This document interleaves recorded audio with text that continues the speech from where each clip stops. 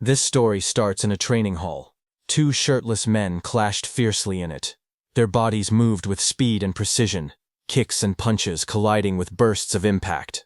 Our main character, Su Hong, launched a powerful strike, while his opponent blocked and countered with equal force. Their fists met in midair, creating a shockwave that echoed through the hall. As the bout ended, Su Hong's opponent stumbled back, clutching his chest in pain. He winced and muttered that it hurt like hell. Around them, other students continued their own sparring sessions, the sound of hits filling the large, brightly lit training hall. That classmate called out to Su Hong, praising his progress. He said that Su Hong's diamond fist had improved again, and asked if he had reached the level of subtlety. Su Hong adjusted his stance and calmly replied that he had reached subtlety 2 days ago. Subtlety was one of the martial arts realms in this world. Mastery of any martial art could be divided into 5 levels: entry, proficiency, subtlety, great accomplishment, and perfection. Each stage represented a new depth of understanding and power. Hearing Su Hong's answer, the classmate's eyes widened with admiration. Giving a thumbs up, he said that in terms of diamond fist, nobody in their class could match Su Hong's level. Su Hong then turned toward his classmate and asked with determination if he had rested enough, suggesting they continue their training. His words carried a sense of tireless drive that made the other student freeze in surprise. His expression changed to irritation as he yelled that Su Hong was a training maniac. He grabbed his bag and declared that he was leaving to go home and eat instead. Su Hong was surprised as he watched his classmate dash toward the exit. At the door, the classmate waved and cheerfully said goodbye to Teacher Lee, who was just entering the hall. The teacher, looking calm but slightly exasperated, reminded him to put his clothes on properly before leaving. The student laughed awkwardly and hurried off, still half-dressed. Teacher Lee then looked around the hall until his eyes settled on Su Hong. His tone became serious as he said that he had finally found him. He asked Su Hong if he was applying for the martial division, his voice firm and expectant. As Su Hong wiped sweat from his neck, the teacher continued, asking why he hadn't yet paid the 30,000 yuan registration fee, warning that registration would close next Monday. Hearing that, Su Hong paused, looking slightly tense. Lowering his head, he asked in a quiet tone if the teacher could give him a few more days. The teacher sighed and softened his expression. He told Su Hong that he understood his family was struggling, but there was nothing he could do about it. The rules were strict, and exceptions weren't allowed. Hearing that, Su Hong fell silent, his eyes showing a trace of worry and determination mixed together. Late at night, the training hall was silent, except for the sound of fists cutting through the air. The bright lights reflected off the polished wooden floor, while the moon shone faintly through the glass ceiling. In the center of the hall stood Su Hong, alone, his duffel bag nearby. He moved tirelessly, practicing his techniques again and again. Each punch echoed sharply, showing his frustration and determination. As he exhaled heavily, his thoughts focused on the words from earlier: 30,000 yuan for the registration fee. The number repeated in his mind over and over. Sweat ran down his body, his breathing heavy as he struck the air with even more force, whispering to himself, 30,000 yuan, 30,000 yuan. His mind drifted back to his childhood. He remembered a time when he was only 3 years old, crying amidst rubble and smoke. His parents had died during a ferocious beast disaster, leaving him all alone among the ruins. The memory of loss and helplessness still lingered vividly in his heart. After that tragedy, his uncle and aunt had taken him in, raising him as part of their family. He looked at a photograph showing all of them smiling together, a happy family that had supported him through everything. Once they discovered his talent in martial arts, they encouraged him wholeheartedly, helping him pursue training even when times were tough. Because in this era where the world was plagued by monstrous beasts, martial artists were considered the top earners, protectors, and symbols of hope. It was a path of both glory and survival. Yet as Su Hong looked down, his fists tightened. He whispered bitterly that he had trained in martial arts so his family could live better lives, but instead he was making things harder for them. His expression turned heavy with guilt and frustration, his body trembling under the weight of his own ambition and helplessness. Late at night, the quiet street was lit by a single street lamp, its light spilling across the narrow road. The small apartment building stood still under the calm blue sky, with the faint glow of indoor lights showing signs of life within. Su Hong returned home, his steps slow and tired. He stopped outside the door, his hand resting on the handle as he heard voices coming from inside. His aunt and uncle were talking about money again. His uncle asked how much they were short on rent since the payment date was approaching. But his aunt replied softly that rent could wait. They should focus on paying Su Hong's registration fee first. His uncle agreed, saying that Hong's talent was exceptional and that he would surely become someone great one day. He added that they couldn't afford to hold him back, no matter what it took. Su Hong's expression darkened as he listened. His aunt and uncle's voices softened again. His aunt suggested stopping her medication to save money, saying they didn't help anyway. But his uncle quickly refused, insisting he would take on an extra job so she could rest and not worry about anything. Standing silently outside, Su Hong clenched his fists. The sound of their kind words weighed heavily on him. He pressed his hands against his ears, unable to bear hearing any more of their sacrifices. Moments later, he pushed open the door with a forced smile and called out, "Uncle, Aunt, I'm home." His aunt smiled warmly, telling him he must be exhausted from practicing so late again.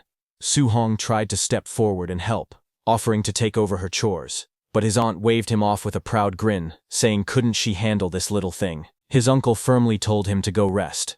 His aunt chuckled and gently reminded him to listen and get some sleep. Su Hong looked at them both, his chest tightening with a mix of gratitude and guilt. The warmth of their home contrasted deeply with the struggle behind it. The night moonlight filtered through the window, casting soft patterns across the small room. Su Hong lay awake on his bed, staring quietly at the ceiling. Thoughts of his uncle and aunt filled his mind. They had already sacrificed so much for him. Clenching his fists under the blanket, he silently promised himself that he wouldn't let them suffer any longer.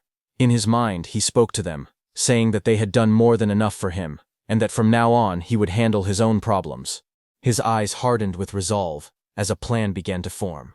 He knew that for a martial practitioner to earn tens of thousands in just a few days, there was only one place to go. The next day, sunlight gleamed on a tall building surrounded by trees. It was the entrance to the underground fight club. Inside, an electrifying atmosphere filled the air as the announcer's voice echoed across the arena. "Folks in the crowd, welcome to the Martial Disciple Guard Challenge.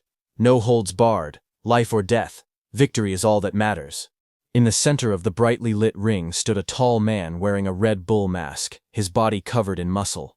The announcer's tone rose with excitement as she introduced him, saying that today, holding down the stage, was the one and only Mr. Minotaur. The crowd roared as the rules were announced. Anyone who could win 4 matches in a row would walk away with 60,000 in prize money. Lose even once, and they'd get nothing. Among the audience, whispers began to spread. Some people noticed a masked newcomer stepping into the arena. One guy asked who that guy was, saying he had never seen him before. Another crossed his arms and said he was a newbie. A third spectator leaned forward, frowning, saying a newbie jumping straight into the guard challenge was just asking to die. As the lights focused on the stage, the tension thickened. Su Hong, hidden beneath the bull mask, was about to risk everything. Under the blinding lights of the arena, the announcer nudged Su Hong, who was wearing the bull mask. With a confident smile, she told him to liven things up and get the crowd excited. Su Hong tilted his head in confusion, scratching his mask. He asked how he was supposed to hype up the crowd. She rolled her eyes slightly, waving her hand dismissively. She explained that he should provoke them, throw some trash talk, stir them up. She muttered under her breath about how troublesome newbies could be. Hearing that, the masked Su Hong nodded firmly and gave a thumbs up. Then, stepping forward to the center of the stage, he clenched his fists and shouted with full confidence, declaring himself invincible against anyone below a martial artist. He challenged all weaklings to come and face him. Hearing that, the crowd immediately burst into noise. Some were shocked at his arrogance, whispering among themselves. One man frowned and said he was too cocky, while another laughed and called him a badass. Others muttered that he wouldn't even know how he died later. Excitement filled the air as people began chanting loudly, calling for his defeat, urging the fight to start. The announcer raised her microphone high and shouted, "Let's begin the match." As the crowd's cheers echoed through the arena, Su Hong stood tall behind his bull mask, his eyes sharpened with focus. He could feel the killing intent surrounding him. It was far stronger than anything he had felt before, but he wasn't surprised. This was the underground fight club, where life and death were always close. Taking a deep breath, he thought to himself that this was the only way to earn the tuition money quickly. He tightened his fists and murmured in determination, hoping that his diamond fist would bring him the victories he needed. The moment the match began, one of the fighters, a man wearing a mouse-shaped mask, stepped forward and shouted angrily at Su Hong. "Cocky punk. I'll play with you," he yelled, his body already in motion as he lunged forward with sharp momentum, standing calmly in the center of the ring.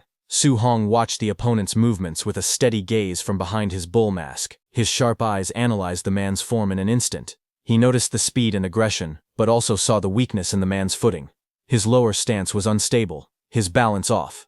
Su Hong smirked slightly, thinking to himself that this opponent would be easy to handle. The mouse-masked fighter closed in on Su Hong fast, shouting, "What are you daydreaming about?" He swung his fist towards Su Hong's head with a burst of power, but before the strike could land, Su Hong's arm moved like lightning. Energy gathered around his hands, swirling with bright blue force. With precise control, he unleashed his martial technique, the floating light palm. His glowing hand slammed straight into the attacker's face, the impact echoing across the arena. The mouse-masked man's eyes rolled back as his body was lifted off the ground and sent crashing into the floor with tremendous force. The crowd erupted in shock as Su Hong stood over his fallen opponent, the air around him still trembling from the energy of his strike. Under the blinding lights of the arena, Su Hong, wearing the bull mask, stood tall over his fallen opponent. Raising his fist high toward the ceiling, he shouted loudly, demanding the next challenger. The crowd erupted into cheers as the announcer's excited voice echoed through the speakers.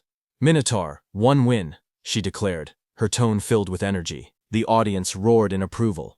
Shouts of "badass" and "unbelievable" filled the air, the tension in the arena growing thicker with excitement. Soon after, another fighter stepped onto the stage.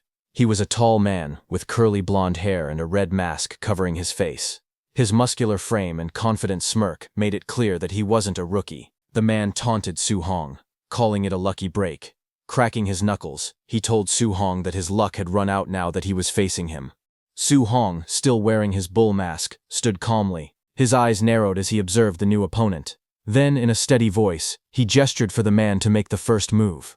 He analyzed his opponent's physique and aura, noting that the man seemed skilled and experienced, just the right kind of fighter to test the true strength of his diamond fist technique. The air grew still for a moment before the blonde fighter roared, charging forward with incredible speed.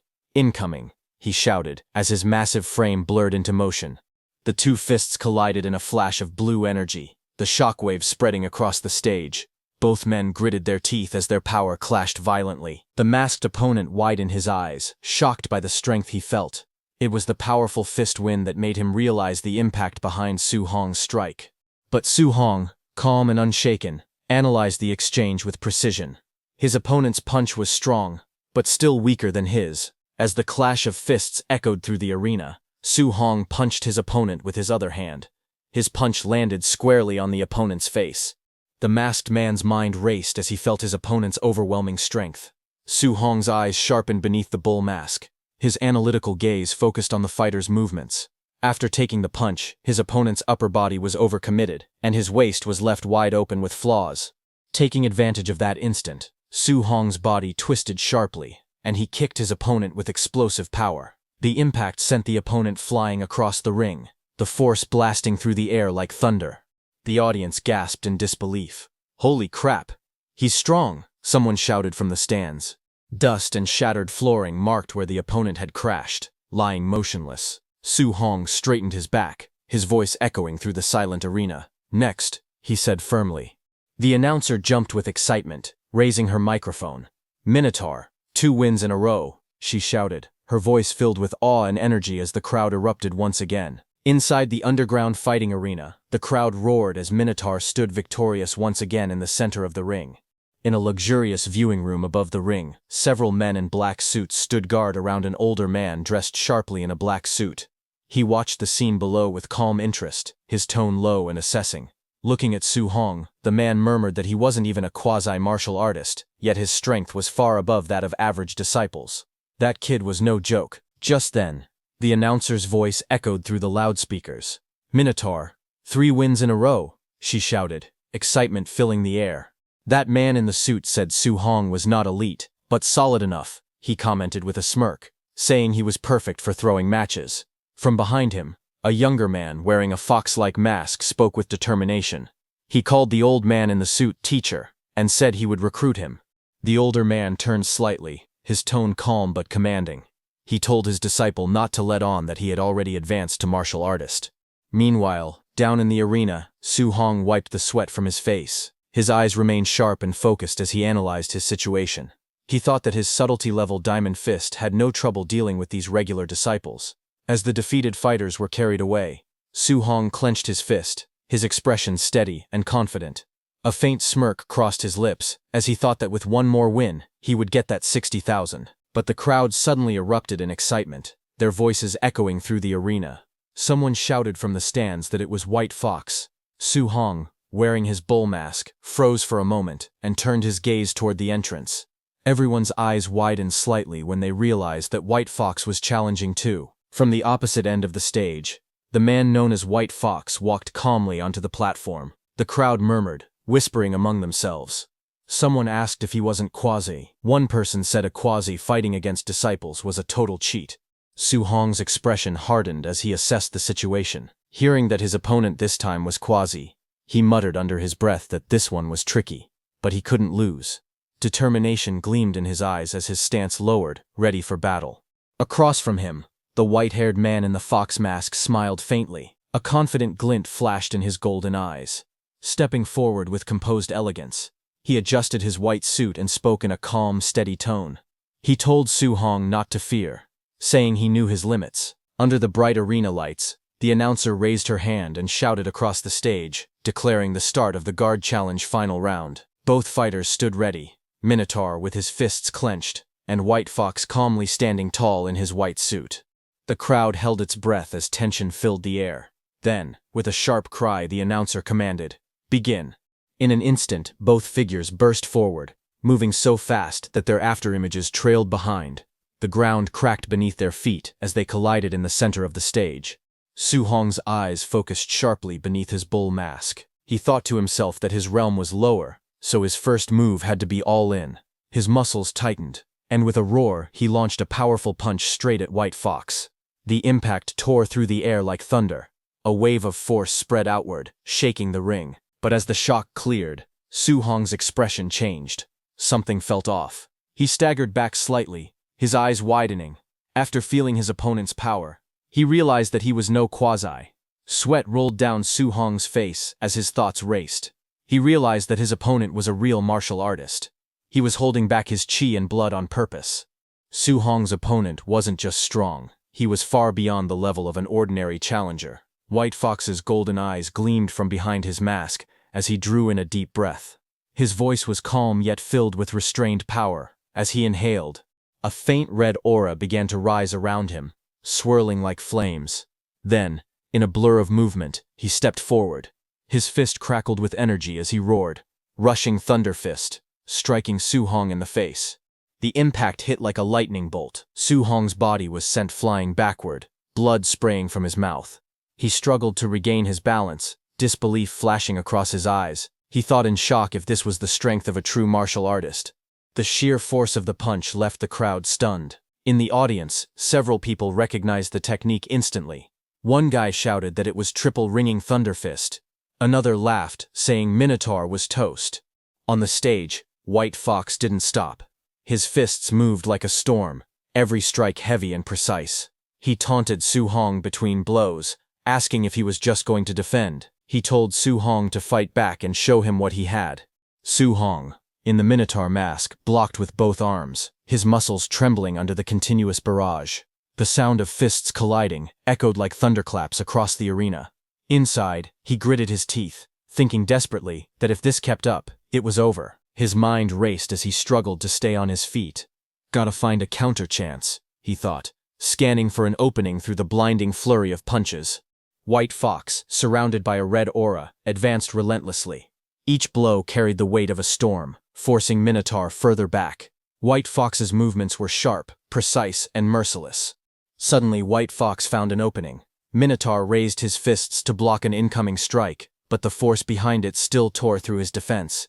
His eyes widened as the impact exploded against his guard. With a roar, White Fox swung his fist, colliding against Su Hong's face with all his strength. The arena shook from the clash as Su Hong was sent flying backward. He hit the ground hard, his vision blurring as pain coursed through his body.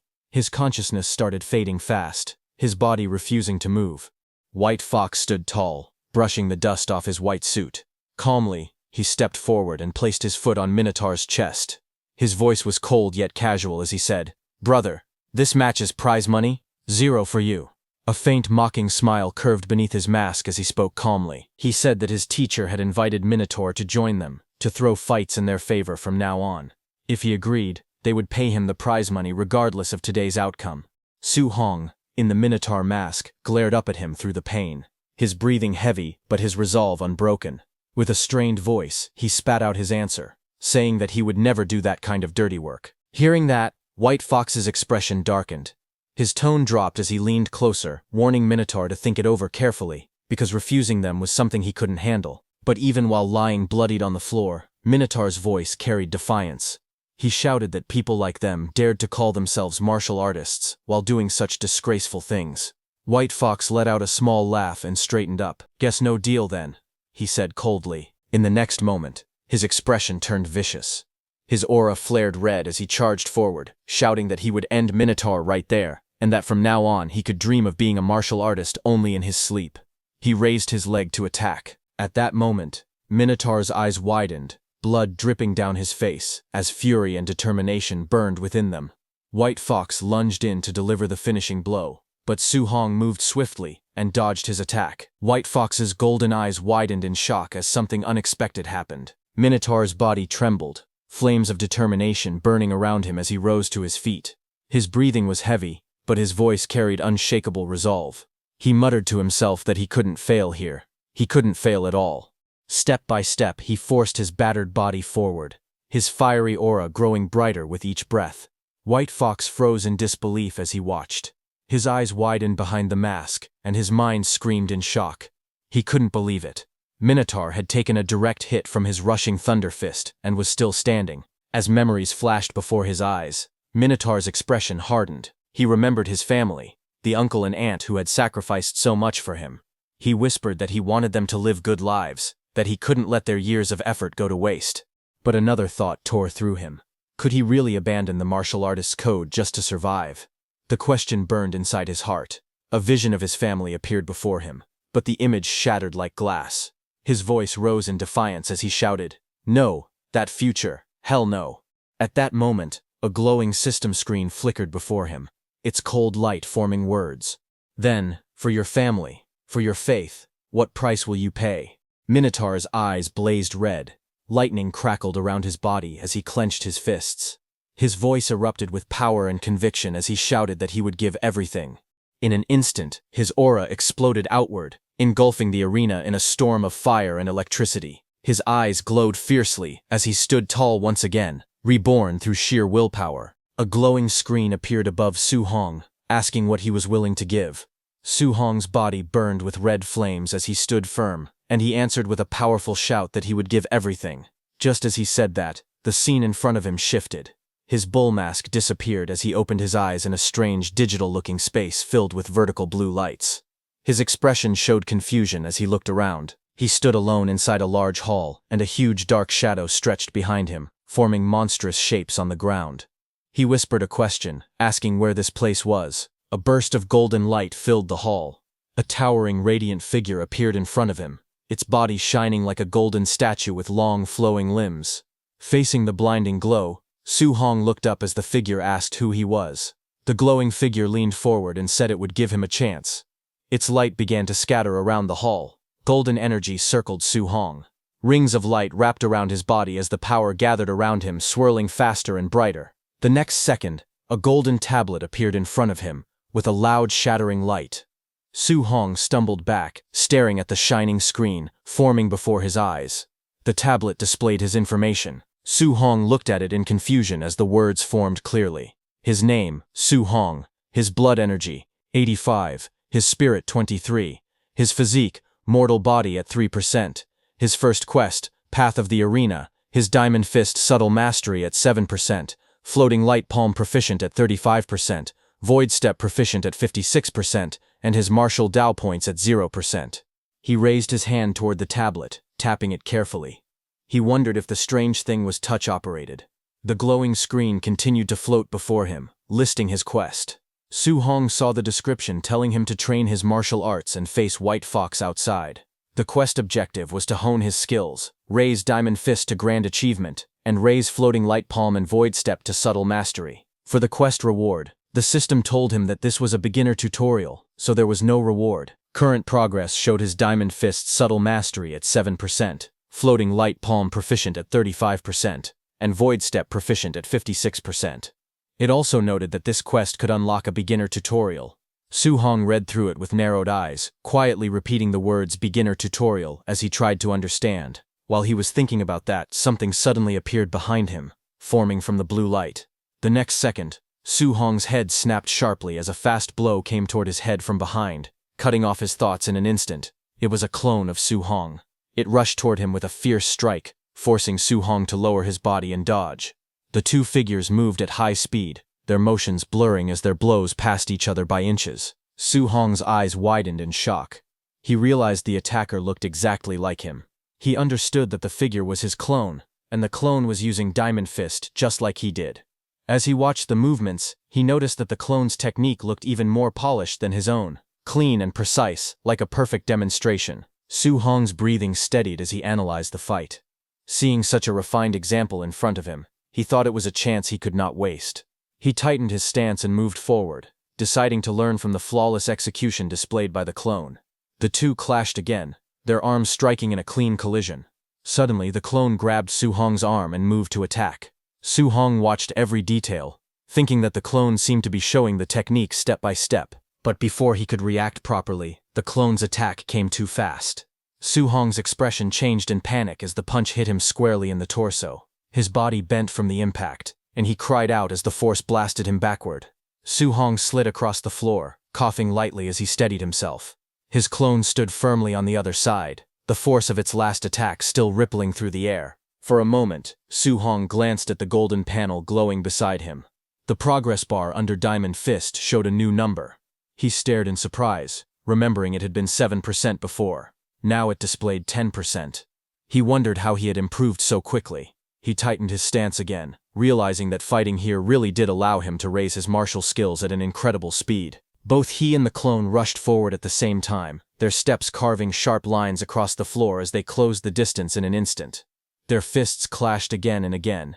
Each collision sent out shockwaves, and with every exchange, the mastery numbers on the floating panels increased.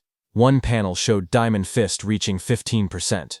Another panel flashed as Su Hong's level climbed to 23%. The two continued moving, their bodies blurring as they shifted positions. The Void Step progress bars rose as well. Su Hong's Void Step reached 59%, then climbed to 70%. The battle continued, the room filled with streaks of motion and rising skill levels as the two figures pushed each other forward. They clashed again and again, their fists and palms striking with blinding speed. Each impact sent shockwaves through the air as their movements grew sharper, faster, and more refined. As they exchanged blows, glowing system panels appeared around them. The panels showed the progress of their skills. Floating Light Palm rose from 39% to 47%. Diamond Fist, subtle mastery increased to 62%. Void Step, proficient climbed from 82% to 88%. Diamond Fist, subtle mastery surged to 88%. Floating Light Palm, proficient reached 95%. Void Step, proficient pushed even higher to 97%. Their movements grew even more explosive as their mastery continued rising. Then, one panel flashed brightly.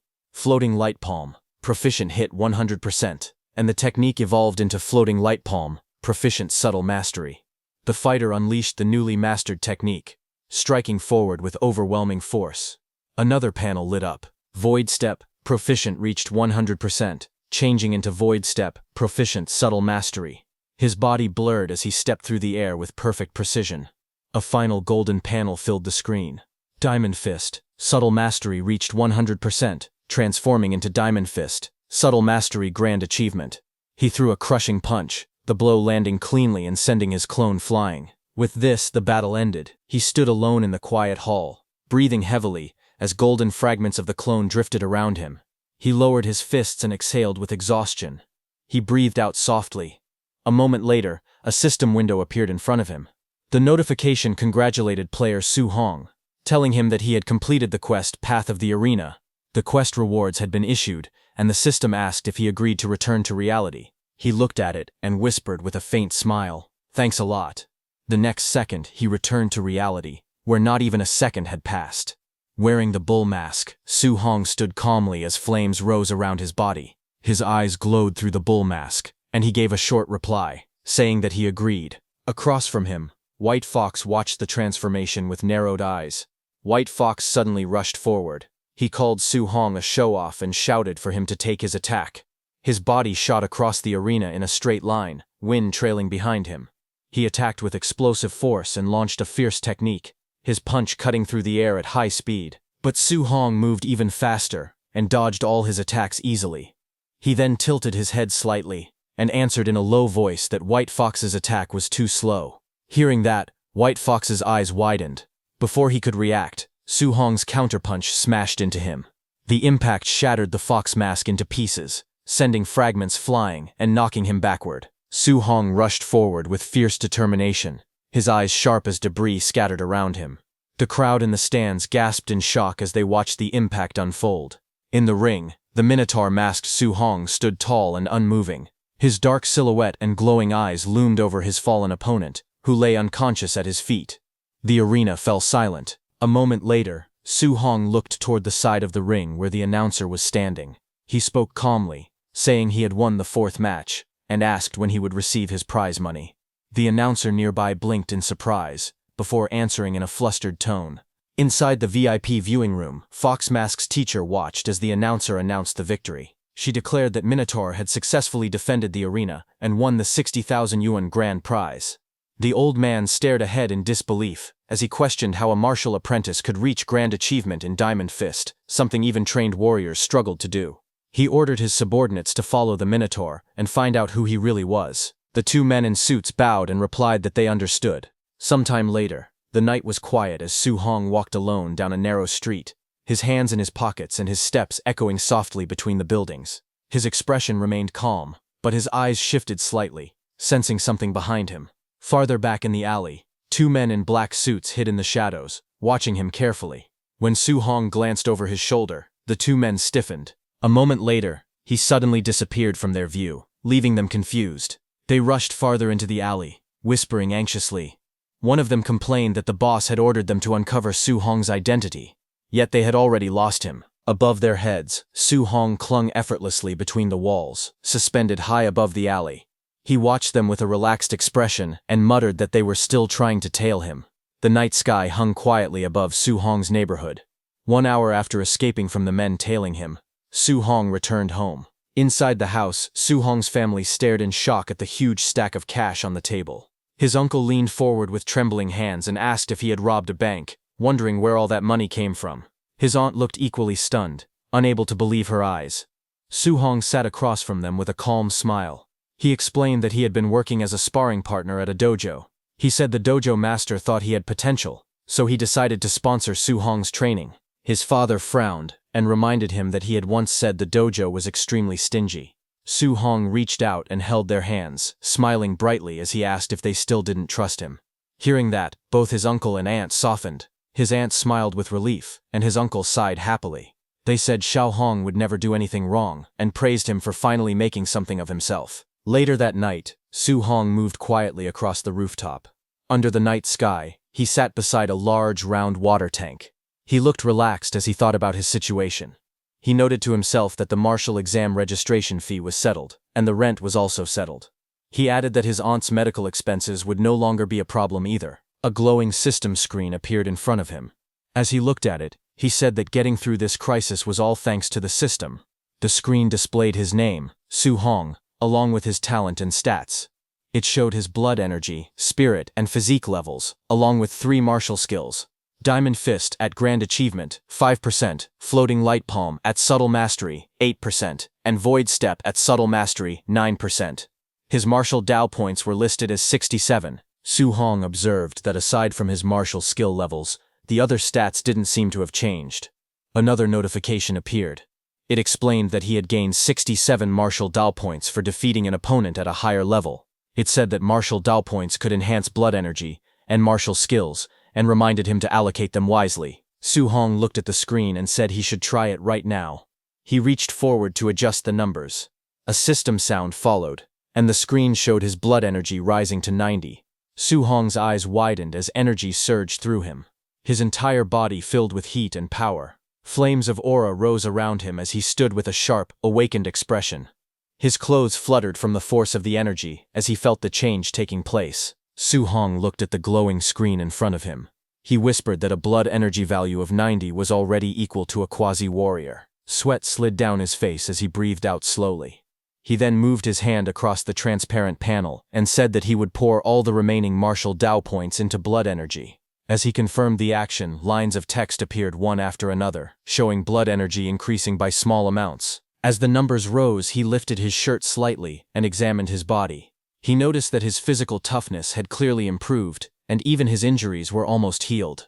A strong wind swirled around him as he stood on the rooftop under the night sky. He could feel endless power gathering inside him. He realized he needed to find a place to test his current strength. He looked out across the rooftops, then leapt away from the building, moving quickly toward his next destination. He decided to go to the school's martial arena because they had a combat power tester there. Soon, he arrived at the outdoor martial arena of Star City No. 1 High School. His figure landed at the center of the wide circular platform under the moonlit sky. A Tier 1 combat power tester stood alone at the center. Su Hong walked toward the machine with steady footsteps. He stopped in front of it and prepared himself.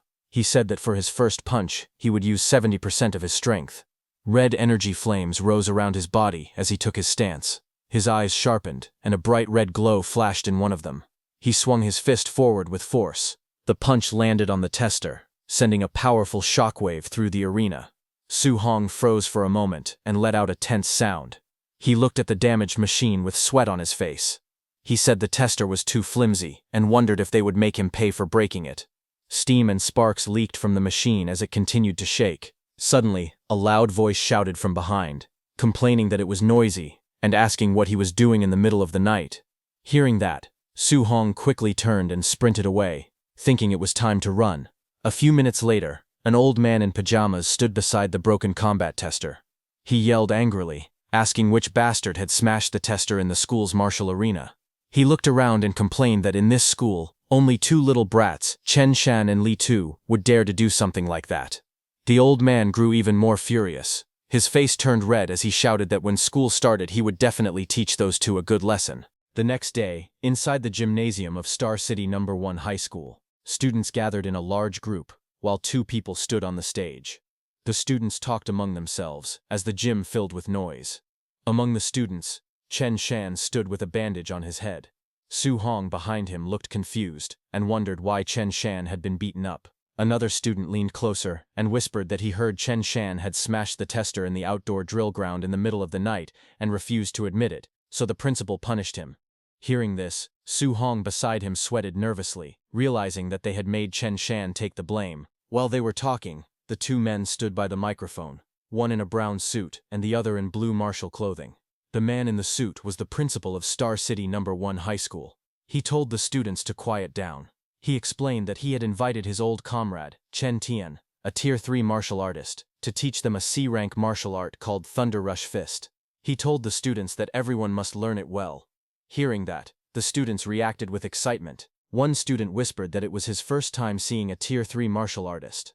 Another pointed out that C-rank martial arts usually cost hundreds of thousands to learn at outside dojos. When Su Hong heard that it was Thunder Rush Fist, he immediately remembered that the white fox he fought had also used Thunder Rush Fist. The move created a punch that burst out with the impact of 3 punches at once. He thought about how expensive it would be to learn this martial art outside. He clenched his fist and decided that he must seize this opportunity. From the stage, Chen Tian then told the students there was no need for more talking. He announced that he would demonstrate the technique 10 times from start to finish, and how much they learned would depend on themselves. He prepared to begin and first adjusted his footsteps on the gym floor. Instructor Chen Tian demonstrated the Thunder Rush Fist. His body twisted sharply as he threw a powerful punch forward, wind swirling around his arm.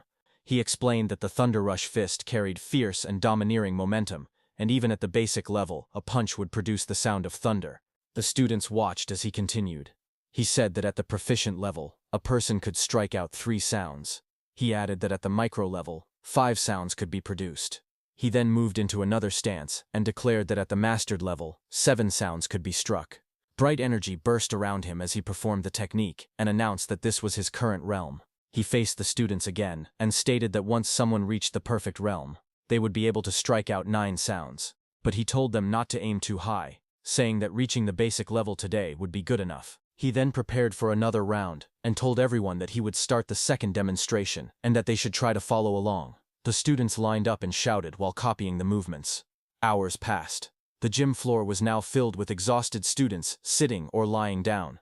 Some said they couldn't learn it at all, while others complained about being tired. The instructor looked at them and asked if any of them had figured out the trick. A student who was Su Hong's friend sat on the floor trembling. Sweat dripped down his face as he cried out that C-rank martial arts were too hard to learn. He looked around beside him in confusion.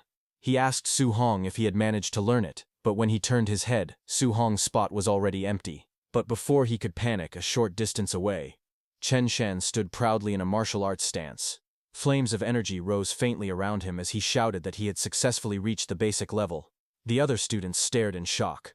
Su Hong's friend wondered how Chen Shan's brain was built to learn it so quickly. He muttered that no wonder people called Chen Shan a genius. Across the gym, the principal stood with Chen Tian. The principal told him that the boy showing off was their school's #1 genius, Chen Shan, and asked if Chen Tian was interested in guiding him. Chen Tian watched calmly and replied that this level was only considered basic in other cities. Then a few minutes later, outside the gymnasium, sunlight fell across the stairs. Chen Tian walked beside the principal. He said that this batch of students wasn't impressive and that coming here was pointless. The principal answered that having even one student reach the basic level was already good enough. He asked if Chen Tian really expected them to find a top-tier genius. In the courtyard, as they walked side by side, Chen Tian told the principal that martial Dao cultivation was extremely cruel and that talent was simply too important. The principal nodded and replied that relying only on hard work without any opportunity was absolutely impossible. Just as they were talking, suddenly both of them stopped. Their eyes widened as loud explosive sounds echoed around them. They turned and saw that a burst of lightning appeared on the training grounds. Su Hong stood there with lightning wrapped around his body. Seeing him, Chen Tian shouted in shock, saying it was the 7-sound Thunder Rush Fist and that the school actually had such an expert. The principal beside him said it was impossible because he had never heard of it. As he stared through the fence, he pointed at Su Hong and shouted that it was a student, based on the clothes. In front of them, Su Hong struck out repeatedly, each punch releasing powerful sounds in the air. Instructor Chen Tian looked stunned and said he had only taught for half a day, yet a student had already reached mastery. The principal rested his face against the fence and asked if he had heard wrong, repeating that the student had made 9 sounds. But instructor Chen Tian stood frozen, trembling slightly. Seeing that, the principal asked him what was wrong. Instructor Chen Tian then lowered his head slightly. Sweat rolled down his face as he shouted that he understood everything now. The next second, lightning gathered around instructor Chen Tian's hand. He clenched his fist as bright sparks wrapped around it. In the next moment, the instructor swung his arm forward with force. He shouted the name of the move, while lightning and impact lines burst around his punch, releasing 8 sounds. After punching, instructor Chen Tian looked excited. Sparks circled his fist as he smiled proudly. The principal beside him was shocked, shouting that the instructor had reached 8 sounds. Instructor Chen Tian explained that watching the Thunder Rush Fist from that student earlier had inspired him, allowing him to break through. Then both of them rushed forward in panic.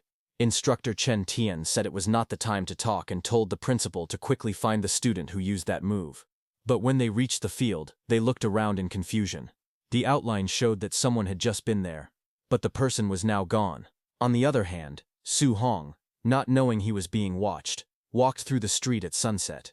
He rubbed his shoulder tiredly and said he didn't expect training a C-rank martial skill to be this exhausting, far harder than the D-rank Vajra Fist. Su Hong then opened his system status window. The system screen showed his information. It displayed his name, Su Hong, along with his vitality, spirit, and physique. It listed his martial skills: Thunder Rush Fist, at the perfect level; Vajra Fist, at 5% mastery; Floating Light Palm, at micro level 8%, and Void Step, at micro level 9%. Below that, the martial value was shown as 0. Su Hong looked at the glowing system screen and said that his Thunder Rush Fist had already reached the perfect realm. He explained that he now needed to find a way to earn martial values and try to break through to martial artist soon. He said that unlike last time, he did not need a life-and-death battle. He wondered if sparring normally with someone could also let him obtain martial values. While thinking all that, Su Hong arrived at the entrance of the Raging Thunder Dojo, his workplace. He stood before the open gate and looked inside. Annoyed, he thought to himself that he had finally arrived. Inside the dojo, many students practiced with spears. They moved quickly across the training hall, clashing their weapons against each other as they trained. One of the students noticed Su Hong and walked over. He asked Su Hong why he had come today. Su Hong smiled lightly and answered that nothing special was happening. He had simply come over to practice. While they were talking, suddenly, a man with purple hair stepped violently on a student's head, slamming him into the floor. The student's body shook from the impact. The purple-haired man looked down coldly. He shouted, asking how someone dared to say his teacher taught badly. He said that if the student's comprehension was poor, he should admit it. He demanded to know why excuses were being made. When Su Hong saw that purple-haired man, he asked his friend about the situation nearby. His friend explained that Su Hong hadn't been around lately, so he didn't know what had happened. He said the aggressive instructor was a newly arrived teacher who was very strong.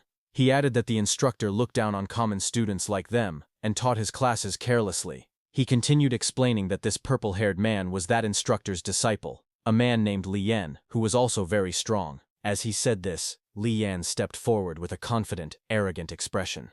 He threw a punch and mocked the person he was fighting, asking how someone of that level dared to challenge him. But before the punch landed, a hand suddenly grabbed Li Yan's wrist, stopping the attack. It was Su Hong who grabbed his hand. Su Hong calmly told him that they should stop here. Li Yan pulled back and angrily demanded to know who Su Hong was. He shouted that if Su Hong had the guts, he should fight him one-on-one in the arena. Su Hong answered without hesitation that he would oblige. Just then, the instructor walked in with an angry expression and shouted, asking why there was so much noise when class was starting. Seeing him, purple-haired Li Yan backed down and glared at Su Hong angrily, saying that Su Hong was lucky. Su Hong looked at him calmly and thought to himself that this person was a bit too arrogant. The instructor then stood before all the students and announced that it was the last day he would be teaching the Raging Sea Spear technique. He said he would follow the old rule and demonstrate it only once. The students watched as he performed the technique with a spear, swinging it sharply across the room. After finishing the move, the instructor narrowed his eyes and said that he was only demonstrating it once because he did not believe they could learn it. But Su Hong stood with a spear in his hand. Blue light wrapped around the weapon as he stepped forward. His expression stayed calm, and his sharp blue eyes focused ahead. In the next moment, a reflection appeared in his eye. The silhouette of the instructor performing the spear technique could be seen clearly inside his pupil. Then, after showing it once, the instructor threw his spear onto the wooden floor with a sharp impact. The instructor then walked toward the doorway with Li Yan. He looked back and said that how much the students learned now depended on themselves. As he left, the students complained loudly. They said that demonstrating it only once was unfair, and that the students in the back could not see anything clearly. But it was different for Su Hong. He lowered his gaze to the spear in his hand. Flames rose behind him as he remembered the explanation. The technique's core was that the spear moved like a flood dragon crossing the sea. With momentum like endless waves, Su Hong held the spear tightly as blue energy wrapped around his arms. His body lowered slightly, and his eyes focused with a calm and determined expression. His body moved. Blue currents flowed around him, while he twisted his stance and swung the spear with powerful force. He stepped forward, spinning the spear as the blue energy followed each movement. The watching students widened their eyes in shock, unable to believe what they were seeing. Some students shouted in surprise, saying that Su Hong seemed to have learned the technique. Others wondered what kind of martial arts prodigy he was, and questioned if they were too stupid to learn it. Hearing the commotion, purple-haired Li Yan rushed out, asking why they were making noise and who they thought had learned the technique. He came forward and saw Su Hong swing the spear again, his movements sharp and smooth as the blue energy trailed behind him. Li Yan watched silently, his expression turning serious. He admitted to himself that Su Hong seemed to have really learned it. He thought that he needed to test Su Hong further, wondering if he truly was a genius. As Su Hong stood with his spear lowered, Li Yan called out to him, saying he would give Su Hong some pointers. Su Hong listened quietly and answered, saying okay. Hearing that, everyone moved back. Leaving space in the center, Li Yan stepped forward and spun his spear with force. Seeing that, a student beside Su Hong warned him not to be impulsive. He said that Li Yan had a bad personality, but very high strength. Su Hong told him not to worry. Su Hong then stepped out. He lifted his spear and asked Li Yan to enlighten him. Li Yan's expression turned sharp. He swung his spear fiercely and shouted that Su Hong was arrogant. He asked Su Hong to watch as he used the Raging Sea Spear technique at the micro level, releasing waves of energy. Su Hong closed his eyes for a moment, then focused. Water-like energy swirled around his spear. In the next moment, his whole body moved like flowing waves. His spear technique became smooth and powerful. Blue energy burst out as Su Hong performed the Raging Sea Spear technique at the proficient level. His movement formed a huge water-like arc across the room. Li Yan stared in shock. He could not believe what he was seeing. He shouted in disbelief, saying it was impossible for Su Hong to reach the proficient level in the Raging Sea Spear technique. Su Hong swung his spear as blue energy wrapped around his arms. He used the Rage Sea Spear technique at proficient level. Water-like light spiraled around him as he stepped forward with sharp movements. The spears crashed with a heavy impact, sending shockwaves across the arena. Across from him, Li Yan was forced back by the collision. Shock flashed in his eyes as he watched the blue aura lash forward. He couldn't understand how Su Hong had reached the proficient level so quickly. He wasn't even a warrior yet his mastery had already grown at an unbelievable rate. Just then, Su Hong's eyes glowed gold for a moment, shining with intense determination. He pushed forward again, driving the spear straight toward Li Yan. A powerful impact exploded between them.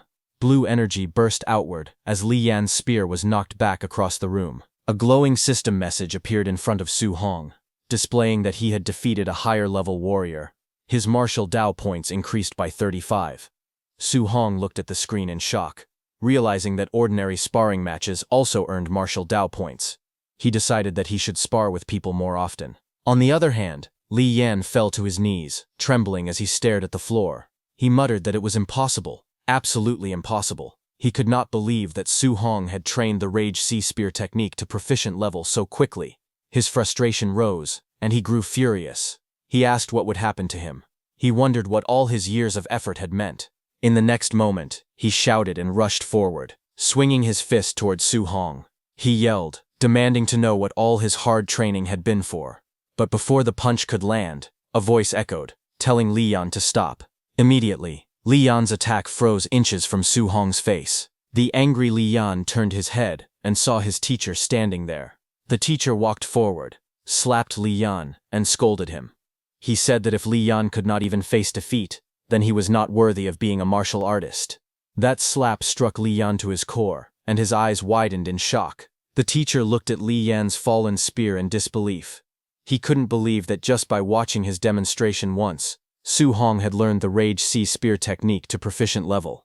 He admitted that even the geniuses from the imperial capital couldn't be this exaggerated. The teacher grabbed Li Yan by the head and bowed slightly towards Su Hong, thinking that Li Yan had talent but was far too arrogant, and that being beaten by someone like Su Hong was good for him.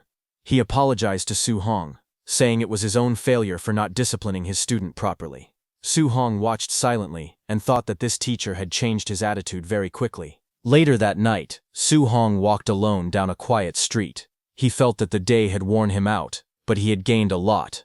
As he looked at the glowing status window beside him, he noted that he had learned Thunder Rush Fist and the Rage Sea Spear technique, and had also earned martial Dao points. On the screen, his information appeared. Name, Su Hong.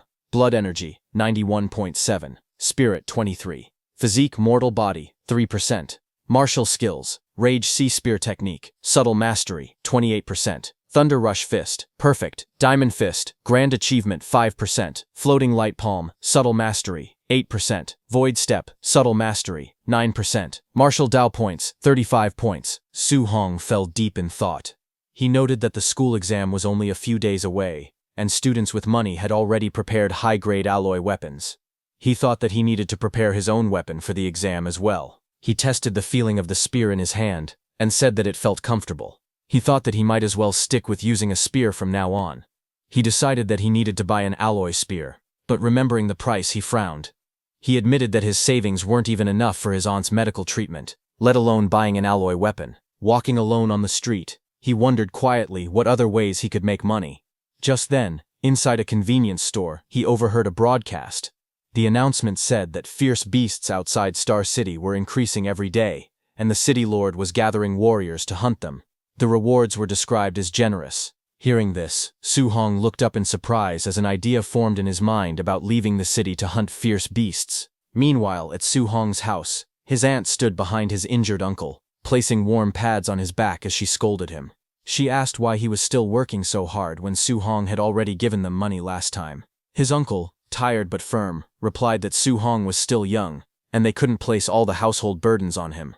He said that as long as he could still work, he needed to save more for the kids. Just then, the door opened, and Su Hong stepped inside, calling out that he was home. Both his uncle and aunt turned in surprise before greeting him warmly. Su Hong walked over with a smile and offered to take over the chores. His aunt reminded him that they had told him to rest whenever he came home. Su Hong then turned to his uncle and gently placed a patch on his back.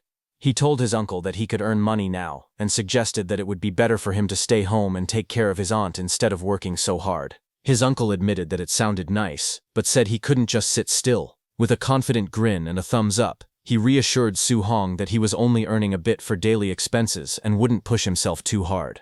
Su Hong's aunt smiled softly and told Su Hong that he would still need a lot of money for his martial arts training in the future. She said that both of them wanted to save as much as they could for him. Su Hong looked down at the hot patch in his hands and softly murmured to himself, calling out to his uncle and auntie. A determined look appeared in his eyes. He thought about how his uncle and auntie had always lived frugally. Unless he earned enough money to support them for a lifetime, they would never feel safe enough to retire and focus on their health. His expression hardened. He told himself that he absolutely could not miss the opportunity to hunt fierce beasts for the bounty. Sometime later, on his rooftop, Su Hong considered the idea of hunting down fierce beasts but remembered the dangers outside the city. The wilderness was unpredictable. To stay safe, he needed to raise his strength as much as possible. He decided to put all the martial Dao points he had earned into increasing his blood energy. That night, blue system panels appeared around him as he allocated his points. One by one, new notifications popped up, each showing his blood energy rising by small amounts. Eventually, a larger panel appeared before him, displaying that his blood energy was now 95.2. Su Hong sat cross-legged in a circle of burning red aura. Flames curled around his body as he checked his progress. He realized that he was now just one step away from becoming a warrior. 2 days later, at the school gymnasium late at night, Su Hong lay on the floor, drenched in sweat. System panels floated around him, displaying each of his martial skills: Rage Sea Spear Technique, Thunder Rush Fist, Diamond Fist, Floating Light Palm, and Void Step, all marked as perfect. After 2 full days of intense training, he had finally brought every martial skill to its peak. Breathing heavily, Su Hong stared upward. He told himself that all preparations were complete. It was finally time to leave the city. It was Saturday at the Star City Warrior base. Su Hong finally arrived and muttered that the place was really far away. As he walked through the gates, he looked around with curiosity. He thought that although he had seen the base many times on TV, this was his first time visiting it in person. Inside, he noticed warriors everywhere. Warriors who were rarely seen in daily life appeared all around him in the bustling streets. He opened a sheet of paper and read the bounty list silently. Unranked fierce beasts were worth 300 blue star coins each. Tier 1 lower stage fierce beasts were worth 1,000. Tier 1 middle stage fierce beasts were worth 3,000. Then he reached the line mentioning Tier 2 lower stage fierce beasts. Another line in the rules stated that after killing a fierce beast, its left ear must be cut off as proof. Without that, no payment would be issued. He stared at the rule with an awkward expression and wondered why it was so primitive. Nearby, a warrior walked up to the payment window and placed a bag on the counter. He asked the clerk to calculate how much everything inside was worth. Watching him, Su Hong thought that the bag must be filled with the left ears of fierce beasts. Just then, a loud shout echoed through the area as a group of people pushed forward. Someone at the front yelled for everyone to move aside. Su Hong turned his head and saw a group approaching. Among them was a blond young man walking confidently, while others cleared the path for him. One of the men shouted that young Master Ye was coming. As Su Hong observed, he quietly noted that the blond man's outfit and attitude looked similar to White Fox from the underground arena. Nearby, a few warriors whispered among themselves. One of them complained that the blond man was always showing off, saying that if his uncle were not the base director, he would have been beaten up long ago. Another person added that the blond man had already been beaten by someone a few days earlier, and it had been satisfying to watch. A third person responded that this explained why he hadn't been seen recently. Hearing that, Su Hong looked back. The blond young man passed by and glanced in his direction. The large masked warrior beside him also turned slightly. The blond man wore a faint smile on his face as he looked toward Su Hong. Su Hong stood silently, his expression calm as he looked ahead. He thought to himself that the danger did not only come from fierce beasts, but also from humans. Because of that, he reminded himself that he needed to be extremely careful. As he walked through the warrior base, someone approached him and asked if it was his first time there and if he was planning to enter the wilderness alone. He answered quietly that he was. The staff member watched him walk further into the passage and sighed, thinking that he was just another ignorant and fearless kid. Su Hong took another step forward, his shoe pressing down on the grass as he exited the tunnel. A bright light shone ahead. He stepped out of the dark passage and into the wilderness, where tall trees stretched out in every direction and sunlight spilled through the leaves above him. Su Hong stood with determination in his eyes. He tightened his grip on his sleeve and thought to himself that he must return with a full haul. 2 hours later, the forest around him was quiet. Sunlight filtered through the leaves as he walked deeper among the trees. He looked around and realized that he had not seen a single fierce beast. He wondered if all the beasts near the forest outskirts had already been hunted. He leaned against a tree with confusion on his face, holding his water bottle. Question marks hovered above him as he tried to figure out the situation. A moment later, he decided to head further inside. His body shot forward in a leap, speeding deeper into the forest. Su Hong rushed forward through the forest, his breathing sharp as the wind whipped past his face. Sweat formed along his cheek as he heard a sound ahead of him. A moment later, a white wolf, with glowing red eyes, burst through the trees. The beast lowered its body and growled, its claws digging into the dirt as it prepared to attack. Su Hong stopped and faced it cautiously. He looked at the creature and recognized it. According to his textbooks, this was a Tier 1 lower stage fierce beast, the Shadow Moonwolf. He thought to himself that this was the first time he had ever seen a living one. The wolf suddenly roared loudly, saliva flying from its jaws as it lunged toward him with its fangs bared. Su Hong tightened his stance as the beast leapt at him. Its crimson eyes locked onto him while it howled. The attack came down from above, straight toward Su Hong. Su Hong stood still as the fierce beast lunged at him with its claws extended. The wolf's red eyes glowed with killing intent as it swung its massive paw toward him. The wolf's attack cut through the air, but Su Hong dodged it by leaning back. The beast missed its strike. Lightning gathered around Su Hong's fist. His hand glowed with bright golden energy as he clenched it tightly. He stepped forward and struck the wolf with a powerful blow. Lightning exploded across the wolf's body as the impact sent it flying backward. The wolf crashed into a tree, rolling across the forest floor while letting out a weak howl. Su Hong then stood over the fallen beast. Lightning still flickered around his arm as he looked down at the defeated wolf lying motionless on the ground. Su Hong then looked at his trembling hand with bright eyes. He wondered if this was what fighting monsters felt like. It was even more exciting than he had imagined. His fingers shook as he remembered the battle. The feeling made his heart race. He clenched his fist with confidence. He thought to himself that he could now kill a Tier 1 initial stage ferocious beast in a single move. He wondered how he would perform against a Tier 1 middle stage ferocious beast. While he was thinking that, 2 glowing red eyes appeared quietly in the forest behind him. The next second, a huge figure stepped out. The scene revealed a Tier 1 middle stage ferocious beast, a raging black bear. The bear roared from behind him as Su Hong stood calmly with his fist raised. A powerful strike flashed across the darkness.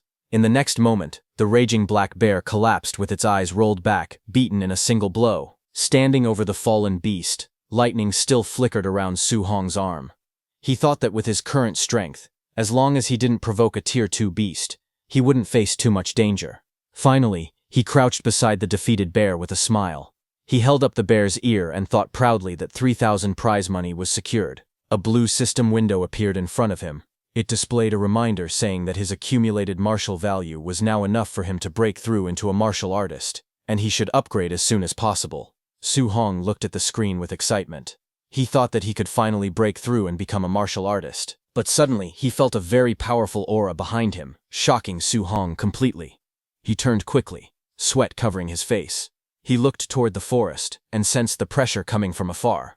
He thought that the aura was extremely intense and wondered what kind of ferocious beast it was. He decided to go take a look and rushed through the forest at high speed. He landed on top of a large rock and looked down. His eyes widened in shock as he whispered that this was. Before him stood a massive creature, A glowing description appeared, explaining that it was a Tier 1 late-stage ferocious beast, black jade giant python. Below, 2 men were fighting the python with their weapons. The python struck them with its giant tail. The men used their shields to block, but the python's power was too much, making them spit out blood with just one attack. The python's massive tail smashed into both of them, sending them flying backward. Their bodies slammed into a rocky wall, breaking the stones on impact. From a distance, Su Hong watched the scene with widened eyes. Suddenly, shock flashed across his face as he stared ahead. The python lunged again. It swung its tail with incredible force, aiming straight at Su Hong. The ground cracked apart as the huge tail cut through the air. The beast's body twisted sharply. Its tail curved like a giant whip, moving faster than Su Hong expected. He gritted his teeth, thinking it was too fast, as the python's attack came crashing down. The giant python's body smashed into Su Hong, sending him sliding across the dirt as dust exploded everywhere. Nearby, dark blood splattered across the stone. A weak voice coughed again and again, the sound mixed with the shaking of the earth. Su Hong knelt down, covering his mouth as he coughed blood. In front of him, another man lay motionless, his body torn open and stained black with blood. He wiped the blood from his lips with the back of his hand. His expression stayed calm even though pain filled his body. Reaching forward, he grabbed the fallen man's spear and lifted it from the ground. He quietly said that he would borrow it for a moment. Then he stood up again and faced the enormous python. The python rose high into the sky, its golden eyes glowing fiercely. Wind whipped around them as it hissed loudly, towering over him. Su Hong held the spear tightly and stepped forward to face the beast. The giant python opened its jaws wide and rushed forward with a roar, its sharp fangs flashing as it dove down like a falling mountain. Su Hong dodged aside just in time. The creature's massive body slammed into the ground, sending rocks flying everywhere. In that moment, Su Hong quietly recalled something. Normally, killing a Tier 1 late-stage ferocious beast required several martial artists working together. But he was different. All of his martial skills had already reached perfection. With that level of mastery, he had easily killed the Tier 1 middle-stage raging black bear before. Because of that, he believed he now had the strength to fight the black jade giant python directly. He dashed forward with incredible speed, his footsteps leaving white streaks behind him. His body spun through the air, avoiding another strike as the python whipped its tail. Using void step. Perfect. He closed the distance in a blink. The massive python lunged again, jaws wide. But Su Hong's eyes stayed calm. Blue light burst around his spear as water-like energy gathered and wrapped around the weapon. He raised the spear and unleashed his technique, Raging Sea Spear technique. Perfect. A powerful wave of blue energy burst forward as his spear swung down, carrying the force of crashing tides straight at the python. The giant python's massive body twisted violently as the golden spearhead pierced deep into its scales. The impact sent shockwaves through the air, and the beast let out a furious roar. Its jaws opened wide in pain, revealing rows of sharp fangs. Su Hong moved swiftly, stepping across the python's body with quick, precise motions. Each step left a sharp mark on the ground as he moved toward the spear. His hand tightened around it, gripping it firmly while power surged along his arm. Blue energy swirled around him, wrapping his entire body in a flowing, water-like aura. He lowered his stance, spear ready, eyes sharp and focused. With determination burning in his expression, he whispered to himself that he would strike again, one more time. With full power, he threw his spear at the massive python. The weapon shot forward like a beam of light. The giant python whipped its massive body forward, but the blue energy slash cut straight through its attack. Su Hong's spear pierced the python's body as it roared in pain. Enraged, the giant python swung its massive tail to attack, but Su Hong moved at extreme speed, circling around the creature again and again as faint blue trails followed behind him. He thought that the difference in their size was too great. Landing a fatal blow in a single strike would be difficult. He decided he had to weaken the python as much as possible first, then wait for the right chance to finish it. Just then, the python's tail swept toward him. Seeing this, Su Hong raised his fist, and a surge of bright energy formed around it. He used his Thunder Rush fist, perfect technique, as his entire arm shone with crackling power. He launched himself forward, delivering a powerful strike that sent waves of lightning bursting across the battlefield. The ground shook as the giant python's tail whipped across the battlefield. After landing a successful strike, Su Hong quickly leapt back, widening the distance between himself and the massive creature. Dust rose behind him with each step as he prepared his spear again. He reminded himself that after every attack, he needed to back away fast. Only by keeping his distance could he avoid being crushed by the python's huge body. The python twisted angrily, its scales scraping against the ground. Su Hong stayed alert. He told himself to wait for an opening, attack again, and then retreat right away before the monster countered. The constant movement tired him. His breath grew heavy, and sweat rolled down his face. Still, he knew this method kept him safe. He exhaled as he steadied his stance. Across from him, the python trembled. Its growls grew weaker. It seemed to be nearing its limit too. Seeing this, Su Hong realized he only needed to circle it a few more times and strike carefully to bring it down. He gripped his spear and called out in determination, ready for another round. But just as he prepared to move, something caught his attention. A sudden sound behind him. Su Hong sharply turned his head, his eyes widening as he sensed something approaching. He demanded to know who it was. A large masked man suddenly leapt toward him from above, laughing loudly with a flaming fist raised. Su Hong quickly lifted his arm to block, gritting his teeth as the flaming punch crashed down on him. The force of the attack sent him flying across the ground, rolling until he came to a stop. He pushed himself up with difficulty, coughing as he tried to regain his breath. When he looked up, several figures were standing in front of him. He shouted, asking who they were. The man in the long coat stepped forward, surrounded by his group. It was the White Fox. He looked down at Su Hong with a confident smile and told him that they were meeting again. He then asked Su Hong to hand over the black jade giant python. The group of 5 stood together on the rocky path, watching the injured Su Hong kneel in exhaustion. His spear lay stuck in the ground beside him, its blade cracked from the earlier battle. White Fox stepped forward with a calm smile. His eyes narrowed slightly as he recalled the moment he saw Su Hong leaving the city alone. He said that when he first witnessed that reckless decision, he was certain Su Hong would die somewhere outside the city walls. He spoke again, amused. He admitted he never expected Su Hong's luck to be so strong. Not only had he survived, but he had even managed to encounter a critically wounded black jade giant python, one that was already on the verge of death. Hearing that, Su Hong stared at him quietly, realizing that if they thought he had merely found the python, that meant these 5 had just arrived. He observed them carefully. All 5 were martial artists. He realized that they had the numbers advantage. Fighting them head-on was impossible. Suddenly, the large masked fighter stepped forward aggressively. He shouted at Su Hong, asking if he hadn't heard young Master Ye's words.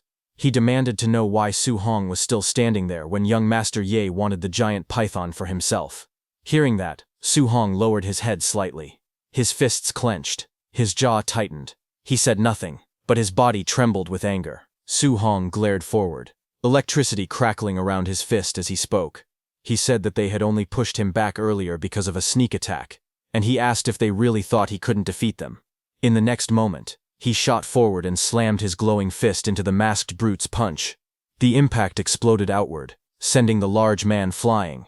The brute's eyes widened behind his mask as he felt the force of the blow. Shock filled him as he thought about the terrifying power striking him. Su Hong didn't stop. He rushed in again, his fist flashing with red light, and struck the brute hard enough to knock him into the ground. The remaining group stood in the distance, watching their fallen companion lying in the grass. None of them moved. Then White Fox stepped forward slightly, looking at the scene with interest. With a slight smile, he commented on the attack. He said it was an excellent Vajra fist, and confirmed that Su Hong was indeed the Minotaur. Hearing that, Su Hong turned his head sharply, his expression tightening when he confirmed that it really was the White Fox mask. White Fox stood calmly, with his hand covering part of his face. His voice was smooth as he spoke. He said that Su Hong was the first person to humiliate him in front of so many people. He then dropped his hand and gave an order. His voice was cold as he commanded his subordinates to kill Su Hong. All 4 men around him rushed forward at once. Their weapons drew streaks across the ground as they charged towards Su Hong. Su Hong reacted instantly. His hand tightened around the spear, and his body shot upward in a single motion. Behind him, White Fox's group shouted to chase him.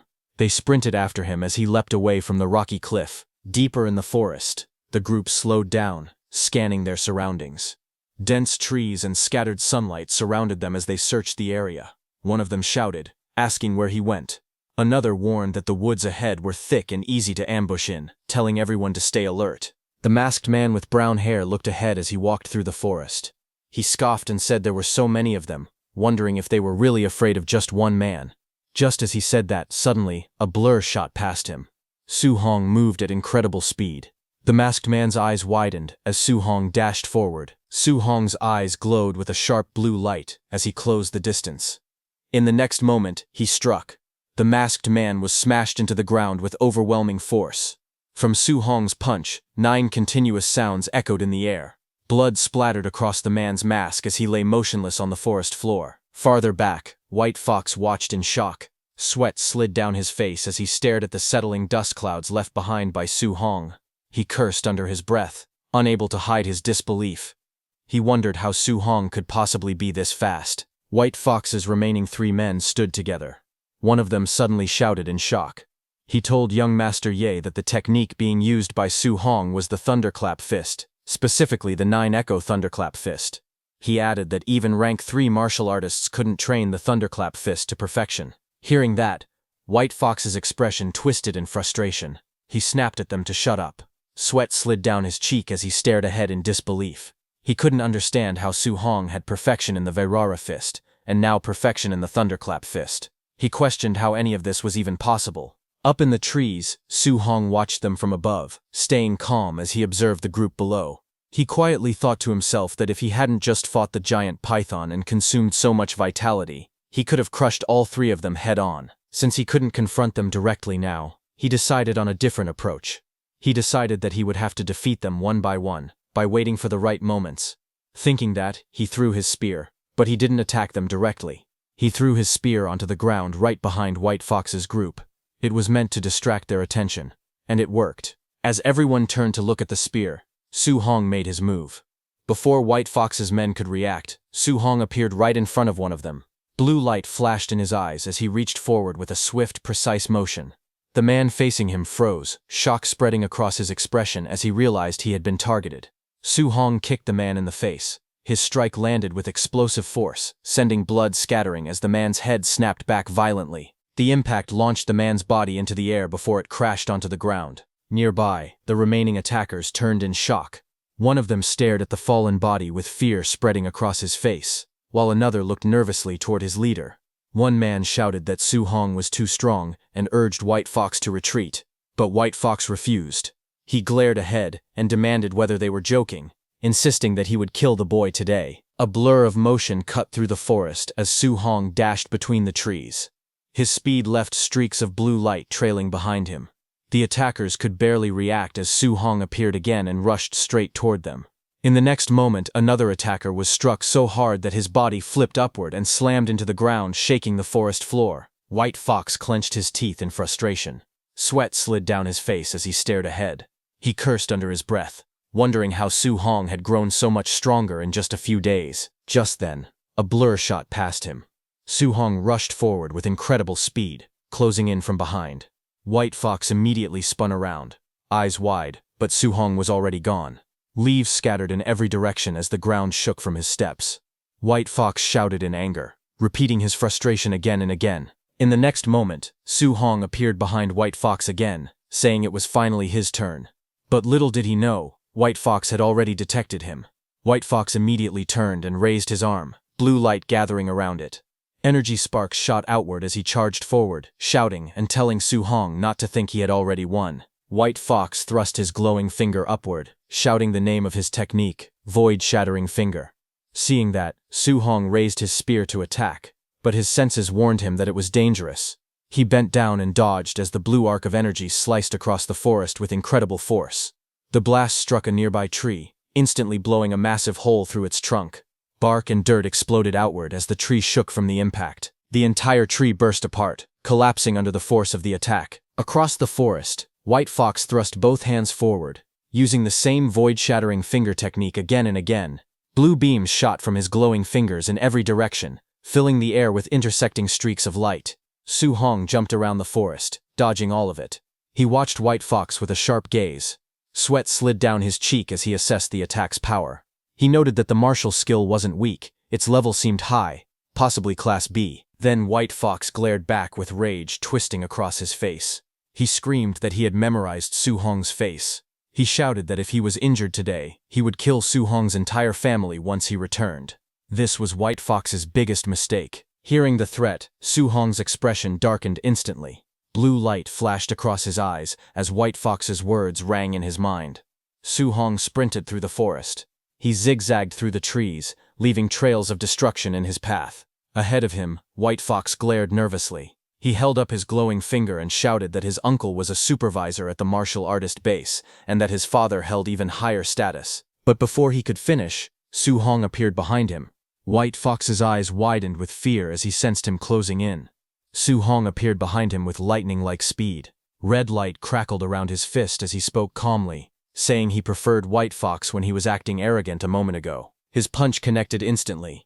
White Fox's face twisted as the blow sent him flying, blood spraying from the impact. Su Hong didn't stop. With one more sweeping attack, a red arc cut across the air and smashed into White Fox again, throwing him violently backward as his body spun out of control. White Fox was sent flying out of the forest. He fell from the cliffside and hit the ground with a violent impact, sending dust exploding into the air. Thick clouds of smoke rolled across the rocky ground. Through the haze, White Fox slowly pushed himself up. He coughed and panted heavily as the smoke began to clear. Su Hong, surrounded by a red aura, walked out of the shadows. His eyes were dark and cold. He looked straight at White Fox and said that he should never have used his family as a threat. Blood covered White Fox's face and clothes as he struggled to lift his head. He asked why Su Hong was so strong, and said it shouldn't be possible. He panted weakly and stared in disbelief, saying the other wasn't even a martial artist. White Fox screamed, asking Su Hong what he actually was. Just then, behind him, a massive black python rose from the ground, its eyes glowing and its tongue dripping blood. Terrified, White Fox's eyes widened as he turned around after sensing the black python. Just then, the black python slammed its tail onto the ground with tremendous force, cracking the earth. Seeing that, Su Hong got ready to face the giant python directly, gripping his spear. He said he had spent too much time fighting the others. As the monstrous snake coiled and lifted its head, he realized it had already regained its stamina. On the other hand, White Fox's 3 men whom Su Hong had knocked out before stood in the forest, shaken and confused. One of them muttered that Su Hong, whom they had fought, was far too strange. Another looked around anxiously and wondered where young Master Ye had gone, asking if he had already finished off Su Hong. Suddenly, the man in the red jacket lifted his head, alerted by a sound. Before they could react, they saw Su Hong running toward them from behind. He sprinted straight at them with his spear in hand. One of the men shouted that he would not spare him, while another yelled that Su Hong had finally come out, but Su Hong ordered them to move out of the way. Just as he said that, a loud rumble burst from behind. All 3 men froze when a massive python erupted from the ground, lunging toward them. Their eyes widened in shock. As the python crashed forward, Su Hong dodged aside, causing the giant creature to slam into the 2 martial artists. One of them screamed as the monster struck. A notification appeared, stating that Su Hong had indirectly killed an opponent martial artist and earned 30 martial value. A moment later, the python whipped around again, knocking the man in red into a tree. The notice appeared once more, another indirect kill, another 30 martial value. Su Hong stared at the scene in surprise.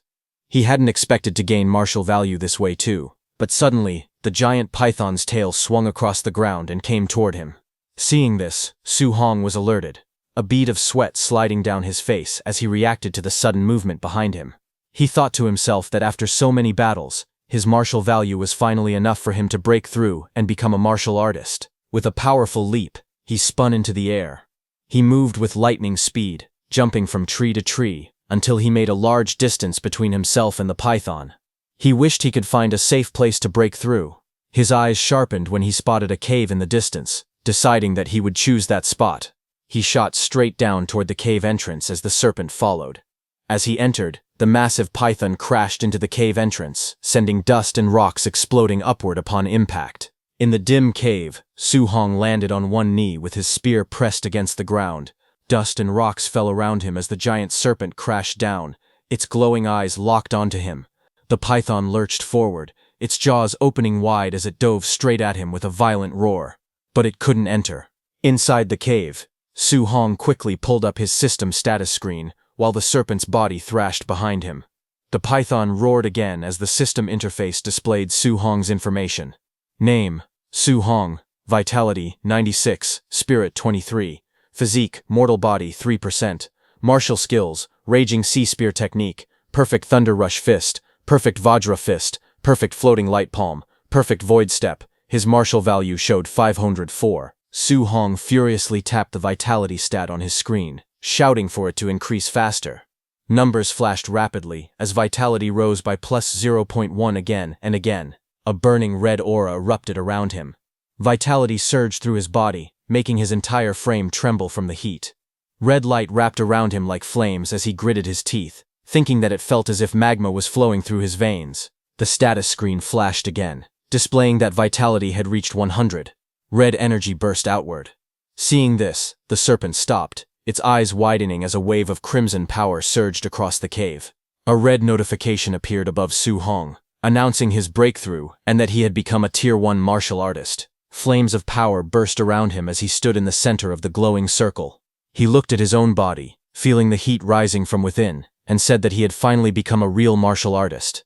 His fist tightened, energy crackling around it as bright light wrapped around his arm. In front of him, the giant serpent shrank back in fear, sensing the change in his strength.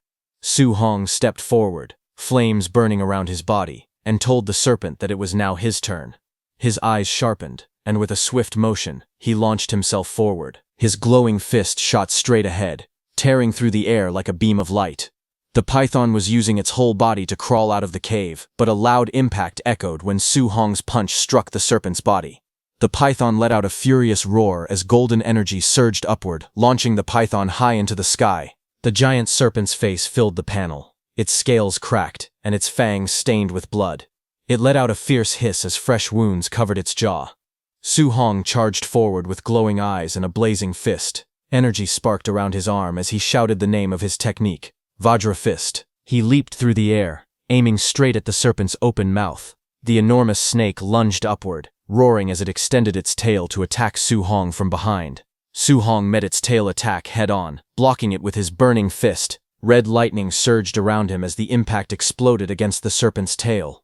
Su Hong gritted his teeth. Blood trickled from the corner of his mouth as he pulled back his arm. He tightened his grip on his spear and steadied himself. He then drove his spear downward with full strength. Blue energy burst outward as he slammed the attack straight into the serpent's stomach, forcing the massive creature down with overwhelming force. A blinding column of blue energy crashed down the python's body onto the ground. Lightning burst outward on impact, making the creature roar in shock and pain. From high above, Su Hong descended with flames wrapped around his arm. His fist burned like molten fire as he shouted the name of his technique, Thunder Rush Fist. He dove straight toward the thrashing serpent. Su Hong's fiery punch slammed into the creature's skull, sending waves of sound force rippling through the air. The impact echoed through the forest. The serpent's head recoiled violently, as golden lightning swallowed it. Su Hong's attack smashed it downward, driving its head deep into the ground. The earth cracked beneath the blow, and the forest shook from the impact. Smoke and dust rolled across the battlefield in thick waves. When the dust slowly cleared, Su Hong stood firmly on top of the python's massive head. His red aura flickered as he looked down at the defeated beast. He noted that although the giant python had already been heavily injured, he was now strong enough to withstand its attacks directly. A glowing panel appeared beside him, confirming that his martial value had increased by 94. The enormous serpent lay motionless beneath him. Its threat finally ended. Su Hong then sat on top of the giant python's severed head, holding a knife in his hand. As he looked at the huge corpse beneath him, he muttered that hunting ferocious beasts normally required cutting off their left ear to exchange for money. But then he paused. The thought trailed off into silence as he stared at the massive serpent. Snakes didn't have ears. He wondered helplessly what he was supposed to do in this situation. After a moment, he sighed and stood up. He said it was better to forget it and head back quickly. The scene shifted to a distant view of the cliffside where he had first fought that massive python and white fox. His footsteps echoed softly as he approached someone lying bloodied on the ground. It was White Fox, but he was already dead after being crushed by the giant python's tail. Su Hong looked down at him calmly. He said that ending up like this, White Fox had gotten off easy. Su Hong then crouched beside the fallen body and began searching through his belongings. While checking his pockets, he wondered if he might find the high-level martial technique White Fox had used earlier. His hand paused when he pulled out a small booklet. The cover was worn, but the words were clear. He read the title out loud, Void Breaking Finger. Later that night, As the massive corpse of the giant python rested motionless, something shone nearby. It was a small fire flickering inside a cave, whose entrance was covered by a wall of stone. Inside the cave, the warm glow of the fire lit up the rocks. Su Hong sat cross-legged with the void-breaking finger manual open on the ground. He calmly stated that he had already memorized the entire introductory method of the void-breaking finger, and the next step was to use the system to master it quickly. Soon, the surroundings shifted into a dark, digital-like space. Su Hong sat in the center and called out for the system to begin. In front of him, a glowing blue projection of himself slowly appeared. Training began instantly. Light beams surged around him, and a sharp force shot past his body as he practiced. He narrowed his eyes and continued. One by one, streaks of blue energy burst from his fingertips as he repeatedly used the void-breaking finger. His voice echoed as he shouted the name of the technique. System panels floated beside him, showing the mastery level rising rapidly, 51%, 63%, and 93%. Blue light filled the entire space as he continued to train, pushing the technique closer and closer. Suddenly, a faint blue screen flashed before Su Hong's eyes, showing a message that void-breaking finger had reached the basic stage. But before Su Hong could celebrate, a sharp beam of blue light shot into his forehead, causing his body to tremble. His eyes widened in shock. He coughed weakly, holding his chest as he returned to reality. He looked at the manual in his hand and thought that, as expected of a B-rank martial skill, even reaching the basic level put heavy pressure on him.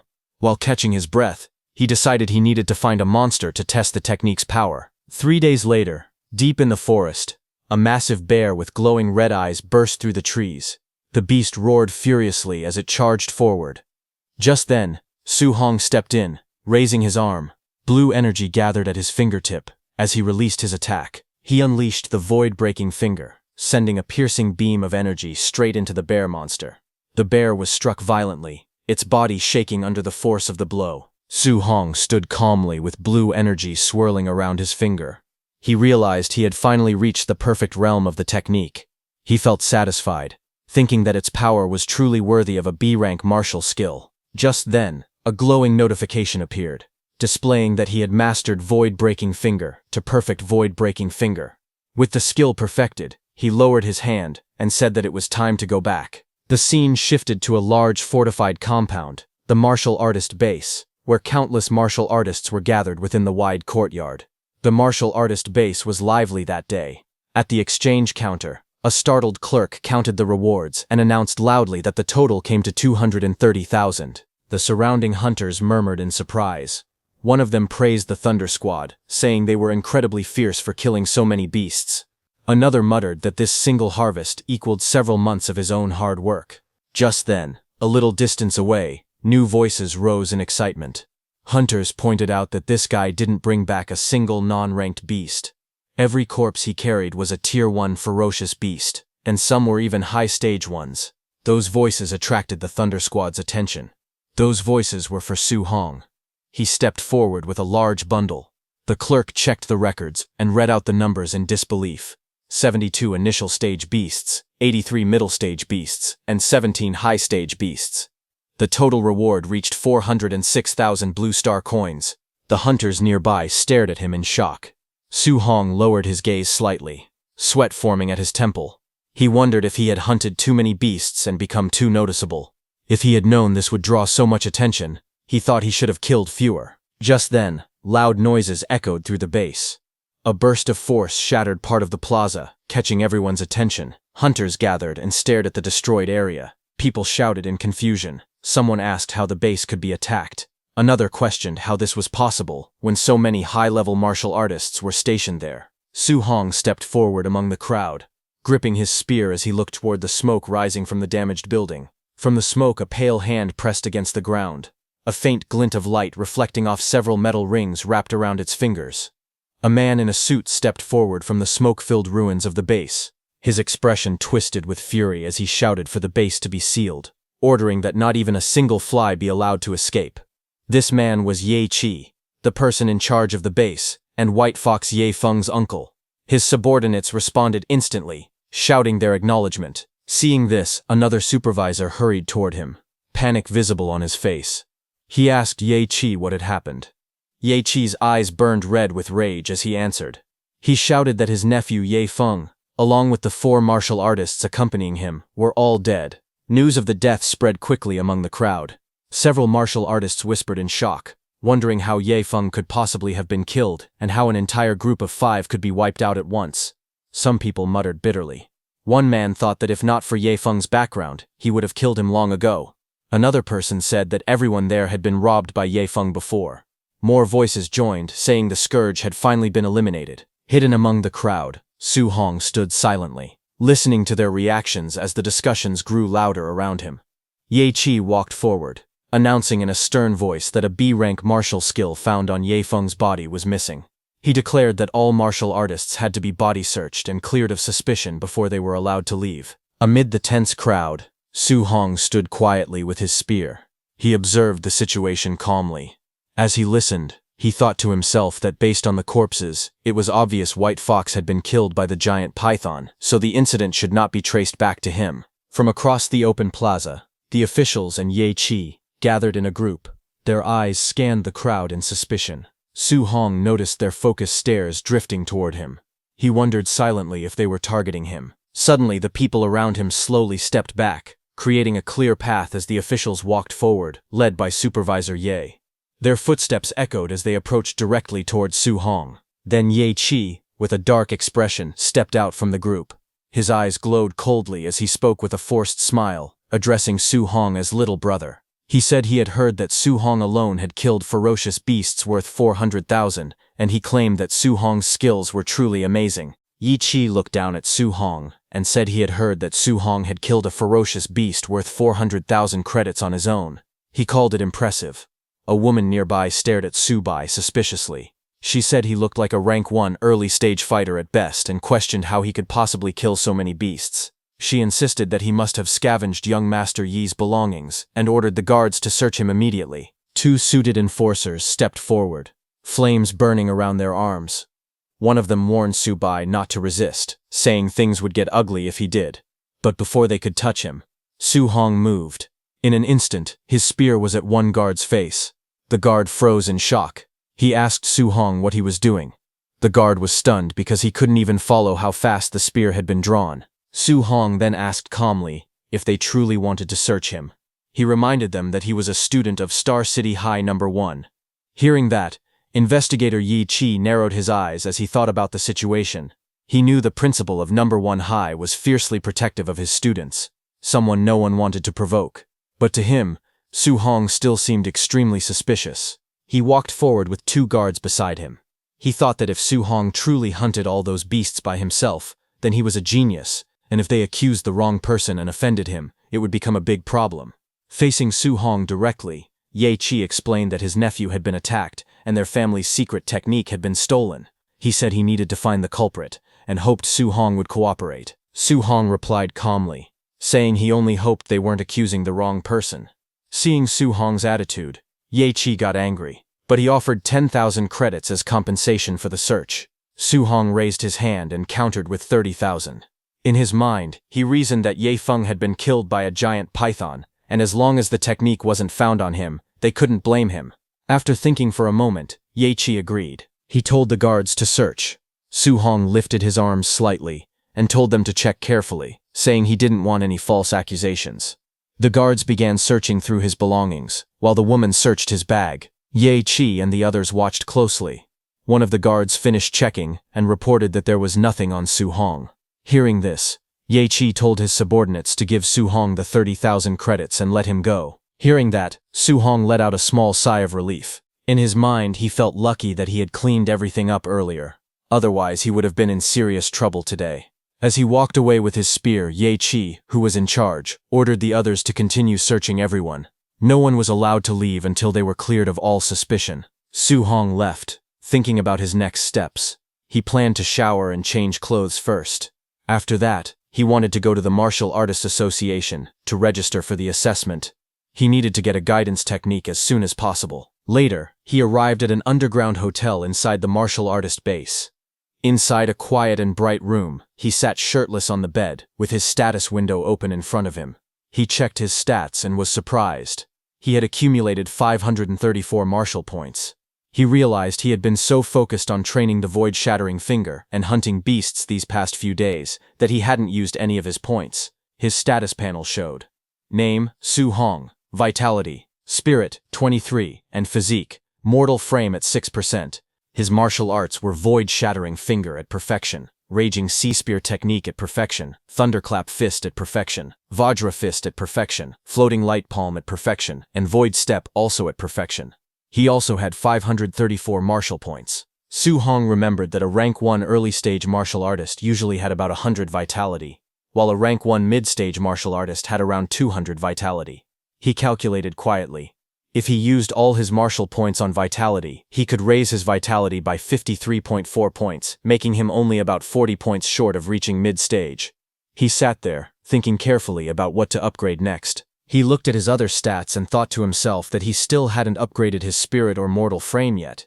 He wondered what effects they might have. His screen displayed that he had 23 spirit and his physique, mortal frame was at 6%. He told himself that he had plenty of martial points anyway, so he decided to test it and see what would happen. He put some points into his spirit. Blue upgrade messages floated around him saying spirit increased by 0.1 again and again. As the light faded, he looked at his hands and admitted that he didn't feel much different after raising his spirit. Then he shifted his focus and began upgrading his mortal frame instead. Bright blue energy burst around him as new messages appeared. Mortal frame increased by 0.1, over and over. This time, he felt the strength increase clearly. He nodded to himself and decided to add even more. His status window updated again, showing that his spirit was now 26.5 and his physique mortal frame was at 36.1%. His martial arts list stayed the same: void-shattering finger, raging sea spear technique, thunderclap fist, vajra fist, floating light palm, and void step, all at perfection level. His martial points dropped to 0. He looked at his window and decided that his mortal frame level was enough for now. He planned to put 200 martial points into vitality next and the rest into spirit. A new wave of glowing panels swirled around him. Vitality increased by 0.1, filling the air, followed by more upgrades pouring into spirit. Suddenly, red energy exploded from his body. Su Hong clenched his fists as power surged through him. It felt as if an endless supply of strength was rising from deep inside, overflowing with unstoppable force. His body became very muscular. As the intense red aura around him faded, Su Hong's body slowly returned to normal. The overwhelming surge of power that had twisted his muscles settled down, leaving only a faint glow around him. He sat cross-legged on his bed, letting out a long breath. He was relieved that his body had returned to its usual shape. He thought to himself that if he had stayed in that bulky, muscle-bound form, he would have had no idea how to explain it to people he knew. Time passed, and an hour later, he arrived at the Star City Martial Artists Association. The tall building stood out among the surrounding structures. Inside the hall, Su Hong walked up to the front counter. He politely told the receptionist that he was there for the martial artist assessment.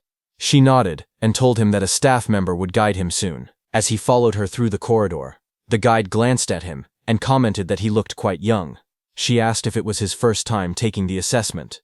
She explained that to pass as a rank 1 martial artist, a person needed at least 100 vitality and over 1,000 combat power. She wished him good luck. Su Hong simply thanked her and continued walking. Nearby, 2 martial artists noticed him. One of them wondered aloud why Su Hong had come alone, without even a master accompanying him. The other guessed that Su Hong was probably just testing things out, considering his age. Su Hong continued forward quietly as their voices faded behind him. But just as he entered, his eyes widened slightly. His attention locked onto the assessment area ahead. A staff member read out the results loudly. Panjia's vitality was 102, but his combat power only reached 992, so the assessment failed. Panjia yelled in frustration, saying he had been so close. The crowd murmured all around. Next, another candidate stepped forward.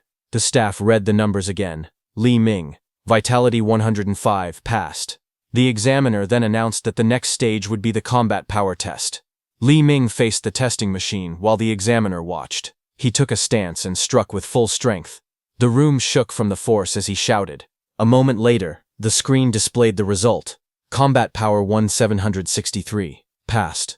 Seeing that, the crowd murmured that Li Ming's combat power was 1763, almost reaching the level of a mid-stage rank 1 martial artist. People whispered that Jiang Ming from the Raging Thunder Dojo had a disciple named Li Ming. They guessed he must be that disciple and praised his talent, noting that he even used the thunderclap fist. Su Hong listened quietly. He wondered to himself why they mentioned Jiang Ming's disciple. He recalled that Jiang Ming's disciple was Li Yan, and questioned how many disciples that dojo master actually had. While he was lost in thought, Li Ming stepped toward Su Hong and told him it was his turn. As Su Hong went inside, Li Ming smirked confidently. He thought to himself that he was taking the assessment at this age, because he was a genius. Watching Su Hong enter, he wondered if someone the same age could ever compare to him. But suddenly, shocked reactions filled the room. People stared at the screen and cursed in disbelief. They wondered if the vitality tester was broken. They couldn't understand how someone's vitality could be that high. Hearing this, Li Ming was stunned. He looked back in shock as the examiner announced the result. Su Hong, vitality, 123. Li Ming, who had mocked Su Hong earlier, shouted in frustration, saying it was impossible. He tried to steady himself. He told himself to calm down, repeating that high vitality meant nothing and that only combat power truly mattered. A moment later, the examiner announced that the combat power test was about to begin. Everyone watched as Su Hong stepped up in front of the machine. He thought about his progress. He had already advanced to a martial artist and strengthened his body, so his power had grown a lot. He guessed that using 40% of his strength should be enough for this test. But then he worried. If he held back too much, he might fail the requirement. To be safe, he decided to use 50%. He took his stance and focused. His eyes sharpened as he rushed forward, his fist glowing with power. In the next instant, he struck the machine with a powerful blue force, sending a huge shockwave through the entire room. The machine went flying back violently as his attack blasted straight into it, leaving the ground cracked behind him. The machine exploded into pieces the moment his punch landed, leaving behind streaks of motion as fragments of metal scattered across the floor. Everyone watching froze in shock. Li Ming's eyes widened as he saw that the tester had been sent flying with just a single punch, calling that level of power terrifying. But what was even more terrifying was that Su Hong didn't even use any martial arts. Then the results appeared. The broken machine displayed the number 3004, a combat power normally reached only by a rank 1 high-stage martial artist. The crowd was stunned. They said that number was unimaginable. Up on the balcony, an instructor pointed at the chaos below. He told his superior that the same kid had caused trouble again, calling him an absolute monster. The superior looked down and recognized Su Hong. That was the same man who had watched Su Hong's match in the underground arena. With a calm expression, he said that it all made sense now. Meanwhile, in a bright office filled with sunlight, the president of Star City's Martial Arts Association, Wu Linshen, sat at her desk. She complained that the Yang City branch next door kept producing geniuses and showing off every day. She worried that if Star City didn't produce any geniuses soon, she would lose her job. Suddenly, an assistant burst into the office in a panic. He yelled that a monster had appeared in the martial artist assessment. Wu Linshen was startled enough to nearly drop her phone. He quickly explained that a rank 1 early-stage youth had sent the testing machine flying using only raw physical strength, and his combat power had reached 3000. Hearing this, Wu Linshen's eyes widened. She stared ahead, shocked by the news. Meanwhile, the Martial Artists Association's central hall was busy, filled with people walking around and talking. Su Hong stood near the escalators, with a staff member dressed in a suit. The staff member told Su Hong that he would first take him to the second floor to register his martial artist identity. After that, they could go collect his allowance. Su Hong nodded and thanked him. As they spoke, someone walked down the escalator. A pair of high-heeled boots appeared at the top, and a woman's voice said that the staff member could leave because she would personally handle Su Hong. The staff member froze. Then the woman stepped fully into view. It was the president. Her long golden hair flowed behind her as she looked down at them from the escalator. The staff member called out in surprise. The president walked up to Su Hong and asked if he was Su Hong. She introduced herself as Wu Linshen, the president of the Star City branch of the Martial Dao Association, and told him to follow her. Su Hong replied politely, calling her president. At the same time, he thought to himself that this person was the president of Star City's Martial Artist Association. He had heard rumors that she was a Tier 5 martial artist. She looked different from what he had imagined. The scene then shifted to the president's office. A bright and spacious room filled with warm sunlight. Su Hong sat on a couch while the blonde president reclined casually on another seat. She looked at him with a relaxed smile and began speaking. She said she knew he was a student from Star City No. 1 High School, and mentioned that Principal Lee Chengshan had complained to her before. According to him, the school had produced only 2 ordinary Tier 1 martial artists this year, yet Lee Chengshan somehow hit a major genius like Su Hong. Su Hong looked confused, and asked why she had brought him to her office. He explained that he only wanted to register as a martial artist, and collect his allowance and guidance technique. The president waved her hand confidently. She told him not to worry, saying the people downstairs had already handled his martial artist ID and monthly allowance. As for the guidance technique, she said she would teach him personally. She stood before him and asked how much he currently understood about guidance techniques. Su Hong thought for a moment.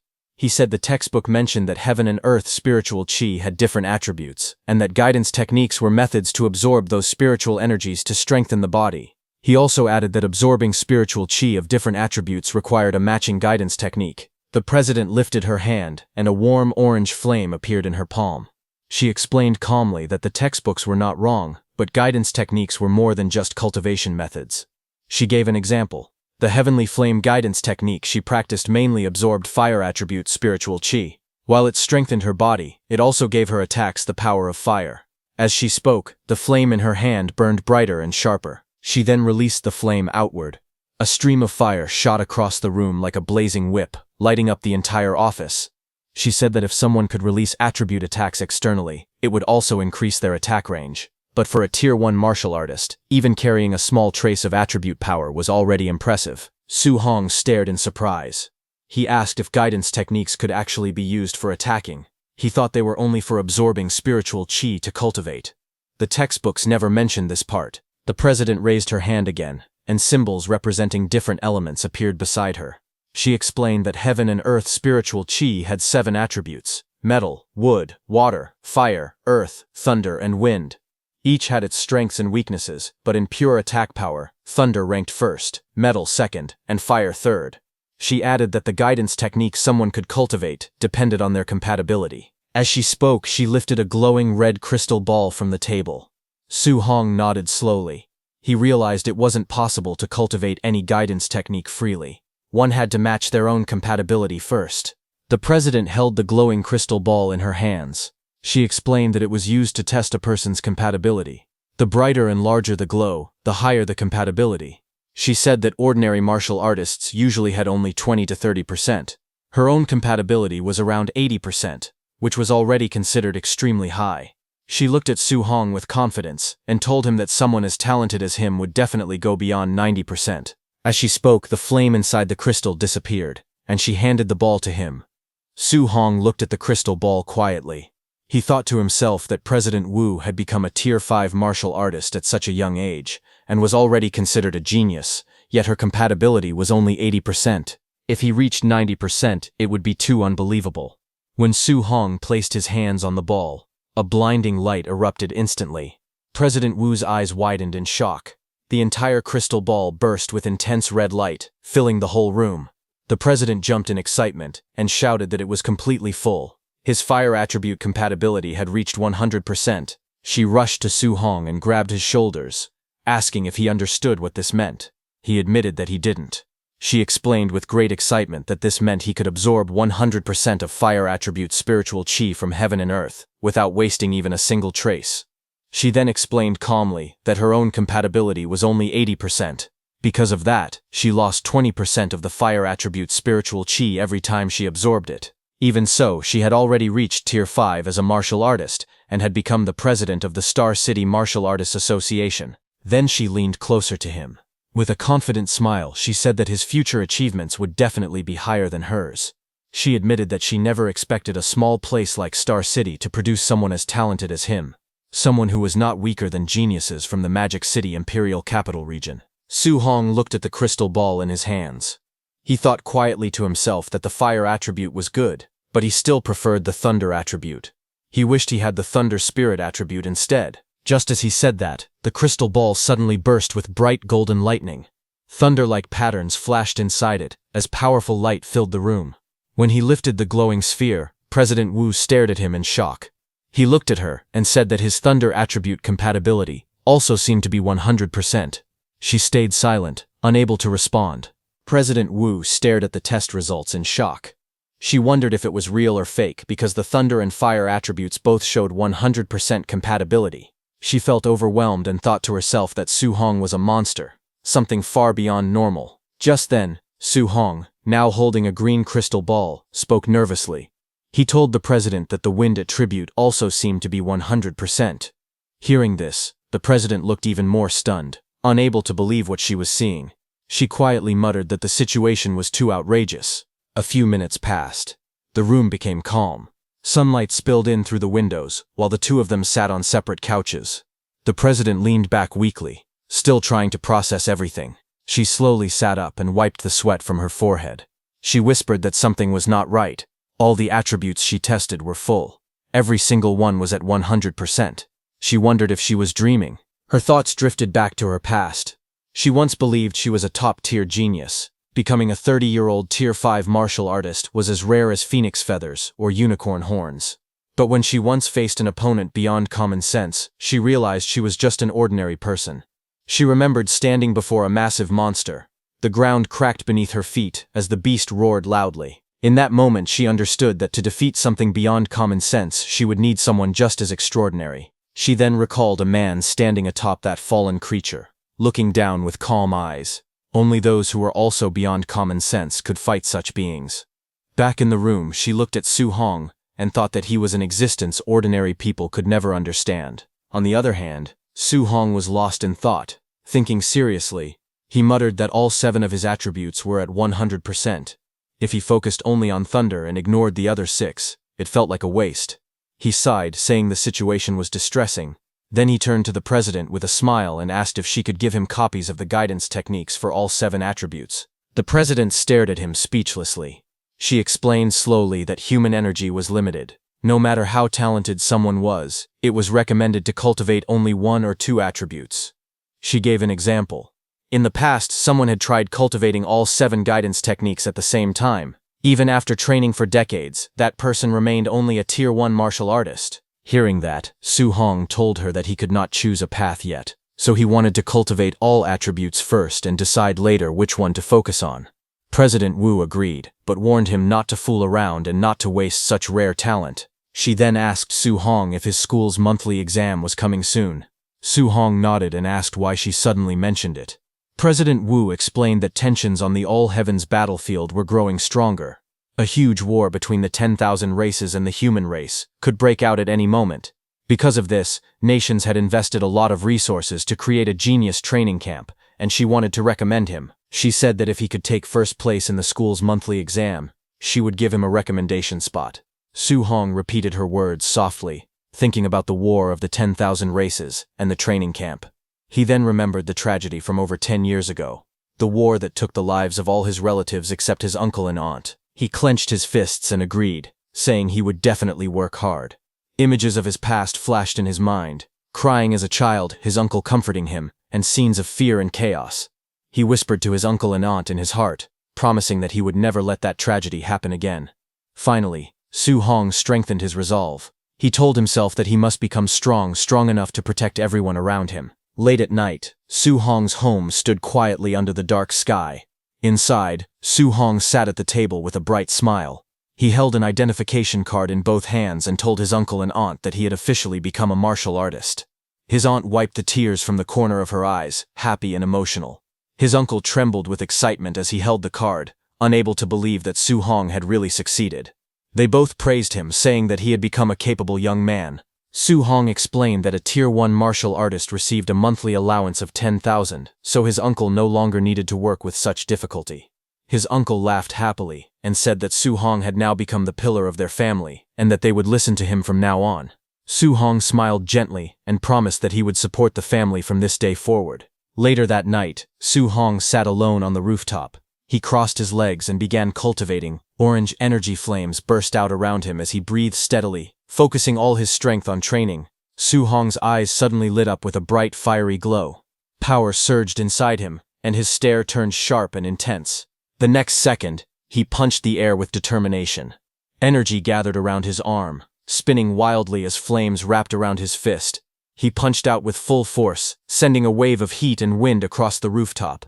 When the energy faded, Su Hong looked at his fist. It was smoking lightly, He stared at it in confusion and wondered why the technique felt so weak. He asked himself if this was really the basic level of the guidance technique and why it had no power at all. Then a glowing system panel appeared in front of him. It showed his name and different stats. It also displayed a new line for guidance technique. He realized that he had actually learned the Heavenly Flame guidance technique. But it was only at level 1 with 5%. Su Hong became even more surprised. He wondered since when guidance techniques had levels. President Wu had never mentioned anything like that. If techniques could be leveled up, she would have told him. He looked back at the panel, thinking deeply. Maybe this guidance technique was different. Then a thought struck him. Su Hong stared at the glowing screen in shock. He couldn't believe it, but excitement spread across his face as he realized the truth. Only he could level it up. Su Hong stood before the glowing blue panel and stared at it seriously. He asked himself how he was supposed to upgrade guidance techniques, wondering if they were improved the same way as martial value. Just as he touched his system window, a red warning screen flashed in front of him. The panel showed the message: insufficient martial value. Seeing that, Su Hong sighed. He decided to first cultivate the rest of the guidance techniques. He told himself he would figure out how to earn more martial value later. He then sat cross-legged on the rooftop, surrounded by books. Flames of spiritual energy burst around his body, brightening the whole surrounding. Several hours later, Su Hong's inner view appeared, showing 7 glowing points of spiritual qi. Each point represented a different guidance technique. Thunder guidance technique, level 1. Water marsh guidance technique, level 1. Thick earth guidance technique, level 1. Spirit wind guidance technique, level 1, and others. The 7 different attributes of spiritual qi pushed against each other. Su Hong gritted his teeth as sweat rolled down his face. He understood why President Wu once said that a genius who cultivated 7 guidance techniques had stayed a Tier 1 martial artist for decades. He continued to channel the power. Flames rose around him, and he tried to control the energy. He noticed that although all 7 types of spiritual qi existed in his body, he could only use one attribute at a time. A ball of fiery spiritual qi formed in his hand as he breathed heavily. That bright flame swirled in Su Hong's hand as he watched it closely. He had realized that if he forced himself to use a second attribute, the 2 glowing forces instantly collided, followed by a violent explosion. It was a huge explosion of spiritual energies that shook his rooftop. The clash made both attributes disappear. Su Hong narrowed his eyes. He wondered if thunder and fire really couldn't be combined. Their natures felt similar, so why did they keep rejecting each other? He tried again. Thunder light and fire sparks wrapped around his fingers. The 2 forces touched. Another explosion burst out, and the energy scattered into the air. Still sweating, Su Hong clenched his teeth. He refused to give up. He yelled in frustration, telling himself to try one more time. Flashes burst from the rooftop again and again through the night, as he repeatedly attempted to fuse the attributes. When dawn arrived the next day, the building still glowed faintly from the leftover sparks of Su Hong's non-stop training. He breathed heavily, sweat running down his face. He told himself he just needed a little bit more. In his hand, the lightning and flame flickered and shook.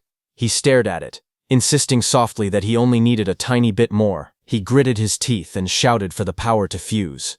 Lightning and fire wrapped around his arms as he forced the 2 energies together. He raised his hand again and yelled, calling for fusion. A bright flame exploded in his palm. After trying through the whole night, he finally succeeded. He looked at the flame in his hand with relief and satisfaction. He then straightened his clothes and said it was time to go out and test the power. The scene shifted to Star City's Citizen Martial Arts Square, a large open plaza with a tall clock tower at its center. Training robots stood ready around the area. Su Hong stood in front of the spider-shaped combat tester. He pointed at it and said that he had switched to a Tier 3 combat power tester. Hoping it wouldn't break this time, he remembered that 50% power had reached 3,000 combat power. So he decided to try 30% power first. He raised his glowing fist and struck. The machine displayed the result. The number went above 2,300. He looked surprised. At 30% strength, the power should have been around 1,800, but it had increased by 500 more. He looked at the lightning burning in his hand, and thought that just the power of thunder alone was already this strong. Then he clenched his hand again, and aimed. He wondered how strong the fused power of thunder and fire would be. He released the combined force, and the explosion of lightning and flames shot forward. His punch smashed into the combat tester with overwhelming speed and power. The screen flashed new numbers. Su Hong stared in surprise. It showed 3041, far higher than he expected. He muttered in shock, wondering how it had passed 3000. He stood beside the damaged tester, rubbing his hands. He thought about how, with only his physical strength and the fused thunder fire, 30% of his power already surpassed a Tier 1 high-stage martial artist. Then he glanced at his own status and sighed. His vitality was only 123 points, which made the result even more terrifying. He thought that if the power was already this strong with just 2 fused attributes, he wondered what kind of strength he would have if he could fuse all 7 attributes. The thought of combining them filled him with excitement. He looked at the flames and lightning dancing in his hand, and smiled. He decided to go back and try fusing 3 attributes next time. Later, he was shown lying flat on the rooftop, exhausted. His shirt was gone, and his body was drenched in sweat. Small lights floated around him as he breathed heavily. He thought about the difficulty again. Fusing 2 attributes was already hard, but fusing 3 felt many times harder. He had rearranged and combined all 7 attribute patterns repeatedly, yet he still made no progress at all. Even so, he kept thinking about how powerful it could be if he finally succeeded. He looked at the system screen and wondered if increasing the level of his guidance techniques would help him succeed in fusing attributes. The screen listed the techniques he had. Thunder Guidance Technique, Level 1. Heavenly Flame Guidance Technique, Level 1. Water Marsh Guidance Technique, Level 1. Thick Earth Guidance Technique Level 1, and Spirit Wind Guidance Technique Level 1. He reminded himself that the monthly exam was tomorrow, and he needed to earn as much martial value as he could. The next day, all the students gathered at Star City No. 1 High School. Students stood on the field as the principal walked onto the stage. The principal told them that this monthly exam would be different. Because the front lines were under heavy pressure, a special training camp would now be held every year to select geniuses for focused training. He explained that the training camp had many resources, powerful martial arts, rare pills, and even grandmasters who would serve as instructors. The top 3 students in the monthly exam would be allowed to join Star City's training camp. Hearing that, the students became excited. Some shouted about wanting to enter the genius training camp. Others were shocked that a Tier 7 grandmaster might be an instructor, since even their principal was only Tier 3. Amid the noise, Su Hong stared ahead with a tired face as he remembered President Wu telling him that if he got first place, she would give him a spot. But didn't the top 3 all receive spots anyway? A friend of Su Hong told him that Chen Shan and Li Tu had already become Tier 1 martial artists. Beside them, several others had also reached the basic level of Thunder Rush Fist, and he felt they had no chance of winning. Su Hong looked confused. He thought about how he had only missed school for 10 days. Yet those students had already broken through to martial artist. His friend explained that recently, the principal had asked Senior Chen Tian, the instructor of Thunder Rush Fist, to give private lessons to talented students. Because of this, Chen Shan and Li Tu's vitality had already exceeded 100, and their Thunder Rush Fist could echo 3 times. While they were talking, suddenly Chen Shan and Li Tu walked forward confidently. One of them said he wanted everyone to know who the real No. 1 genius was. The other replied that when he beat him to the ground he hoped he would stay just as confident. Elsewhere, as Su Hong's principal came down from the stage, instructor Chen Tian asked him if he had found the genius who performed the 9 Echoes Thunder Rush Fist. Principal Li answered that he had searched everywhere recently, and didn't think that person was from his school. While they were talking, they suddenly heard some noise behind them and turned. A tall man in a black suit walked up with 2 others. It was Jiang Ming, who had taught Su Hong that spear technique. Along with him were Li Ming and Li Yan. Jiang Ming joked, calling Principal Li, Old Li, asking why he looked like his wife had run away. The principal looked at Jiang Ming and asked what he was doing at his school. Jiang Ming smiled and said that the quality of this year's students didn't seem very good. He then explained that he had brought 2 disciples with him. After the monthly exam, he suggested letting the first-place student come over for a spar. Hearing that, Principal Li's expression tightened. He knew that Jiang Ming had clearly come to embarrass him. He thought that if he refused, it would be like admitting that his school had no talented students at all. Jiang Ming continued speaking lightly. He said the students here looked weak anyway, so if the principal refused, he could understand. Hearing that, instructor Chen Tian snapped back angrily, asking if Jiang Ming was looking for trouble on purpose. Nearby, one of Jiang Ming's students, Li Yan, pointed toward the crowd. He told his teacher there was bad news. The kid named Su Hong had appeared. Jiang Ming looked confused and repeated the name, asking which Su they meant. As he turned toward the group of students, he suddenly recognized Su Hong standing at the back. Jiang Ming shouted in surprise. He realized it was that same little monster he had seen before. Su Hong looked at them calmly, a faint smile on his face as the crowd blurred around him. Jiang Ming stared in shock as sweat formed on his face. He realized that the kid they had been talking about was actually from Nome High School. He looked at his two disciples and grew even more troubled. He thought that if Li Yan and Li Ming fought Su Hong, they would definitely lose. Rather than letting them lose face in front of everyone, he needed to avoid the match. He quickly put on a smile and waved his hand. He told Principal Li and Instructor Chen not to be angry. He said he had only been joking and that there would be no competition. He even called his own disciples trash, saying they could never compare to the other school's students. Li Yan and Li Ming immediately shouted that they conceded. Hearing that, both Principal Li and Instructor Chen were furious. Their faces twisted in anger as they thought about how these men dared to mock them so sarcastically. Soon after, the scene shifted to the arena. A loud announcement echoed across the stadium, calling for match number 666, Su Hong, to begin. From the stands, Su Hong's friend leaned forward anxiously. He told his colleague that Su Hong's first opponent was a quasi-martial artist, and that this was extremely unlucky. He then called out to Su Hong, telling him that he could try to fight but shouldn't push himself. Getting injured at the start of the tournament wouldn't be worth it. Su Hong's opponent, Chen Peng, stepped forward and pointed at Su Hong. He asked if Su Hong planned to walk down on his own, or if he should beat him down instead. He clenched his fist and was about to charge straight at Su Hong with confidence.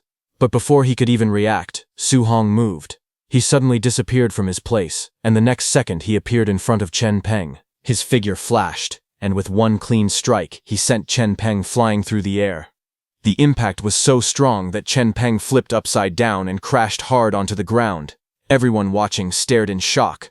One student shouted in disbelief, asking when Su Hong had become so fierce. The others were stunned into silence. Su Hong stood calmly in the center of the field, surrounded by rising smoke. His posture was relaxed, but the crowd trembled.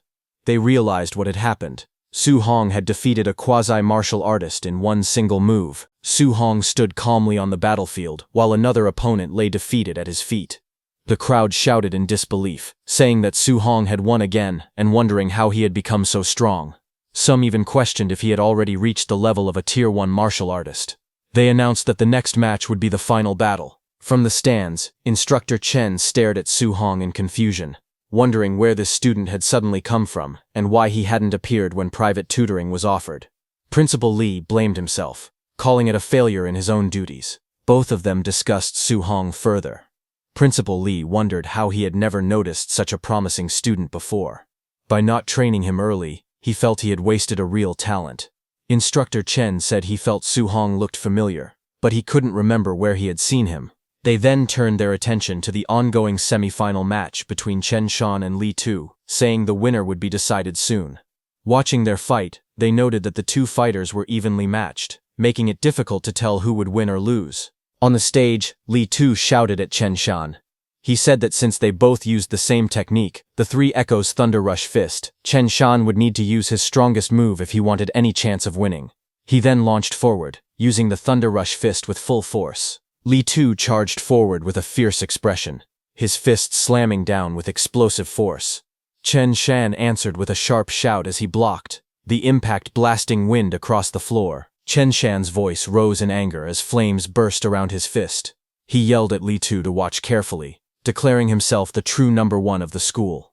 From the sidelines, the students stared in shock. They shouted that Chen Shan was performing attribute externalization, unable to believe he had already mastered it. They recognized the blazing fist as the fire attribute, known for its immense power, second only to thunder. Li Tu stepped forward with a calm smirk as water-like energy flowed around his arm. He replied that attribute externalization was nothing special, and anyone could do it. The students gasped again. They shouted that Li Tu could also externalize attributes, and his was the metal attribute, a force even stronger than fire in combat. Li Tu dashed ahead, chains of metallic energy swirling around his fists. He announced that he also possessed this power as he launched his attack. His punches echoed with 5 sounds. Chen Shan, who charged forward, was shocked when he saw Li Tu unleash the 5 Echoes Thunder Rush Fist. A violent impact followed as Li Tu's strike landed cleanly. blasting his opponent backward in a streak of motion and shockwaves that tore across the arena floor. From the viewing platform, Principal Lee and Instructor Chen watched with widening eyes. Principal Lee muttered that Lee Tu had been hiding his strength deeply. Instructor Chen added that within just 10 days, Lee Tu had managed to master attribute externalization and even bring the Thunder Rush Fist to the micro level. They agreed that Lee Tu's talent was exceptional. Principal Lee then said there was no need to watch the final match. With micro-level Thunder Rush Fist and the metal attribute, he believed Su Hong had no chance of beating Lee Tu. Instructor Chen sighed that if Su Hong had learned a guidance technique and mastered Thunder Rush Fist as well, he might have stood a chance. Just then, Jiang Ming walked over and confidently placed a bet. He wagered 50,000 that Su Hong would take first place.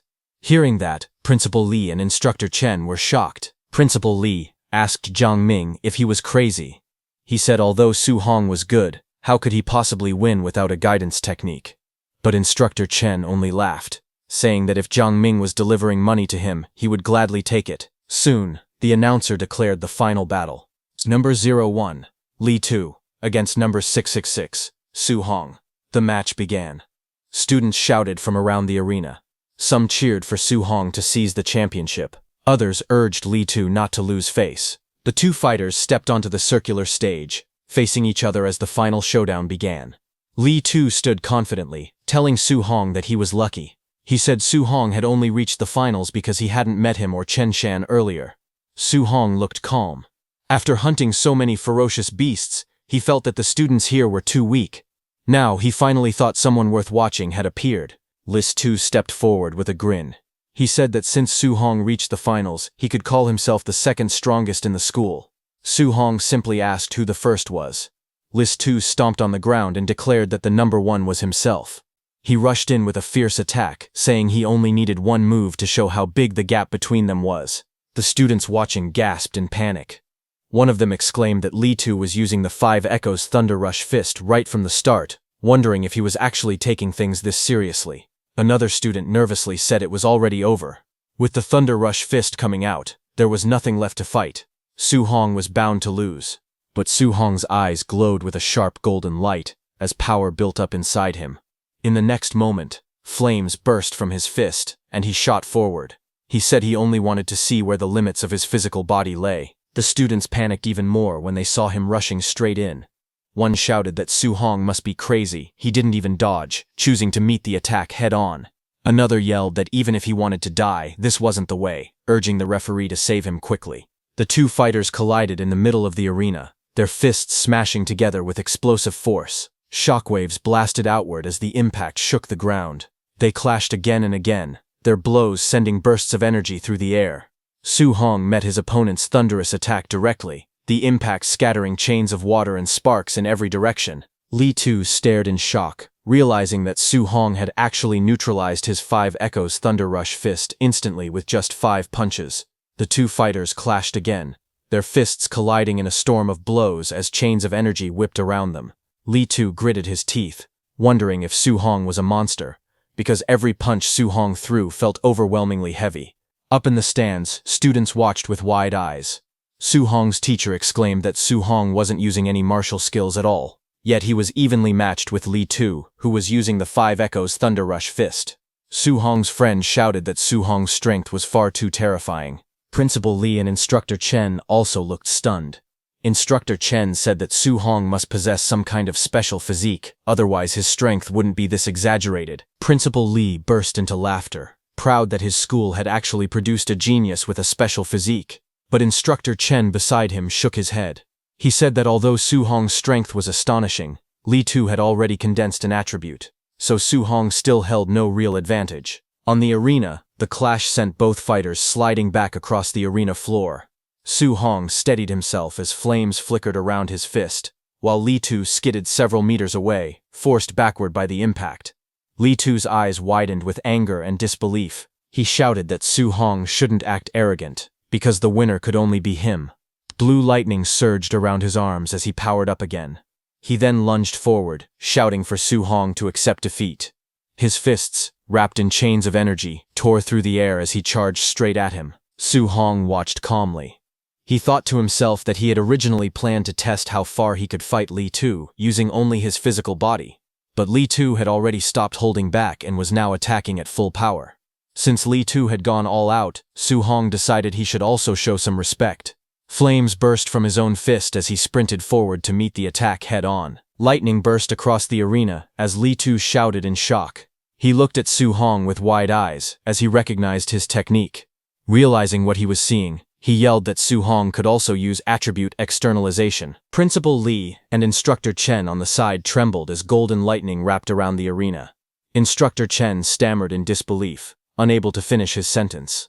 Principal Li could only mutter in shock, saying he had no idea how this was even possible. Both of them were stunned that Su Hong possessed the Thunder attribute and had mastered the Thunder guidance technique.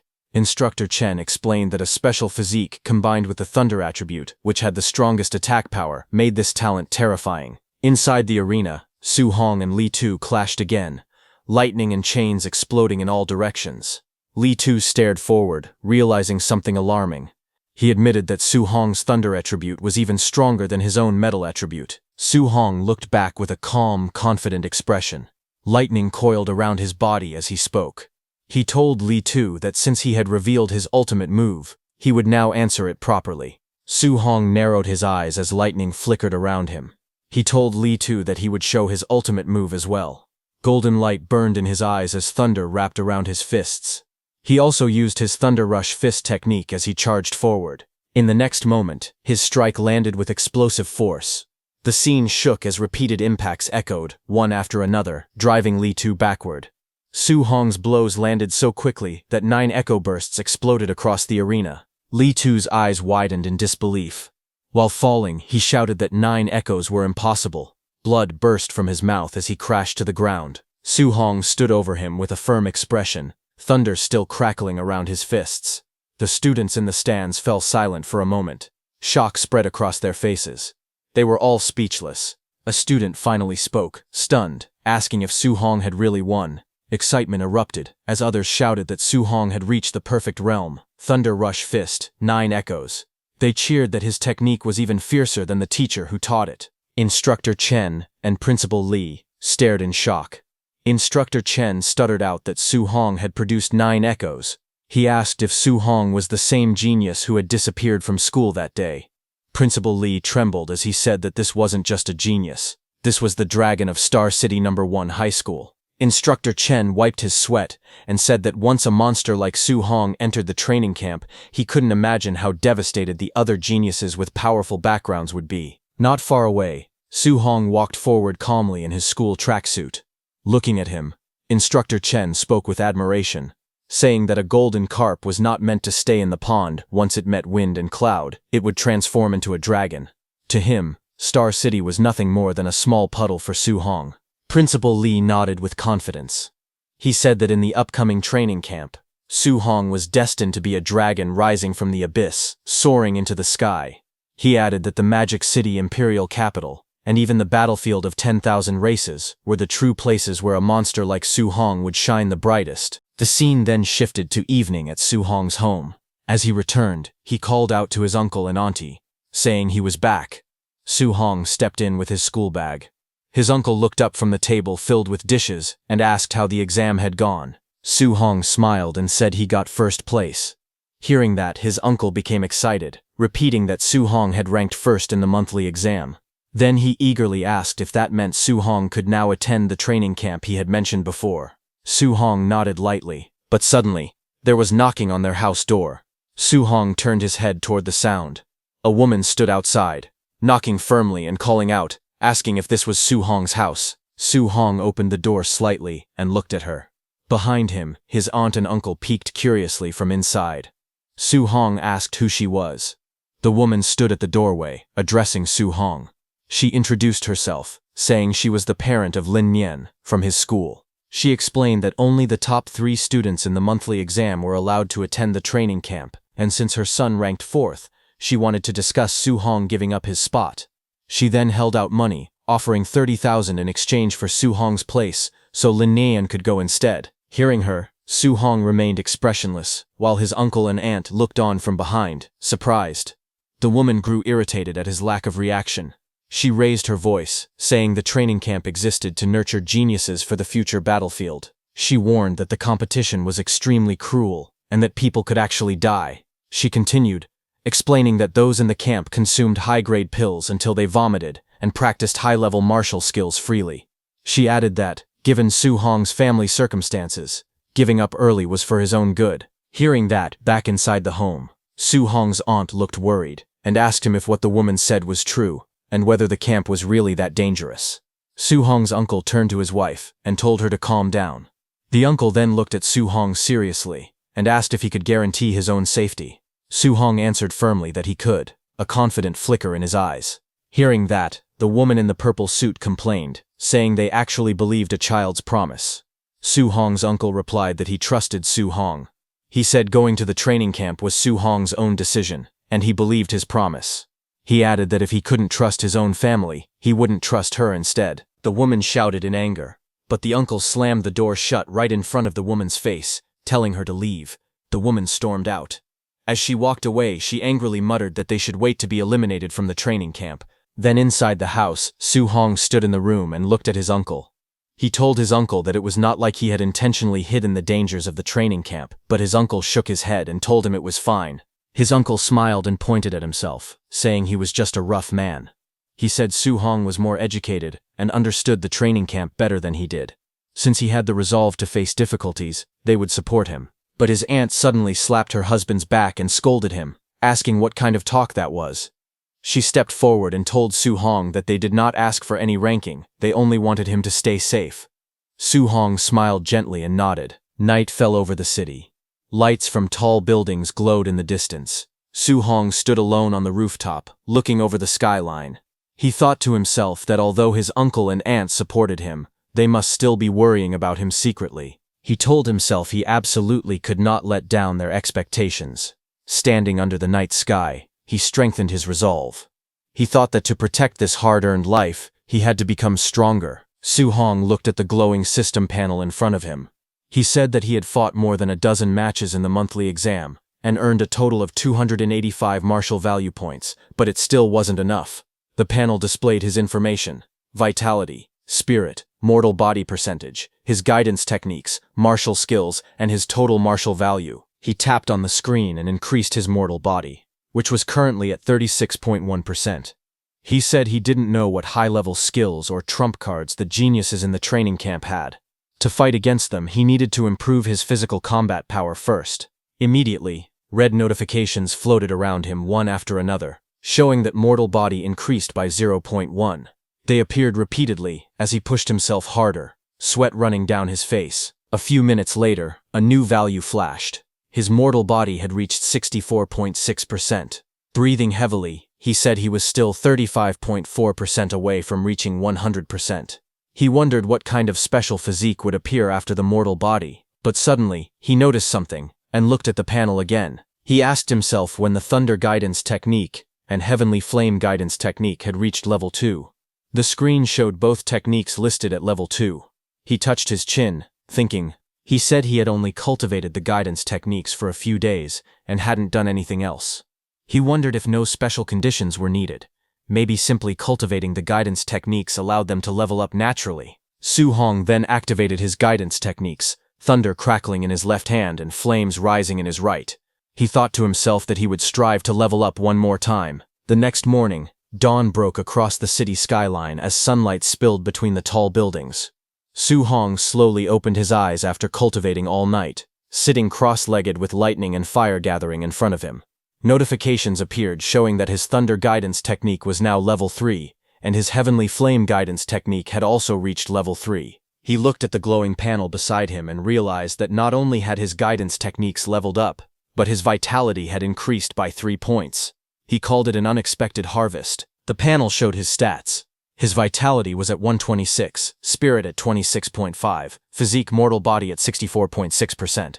In his guidance techniques, Thunder Guidance was at level 3, and Heavenly Flame Guidance was at level 3. His martial skills, Void Breaking Finger, perfect, Raging Sea Spear Technique, perfect, Thunder Rush Fist, perfect. His current martial value was 0. Finger, perfect, Raging Sea Spear Technique, perfect, Thunder Rush Fist, perfect. Then some time later, on a quiet street outside their house, his uncle and aunt stood together, watching him prepare to leave.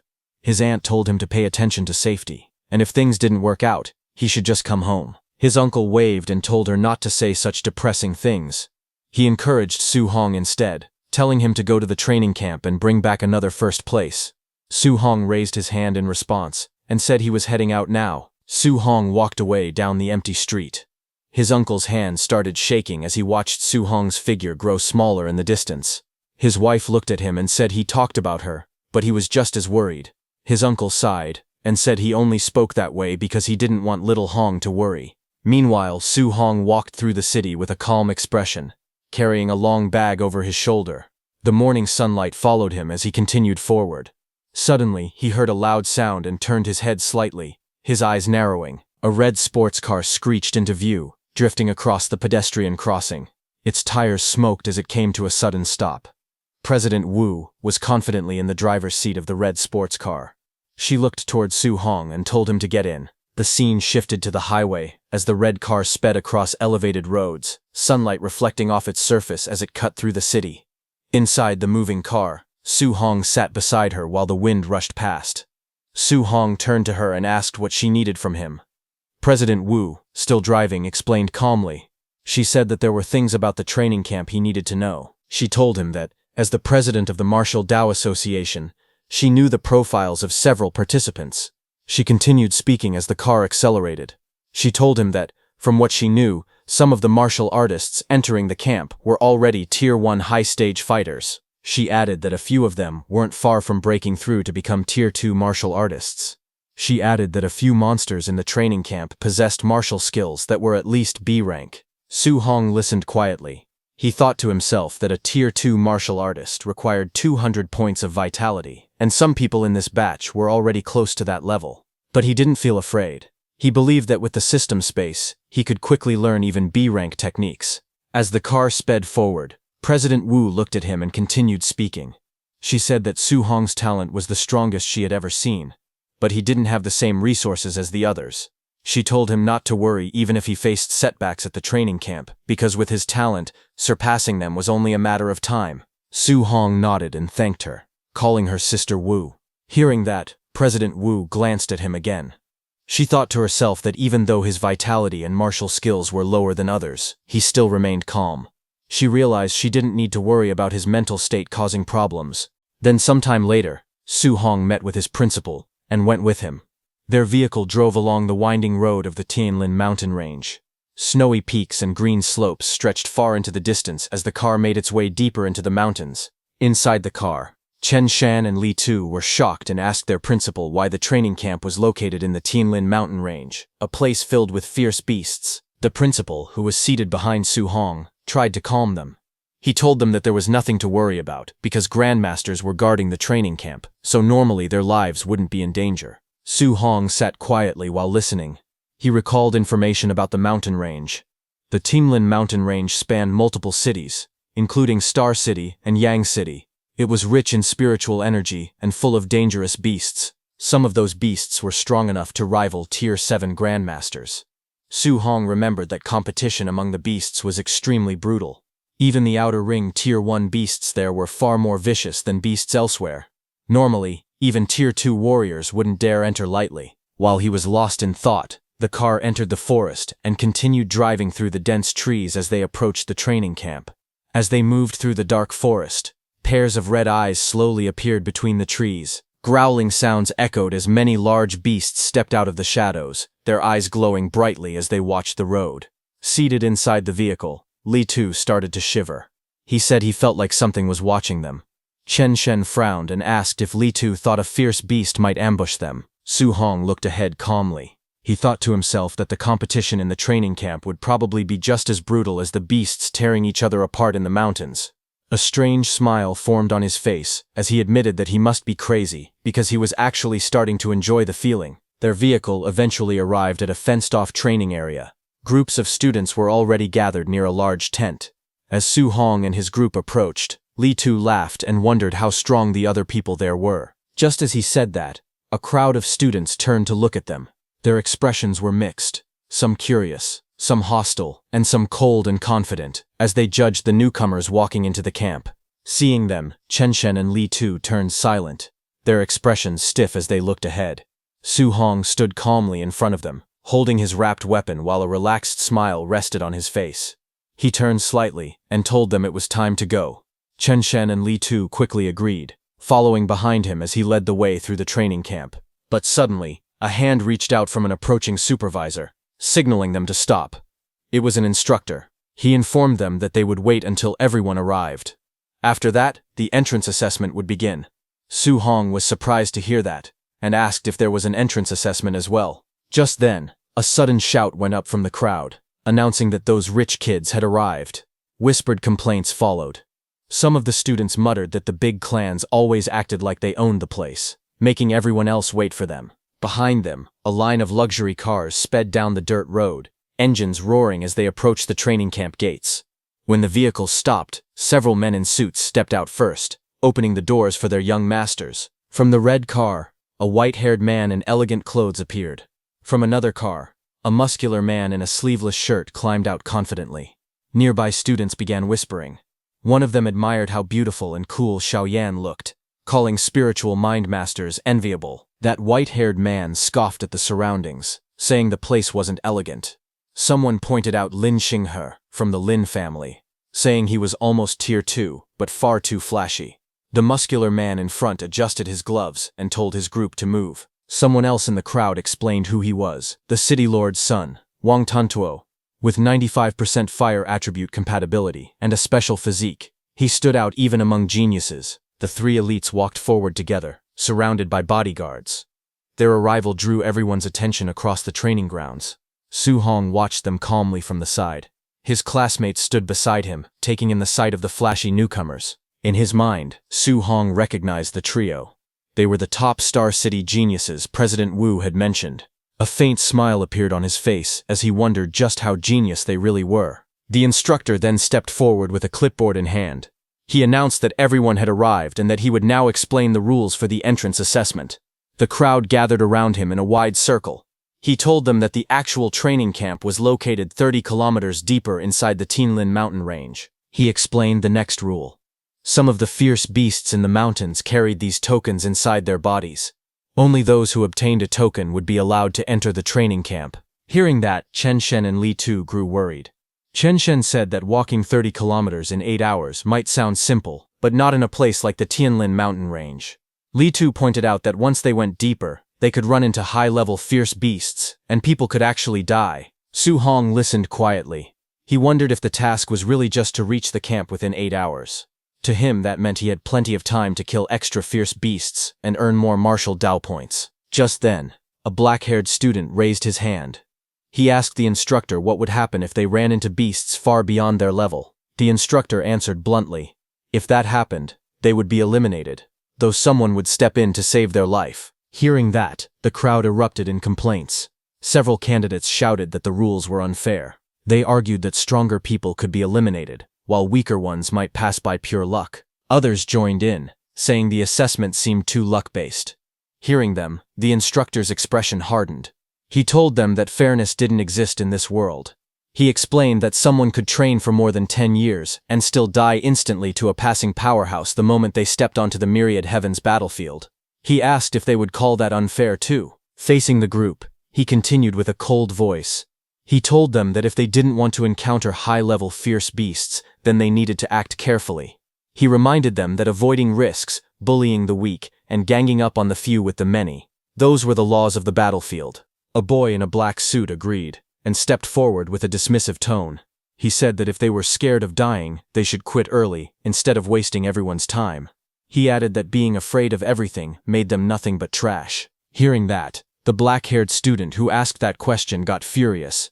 He pointed at the black suit man and shouted back, demanding he repeat what he said. The man in the suit turned and told him directly that he was a coward and trash.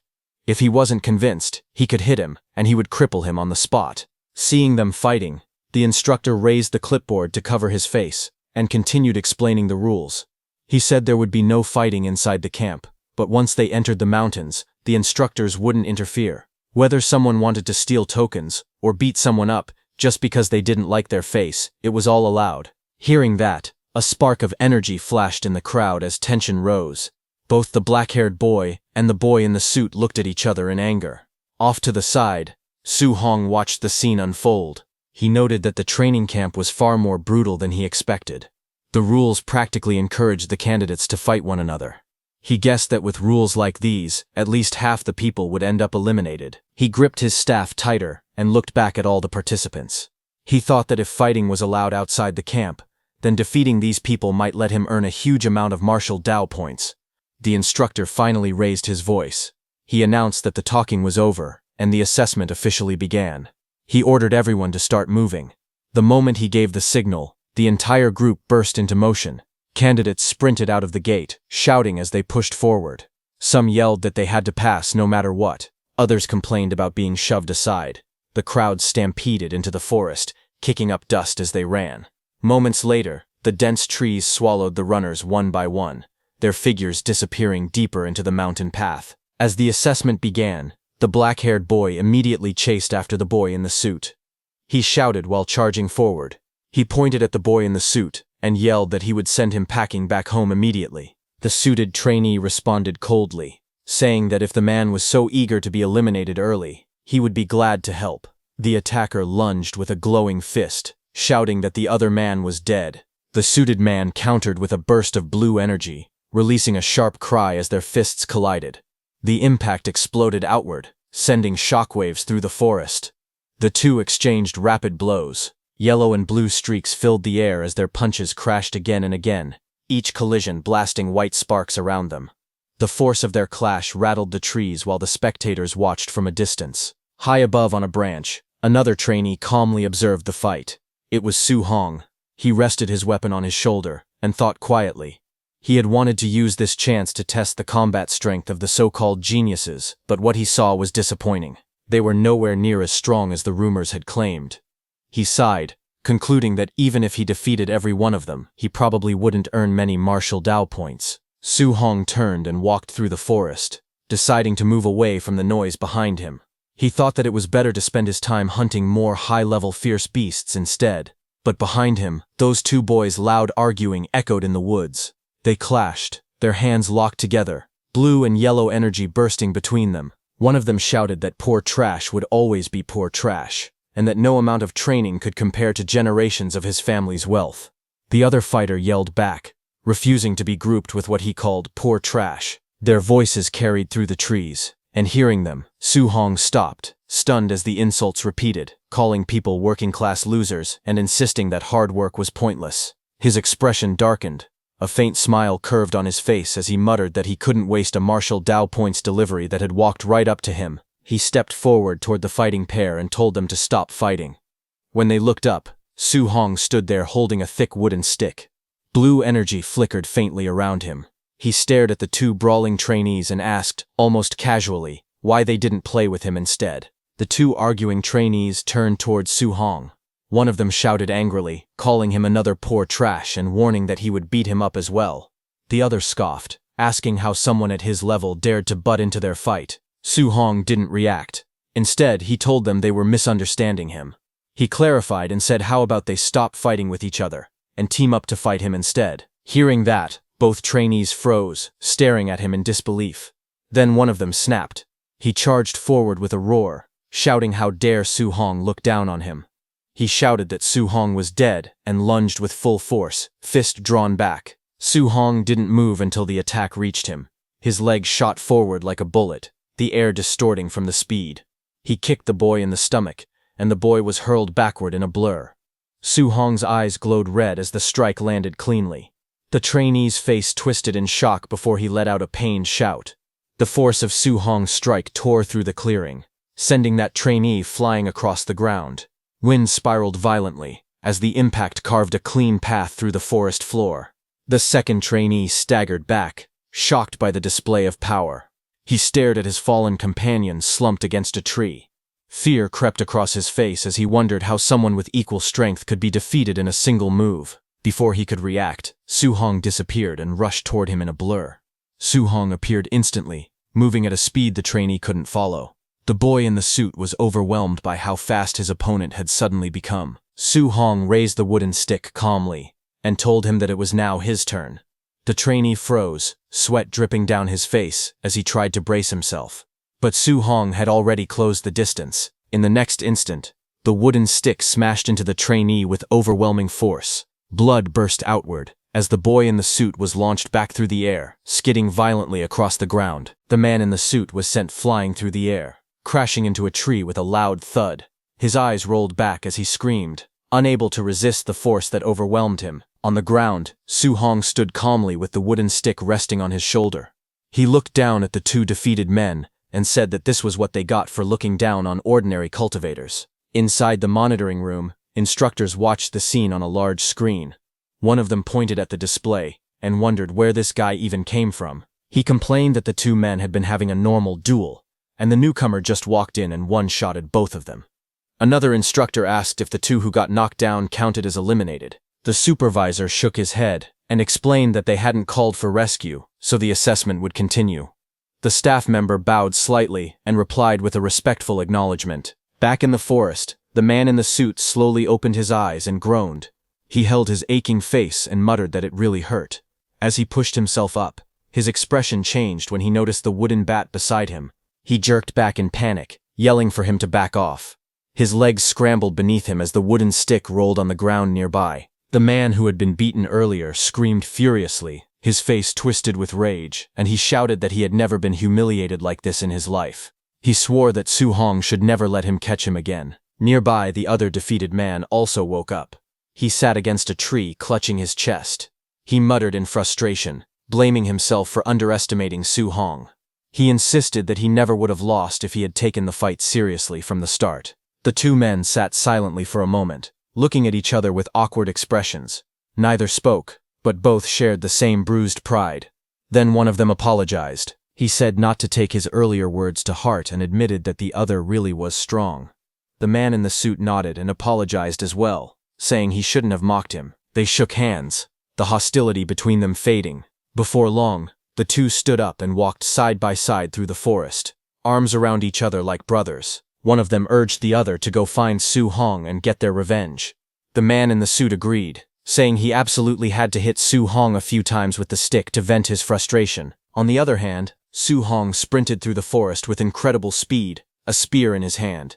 Blue energy trails followed behind him as he dashed forward, ready for whatever came next. Suddenly, Su Hong's eyes narrowed as he sensed movement ahead. His expression remained calm, but he could already tell trouble was coming. Moments later, an entire herd of giant tusk boars burst through the trees. Their red eyes glowed fiercely as they charged forward, shaking the ground. Su Hong looked at them and complained that it was yet another Tier 1, lower-stage giant tusk boar group. He muttered that the Tianlin mountain range was filled with fierce beasts, and wondered how many groups he had run into already. The boars snorted and kicked up dust, growing louder as they approached. Their massive tusks cut through the air with a heavy whooshing sound. The herd roared together and rushed straight at him, their steps thundering across the forest floor. Seeing them coming, Su Hong's eyes sharpened, a golden flash reflecting in them as his focus intensified.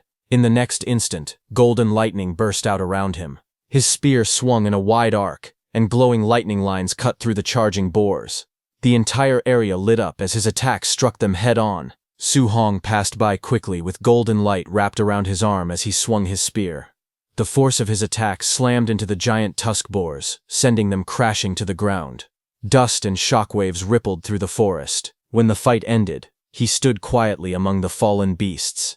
System floating screens appeared around him, showing the martial Dao points he gained. He looked at them and said that before, defeating one beast would earn him several dozen points. But ever since he leveled up and became stronger, the rewards had been getting smaller and smaller. He let out a small sigh and said he should hurry up and find a token. He used his spear to cut open a boar's stomach. As he searched through the bodies, he muttered that the dozen or so Tier 1 lower-stage beasts he killed earlier had no tokens at all. He wondered if this new batch might have one. Soon, he crouched beside each fallen boar and searched them one by one. Every corpse turned up empty. He stood up again and said that, as expected, not a single token appeared. It seemed like only higher-level fierce beasts would have tokens inside them. Then, half an hour later, he moved swiftly through the forest. His spear cut through the wind as he dashed between trees, leaving long streaks of motion behind him. As he ran deeper into the forest, he thought about how things used to be. When he moved 3 to 5 kilometers inside, he could encounter more than 10 low-level fierce beasts in just 1 hour. But now, no matter how far he went, he couldn't find even a single one. Just then, a sudden roar cut through the silence. A massive black tiger, its eyes glowing red, leapt out from the trees and pounced toward him with incredible speed. Wind tore through the air as its claws descended. Su Hong looked up sharply, his eyes glowing blue. A smile appeared on his face as he recognized the creature. He finally found one. This was a Tier 1 upper stage Dark Knight black tiger. Blue energy gathered at his fingertips. The power swirled and brightened until it burst outward. He thrust his glowing finger downward. A piercing blue beam shot straight into the tiger, splitting the ground beneath it. The Dark Knight black tiger roared in pain, its jaws wide open as blood sprayed from its mouth. The Dark Knight black tiger hit the ground hard, cracking the earth beneath its body. Dust scattered around it as it struggled, its body twitching from the impact. Su Hong didn't slow down. He gripped his spear tightly and lunged forward with incredible speed. His body spun through the air, and the spearhead glowed with bright light as he brought it down. He struck the tiger directly on the head. Blue energy exploded outward, shaking the ground again. The beast roared one last time before its strength faded. A screen appeared beside Su Hong, showing he earned 35 martial Dao points. He looked down at the fallen tiger and said that with his current strength, killing a Tier 1 upper stage fierce beast was as easy as breathing. He crouched beside the giant corpse and began searching. He said he hoped this high-tier black tiger would have a token inside. After cutting it open, he froze for a moment, then pulled out a blood-covered token. He laughed softly and said that, sure enough, it was inside the upper-tier beast's stomach. With the token in hand, he wiped the sweat from his forehead. Searching for just one token had taken him nearly 3 hours. Looking at the token in his hand, Su Hong thought about the beasts he had encountered. Tier 1 lower stage boars appeared everywhere, while upper stage black tigers only showed up once every half hour. As he walked, he realized something. The deeper he went into the mountain range, the stronger the beasts became. But there were fewer of them. He glanced at the corpse of the black tiger at his feet. Tier 1 upper stage black tigers gave more martial Dao points, but seeing only one every 30 minutes made it inefficient. Hunting the low-level fierce beasts on the outer edges would actually earn him more martial Dao points overall. He gripped the token and smiled to himself. Instead of chasing quality, he decided he might as well make it up in quantity. He raised his head and continued forward. There were 5 hours left in the assessment. He needed to gather enough martial Dao points to max out his mortal body progress. As he walked deeper, the forest shifted from sunlight to shadows. A blood-soaked clearing came into view. Deer were torn apart, their bodies floating in pools of red. The ground was littered with the corpses of boars, their bodies piled up everywhere. Su Hong had killed them all. Just as Su Hong killed another boar with his bare hands, suddenly a massive bear with glowing red eyes lunged forward, roaring as it swung its claws down. Blood splashed across the ground as he moved to dodge the sudden attack. He spun to the side with incredible speed. Flames wrapped around Su Hong's fist as he charged at the bear. He said that after killing dozens of Tier 1 fierce beasts, he had finally run into another Tier 1 middle stage one. His fiery punch shot forward like a blazing cannon. The bear was blasted off the ground, flying through the forest as an explosion of light followed behind it. The bear hit a rock wall hard, roaring in pain. Blood poured from its mouth as it tried to raise its head. Su Hong appeared in the reflection of the bear's eye, already leaping toward it with another strike prepared. The bear's eye trembled as he closed in. Su Hong slammed his fist down with blazing force, driving a beam of fiery energy straight onto the bear's head. The impact sent shockwaves through the ground as the beast's body was pushed backward. The force continued dragging the bear across the forest floor until it crashed violently into a large tree. The tree snapped in half from the impact, leaves scattering through the air. When everything settled, Su Hong stood covered in blood and dirt. He looked at his fist and spoke calmly. He said that once his mortal body reached 60%, he could kill Tier 1 middle-stage fierce beasts with physical strength alone. A system panel appeared in front of him, showing his stats. He noted that he had already earned 254 martial Dao points.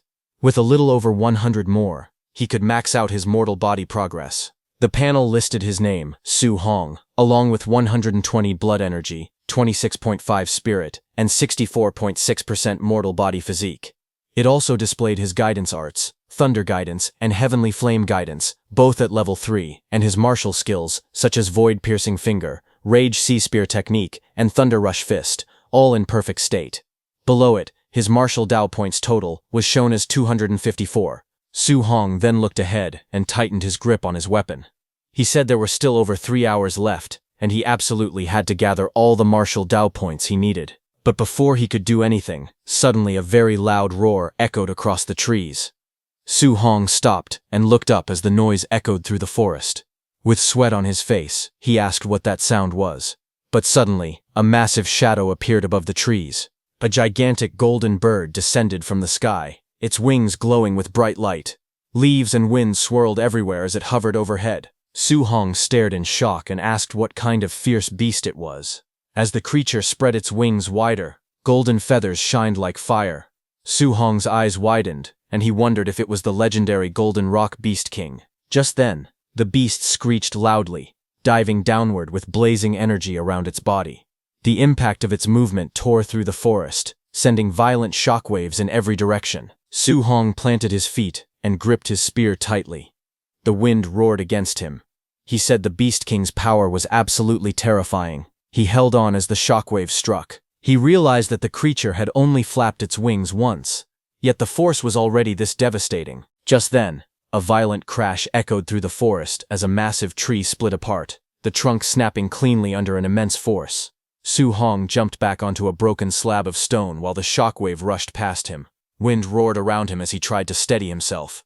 He looked into the sky and asked what kind of ferocious beast could cause something like this. Pressed against a cliff wall, sweat ran down his face. He admitted to himself that he had recently grown a bit complacent about his strength. But now, faced with such overwhelming power, he realized that in front of true top-tier experts, he was nothing more than an ant. But his eyes suddenly widened. He saw something else approaching. High in the air, the Golden Rock Beast King hovered with its wings spread wide. A second figure approached, also shining with powerful golden light. Seeing that glowing sphere, Su Hong wondered if that figure could be rank 7 Grandmaster Qin Tianli. Wrapped in a fierce aura, Qin Tianli stepped forward, flames swirling around him. He called out to the Beast King, announcing himself as Qin Tianli. He said he was borrowing this territory, and demanded to know why the Golden Rock Beast King had returned. The Golden Rock Beast King swooped down with its wings spread wide, its claws reaching forward. It shouted that it never said it would lend its territory to anyone. Qin Tianli shot forward like a blazing golden firestorm. His aura erupted around him as he yelled that he would simply beat the Beast King until it agreed. The two forces collided mid-air. The rock's wings flashed with golden light as it twisted through the sky. Qin Tianli's punch exploded against its feathers, shaking the air. The golden rock beat its wings again with a sharp cry. Light spiraled around it as it forced Qin Tianli back with another powerful shockwave.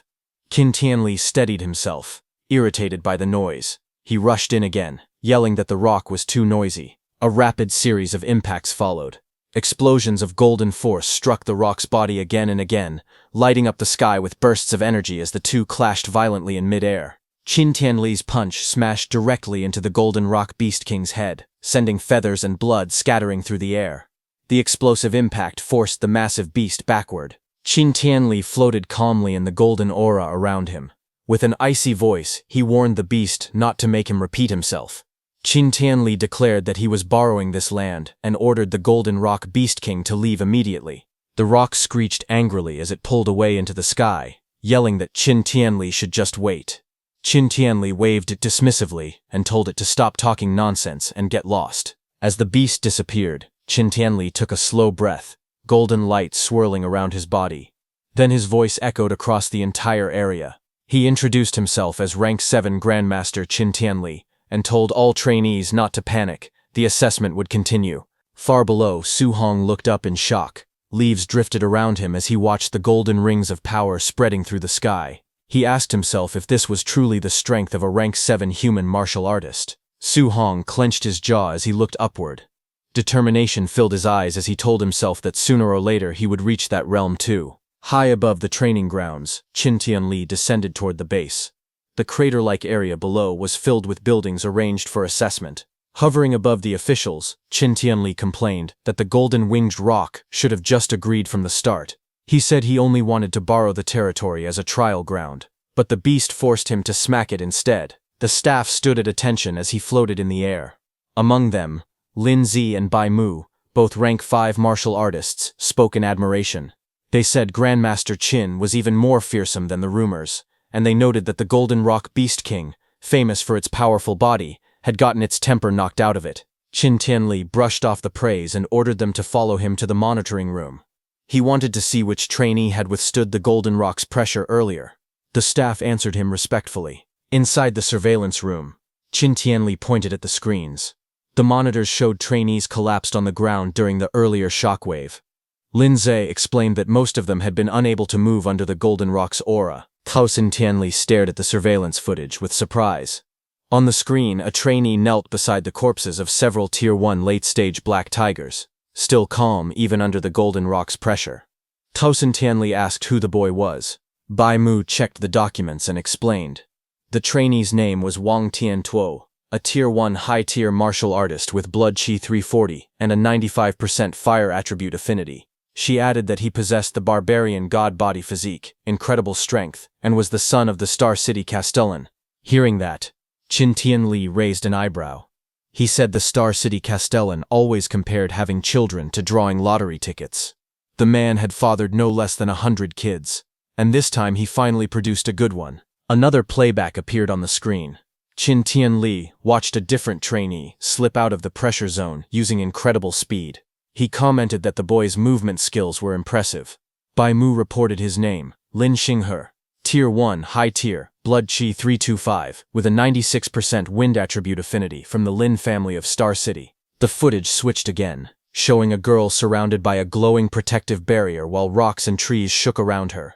Qin Tianli noted that she was a spiritual telekinetic and praised her ability to use spirit power to counter the Golden Rock's pressure. Bai Mu identified her as Zhao Yan, a Tier 1 mid-stage spiritual telekinetic, with blood chi 290 and a 95% wood attribute affinity, from the Zhao family of Star City. Qin Tianli nodded, saying these three handled the Golden Rock's pressure with ease and clearly outmatched their peers. He then asked if there were any other talents worth noting. Bai Mu listed more names. Lin Po, a Tier 1 mid-stage martial artist from the Lin family, and another member of the Wang family, also Tier 1 mid-stage. She hesitated as she continued reading, noting that several more belonged to the famous families of Star City. Hearing that, Qin Tianli frowned. Bai Mu explained that the dozen or so students on the list all possessed Tier 2 mid-stage combat power, and none of them had fainted under the rock's aura. Qin Tianli questioned why every standout was from a major family, and asked what had happened to the school's students, especially those from number 1 high. Bai Mu continued reading the reports, explaining that the students from the various schools were only at Tier 1 early stage. She added that the 3 students from number 1 high had only broken through recently, and began listing their names. Qin Tianli waved his hand dismissively. He said he wouldn't bother looking, and commented that Star City number 1 high was unworthy of its reputation. But just then, Lin Zi suddenly shouted in shock, asking what was happening with one particular person. All 3 of them looked up at the screen. The scene showed Su Hong cutting down a ferocious beast with a powerful strike.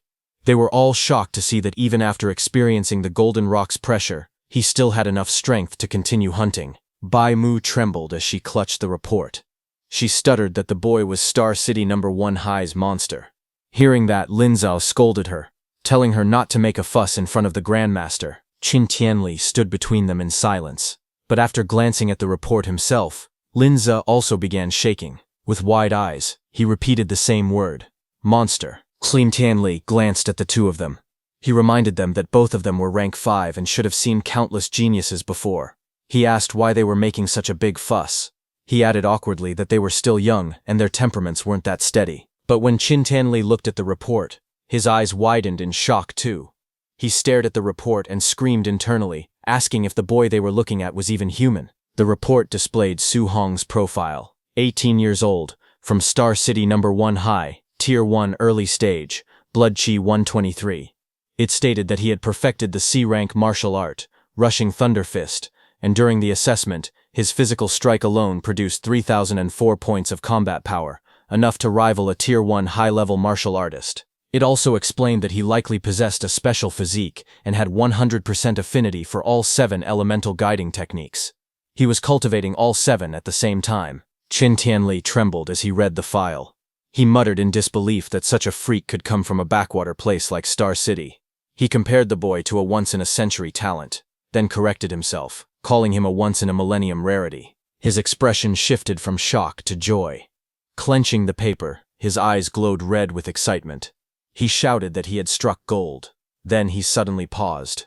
Something didn't add up. He demanded to know why someone with Su Hong's talent was still only at Tier 1 early stage, and why his blood chi was only 123. With a monster like this, that shouldn't be possible. Bai Mu quickly explained. She said that Su Hong was cultivating all 7 guiding techniques at the same time. Hearing that, Grandmaster Qin erupted in frustration as he read Su Hong's details again. He said it was no wonder the boy's blood chi was so low. Anyone cultivating 7 guiding techniques at once would destroy themselves. Even an immortal would be doomed. With that kind of strain, Qin questioned how Su Hong's cultivation could rise at all. He growled that the president of the Star City Martial Arts Association, Wu Linxin, should have explained this to the child but hadn't.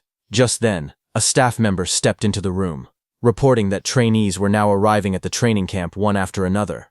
Qin nodded and said they would go take a look. Outside, the first 3 trainees quickly greeted him. Wang Tiantuo stepped forward and saluted, addressing himself as a junior before Grandmaster Qin. Qin praised them, saying the 3 of them were very good. Then, 6 hours after the assessment began, more students staggered toward the camp. Some complained they thought they were going to die. Another reminded them they had faced the Golden Rock Beast King. At 7.5 hours, more trainees gathered. Qin stood above the group, while the students who arrived earlier said that there shouldn't be anyone left behind. One student suggested ending the assessment early. Another scoffed that anyone who still hadn't arrived after all this time must be incredibly weak. But Grandmaster Qin wondered why Su Hong, his newly discovered freak, still hadn't shown up. He worried that Su Hong might be lost somewhere in the forest. A hint of panic crossed his face as he thought that his precious treasure might get eliminated. Then, a few minutes later, Grandmaster Qin finally spotted a figure walking out of the forest. He let out a sharp snort, thinking that the brat had finally decided to show up. Su Hong stepped into the light, dragging his spear behind him. Dirt and blood covered his clothes. He muttered to himself that he had made it in time.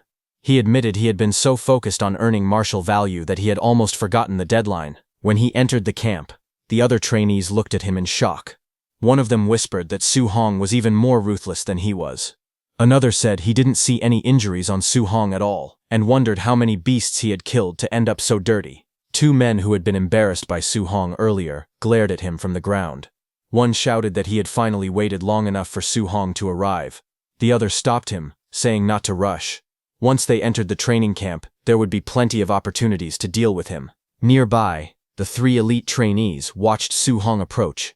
One commented that Su Hong had passed right at the deadline and called him an expert. Another simply said it was interesting. Wang Tiantuo, resting with his eyes closed, only gave a short nod in agreement. As the sunset cast a warm glow over the camp, Instructor Lin Zi stepped forward. He announced that the 8-hour limit had ended. Anyone who hadn't arrived by now was completely eliminated. He then said he would begin introducing the facilities and rules of the training camp. Instructor Lin began introducing the major facilities inside the training camp.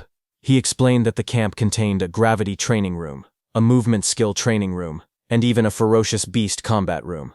He continued the tour, pointing toward a large traditional building and announcing the martial arts pavilion. Inside that pavilion, trainees could exchange contribution points for martial arts, movement skills, pills, and weapons, some even reaching A rank. Hearing this, Su Hong sat among the other trainees, blood-covered but calm. He thought to himself that coming to this training camp had been the right decision. But then Instructor Lin shifted to the rules. He stated that all these facilities required contribution points to use. There was only one way to earn those points, by passing the various training subjects. Outstanding performance would bring extra rewards. With the sun setting behind him, he dismissed the group. He told those who still had energy to begin training immediately. Then he instructed the injured students to follow him to the dormitories so they could rest, saying he wouldn't allow anyone to die under his supervision. Su Hong entered his assigned dorm room and looked around. He was surprised to find that it was a single room. He thought to himself that from now on he could cultivate and level up without worrying about anyone seeing him. Then sometime later, he sat cross-legged on his bed, finally ready for the moment he had been waiting for. His status screen appeared before him. showing his stats. His blood chi was 126, spirit was 26.5, and his physique, mortal body, was at 64.6%. His guiding techniques were the thunder guiding technique at level 3 and the heavenly flame guiding technique at level 3. His martial arts skills, void piercing finger, raging sea spear art, and rushing thunder fist were all at perfection. Currently, he had 354 martial value. With a calm breath, he decided to use all 354 points of martial value to completely upgrade his mortal body. A surge of power erupted around him. Red flames rose, and glowing notifications appeared one after another, showing that his mortal body increased by 0.1. Countless notifications appeared like this. His entire body strengthened continuously as the red energy washed over him. Finally, a new message appeared, showing that his mortal body had reached 100% and was now evolving. Su Hong's eyes snapped open, glowing with intense crimson light.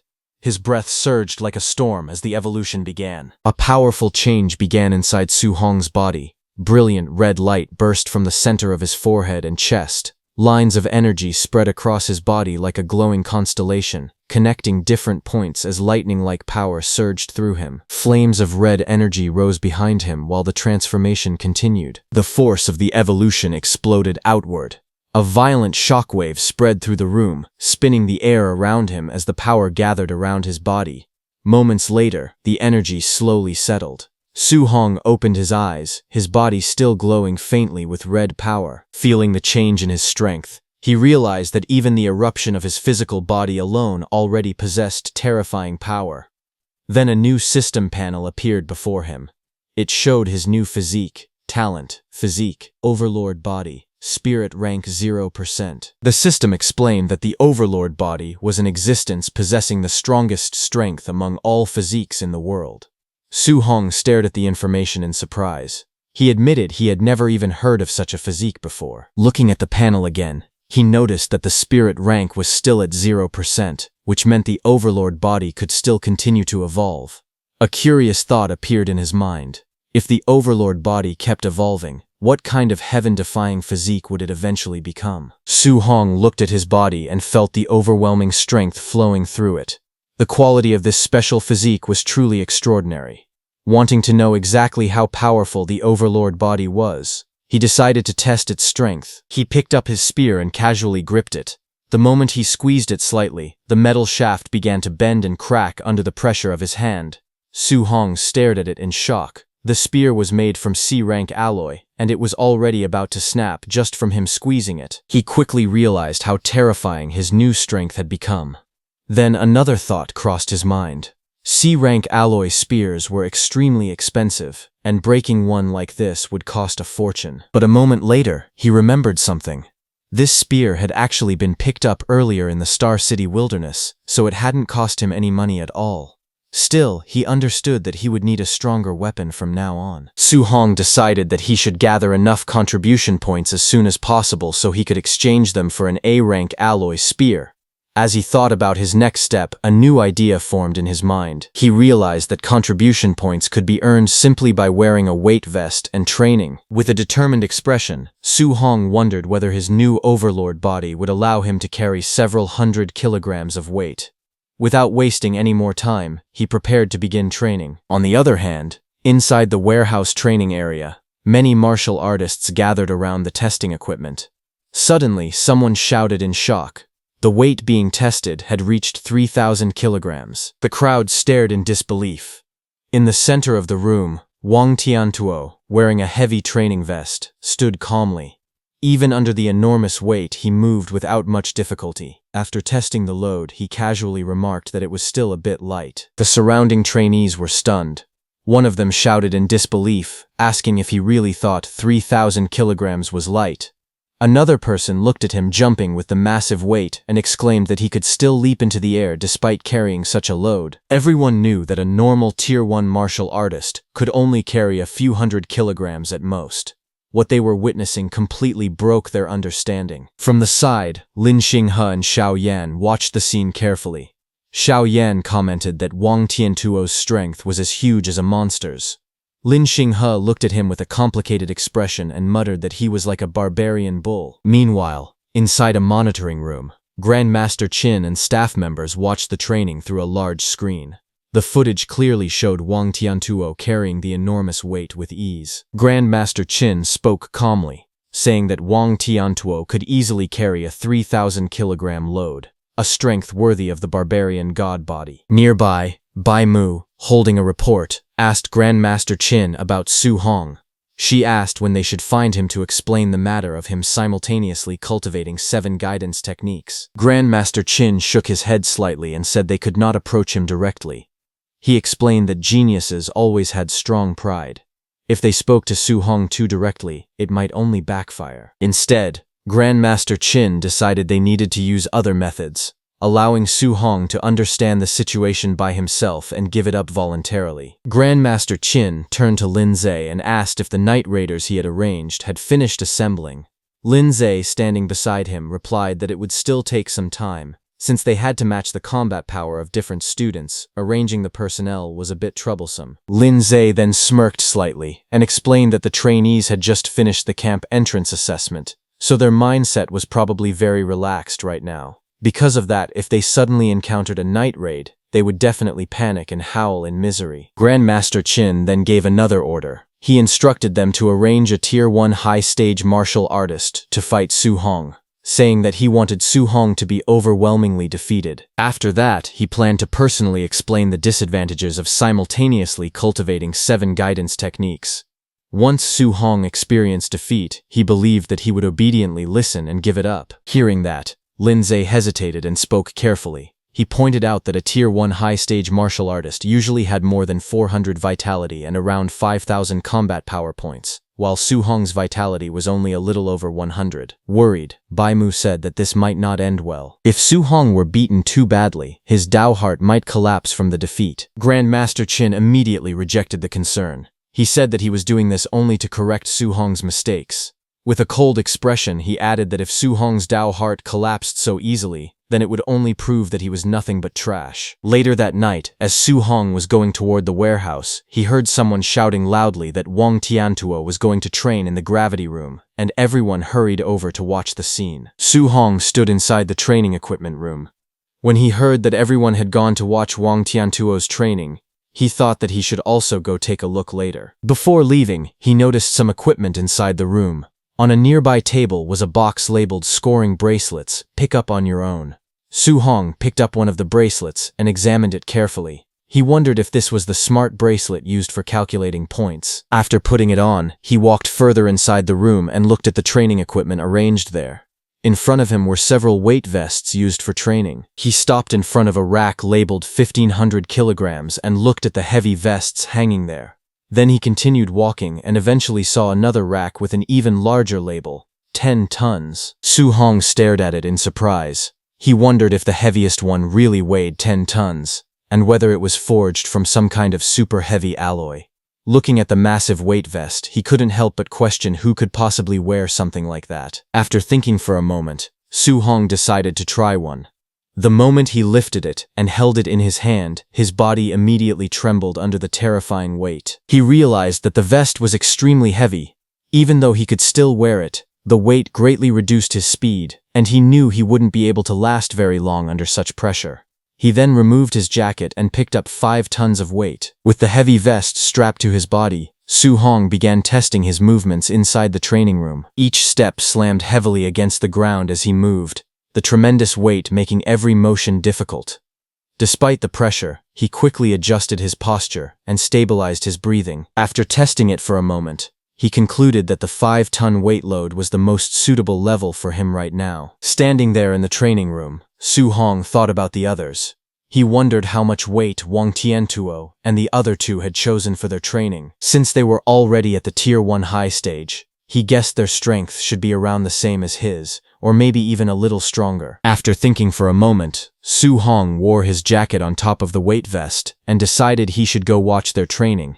Observing their cultivation methods might help him learn something useful. With that thought in mind, he quickly left the training room and headed toward the gravity training hall, hoping to gain some experience.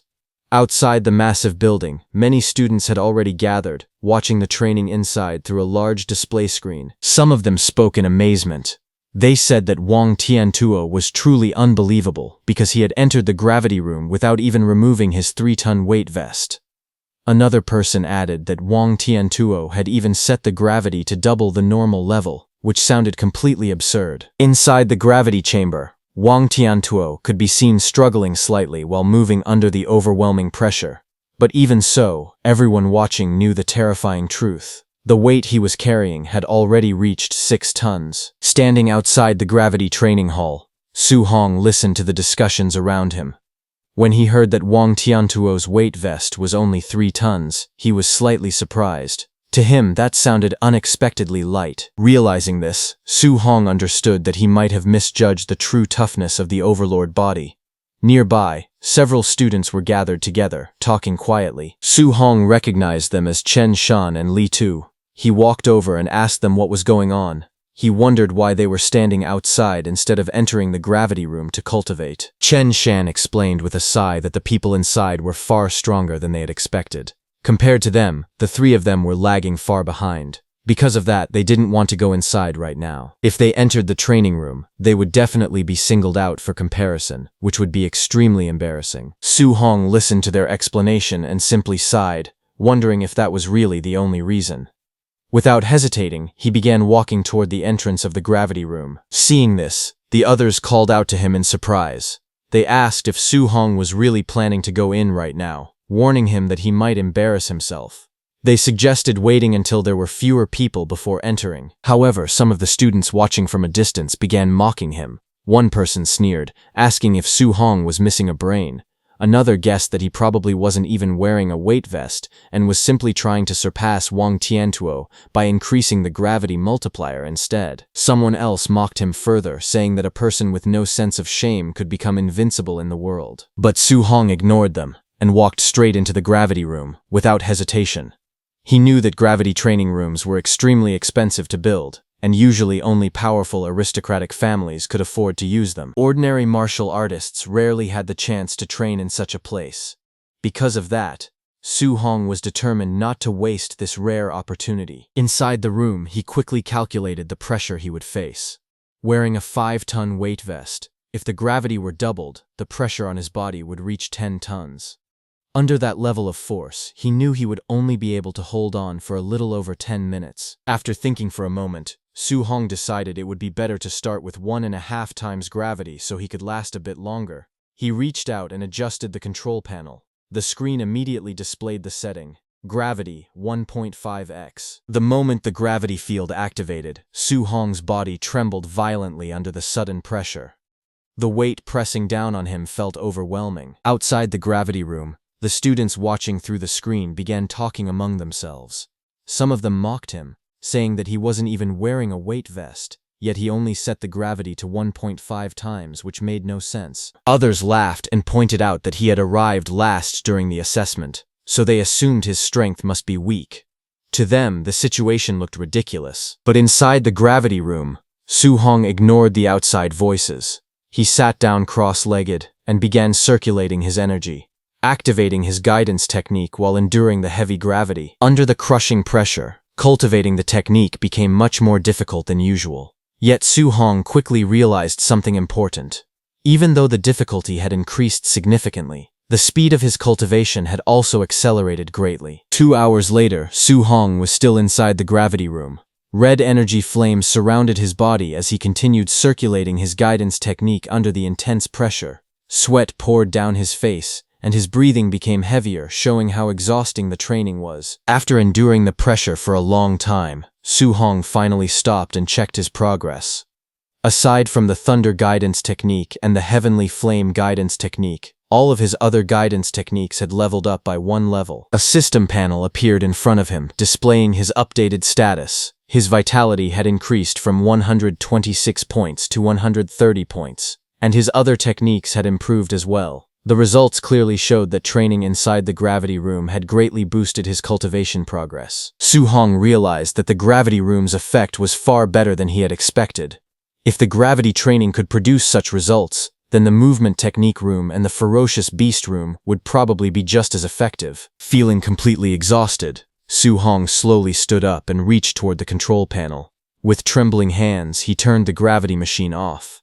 Even standing up was difficult under the lingering pressure, but he managed to walk toward the exit. Finally stepping out of the gravity room, Su-hong wiped the sweat from his forehead and admitted that he was completely exhausted. Outside, a few students noticed him leaving and immediately began whispering among themselves. They mocked him, saying that the student who ranked dead last in the assessment had come out of the gravity room very quickly. One of them laughed and said that Su-hong wasn't even wearing a weight suit, yet he still couldn't handle 1.5 times gravity and came out drenched in sweat. Another student arrogantly claimed that if it were him, he could easily sleep inside the gravity room overnight. Just then, Su-hong removed his jacket, revealing his weight suit, and complained about how uncomfortable it was. The suit had terrible breathability, and wearing it made him feel extremely hot. This caught the attention of the two students watching him. Their eyes widened in shock as they stared forward in disbelief. The two students stared at Su-hong with surprise as they realized that he had actually been wearing a weight vest before, and they wondered how heavy it was. In front of them, Su-hong slowly removed the heavy vest from his body. Watching him struggle, one of the students commented that for someone who ranked last, even 500 kilograms would already be hard to handle. However, since he managed to stay inside the gravity room for 2 hours, his strength could at least be considered acceptable. Another student added that even if Su-hong had some strength, he still couldn't be compared to Wang Tiantuo at all. Ignoring them, Su-hong carefully placed the weight vest on the ground. Meanwhile, the others continued talking, saying that comparing anyone to Wang Tiantuo was a joke, because no one among them could match that monster. At that moment, someone suddenly shouted that Wang Tiantuo was coming out. Everyone immediately turned their attention toward the gravity room. They were shocked as they realized that Wang Tiantuo had endured 6 tons of pressure for more than 2 hours. Wang Tiantuo then came out, sweating heavily. Seeing that, one student exclaimed that Wang Tiantuo's physical strength was incredible, and that he was clearly number 1 in the training camp. Another added that even with a 500-kilogram weight, they themselves could only last half an hour at most. Right then, the heavy vest Wang Tiantuo was wearing dropped on the ground with a loud impact. The ground cracked slightly under the force, and dust rose into the air. The surrounding students froze, their eyes widening in shock as they stared at the scene. At the same time, Wang Tiantuo stepped out, stretching his arm as sweat dripped down his body. He let out a breath, feeling relaxed after finishing his training. Looking at him, the students remarked that the weight was truly terrifying. After finishing the gravity training, Lin Xinghe approached him, admitting that in terms of raw strength he was indeed inferior to Wang Tiantuo. However, he suggested that they go to the movement technique room and compete there instead. Hearing that, Wang Tiantuo sighed and said that Lin Xinghe cultivated an A-rank movement technique, and it even had the wind attribute. Competing against him in that field would be nearly impossible. Hearing this, Su-hong was shocked because an A-rank movement technique was extremely rare and powerful. Su-hong smiled and acknowledged that although his overlord body granted him tremendous physical strength, he was currently lacking a high-level movement technique. Soon, everyone arrived at the movement technique training room. Someone recognized the technique being used and exclaimed that it was the A-rank movement technique called Flying Swan, Startling Cloud Step. Its power was overwhelming. One of the students admitted that when he set the training difficulty to level 3, the room became densely packed with flying arrow projectiles. He couldn't even dodge them properly. And Lin Xinghe had actually set the difficulty to the maximum, level 10. Seeing this, all the students were stunned. They watched as Lin Xinghe moved inside the room, his figure flashing through the air like a streak of light. Arrows shot toward him from every direction, crisscrossing the space at terrifying speed. The attacks were so fast that the other students' eyes couldn't even keep up. One of them admitted that he wouldn't last even a single second under that level of speed and pressure. As Lin Xinghe moved gracefully through the training room, pink petals suddenly began to swirl around him. His figure looked almost unreal, like a scene from a dream. Someone in the crowd couldn't help but shout that he actually had spare energy to show off, wondering where those petals even came from. Another person immediately protested, saying it wasn't showing off at all. All they could think about was how handsome he looked. Watching from the side, Su-hong commented that it was a good movement technique. Immediately, a system screen appeared before him, showing that his understanding of Flying Swan's Startling Cloud Step was at 1%. Su-hong's blue eyes sharpened as he focused carefully on Lin Xinghe's movements. Every step, every shift in balance, every subtle flow of force was reflected clearly in his eyes. He took a step forward. In the crowd, someone noticed him and shouted for the others to look quickly. Another person frowned in confusion. Soon, everyone noticed what Su Hong was doing. He began to move his body in the same rhythm he had just observed. Blue streams of light swirled around him as he mimicked the footwork. But seeing that, someone burst out laughing, saying they should look at what this guy was trying to do. Another mocked him, asking if he really thought he could learn the flying swan's startling cloud step just by watching Lin Xinghe's movements. Someone else laughed even harder, saying there was no way an A-rank movement technique could be so easy to learn. Su Hong's mind transferred to the digital space. Su Hong continued moving his body the same as Lin Xinghe, dodging flying arrows as his progress bar slowly started rising. It reached 8%, then 15%. His steps became smoother. His body began to follow the natural rhythm of the technique. Progress reached 30%. Blue light wrapped around him as he advanced rapidly, weaving through the complex grid of attacks. Inside the digital space, his progress continued to rise at an unbelievable speed. As it reached 43%, pink light swirled around his body. It went up to 78%, then 93%. Then a system notification appeared before him, congratulating him for officially reaching the basic level of the flying swan's startling cloud step. Blue energy surged around his body as he stabilized his stance. He realized that he had finally learned his first A-rank movement technique. However, as he thought about it, he felt a little awkward. Lin Xinghe's movements were too showy, they were flashy and overly dramatic. He admitted to himself that he had never seen a normal version of the flying swan's startling cloud step before. For now, he could only learn from Lin Xinghe. Just then, another system message appeared, saying that it was now sending Su Hong back to reality. When he returned, he clenched his fists with excitement. He thought that since he had already learned the movement technique, there was no need to continue training in the movement technique room in the future. Instead, he decided it would be better to go to the ferocious beast room, kill ferocious beasts, obtain martial value, and raise his vitality. But as he stood there, he suddenly noticed that everyone around him was staring at him. Confused, he wondered why they were all looking at him like that. Someone finally spoke up, telling him that his posture just now had been extremely showy. It perfectly captured the essence of Lin Xinghe. Another person admitted in amazement that they definitely couldn't imitate it. It was simply too flashy. Hearing that, he froze. A troubling thought crossed his mind. Could it be that he had also performed those showy movements in reality? Sweat formed on his forehead as he replayed the scene in his mind, realizing just how dramatic he must have looked. As he hurried away, frustration filled his mind. He swore to himself that he absolutely could not use Lin Xinghe as a learning template again in the future. Behind him, voices echoed loudly. Some girls shouted for him not to leave. Others begged him to perform that move again. Someone even yelled that he had been exploding with handsomeness just now. Hearing those words, he moved even faster, trying to escape the crowd. While running, he suddenly narrowed his eyes as he sensed that someone was following him. Not far away, those two men who had been beaten up by Su Hong in the forest watched him from the shadows. One of them said they had finally found him and that he should be heading to the ferocious beast room. The other smirked and suggested that they block the door. When he came out, they would give him a few vicious blows. Soon, Su Hong arrived at the ferocious beast room. It was a large building with crowds already gathered outside. Inside, Wang Tiantuo laughed loudly. He asked Xiao Yan if she had said she wanted to compete with him in killing ferocious beasts. Xiao Yan calmly replied that she only wanted to know, between the two of them, who was truly number one in the training camp. Hearing that, Wang Tiantuo raised an eyebrow and questioned whether she really thought she could defeat his barbarian god body by relying on spiritual telekinesis. He wondered aloud if he was being underestimated. Xiao Yan remained composed. She answered that it was actually he who had underestimated the power of a spirit master. Hearing the words spirit master, Su Hong paused because he had never actually seen a spirit master's fighting method before. He decided that he might as well go take a look first. He could always come back later to fight ferocious beasts and earn martial value. Inside the ferocious beast room, something shocking was happening. Xiao Yan suddenly floated into the air. Seeing this, Su Hong was stunned. He could not understand what was going on. She had actually floated out of thin air. Sweat formed on his face as he remembered that walking on air was a method only grandmasters possessed. He wondered if this was truly the power of a spirit master. In the next instant, Xiao Yan raised her hand. Golden light gathered at her fingertips. Streaks of flowing light shot forward at terrifying speed. Before anyone could react, 3 Tier 1 high-stage black tigers were pierced at the same time by that golden light.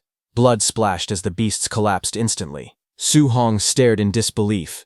In just one moment, she had simultaneously killed all three of them. He could not understand what those streaks of flowing light were. Suddenly, a deafening roar echoed through the arena. A massive, ferocious beast appeared behind Zhao Yan, its eyes glowing red with killing intent. Red energy surged around it like flames. But suddenly, the massive beast's eyes widened in shock. Xiao Yan turned sharply, and using her telekinesis, she grabbed the beast's neck. Su Hong was shocked to see that Xiao Yan was actually using spiritual telekinesis to forcibly bind and control her enemy. Golden energy flared again. Xiao Yan made a simple motion with her hand. In the next instant, blazing streaks of light slashed forward. The attack tore through the beast with explosive force. As Su Hong observed closely, he finally understood. Those streaks of flowing light were daggers. He felt a chill run down his spine, walking on air, controlling objects from a distance, even controlling enemies directly. Now he truly understood why spirit masters were known to be ridiculously strong enough to easily crush ordinary martial artists. Suddenly, the crowd behind him erupted in shock. They stared at the battlefield in disbelief. Someone shouted in confusion, asking what that giant sword was. Golden light filled the entire ferocious beast room as a giant ferocious beast appeared there. Seeing that, Xiao Yan created a massive golden sword in the sky. Blazing light poured down like a pillar from the heavens. Xiao Yan raised one hand calmly. In the next instant, the enormous sword slammed straight down. The giant ferocious beast opened its mouth and roared, but the golden blade pierced through it with overwhelming force. The beast's massive body trembled violently as the attack tore through it from head to tail. Watching from the side, Su Hong felt his heart shake. He realized that it was a weapon, but just moments ago she had not been holding any weapon at all. He could not understand how such a huge weapon appeared out of nowhere. He also wondered how something that massive could possibly not weigh several tons. At that moment, Lin Xinghe appeared there and explained to everyone that this was a martial skill belonging to spirit masters, and it was even ranked as high as A rank. Hearing this, everyone was stunned.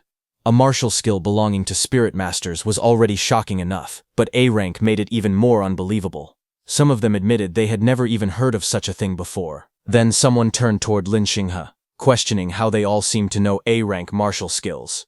He asked Lin Xinghe whether Wang Tiantu might also possess one. Lin Xinghe casually waved his folding fan and calmly stated that Wang Tiantu indeed possessed an offensive A-rank martial skill. The others stared at him in disbelief. Someone muttered in shock, wondering if they were all monsters. Another voice questioned how they could be so heaven-defying. Sweat rolled down Su Hong's face when he heard that Wang Tiantu not only had an A-rank martial skill, but that it was also offensive.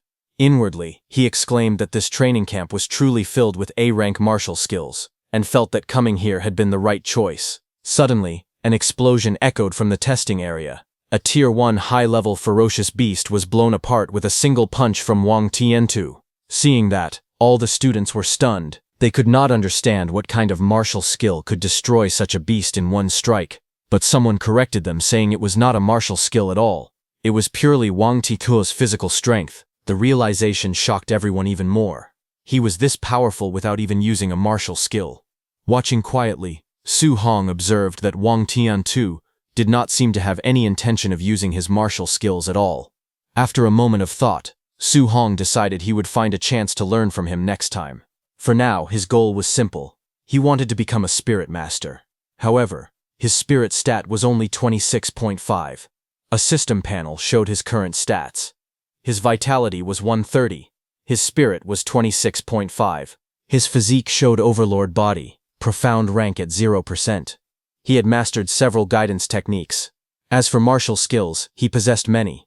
Still, to become a spirit master, one needed their spirit stat to exceed 100 points. Su Hong calculated silently. He was still short by 73.5 points. Then he calculated that 73.5 points in spirit meant he needed 735 points of martial value. Clenching his glowing fist, his eyes hardened with determination as he was about to go on a killing spree. At that moment, those two boys who were after Su Hong arrived there. One of the boys pointed toward the entrance and said that Su Hong had gone inside. They immediately walked toward the entrance, saying that everyone else was focused on watching Wang Tiantu and Xiao Yan's training, and no one was paying attention to this side at all. A greedy smile appeared on one of the boys' faces. He called it a perfect opportunity and suggested they rush in and ruthlessly beat that kid up. Just as they were about to move, one of them suddenly saw something and shouted in alarm. The other quickly scolded him, telling him not to scream, otherwise Su Hong would notice them. Then both of them turned toward the large screen, which was showing Su Hong. They stared in disbelief. Su Hong was standing alone in the training arena, but he was not facing just one ferocious beast. He was challenging more than 10 ferocious beasts at once, and every single one of them was Tier 1 high stage. The sight left those two boys stunned. They could not believe what they were seeing and wondered if he was completely insane. The two boys panicked as they watched the screen. One of them urgently suggested going to find the instructor to save Su Hong, fearing that otherwise he would definitely die, but the other shook his head, saying it was already too late. At this rate, Su Hong would be torn to shreds in seconds. He said it seemed there was no way for them to get revenge anymore. At the same time, Su Hong stood calmly in the arena as a faint smile appeared on his face. His eyes sharpened as he raised his hand and challenged the beasts directly. He told them to come. In the next moment, the ferocious beasts roared wildly. Their massive bodies charged toward him from all directions, shaking the ground as they closed in. But Su Hong did not retreat. Instead, he moved, his body twisted mid-air, effortlessly dodging a powerful strike. In the very next instant, as he jumped high, blue energy gathered in both of his hands. He used his void-breaking finger technique. A brilliant glow burst out as he prepared his counterattack. Surrounded by ferocious beasts on all sides, he did not retreat. Instead, his body twisted mid-air as blue energy beams surged violently from his palms. With a single rotation, streaks of blue light sliced through the air. His attacks landed one after another. Claws and fangs never even reached him. Blood sprayed as the beasts were torn apart mid-charge, their bodies slashed open by the glowing arcs of energy. The arena filled with flashes of blue light. Outside, the two students stared at the screen in complete disbelief. One of them muttered, asking if he was dreaming. He could not believe this was something a Tier 1 initial stage martial artist could do. Even a middle stage martial artist, surrounded and attacked by over a dozen high stage ferocious beasts, would definitely die. Yet Su Hong was dominating them effortlessly. Suddenly, one of them leaned forward. He said that Su Hong's movement technique looked familiar. He said it was Lin Xinghe's flying swan startling cloud step. Hearing this, the other boy was too shocked, saying there was no way. He immediately rejected the idea, saying Su Hong was just a number 1 high school student. It was impossible for him to have access to such a high-grade movement technique. He wondered if Su Hong could possibly be from some great family. Then the other boy asked if it could be that he had seen Lin Xinghe use it once and learned it. Both of them were stunned thinking that. Then one of them exclaimed that the technique Su Hong was using was an A-rank movement technique. It was impossible to master something like that just by watching it briefly. He wondered how heaven-defying Su Hong's talent must be. The other boy swallowed nervously. He suggested that maybe they should forget about revenge. Even if they gathered more people, they would not be strong enough to defeat Su Hong. But the first student clenched his teeth tightly. Sweat rolled down his face as anger burned in his eyes.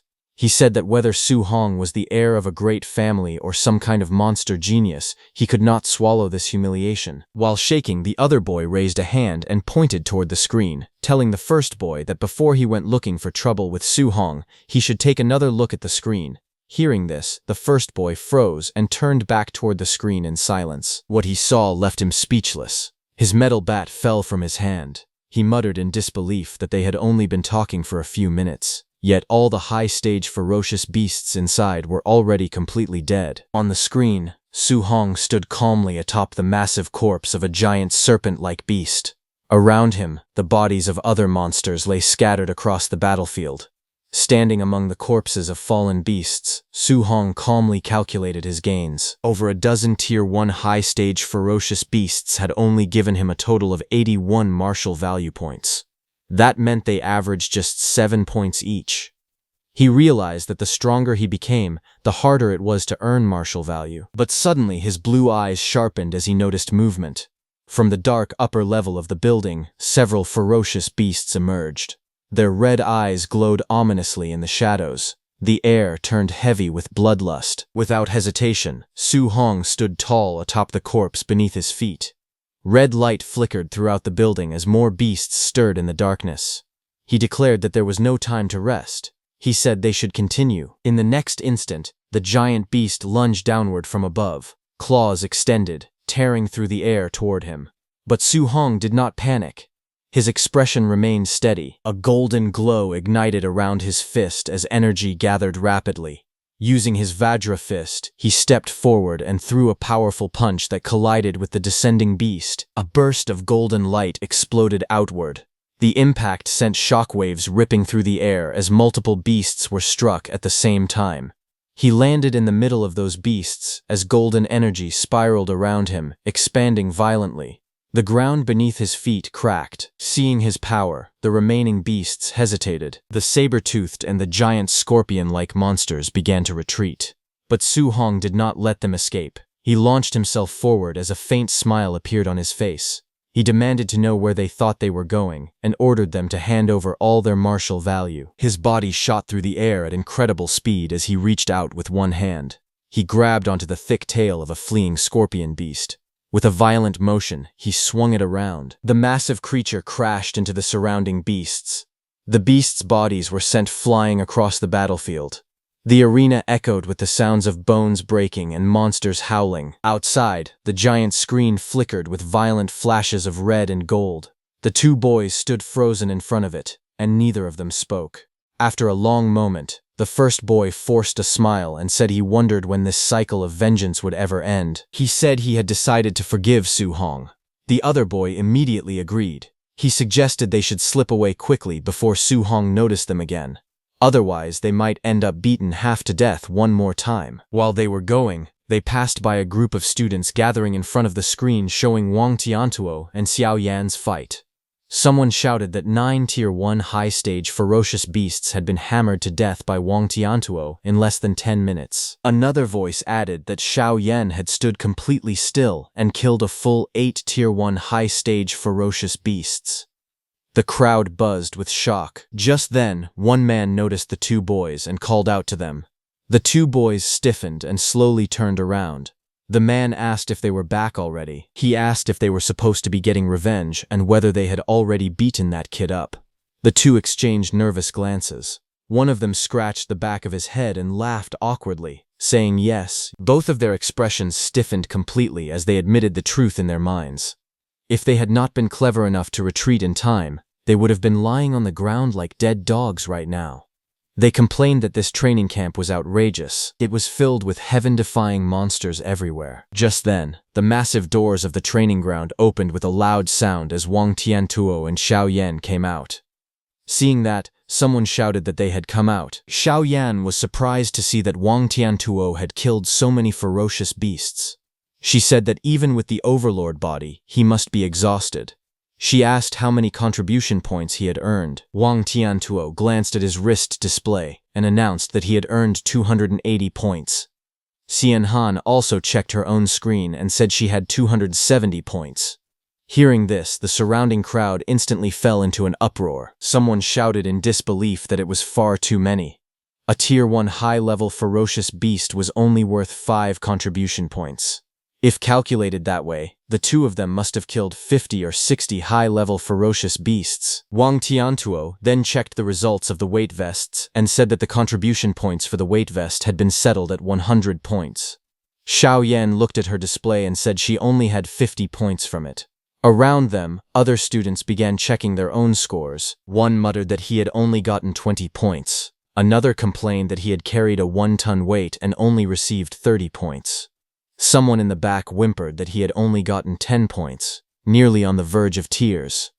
The gap between them was painfully obvious. Just then, Lin Xinghe appeared and asked Wang Tiantuo and Xiao Yan who had won their ferocious beast hunting competition. Xiao Yan pointed at Wang Tiantuo and answered that it was him.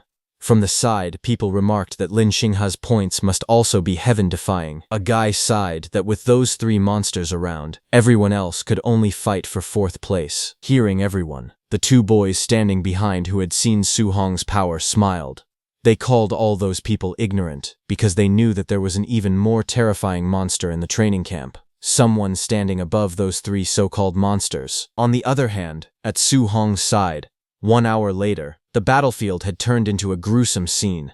The walls and surroundings were splattered with blood, and the bodies of ferocious beasts lay piled across the ground. The air felt heavy, filled with the aftermath of intense battle. On top of those corpses sat Su Hong, his body covered in sweat. He exhaled in exhaustion and let out a long breath. After continuously killing ferocious beasts for over an hour, even with his overlord body, he could feel the strain taking over. Even after everything, he was still far from reaching 735 martial value points. He then checked his training watch for points. Despite the exhaustion, he had gained 700 contribution points.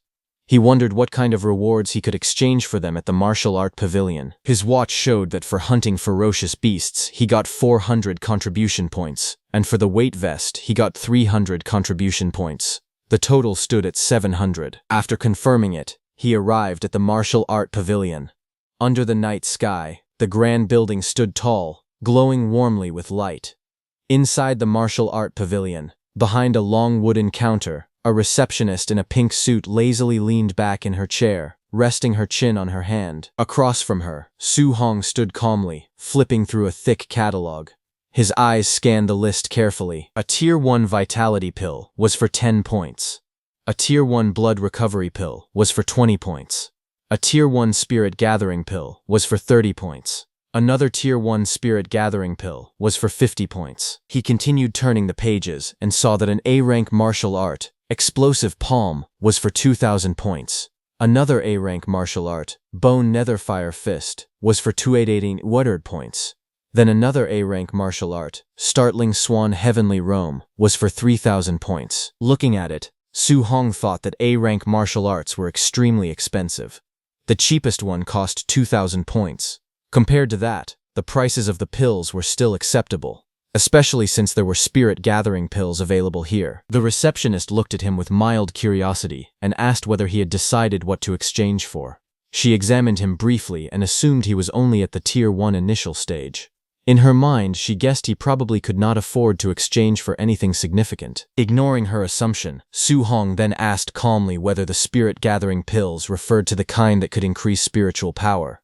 The receptionist said yes and explained that the spirit-gathering pills were only effective the first time they were taken. The higher the grade of the pill, the better the improvement effect. Hearing that, Su Hong immediately checked the book. He saw that the highest grade of spirit-gathering pill available there reached Tier 4. Costing 500 contribution points. The catalog listed clearly. A Tier 4 Vitality pill was for 100 points. A Tier 4 Blood Recovery pill was for 200 points. A Tier 4 Energy Gathering pill was for 300 points. And a Tier 4 Spirit Gathering pill was for 500 points. After a brief moment of silence, Su Hong made his decision.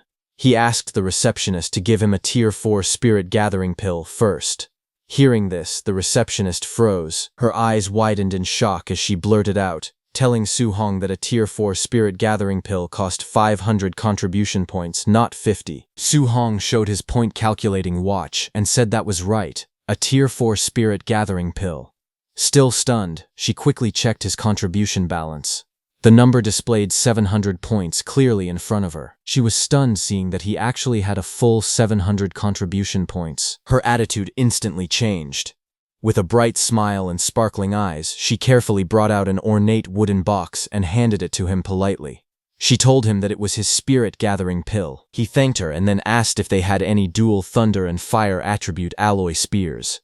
Without missing a beat, she nodded enthusiastically, saying they did have them for only 200 points. She thanked him warmly for his patronage, calling him handsome with a cheerful expression. Outside, the night sky stretched wide and clear as Su Hong returned to his room. Inside, he placed his new spear with his old spear. His new spear was a C-rank dual thunder and fire attribute spear named the Thunder Fire Spear. Later that night, Su Hong reviewed his progress. His vitality and guidance techniques had improved again. He had also obtained 490 martial value points. A translucent system panel appeared before him, showing his stats. Currently, he had 135 vitality and 26.5 spirit. He had 5 guidance techniques and 3 martial arts. His martial value was 490 points. Su Hong sat cross-legged on his bed with the wooden box placed before him. The improvement he achieved in a single day was greater than what he had gained in an entire previous week. Still, after calculating carefully, he realized that his spiritual power stood at 26.5. Even with 490 martial value points, he was still 25.5 points short of reaching 100. He opened the box. Inside was the golden spirit gathering pill. He picked up the pill and looked at it steadily. He hoped this spirit gathering pill could provide at least 25 points of spiritual power improvement. With determination in his eyes, he ate the pill, thinking that no matter what, he was going to become a spirit master. The next second, the Tier 4 spirit gathering pill dissolved inside his body. The instant he swallowed it, its effects manifested immediately. A surge of vibrant green energy burst forth from within him. Spiritual power radiated outward as streams of luminous energy flowed through his meridians, converging at his core. The energy spiraled steadily, filling his entire body with warmth and vitality. Su Hong felt the exhausted nerves throughout his body gradually relax. A deep sense of comfort spread from within, soothing every part of him. As the energy continued to circulate, his mind became astonishingly clear. His senses sharpened, allowing him to perceive everything around him with perfect clarity. The spiritual energy settled smoothly within him, strengthening both his body and mind. Finally, he opened his eyes slowly as a sharp glint flashed across them. After absorbing the effects of the pill, Su Hong quickly checked his system panel. His eyes widened as he saw the results. His spiritual power had risen to 50.5, increasing by a full 24 points. The astonishing improvement left him stunned, making him realize the incredible potency of a Tier 4 spirit gathering pill. Su Hong carefully analyzed the numbers once more. With 50.5 spiritual power and 490 martial value points, his progress had reached 99.5%. He was only 0.5% short of breaking through. Thinking about it, he sighed inwardly. If he had known earlier, he would have hunted one more ferocious beast to obtain the remaining 5 martial value points needed for the breakthrough. A faint sense of regret crossed his face, but it quickly faded. Calmly leaning back on his bed, he accepted the situation. Since he could only collect martial value again tomorrow, there was nothing more to do for now. Closing his eyes, Su Hong decided to rest for the night. Meanwhile, at the training camp warehouse, rows of hunters gathered inside the vast hall. Weapons lined the walls, and the atmosphere buzzed with quiet discussion as the trainees held documents in their hands. Among the crowd, a group of men recognized someone familiar. One of them spoke with surprise, asking why Bu Jingfeng, who had been cultivating at Martial Dao University, had also been summoned there. Another man echoed the question with curiosity, wondering why Bu Jingfeng was serving alongside them like everyone else, despite his status among the geniuses. Bu Jingfeng scoffed arrogantly, his lips curling into a disdainful smirk. He declared that if he were still in high school, those so-called geniuses would not even be qualified to serve as his sparring partners. Nearby, several hunters laughed loudly as they examined the documents in their hands. One of them remarked confidently that the trainee under his supervision, Wang Tiantuo, possessed a vitality score as high as 340 points. He mockingly asked whether such a level had even been attainable back in their own days. Another man joined in the laughter, boasting proudly that the trainee he was responsible for also had vitality exceeding 300. Another guy added with confidence that his trainee was even a spirit master, implying that the strength of such a prodigy required no further explanation. Hearing this, Bu Jingfeng could not help but feel surprised. He questioned how the trainees under their charge could all be so powerful, while the one assigned to him was only at the Tier 1 initial stage with a vitality value of 123. As he spoke, he stared at the document in his hand. It contained Su Hong's profile, an 18-year-old student from Star City No. 1 High School. The report detailed that Su Hong was at the Tier 1 initial stage with a vitality value of 123. The others looked at the document in disbelief. One of them questioned how such a seemingly insignificant trainee could have been assigned to him. Another insisted that Bu Jingfeng's strength was the highest among all martial artists who had arrived that day, even superior to the three of them. They wondered aloud whether Grandmaster Qin had made a mistake by arranging a Tier 1 initial stage trainee for a sneak attack against another of the same level. At that moment, footsteps echoed through the hall. The murmuring ceased instantly as Grandmaster Qin entered, accompanied by 2 of his attendants. With calm authority, Grandmaster Qin affirmed their doubts, saying this was right. Bu Jingfeng stood before Grandmaster Qin, with visible frustration. He complained that the arrangement was insulting, claiming that assigning him such an opponent was nothing more than giving him a piece of trash at the Tier 1 initial stage. But Grandmaster Qin looked at him calmly and explained that Su Hong was not as simple as he appeared. Despite having a vitality of only 123 points, his combat power was strong enough to rival that of a Tier 1 high-stage martial artist. Hearing this, the surrounding hunters were stunned. They could hardly believe that someone with such low vitality could possess strength equal to a high-stage martial artist. Shock filled their expressions as they wondered what kind of monster Su Hong truly was. Grandmaster Qin continued, revealing that part of Su Hong's intelligence was classified and therefore not included in the files they had received. He assured them that once he exchanged blows with Su Hong, he would naturally understand his true abilities. Still dissatisfied, Bao Jingfeng lowered his head and protested. He explained that his own vitality was nearly 500 points, and he was on the verge of breaking through to become a Tier 2 martial artist. Yet he was being ordered to bully a junior with only 123 vitality points, which he found utterly unreasonable. Grandmaster Qin's expression hardened. He sternly ordered him to stop complaining and fight as instructed. With decisive authority, he struck Bu Jingfeng lightly on the head, reminding him to go all out.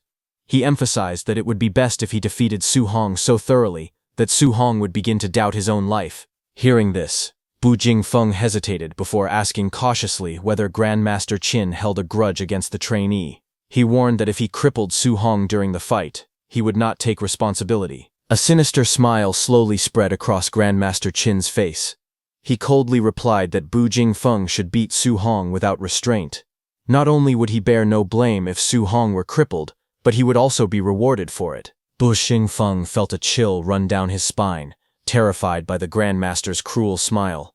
To him, Su Hong seemed pitiful, unaware of the brutal challenge that awaited him. A cold command echoed through the night as Grandmaster Qin ordered everyone to stop wasting time and begin the operation immediately.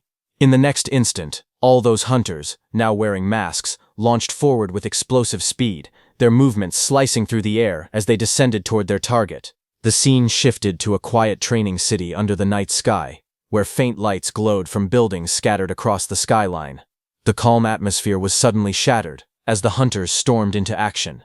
Inside a building corridor, one of the masked hunters struck swiftly, while another attacker advanced relentlessly with a weapon in hand. From inside, voices rang out in alarm. Someone shouted, demanding to know who they were, while another voice declared that it was a sneak attack. Amid the chaos, a frightened voice pleaded desperately, asking if he could at least put on some underwear before the assault continued. Awakened by the commotion, Su Hong jolted upright in his bed. Shock filled his eyes as he realized that it was a sneak attack. The next second, he turned his gaze toward his door. Deep slashes suddenly tore across its surface. Bu Jingfeng, wearing a mask, broke through the door and jumped inside, gripping a weapon glowing with a fierce purple aura. With a confident smirk, he unleashed a powerful strike, sending a blazing arc of energy crashing down toward Su Hong. The violent impact shattered the floor as the purple energy exploded outward, forcing Su Hong to leap back to avoid the devastating blow. Regaining his balance amid the chaos, Su Hong quickly assessed the situation. A tense thought crossed his mind, as he recalled a disturbing rumor. There were whispers that the All Heaven's 10,000 races frequently hunted down human geniuses across the world to weaken the strength of humanity. He wondered if these attackers were among them. Without hesitation, he clenched his spear from the side, steeling himself for the battle. Though uncertain of the enemy's true power, he remained alert and prepared to defend himself. The next second, Bu Jingfeng jumped towards Su Hong, his blade radiating a dangerous purple glow. With a mocking tone, he declared that it was just as he expected. A mere Tier 1 initial stage brat stood before him. Running into him, he sneered, was nothing but bad luck. Su Hong was surprised to see that the attacker was a human martial artist at the Tier 1 high stage, not a member of the All Heaven's 10,000 races as he had initially suspected. A confident smile slowly spread across his face. The timing was perfect. This opponent was exactly what he needed. Determination filled his gaze as he tightened his grip on his spear. He believed that by defeating this enemy, he could obtain the final 5 points of martial value required to break through and become a spirit master. Meanwhile, Bu Jingfeng watched in disbelief. He could not understand why a mere Tier 1 initial stage martial artist would choose to confront his attack head-on instead of evading it. To him, such a decision seemed utterly reckless, as if Su Hong had lost his mind. In the next instant, their weapons collided with explosive force. A brilliant burst of energy erupted at the point of impact, sending shockwaves through the air. Bu Jingfeng's eyes widened as he was forced backward, stunned by the overwhelming power behind the strike. Realization struck him like a thunderbolt. This seemingly insignificant brat possessed strength far beyond his expectations. Bu Jingfeng admitted that his combat power was indeed capable of rivaling that of a Tier 1 high-stage martial artist. As he struggled against the pressure of the clash, he finally understood that Grandmaster Qin had spoken the truth. Bu Jingfeng's eyes widened in disbelief as he felt the overwhelming force pressing against him. Panic surged through his mind as he realized something was terribly wrong. He shouted inwardly that this level of strength was impossible, and questioned how a Tier 1 martial artist could possess such terrifying power. At that moment, Su Hong remained calm. He acknowledged that his opponent was merely at the Tier 1 high stage, and reminded himself that he had already fought someone of that level before. With unwavering confidence, he tightened his grip on his weapon and commanded the energy around him to press forward. A crimson aura erupted from his body as he raised his spear high. With a fierce shout, he unleashed his full strength and brought the attack crashing down. His strike descended like a blazing comet, smashing toward Bu Jingfeng with unstoppable force. The impact exploded with a thunderous sound, sending shockwaves across the battlefield and forcing Bu Jingfeng backward. Staggering from the overwhelming power, Bu Jingfeng trembled as he gripped his sword. Unable to contain his shock, he wondered if Su Hong was a monster. Bu Jingfeng decided to now get serious, as purple flames covered his blade. He steadied himself, gripping his glowing weapon. With a confident expression, he declared that a battle between martial artists was not merely about comparing who possessed greater physical strength. Su Hong watched closely, recognizing that it was a fire attribute martial art, something he had never encountered before. So he also activated his lightning attribute martial arts. Without hesitation, Bu Jingfeng unleashed his power. Purple flames surged violently, forming a blazing arc that tore through the air. With a mocking grin, he challenged Su Hong, questioning how he intended to withstand a B-rank martial art. With a thunderous roar, he executed his technique, Flame Slash, sending a massive wave of blazing power crashing towards Su Hong. Facing the incoming attack, Su Hong remained calm. Golden lightning crackled fiercely around his body as he raised his spear, gathering immense energy. As he assessed the incoming strike, he realized that the power behind it might be even greater than the void-breaking finger. A technique also ranked at B level. The clash of power erupted violently as the two attacks collided mid-air. Purple flames and golden lightning struck against each other, releasing a blinding burst of energy that illuminated the battlefield. The impact exploded outward with overwhelming force, sending shockwaves in every direction and shattering the ground beneath them. Amid the swirling dust and debris, Su Hong descended calmly from the air, smoke curling around him as the battlefield fell silent. Standing in front of Bu Jingfeng, he held his spear firmly, his expression composed and unwavering. Bu Jingfeng stared in shock, sweat running down his face as he struggled to comprehend what had just happened. He realized that Su Hong had not used any martial arts at all. Instead, he had blocked his B-rank fire attribute martial art, using only thunder externalization. The realization struck him deeply, filling his mind with disbelief. Bu Jingfeng clenched his fists as he acknowledged the terrifying talent before him. It was no wonder Grandmaster Qin had instructed him to go all out. This opponent was far stronger than he had anticipated. Then, with a faint hint of mockery in his tone, Bu Jingfeng remarked that it was truly a pity that Su Hong still did not know any thunder attribute spear techniques. Otherwise, he would not have been defeated so easily. Hearing this, Su Hong smiled, golden lightning crackling around his spear as he spoke with quiet confidence. He admitted that it was true. He did not know any thunder attribute spear techniques. However, what if he said this on top of it? Just as he said that, blazing crimson flames erupted from his spear as lightning wrapped around it, merging together. The fusion of lightning and fire ignited violently, surrounding his body in a brilliant aura. Flames roared along the length of the spear, while arcs of thunder crackled fiercely, intertwining into a single devastating power. But Jingfeng watched in disbelief, asking how this was possible. Shock and fear spread across his face as his eyes widened. He realized that this was attribute fusion. The reason Bu Jingfeng was so shocked upon seeing Su Hong's attribute fusion was because it was a principle understood by every martial artist that attributes repel each other. Both Su Hong and Bu Jingfeng stood facing one another inside the damaged room, as Su Hong held his spear blazing with fire and streaks of lightning crackling.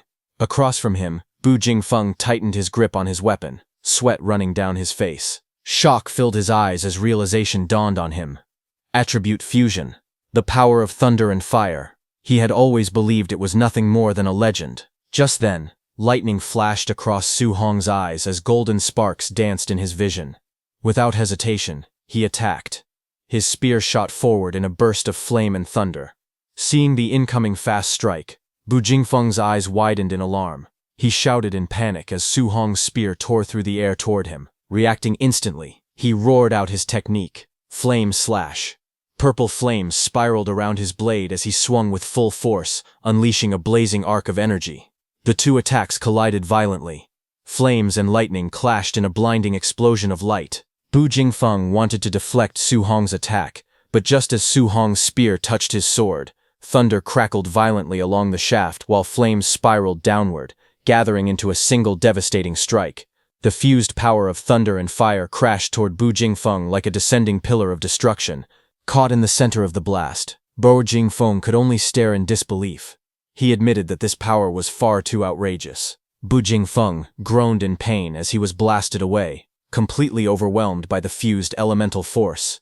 Ripping through the wall, he went flying out of the room. When the dust slowly began to settle, the flame and thunder around Su Hong's spear calmed down.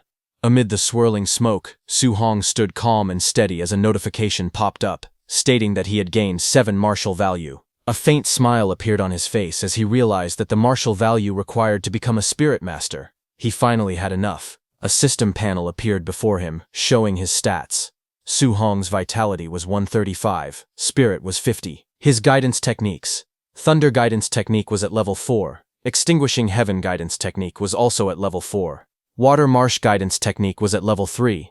Origin earth guidance technique was at level 3. And spirit wind guidance technique was also at level 3. His martial skills. Flying cry sweeping cloud step was at basic 3%. Startling thunderfinger was at perfect, and raging sea spear technique was also at perfect. His current martial value was 497, but the number increased by 7. On the other hand, a few seconds earlier, outside the trainees' rooms, Grandmaster Qin and Bai Mu stood waiting. Grandmaster Qin looked calm and confident. He remarked that it was about time. In his view, Su Hong should have already been defeated by Bu Jingfeng. He had prepared several sets of arguments to persuade Su Hong to give up cultivating multiple guidance techniques simultaneously. Tonight, he was certain he would correct him. Just then, the rooftop of Su Hong's room exploded outward, as a body was blasted into the air, debris and fragments scattering across the night sky. Both Grandmaster Qin and Bai Mu looked up in shock as the figure came hurtling down at terrifying speed. In the next instant, the body slammed violently into the ground right in front of them, cracking the pavement and sending dust and stone flying everywhere. The fallen man lay sprawled in the rubble, blood trailing from his mouth. His eyes were wide with disbelief, his face twisted in pain. Bai Mu gasped as she recognized that it was Bu Jingfeng. Grandmaster Qin's expression changed instantly as he stared down at the injured Bu Jingfeng. Bai Mu stared ahead in shock, sweat running down her face as the realization struck her. Bu Jingfeng was lying here now, which meant Su Hong had defeated him. Before she could fully process it, violent beams of energy tore through 3 more rooms' rooftops. Covered in golden, blue, and purple light, 3 more figures shot downward like meteors, crashing into the ground with explosive force. The impact shook the surroundings. Grandmaster Qin and Bai Mu stood frozen as those new figures fell beside Bu Jingfeng. Those 3 were hunters who had gone after trainees like him, and now all of them lay there completely defeated. Suddenly a voice came from above. It was Lin Xinghe. With a faint chuckle, he addressed Grandmaster Qin and remarked that next time he should send someone stronger because this opponent had not been enough of a fight. Beside him stood Wang Tiantuo, and Shan Yan floated quietly inside a glowing golden sphere. Just then, Wang Tiantuo noticed that there were 4 hunters lying on the ground instead of the 3 they had defeated. Shan Yan questioned why there was 1 more body. Had someone actually won faster than them? From the rooftop above, Lin Xinghe spoke dismissively, saying that this 4th martial artist must have been too weak and was easily dealt with. Hearing that, sweat rolled down Bai Mu's face, because she knew that Bu Jingfeng was not weak. He was the strongest among the 4. Seeing them, Grandmaster Qin fell into deep thought. He stroked his beard while observing the situation carefully. He reasoned that Wang Tiantuo and Lin Xinghe were both at Tier 1 late stage, and Xiao Yan was a spirit master. For them to win was normal. However, Su Hong was only at Tier 1 initial stage. Yet he had faced a quasi-Tier 2 martial artist and won even faster than Wang Tiantuo and the others. The more he thought about it, the more unsettled he became. He wondered how on earth Su Hong had done it. Was it a top-tier martial skill or a top-tier physique? Before he could continue analyzing, Lin Zhao came running toward them in panic. He shouted that something big had happened. Grandmaster Qin turned slightly and asked calmly if a trainee had been killed by mistake. Without showing any concern, he waved his hand dismissively and remarked that it was no big deal. After all, it was normal for a few people to die. But Lin Zhao rushed forward in panic and shouted that it was Su Hong. He quickly explained that when Su Hong was fighting Bu Jingfeng, he had used a fusion guidance technique. Hearing this, Grandmaster Qin paused slightly and murmured that it was a fusion guidance technique. He admitted that he had been wondering how Su Hong managed to defeat Bu Jingfeng. But the next second, Grandmaster Qin's expression changed. While releasing huge amounts of golden energy, he grabbed Lin Zhau's shoulders and demanded to know what he had just said, declaring that he could not simply spout such nonsense. Lin Zhao stated that Su Hong had truly fused the dual thunder and fire attribute guidance techniques and used them to defeat Bu Jingfeng. He insisted that he had seen it clearly on the surveillance. If no one believed him, they could go and ask Bu Jingfeng directly. Hearing that, Grandmaster Qin fell silent. He looked at Bu Jingfeng, lying on the ground, who also stated that it was indeed the dual thunder and fire attribute fusion. Hearing that, Grandmaster Qin's eyes burned with intensity as he declared that the only genius martial artist of the human race who had ever researched and achieved dual attribute fusion had taken a full 19 years to accomplish it. Yet Su Hong, according to the Star City Association, had been in contact with the 7 guidance techniques for less than a month. The comparison left him deeply shaken. He clenched his fists and called Su Hong a monster, but immediately corrected himself, saying this was not merely a monster. This was a heaven-descended Emperor Star, a true dragon appearing in the world. Beside him, Bai Mu pulled the trembling Lin Zhao backward, as he struggled to steady himself after Grandmaster Qin had shaken him completely. Bai Mu then asked Grandmaster Qin whether attribute fusion was truly that powerful. Could it really allow someone at Tier 1 initial stage to defeat Tier 2 Bu Jingfeng? Grandmaster Qin explained to her that back then, the martial artist who researched attribute fusion had been able to suppress and fight Tier 2 opponents while still at Tier 1. Hearing that, Bai Mu wondered aloud that with such formidable combat power, why it was not widely promoted for cultivation. Although the difficulty was high, what if the fusion succeeded? Grandmaster Qin answered with a grave expression that many people had tried in the past, but they discovered that attribute fusion was not only extremely difficult, it also carried a very high probability of crippling oneself. Even if someone truly succeeded in cultivating it, if they remained stuck at the Tier 1 martial artist realm for their entire life, what use would it be? But Su Hong was different. He had succeeded in fusing them in less than a month. Such comprehension was simply too heaven-defying. Moreover, he possessed 7 attributes simultaneously. If he were to fuse them all, Grandmaster Qin wondered with excitement how massive that power would become. Grandmaster Qin imagined the future. He said that if a monster like Su Hong were allowed to grow, he feared that one day Su Hong could stun the great emperors of the 10,000 races with a single move. Hearing this, Lin Zhao told Grandmaster Qin that he was boasting too much, far too much. Bai Mu pointed out that fusing 2 attributes was already extremely difficult. Fusing 7 attributes was nothing but pure fantasy. Grandmaster Qin coughed lightly and told them to forget his brief loss of composure. However, he continued seriously that if Su Hong were allowed to cultivate 7 attributes simultaneously, what if he became stuck while trying to fuse 3 attributes in the future and ended up delaying his breakthrough? If that happened, he, Qin Tianli, would become a sinner of the human race. At that moment, Lin Zhao suddenly remembered something important. He told Grandmaster Qin that Su Hong definitely possessed a special physique. His raw strength had even crushed Bu Jingfeng. Hearing that, Grandmaster Qin's expression changed instantly, and he demanded to know why such an important matter had not been mentioned earlier. They analyzed the situation carefully. Bai Mu said that Su Hong only had 120 points of vitality, yet he had crushed Bu Jingfeng, who possessed nearly 500 vitality. Lin Zhao said that the vitality difference was almost 4 times.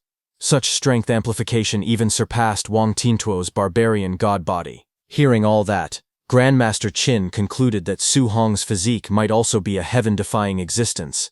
After a moment of thought, he made a decision. They would organize a martial arts competition the next day. He wanted to comprehensively test Su Hong's combat power and vitality value.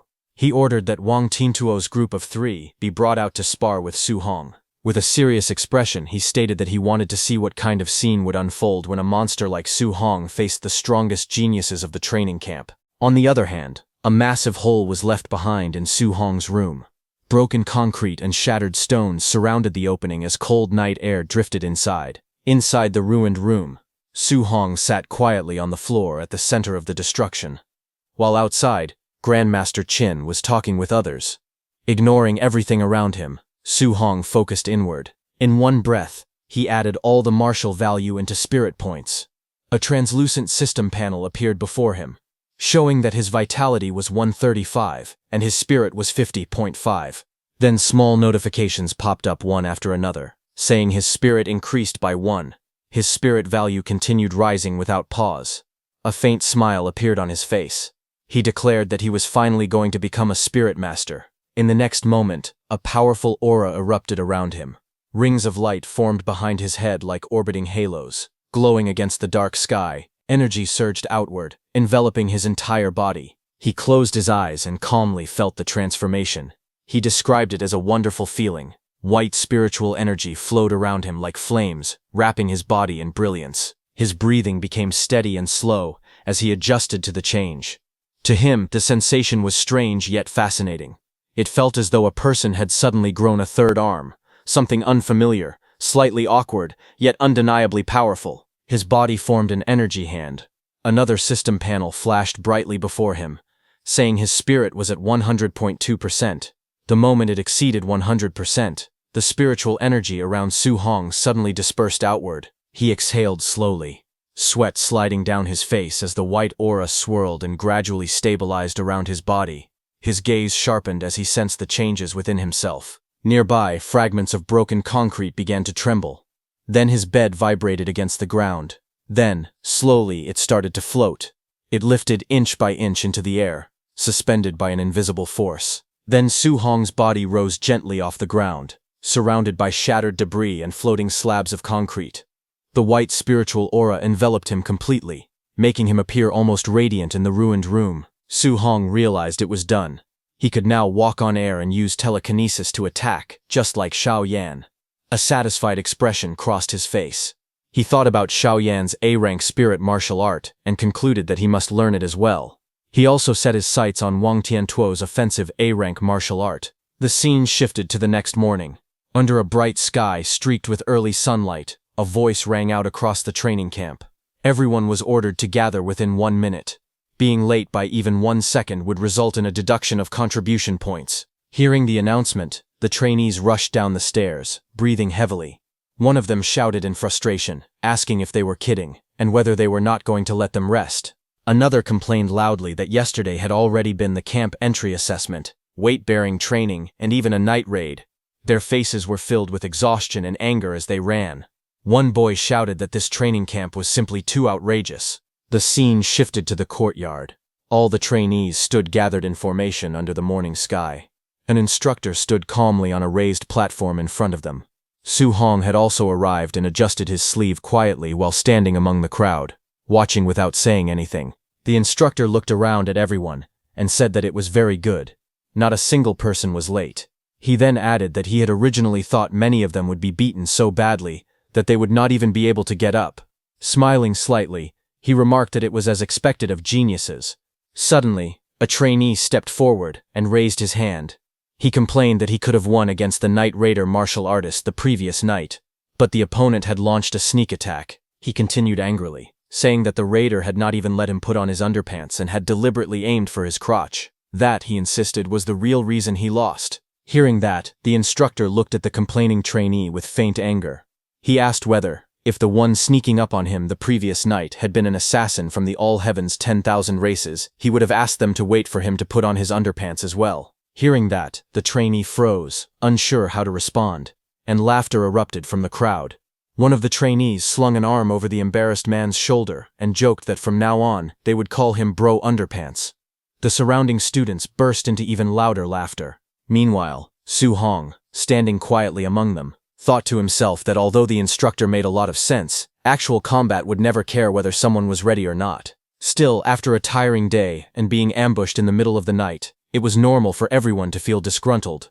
The instructor raised his hand again and addressed the group. He said that he knew many of them were still unconvinced, so today he would give them another chance to perform. He announced that they had arranged a comprehensive test. Whether it was vitality, combat power, spirit, strength, or speed, the system would test everything. He continued by saying that after the test, there would be an actual combat ranking.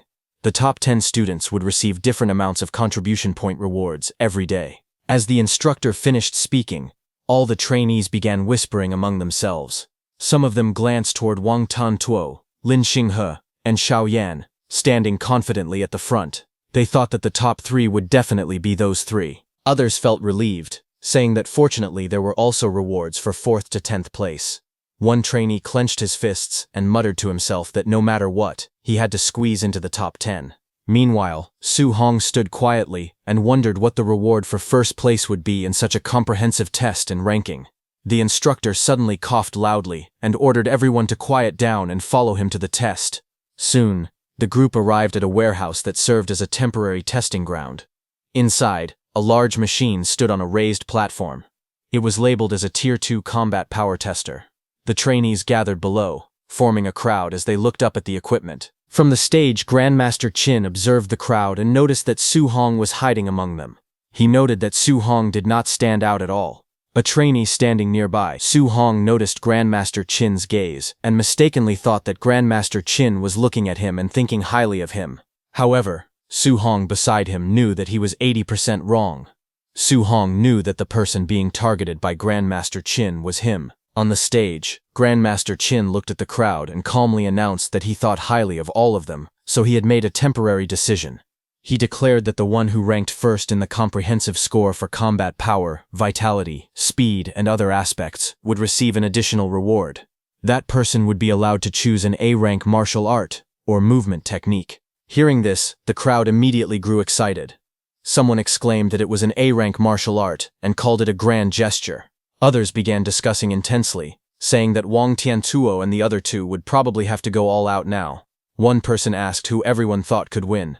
Hearing this, Wang Tiantuo thought to himself that A-rank martial arts were not common.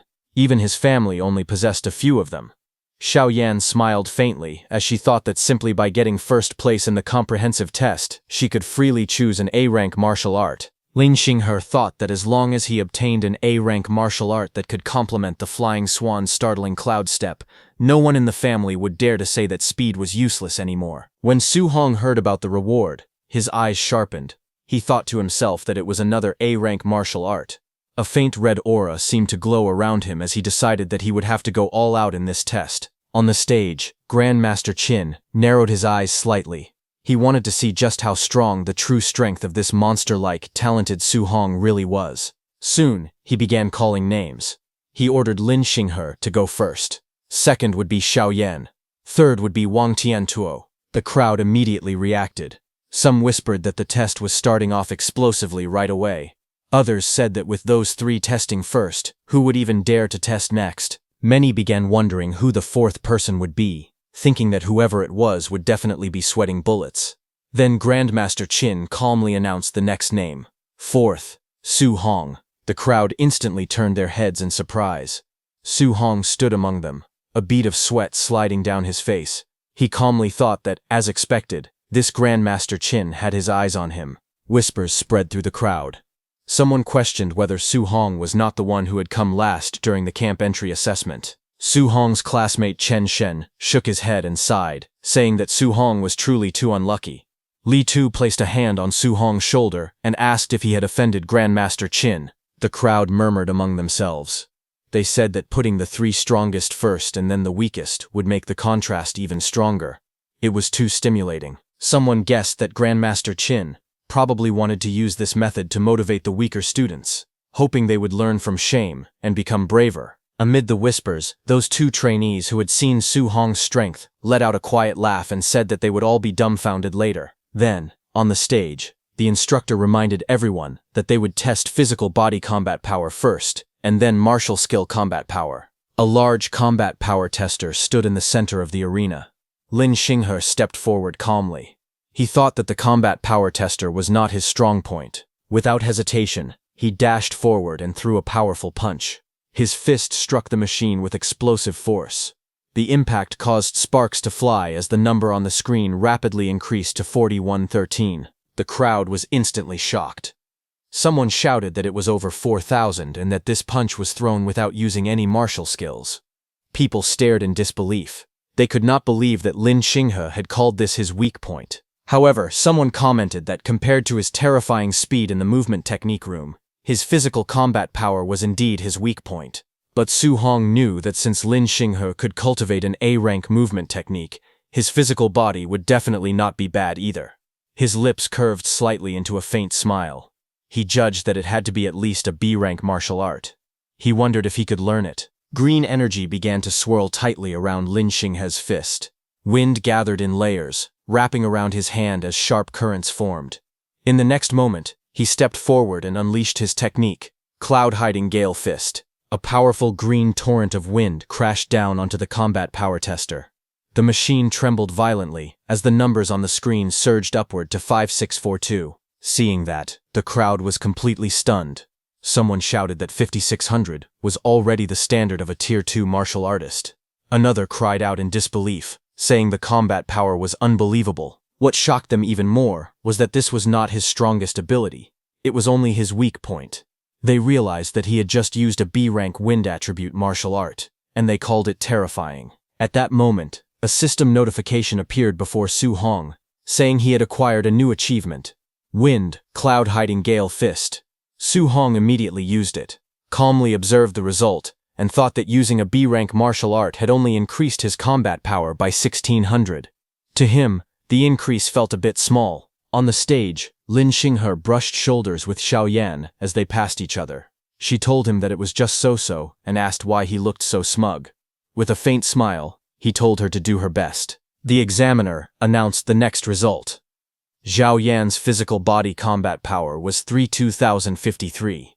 The number appeared clearly on the combat power tester. Seeing that, Su Hong commented that it was normal for a spirit master's physical body to be a little weaker. What truly mattered was spiritual telekinesis, martial arts. Xiao Yan closed her eyes and took a deep breath. A golden light suddenly ignited around her body. Her spiritual power surged outward, blazing like flames. In the next moment, a massive golden spirit weapon condensed in the air and smashed heavily toward the combat power tester. The entire machine shook under the impact. At that instant, a notification appeared before Su Hong, saying he had acquired a new martial art, Spirit Weapon Condensation Art. Seeing this, a faint smile appeared on his face. He thought to himself that this training camp was simply amazing. With excitement in his eyes, he wondered how many martial skills he could still learn today. Golden energy surged and rapidly condensed, forming a massive glowing spirit weapon in mid-air. The brilliant construct pulsed with power as it fully materialized. With a sharp motion, Xiao Yan swung her arm downward. The enormous golden spirit weapon followed her command and slammed fiercely into the combat power tester. The impact was explosive, sending shockwaves and sparks in all directions as the machine trembled violently under the force. Moments later, a blue holographic display appeared, showing the number 5942. Seeing that, the crowd erupted in shock and excitement. Many stared wide-eyed at the result, stunned by the overwhelming power. People exclaimed that her combat power was nearly 6,000. Even higher than Lin Xinghe's. Others recalled that she previously had just over 3,200 combat power, and now it had almost doubled. The spectators praised the terrifying explosive strength of a spirit master, calling them true darlings of heaven. Amid the commotion, Su Hong stood calmly among the crowd, surrounded by a faint blue aura as his mind went into the system space. Some trainee beside him said he felt a surge of jealousy of Xiao Yan. He reflected that the most frightening aspect of spiritual power was not only its explosive strength, but also its versatility.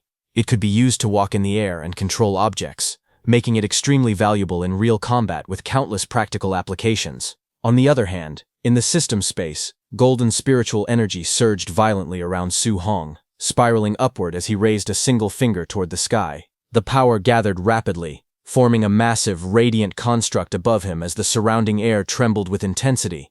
But the next second, the condensed spiritual construct instantly dispersed, scattering into countless golden particles that faded into the air. Su Hong breathed heavily in exhaustion.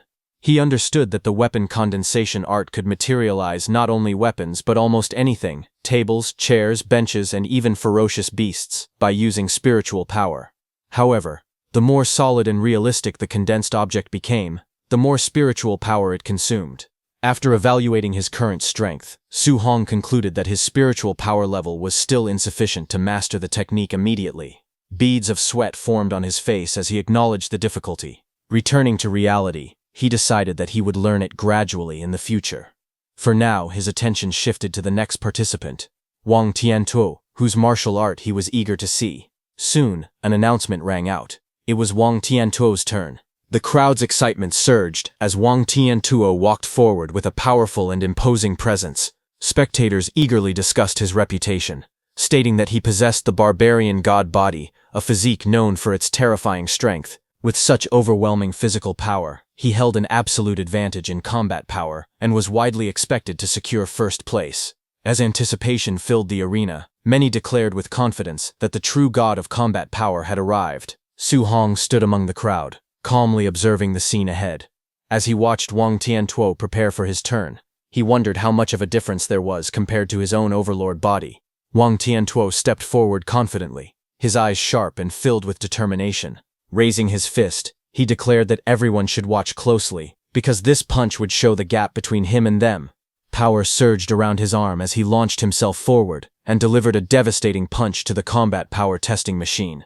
The impact exploded outward with a thunderous force, sending shockwaves rippling through the arena. The audience was instantly stunned. Some shouted in disbelief, questioning whether what they had just seen was real. Others exclaimed that it was unbelievable. Wang Tiantuo's pure physical punch was only 300 points lower than Lin Xinghe's result when he had used a martial art. The crowd erupted in amazement, recognizing the terrifying power of the barbarian god body, a physique famed for its immense strength. Amid the lingering dust and shockwaves, Grandmaster Qin and Lin Ze observed the scene from a distance. Grandmaster Qin remarked that it was very good. Hearing this praise, Wang Tiantuo respectfully cupped his fists and thanked Grandmaster Qin. With unwavering confidence, he then announced that he would use a martial art next, preparing to demonstrate even greater power. As Wang Tiantuo prepared to unleash his next move, Su Hong grew excited, realizing that Wang Tiantuo's offensive A-rank martial art was finally about to be revealed. He watched calmly from the side with a faint smile. At the center of the arena, energy began to gather around Wang Tiantuo's arm. White, flame-like power surged and crackled, wrapping tightly around his hand as his aura intensified. With a powerful stance and focused gaze, he condensed the energy further, preparing to release a devastating attack. Observing the technique, Grandmaster Qin immediately recognized it. He noted with interest that Wang Tiantuo was using the A-rank martial art known as the Bone Netherfire Fist. At the same time, a system notification appeared before Su Hong's eyes, indicating that he had acquired a new martial art, Fire, Bone Netherfire Fist. Seeing that, Su Hong's eyes widened as he recalled that this martial art was also available in the martial art pavilion and required 2,800 contribution points to exchange for it. With sharp focus, Wang Tiantuo's eyes gleamed as he prepared to act. Wang Tiantuo unleashed his A-rank martial art with overwhelming force. His arm, engulfed in blazing energy, came crashing down like a meteor, and the impact shook the entire arena. The combat power testing machine flashed brightly before displaying the result, 7534. The crowd erupted in shock. Spectators were stunned, exclaiming that if it were just 500 points higher, it would meet the standard of a Tier 2 middle-stage martial artist with a vitality value of 600. Many were stunned, recalling that Wang Tiantuo's vitality was only around 350, which made his result even more astonishing. Grandmaster Qin watched with satisfaction and praised Wang Tiantuo highly. He remarked that Wang Tiantuo's elder had long spoken of nurturing a grandmaster, and now it was clear there would be no problem achieving that goal. Wang Tiantuo respectfully cupped his fists and humbly responded that he would borrow the grandmaster's auspicious words. With Wang Tiantuo's performance concluded, Grandmaster Qin called for the next participant, Su Hong. As Su Hong walked forward calmly through the crowd, whispers spread among the spectators. Many felt that after the outrageous performances of the top three, anyone going up now would be extremely humiliated. Some were surprised by Su Hong's composure, saying that if they were in his place, they would be terrified. Some guys murmured that a dead pig does not fear boiling water. Reaching the testing area, Su Hong stood before Grandmaster Qin and Lin Zhe. Grandmaster Qin explained the rule clearly. The first punch must rely purely on physical strength, and no martial arts could be used. Su Hong calmly acknowledged the instruction with a simple agreement, and prepared to begin. Su Hong planted his foot firmly on the ground, his body lowering as a powerful aura swirled around him. The air twisted with force, and dust rose beneath his feet as he gathered his strength. After a brief moment, he let out a quiet breath, steadying himself. A sharp glint flashed in his eyes as confidence filled his expression. In his mind, he declared that the test reward was definitely his. In the next instant, Su Hong surged forward like a released arrow. His fist shot out with explosive speed and slammed into the combat power testing machine. A thunderous boom echoed across the arena as a massive cloud of dust and debris erupted, stunning everyone present. As the smoke cleared, the glowing screen of the machine revealed the result, 655-1. The spectators froze in shock. The number was far beyond what anyone expected. Grandmaster Qin stared at the result, his eyes widening as cold sweat formed on his face. Grandmaster Qin admitted internally that he had still underestimated Su Hong's terrifying monster-like strength. The arena fell into complete silence as the crowd stared at the combat power tester in disbelief. The astonishing result left everyone speechless. Suddenly, murmurs erupted among the spectators. Many exclaimed in shock that the reading had exceeded 6,500 and questioned whether the combat power tester had malfunctioned. Others pointed out that Su Hong had previously ranked last, yet now he displayed strength like a monster. Some trainees admitted they had believed Wang Tiantuo was already invincible in the training camp, only to realize that an even more powerful expert had emerged. From the observation area, Wang Tiantuo, Lin Xinghe, and Xiao Yan watched with tense expressions. Xiao Yan remarked in astonishment at the exaggerated combat power. Lin Xinghe concluded that such power was impossible for a Tier 1 martial artist, and insisted that Su Hong must be a Tier 2 martial artist. Realizing the gap between them, Wang Tiantuo lowered his head and admitted that he had been too arrogant before. After the commotion settled, Su Hong calmly turned toward Grandmaster Qin and respectfully asked whether he should continue using a martial art for the next test. Grandmaster Qin looked at him with approval and simply nodded, telling him to continue. Su Hong then stepped into position and steadied his breathing. He clenched his fists as he adjusted his stance. In the next moment, his mind went into the system space as he started learning his new martial art technique. A system-like interface appeared, displaying his new martial arts learning percentages that steadily increased: 1%, 4%, 6%, 9%, 14%, and 23%. Su Hong stood calmly as a cold, blue flame-like aura surged around his body. The system displayed rising progress percentages. As the power continued to build, he realized that the bone netherfire fist suited him perfectly.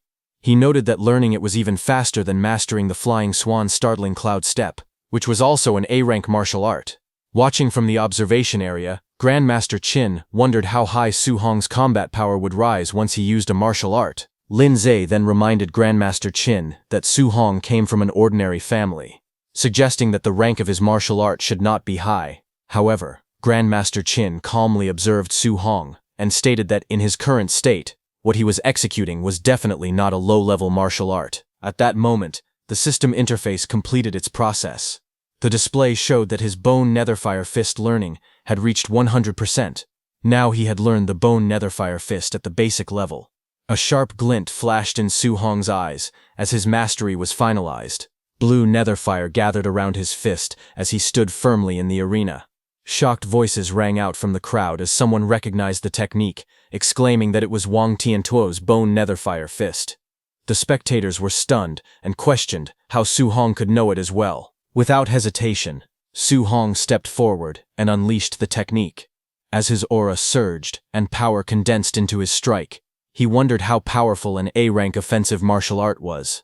With netherfire blazing around his arm, Su Hong drove forward to deliver the attack. Su Hong's blazing strike slammed into the combat power tester with explosive force. A shockwave burst outward, sending dust and debris flying across the arena as the machine trembled under the impact. The spectators were forced to shield their faces from the powerful gust. Amid the swirling dust, shocked voices rang out. Some exclaimed in disbelief that Su Hong's power was even greater than Wang Tiantuo's and urgently asked for the combat power reading. As the dust settled, the display lit up with a shocking number. A stunned voice cried out that it was a full 9,000 combat power. Others quickly pointed out that 9,000 was already the standard for the Tier 2 high stage, expressing disbelief at the result. From the observation area, Lin Ze questioned whether such combat power was possible for a Tier 1 initial stage martial artist with only 123 points of vitality, suspecting that the tester's data might be faulty. Grandmaster Qin, watching calmly, concluded that Su Hong was truly a monster. Nearby, Lin Xinghe analyzed the numbers aloud. He explained that 7,000 combat power corresponded to Tier 2 initial stage, 8,000 to Tier 2 middle stage, and 9,000 to Tier 2 high stage. Zhao Yan reasoned that the standard vitality for a Tier 2 martial artist was 500 and concluded that Su Hong must have hidden his true vitality, which should definitely exceed 500. Hearing this, Wang Tiantuo admitted that his own vitality had not even reached 400 yet and said it was not shameful to lose to Su Hong. However, the situation took another shocking turn. When the vitality tester displayed Su Hong's actual value, only 137, the crowd erupted in disbelief.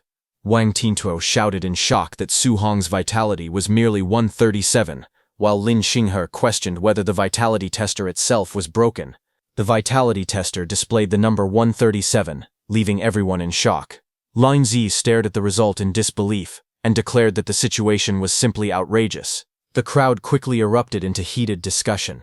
Some questioned whether the number was missing a zero and wondered if it should have been 13,700 instead. Others shouted in astonishment that Su Hong was actually only a Tier 1 initial stage martial artist. The shock deepened as people exclaimed that producing 9,000 combat power with just 137 vitality was far too outrageous to believe. As the murmurs spread through the room, Su Hong calmly stepped out of the testing chamber, steam drifting around him. Nearby, Grandmaster Qin watched with a serious and thoughtful expression, silently acknowledging the extraordinary result. Regaining control of the situation, Grandmaster Qin addressed the crowd and told them to stop crowding around. He announced that they would proceed with the practical combat test and directly begin the practical combat tournament ranking. He then explained the rules of the competition. The tournament would adopt a challenge system where participants could designate their own opponents. He further stated that if no one dared to challenge a participant, that person would be ranked first and would receive the reward of an A-rank martial art. At that moment, someone called out to Grandmaster Qin. It was Lin Xinghe. He stepped forward confidently and, with a determined expression, pointed at Su Hong and declared that he wanted to fight him. Lin Xinghe looked at Su Hong with a confident smile, thinking that although Su Hong's combat power could be called invincible, his vitality was far too weak. He planned that as long as he used his movement technique to avoid Su Hong's attacks, he could rely on his higher vitality to slowly exhaust him to death. But Grandmaster Qin firmly rejected the idea. Lin Xinghe was startled and let out a confused sound, unable to understand the response. Grandmaster Qin then made a shocking proposal. He looked at Lin Xinghe, Zhao Yan, and Wang Tiantuo, and said that the three of them could attack together. Hearing that, the group froze in surprise. Lin Xinghe immediately questioned the decision, asking what kind of opponent deserved the three of them attacking at the same time. Zhao Yan accused Grandmaster Qin of looking down on them too much. With a sneer, Wang Tiantuo added that he was only worried they might accidentally cripple Su Hong while playing around. Grandmaster Qin ignored the complaints and turned his gaze towards Su Hong, asking him what he thought.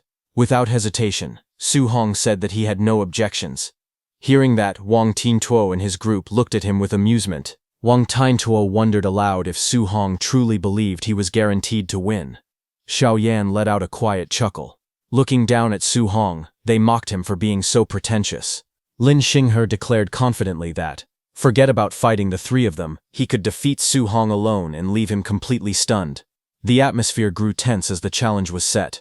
Grandmaster Qin gave the signal and announced that they could begin. All four of them stood facing each other inside the vast testing hall. In the next instant, Lin Xinghe dashed forward with incredible speed. Wang Tiantuo and Zhao Yan followed closely behind, charging straight towards Su Hong. As he moved, Lin Xinghe formed a plan in his mind. He decided that he would first unleash a cloud-hiding gale fist, and then retreat.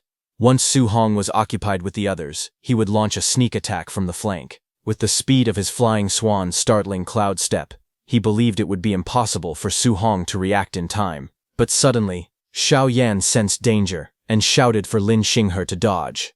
Before Lin Xinghe could react, Su Hong had already moved. In a blur of motion, he appeared behind Lin Xinghe. Lin Xinghe was stunned, unable to comprehend what had just happened. With cold determination, Su Hong said goodbye as his fist surged forward, aimed directly at Lin Xinghe. But just as Su Hong's fist was about to land, everything came to a sudden stop.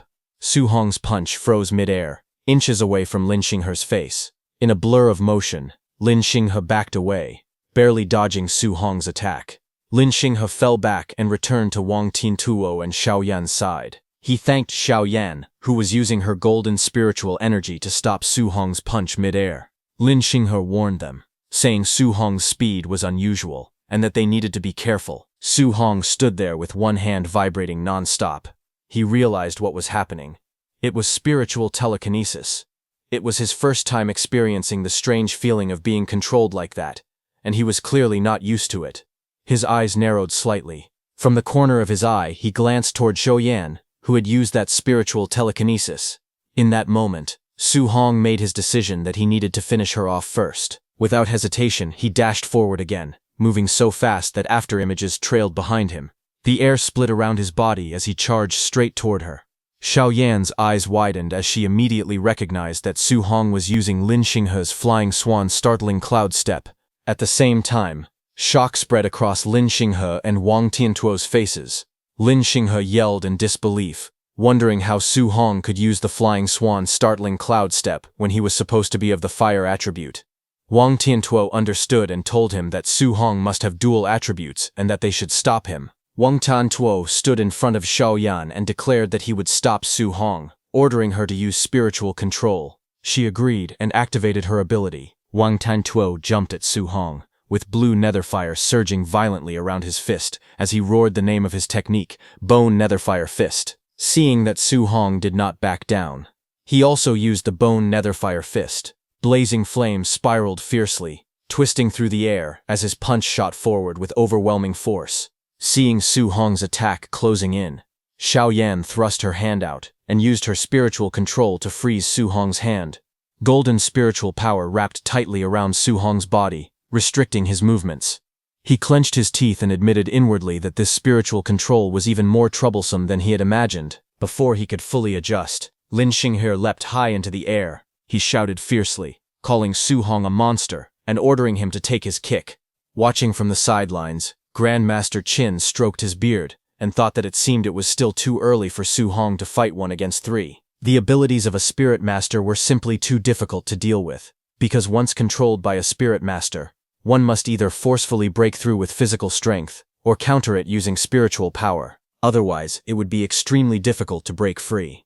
Looking at Su Hong, he thought that although Su Hong's physical strength was very high, it probably still was not enough to break free from such control. But at that moment, Grandmaster Qin noticed that Su Hong's lips curved into a smile. Grandmaster Qin was shocked, seeing that Su Hong was actually smiling, as Lin Xinghe and Wang Tiantuo came toward him from both directions while using their powerful techniques. In that moment, with a sudden burst of strength, he shattered the spiritual restraint on his body. Blood burst from Xiao Yan's mouth as the backlash of her spiritual control struck.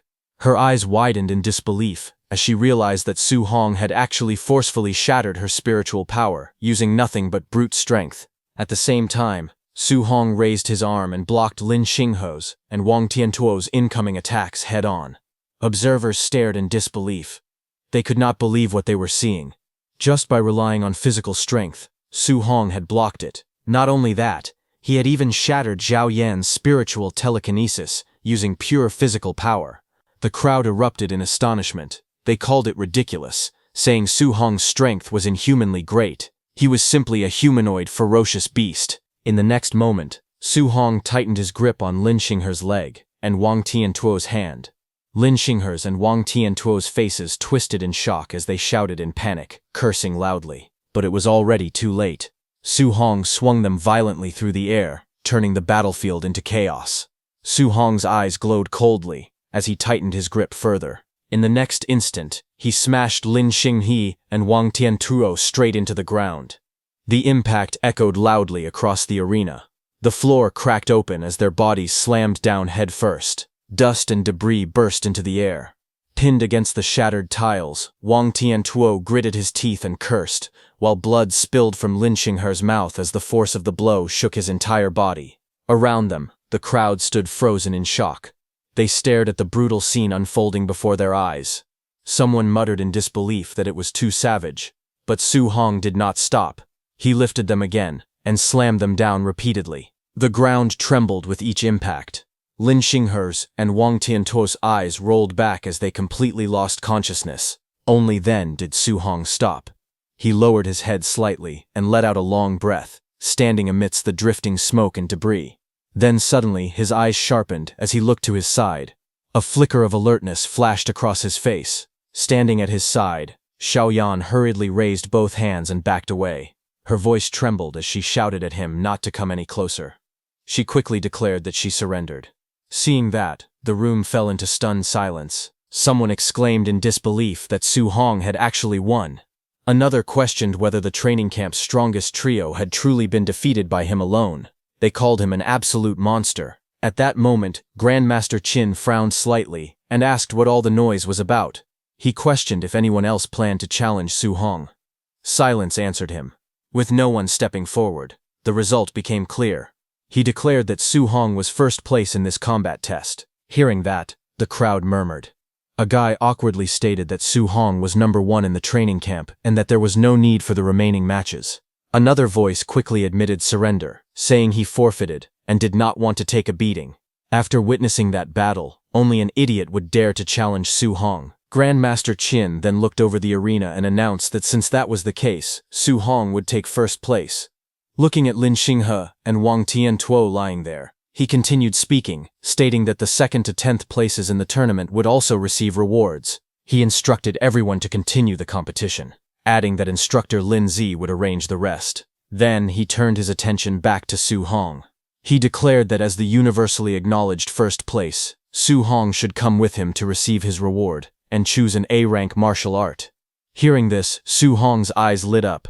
He felt a surge of excitement because he had obtained another A-rank martial art. Later, away from the crowd, while walking with Su Hong, Grandmaster Qin told him that ever since the day he stepped into the training camp, he had been paying attention to him.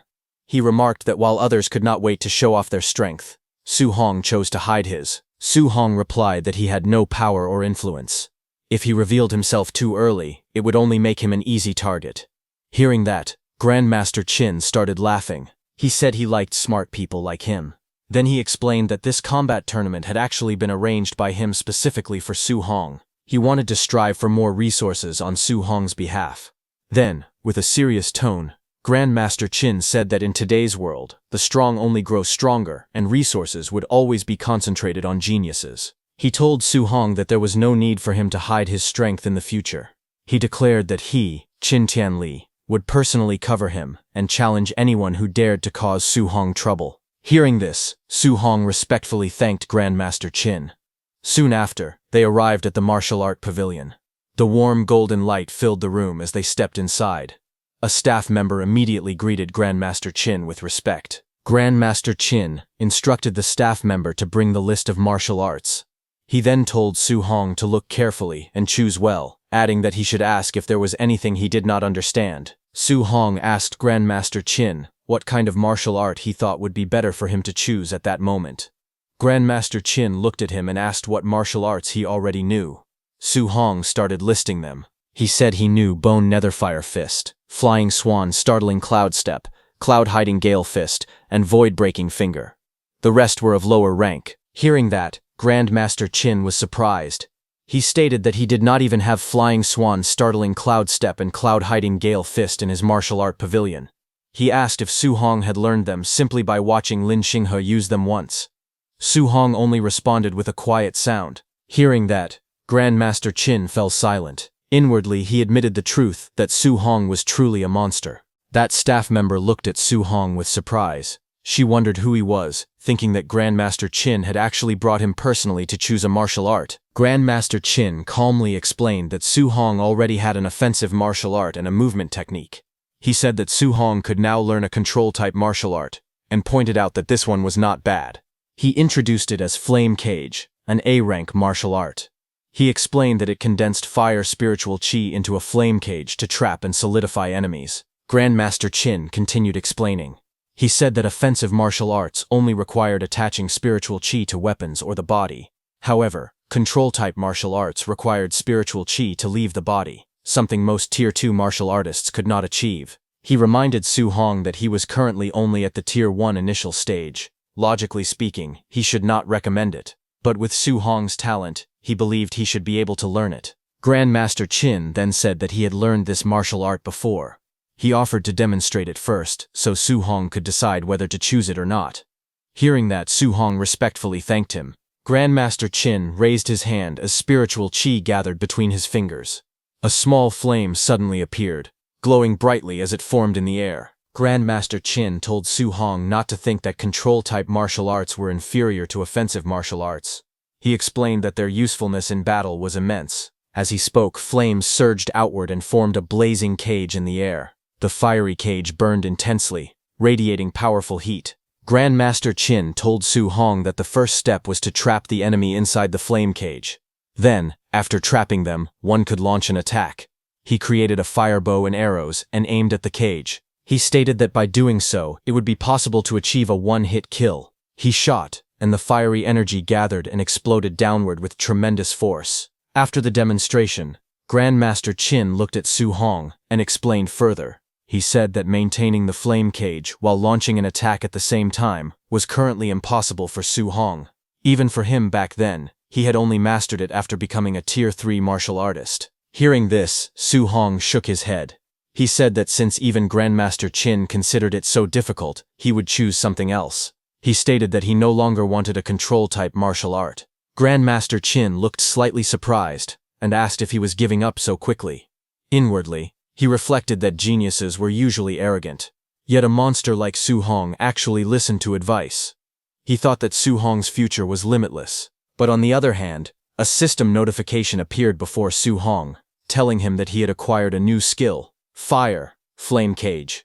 Su Hong gave a faint smile because he had already obtained this martial art. He then politely asked Grandmaster Qin to help him look for another martial art instead. Grandmaster Qin looked at him and explained that he already possessed an offensive martial art and a movement technique. For now, a control-type martial art was not suitable for him. He suggested that Su Hong should consider learning a defensive martial art next. After flipping through the book, Grandmaster Qin pointed at one technique and stated that this martial art was definitely suitable for him. It was an A-rank Earth attribute technique called Thick Earth Armor. He explained that it condensed battle armor on the body's surface using Earth spiritual chi, providing extremely high defense. Su Hong thought to himself that with his physical body combined with this defensive martial art, the effect would certainly not be bad. He nodded and agreed that he would listen to Grandmaster Qin. Suddenly, Grandmaster Qin remembered something and asked about Su Hong's special physique. Su Hong answered that his special physique was the Overlord body. Saying that, Su Hong thought inwardly that the Overlord body possessed the greatest strength among the 3,000 physiques. If the Grandmaster heard this, he might even pull out a whole basket of A-rank martial arts to give him. He even imagined that Grandmaster Qin was shocked and exclaimed that it was actually the once-in-a-millennium Overlord body, and excitedly declared that all those A-rank martial arts were his. But in reality, Grandmaster Qin frowned and said he had never heard of a physique called the Overlord body.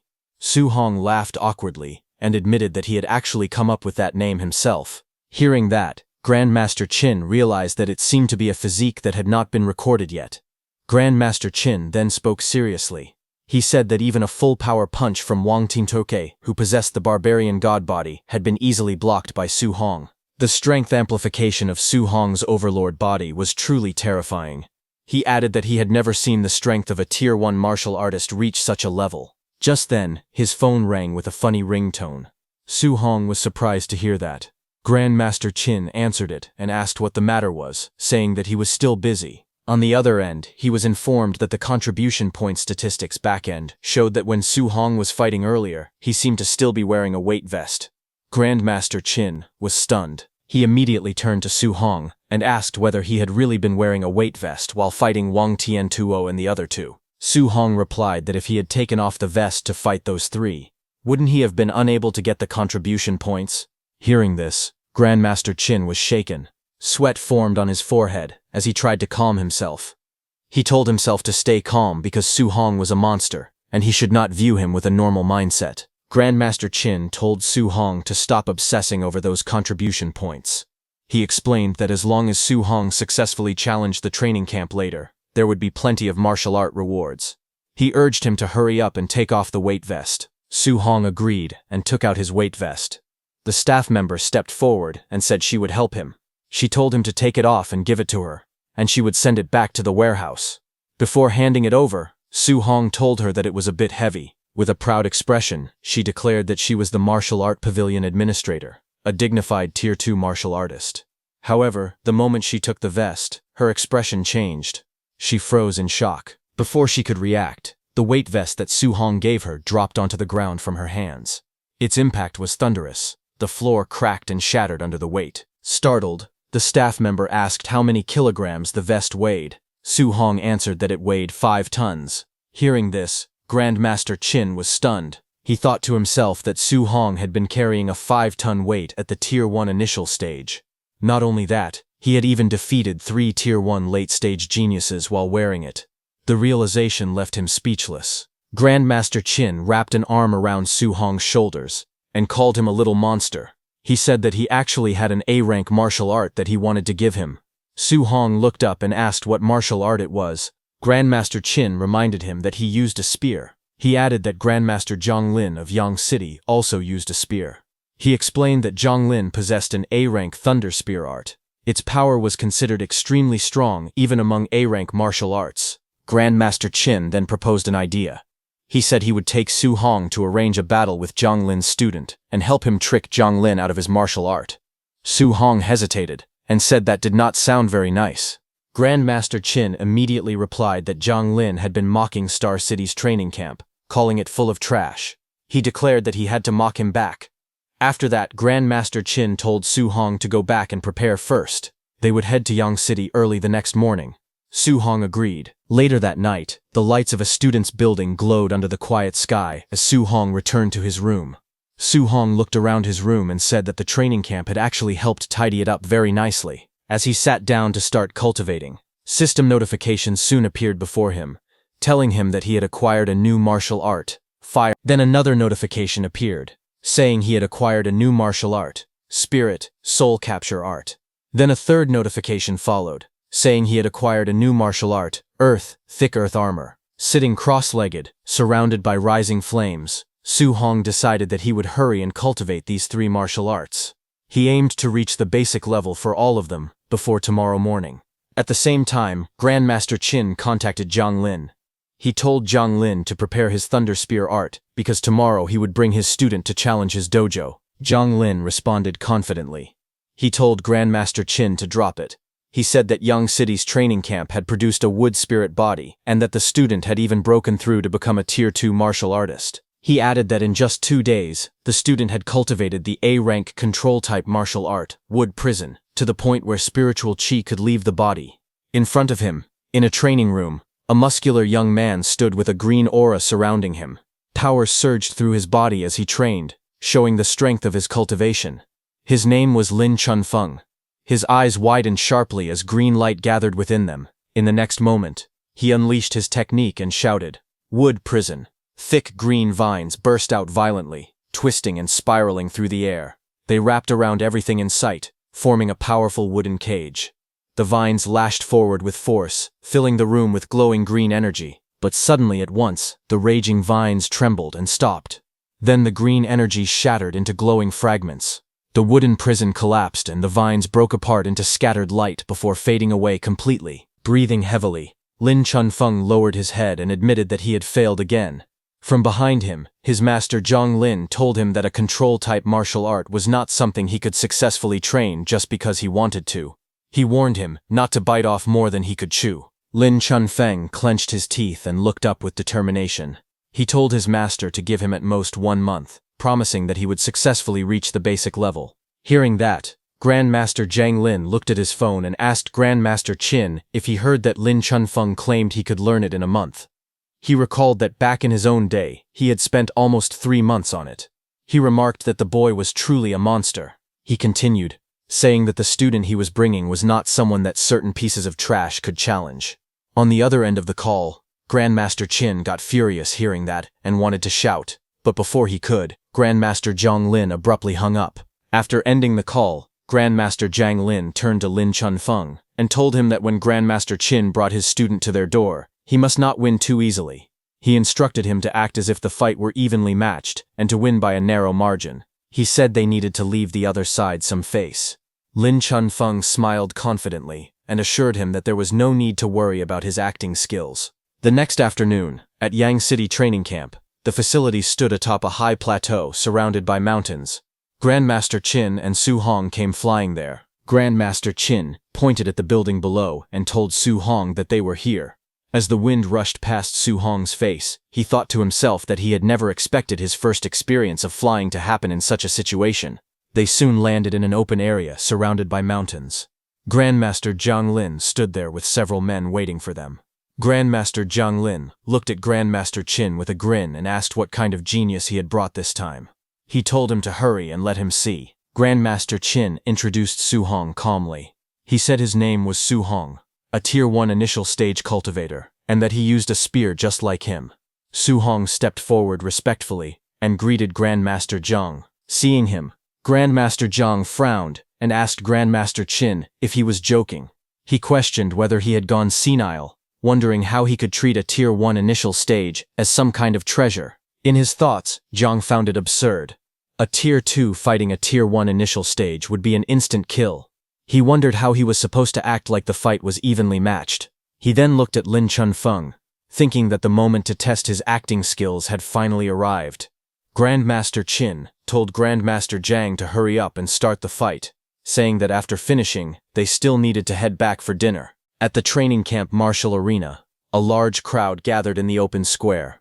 Among the students, some whispered curiously. One wondered what level of strength the genius from Star City had. Another laughed and said he hoped the challenger would not be weaker than him later. Standing in front of the crowd, Grandmaster Zhang raised his hand and introduced the guest. He told everyone that this was the famous Grandmaster Qin Tianli. The students immediately greeted him respectfully. Grandmaster Zhang continued speaking and said that the one standing beside Grandmaster Qin was the genius from Star City who had come to challenge them today. Su Hong stepped forward, smiled, and greeted everyone politely. Grandmaster Zhang forced a smile when he revealed that Su Hong's realm was Tier 1 initial stage. Hearing this, the whole crowd instantly erupted in shock. They could not believe that a Tier 1 initial stage had come to challenge them with just that level of strength. Someone shouted that Lin Chunfeng was a Tier 2 martial artist and could kill him instantly with one hand. Another person mocked him, wondering whether to praise his courage or his thick skin. Lin Chunfeng forced a nervous smile as sweat rolled down his face. Hearing that Su Hong was a Tier 1 initial stage fighter, in his heart he wondered how he was supposed to act out a back-and-forth battle and barely win at the end. Nearby, Grandmaster Zhang spoke with a faint smile. He told Grandmaster Qin that if his student defeated Su Hong at Tier 1 initial stage, he would have to teach his student an A-rank martial art. He admitted that he felt a little embarrassed, even asking. Grandmaster Zhang then patted Su Hong's shoulder and told him that if he won, then besides the Thunder Spear art, he could also choose another A-rank martial art. He told him to do his best. Su Hong immediately thanked Grandmaster Zhang. Hearing that, Grandmaster Qin praised Grandmaster Zhang, saying that he was actually quite a nice person. However, Grandmaster Zhang was thinking that it was impossible for a Tier 1 initial stage to defeat Lin Chunfeng, who was already Tier 2 and possessed a wood spirit body. Soon, both fighters stepped onto the martial arts viewing platform and stood facing each other from a distance. Grandmaster Zhang warned Lin Chunfeng to know his limits. Lin Chunfeng answered calmly, telling him not to worry. Lin Chunfeng stepped onto the platform with his sword in hand, looking calm on the outside. Inside, however, he was thinking carefully. He wondered how he should act out the fight. If he seriously injured the other party with just one move, it would not look good. From the other side, Su Hong stepped onto the stage barehanded. Seeing that, Lin Chunfeng called out to him and asked if he was not going to use his spear. Saying he remembered that Su Hong had brought one with him, Su Hong replied calmly that he would not use it for now. In his heart, he thought that he only knew the C-rank Raging Sea Spear technique. Its power was far inferior to the Cloud Hiding Gale Fist and the Bone Nethercold Ghost Fist. If he used a spear, he would actually be at a disadvantage. But hearing this, Lin Chunfeng misunderstood him and sneered, calling him arrogant. Lin Chunfeng shouted that he wanted to see exactly what gave Su Hong the confidence to be so arrogant, and rushed forward at incredible speed. Wind gathered around his body as he shot through the air like a blade. A green aura burst out from him, and he slashed downward fiercely, but Su Hong easily dodged. The force of the attack crashed into the ground, sending shockwaves across the platform. Using his flying swan startles the cloud's footwork, Su Hong moved with incredible speed and went behind Lin Chunfeng. Seeing that, Lin Chunfeng was shocked, realizing that Su Hong actually knew an A-rank wind attribute movement technique. Watching that move, a smile appeared on Lin Chunfeng's face. He found it interesting. Lin Chunfeng sneered and charged at Su Hong again, declaring that movement techniques were useless against him right now. He extended his hand. Green light gathered around it as he activated his technique, Wood Prison. A burst of green energy shot forward, and wooden vines rose from the ground, rushing toward Su Hong and trapping his legs. Seeing the vines, Su Hong was shocked, realizing that it was a control-type martial art. He remembered Grandmaster Qin telling him that control-type martial arts were very hard to practice. Realizing this, he understood that Lin Chunfeng was truly a genius. Facing the incoming restraint, Su Hong narrowed his eyes and decided that if he could not escape normally, he would use brute strength to break free. But before Su Hong could do anything, something unexpected happened. The green vines started disappearing. Su Hong blinked in confusion. He was surprised to see that Lin Chunfeng's wooden restraint had dissipated in just a second. But at that moment, Lin Chunfeng was already behind Su Hong. He leapt into the air with his weapon raised high. With a fierce expression, he declared that being able to hold his opponent down for a moment was enough. He swung down with full force, aiming to finish the attack. Below him, Su Hong remained calm. His eyes sharpened as he watched the strike descend. In the next instant, green energy gathered around his fist. Power surged outward as he clenched his hand tightly. With a sudden burst of speed, he threw a punch. The air around his fist twisted as green energy spiraled violently. His body moved forward with unstoppable momentum. Seeing this, Lin Chunfeng's eyes widened in shock. He realized that the punch was far too fast. Before he could chop down with his weapon, the strike would arrive first, and hit him instead. Sweat ran down his face as he quickly made a decision. Shouting desperately, he activated his technique, Wood Escape. Wooden energy erupted in front of him, forming a protective barrier as he tried to block the incoming punch. Su Hong's punch slammed directly into the wooden defense. With a loud crash, the green barrier shattered under the force of his strike. Splinters and fragments exploded outward as the impact tore through the wood. Lin Chunfeng was blasted backward, thrown into the air by the overwhelming power. The shockwave spread in a wide circle, shaking the surroundings. Gritting his teeth, Lin Chunfeng stared in disbelief. He could not help but think that Su Hong's strength was ridiculous. The spectators watching the fight were completely stunned. One of them muttered in shock, asking what the hell had just happened. Another exclaimed that the shattered technique had been an A-rank defensive martial art, executed by a Tier 2 martial artist. They realized that the strength of this Tier 1 initial stage fighter was probably greater than that of a ferocious beast. In the seating area, Grandmaster Qin laughed loudly and asked Grandmaster Jiang how it was. Grandmaster Jiang replied calmly that having just great strength would not be enough to defeat Lin Chunfeng. He told him to watch carefully. In the arena, as Lin Chunfeng was sent flying backward, Su Hong charged at him with explosive speed.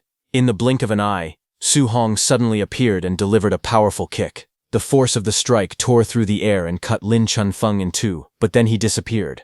Watching closely, Su Hong realized the truth. It was actually an afterimage. Before he could fully react, Lin Chunfeng appeared behind him and attacked with a powerful strike, saying that Su Hong was not the only one who knew an A-rank movement technique. Green light erupted as Lin Chunfeng countered with his technique, but Su Hong moved fast and dodged his strike again. Lin Chunfeng's attack hit the ground with a violent explosion, sending debris and cracks across the ground. Smoke and dust filled the surroundings as the shockwave faded. Breathing heavily, Lin Chunfeng told Su Hong to give up, saying that for a Tier 1 initial stage fighter to push him to this extent, he was already strong enough. He added honestly that if they were in the same tier, he would be inferior to him. But suddenly, Su Hong raised his hand toward Lin Chunfeng. Lin Chunfeng stared at him in confusion, but suddenly his eyes widened as a thought crossed his mind. Could Su Hong also know? But it was already too late. Su Hong smiled as flames began to gather around his palm, burning fiercely. In the next instant, a massive pillar of fire erupted upward, forming a blazing structure around Lin Chunfeng. Surrounded by roaring flames, Lin Chunfeng trembled and shouted in shock. He instantly recognized that it was a control-type martial art. His heart pounded as he realized the truth. A mere Tier 1 initial stage martial artist had actually learned a control-type martial art. Sweat rolled down his face as he tried to calm himself. He told himself that it did not matter. Su Hong would not be able to maintain it for long. All he had to do was wait for the flames to collapse on their own. Not far away, Grandmaster Qin and Grandmaster Jiang watched in disbelief. Grandmaster Jiang exclaimed in shock that it was the flame cage. He could not believe that Su Hong had mastered the flame cage at the Tier 1 middle stage. He turned to Grandmaster Qin, telling him that his student was simply too ridiculous. When Grandmaster Jiang saw Grandmaster Qin's expression, he asked why he looked so shocked. Wasn't this the very martial art he taught Su Hong? Grandmaster Qin hesitated awkwardly and tried to respond, stumbling over his words. Grandmaster Jiang suddenly realized something and shouted in disbelief. He pointed out that Su Hong was supposed to have a wind attribute. He demanded to know where this fire attribute had come from. Grandmaster Qin coughed and replied that it was simply multiple attributes. He asked whether there was really a need to be so shocked about it. But Grandmaster Jiang frowned and said that if that was the case, why had the flame cage not collapsed yet? Grandmaster Qin told him to look carefully at Su Hong's hand. There was a white flame there. On the battlefield while Lin Chunfeng stood inside the blazing flame cage, Su Hong stood in front of him as white flames rose on his hand. Sweat dripped down Lin Chunfeng's face as he forced out a strained smile. He could not believe what he was seeing. He asked whether Su Hong could really maintain the flame cage and attack at the same time. He admitted that even a Tier 3 martial artist would find something like that difficult to do. Su Hong said bingo and raised his fist, blue flames swirling around it. Su Hong charged at Lin Chunfeng with blue energy swirling around his fist as the flame cage continued burning fiercely around him. Seeing the incoming attack, Lin Chunfeng gritted his teeth and reacted quickly. He activated his technique, Wood Escape, forming a wooden barrier to block Su Hong's attack. But Su Hong's fist crashed forward with unstoppable force. The impact struck hard against Lin Chunfeng's body. A sharp sound echoed as the blow landed. Blood spurted from Lin Chunfeng's mouth, and his eyes widened in shock. Wooden fragments exploded into the air as he was driven backward by Su Hong's strike. Through clenched teeth, he cursed bitterly, saying this was simply too ridiculous. Su Hong's strike connected cleanly, and Lin Chunfeng's body bent backward from the force, fragments of wood and debris scattering through the air. A sharp cry escaped his mouth. Blood sprayed from his lips as he was sent flying. He gritted his teeth in pain, letting out another strained sound as he hit the flame cage behind him. Fire roared upward, surrounding his entire body. Lin Chunfeng slowly turned his shoulder, flames swirling violently around his back. Then glowing green energy began to spread across his wounds. His heal and recover immediately started. Bright green light pulsed as the damaged flesh visibly regenerated. With sweat rolling down his face, he clenched both fists, flames blazing higher behind him. He smirked confidently and declared not to underestimate the healing power of a Tier 2 martial artist's wood spirit body. Su Hong narrowed his eyes as he looked at Lin Chunfeng and muttered to himself that it was a wood spirit body, a special physique with incredibly strong recovery power. But then his gaze sharpened. He thought that if one punch was not enough, then he would throw a few more. Without hesitation, he launched himself forward, his fist cutting through the blazing flames. He declared that he did not believe Lin Chunfeng could keep recovering forever. His punches rained down one after another, crashing through the fire with explosive force. But Lin Chunfeng only grinned through the blood on his lips. He shouted that it was useless, and that Su Hong could not outlast him. He added confidently that a Tier 1's endurance could never surpass a Tier 2's. Green spiritual energy swirled around his body as he raised his hand. He said he wanted to see whether the flame cage would collapse first, or whether his recovery power would run out first. Hearing that, Su Hong felt the strain in his body. He realized there was not much fire spiritual chi left within him. Once the restriction of the flame cage disappeared, the situation might reverse completely. Su Hong moved his hand, and with a swing of his arm he dissipated all the flames. The fire scattered across the ground as green spiritual energy flared up around Lin Chunfeng's body. With a loud laugh, Lin Chunfeng mocked Su Hong, asking if he was already giving up. His body immediately started to recover as the green aura intensified around him. His wounds visibly began to mend under the glow of his wood spirit body. Smirking confidently, he declared that now it was his turn to counterattack, and that Su Hong was bound to lose. But suddenly, his expression changed. His eyes widened in shock as he saw something unusual. He stared forward and demanded to know what that thing was. Across from him, Su Hong stood calmly as golden lightning and flames crackled around his arm. He admitted that this move consumed a great deal of energy and that he had not originally planned to use it. Electric arcs danced wildly around his body, illuminating the battlefield. Seeing that overwhelming power, Lin Chunfeng trembled. Sweat rolled down his face as he shouted in disbelief, asking whether this was truly a power a Tier 1 martial artist could unleash. He called Su Hong a monster. Panic flashed in his eyes. He told himself that he absolutely could not let him get close. Green energy surged violently as he pushed his hands onto the ground. Lin Chunfeng clenched his teeth and used his wood escape technique desperately, repeating the words wood escape again and again. Green spiritual energy burst from his hands and slammed into the ground. In an instant, thick wooden walls shot upward from the floor, rising one after another with violent force. The towering wooden barriers stood in front of Su Hong, blocking him from attacking. Behind the walls, Su Hong lowered his gaze slightly. His golden eyes began to glow intensely, lightning flickering within them. Without hesitation, he stepped forward. Golden lightning exploded from his body as he drove his fist into the wooden barrier. A deafening crash echoed through the arena. The massive wooden wall cracked under the impact, splinters and debris flying everywhere. The lightning-charged punch tore straight through the defense. In the next instant, Su Hong burst through the broken wall in a streak of golden light. Before Lin Chunfeng could react, Su Hong descended and smashed his electrified fist downward. Lin Chunfeng was blasted backward violently. His body spun through the air before crashing heavily onto the ground. Dust exploded outward as he struck the floor, completely overwhelmed by the lightning-infused punch. Su Hong stood calmly amid the fading golden aura. Flames and lightning slowly settled around him as he looked down at his defeated opponent. Silence spread across the arena. Su Hong stood alone at the center, while Lin Chunfeng lay motionless on the tiles. The crowd watching from a distance fell into stunned silence. Someone finally broke the quiet in disbelief. They exclaimed that Lin Chunfeng had been knocked out with just one punch, even though he possessed a wood spirit body. Another voice cried out in shock, saying that the power of that punch was almost catching up to an S-rank martial art. They could not believe it. They added that Su Hong was only at the Tier 1 initial stage. Grandmaster Zhang stared in disbelief and demanded to know what kind of monster Grandmaster Qin had brought. He turned to Grandmaster Qin and, pointing at the arena, shouted that it was attribute fusion. Su Hong actually knew attribute fusion. He emphasized that such a young Tier 1 martial artist had already mastered attribute fusion and asked whether he understood what that truly meant. Grandmaster Qin calmly sipped his tea and said that it did not matter. He added that he definitely would not tell anyone that Su Hong had only taken 1 month to achieve dual attribute fusion. Grandmaster Zhang, beside him, froze in confusion. Still holding his teacup, Grandmaster Qin continued in a casual tone. He said that if people knew Su Hong had 100% compatibility with 7 attributes and could cultivate 7 guidance techniques simultaneously, they would probably be scared to death on the spot. Hearing that, Grandmaster Zhang turned pale, sweat running down his face.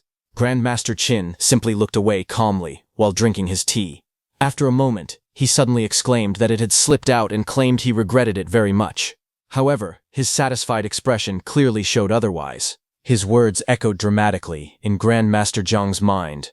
Fusing dual attributes in 1 month, achieving 100% compatibility in 7 attributes, and cultivating 7 guidance techniques at the same time. He was too stunned. Grandmaster Qin then reminded Grandmaster Zhang that since Su Hong had won, it was now time for him to fulfill his promise. He demanded an A-rank Thunder Spear art, and for the other reward, he wanted him to personally teach Su Hong the ultimate skill, Palm Thunder. Grandmaster Zhang stuttered in disbelief before finally nodding weakly and agreeing. Later, the scene shifted to the martial arts training room, a large dome-shaped building standing quietly under the open sky. Inside the martial arts training room, Su Hong and Grandmaster Zhang stood facing each other on the circular platform, each holding a spear. Grandmaster Jiang looked at Su Hong and admitted inwardly that Su Hong was truly a monster. He had never seen someone like him in his entire life. After a moment, he straightened his posture and began explaining seriously. He said that the A-rank Thunder Spear art he was about to teach was called 9 heaven-breaking spears. He gripped the spear firmly, and lightning suddenly surged around it, crackling with blue energy. He explained to Su Hong that in the 9 heaven-breaking spears, every 3 moves formed one stance, and there were 3 stances in total. Electricity wrapped around the spear as he continued, saying that each stance was stronger than the last, and the difficulty of learning them increased progressively. He then added that if it were an ordinary martial artist, he would not teach this technique at all unless they had reached Tier 4. However, he looked at Su Hong calmly and said that with Su Hong's talent, learning the first stance should not be a problem. Grandmaster Jiang's eyes flashed with lightning as he gripped the spear tightly. Blue electricity crackled violently around the weapon. He shouted at Su Hong to watch closely. In the next instant, thunderous power burst forth. He declared the first stance, river overturning. A massive surge of lightning exploded outward like a raging river, flipping upside down. Waves of electric energy roared across the platform, crashing forward with unstoppable force. Without pausing, he continued. He announced the second stance, sea inverting. The spear swept downward, and the lightning transformed into something even more terrifying. It rose like an enormous ocean turned upside down. A colossal wave of thunder spiraled into the sky, swallowing everything in its path. The roaring energy surged, layer after layer, each strike heavier than the last. Standing below, Su Hong felt as if he were trapped in the center of a violent thunderstorm. He thought that in this storm of lightning, he was like a lone boat drifting in the ocean. Any single bolt of thunder, or even a raindrop, could completely overturn him. As the storm reached its peak, Grandmaster Jiang's voice rang out once more. He calmly declared the third stance. The spear tip erupted with blinding light, gathering all the thunder into a single dazzling point. Grandmaster Jiang shouted its name, heaven breaking. In the next instant, he flipped his body in midair and drove the spear straight downward. Thunder roared violently as the spear pierced toward the ground like a bolt falling from the heavens. The impact did not explode wildly. Instead, the gathered lightning spiraled outward, forming enormous twisting tornadoes of electric energy.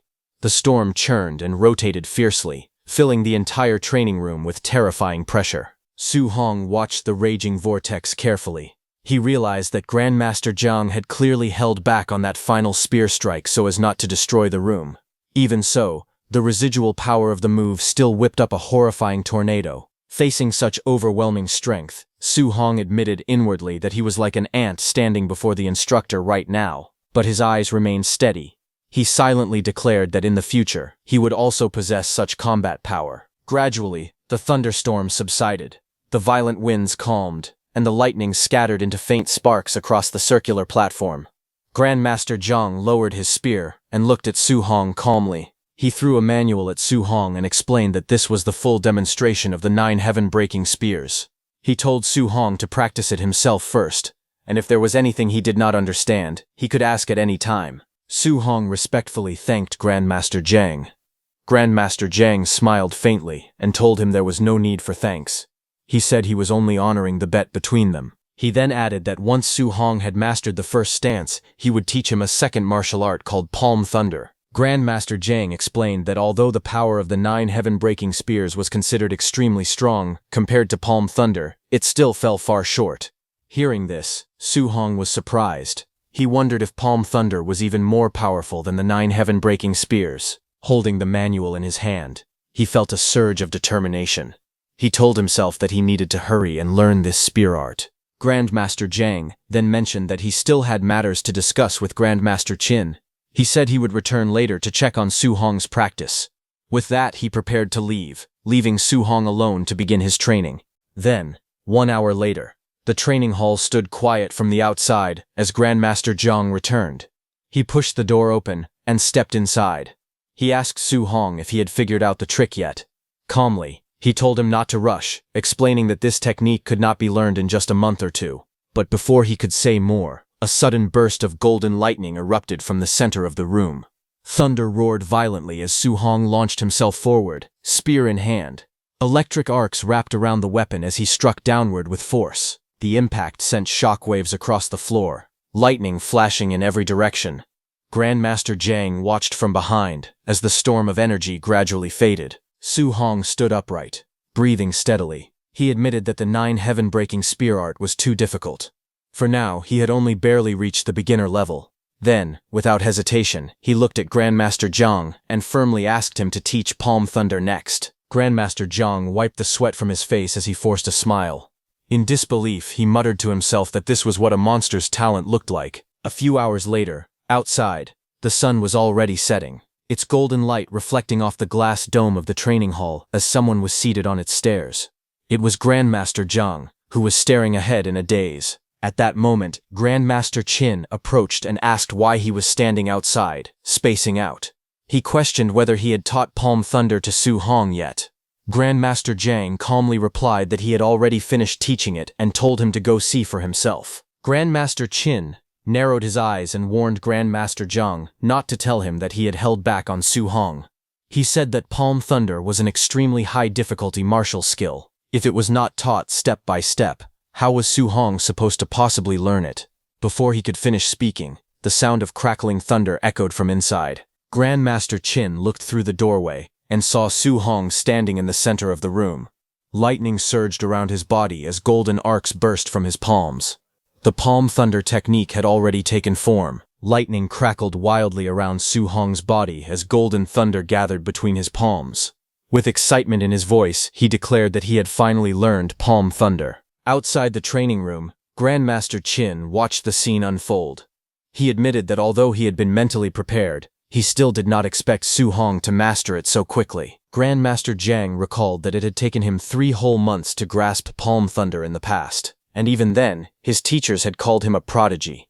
But looking at Su Hong's performance, he concluded that Su Hong would definitely reach Tier 9 one day.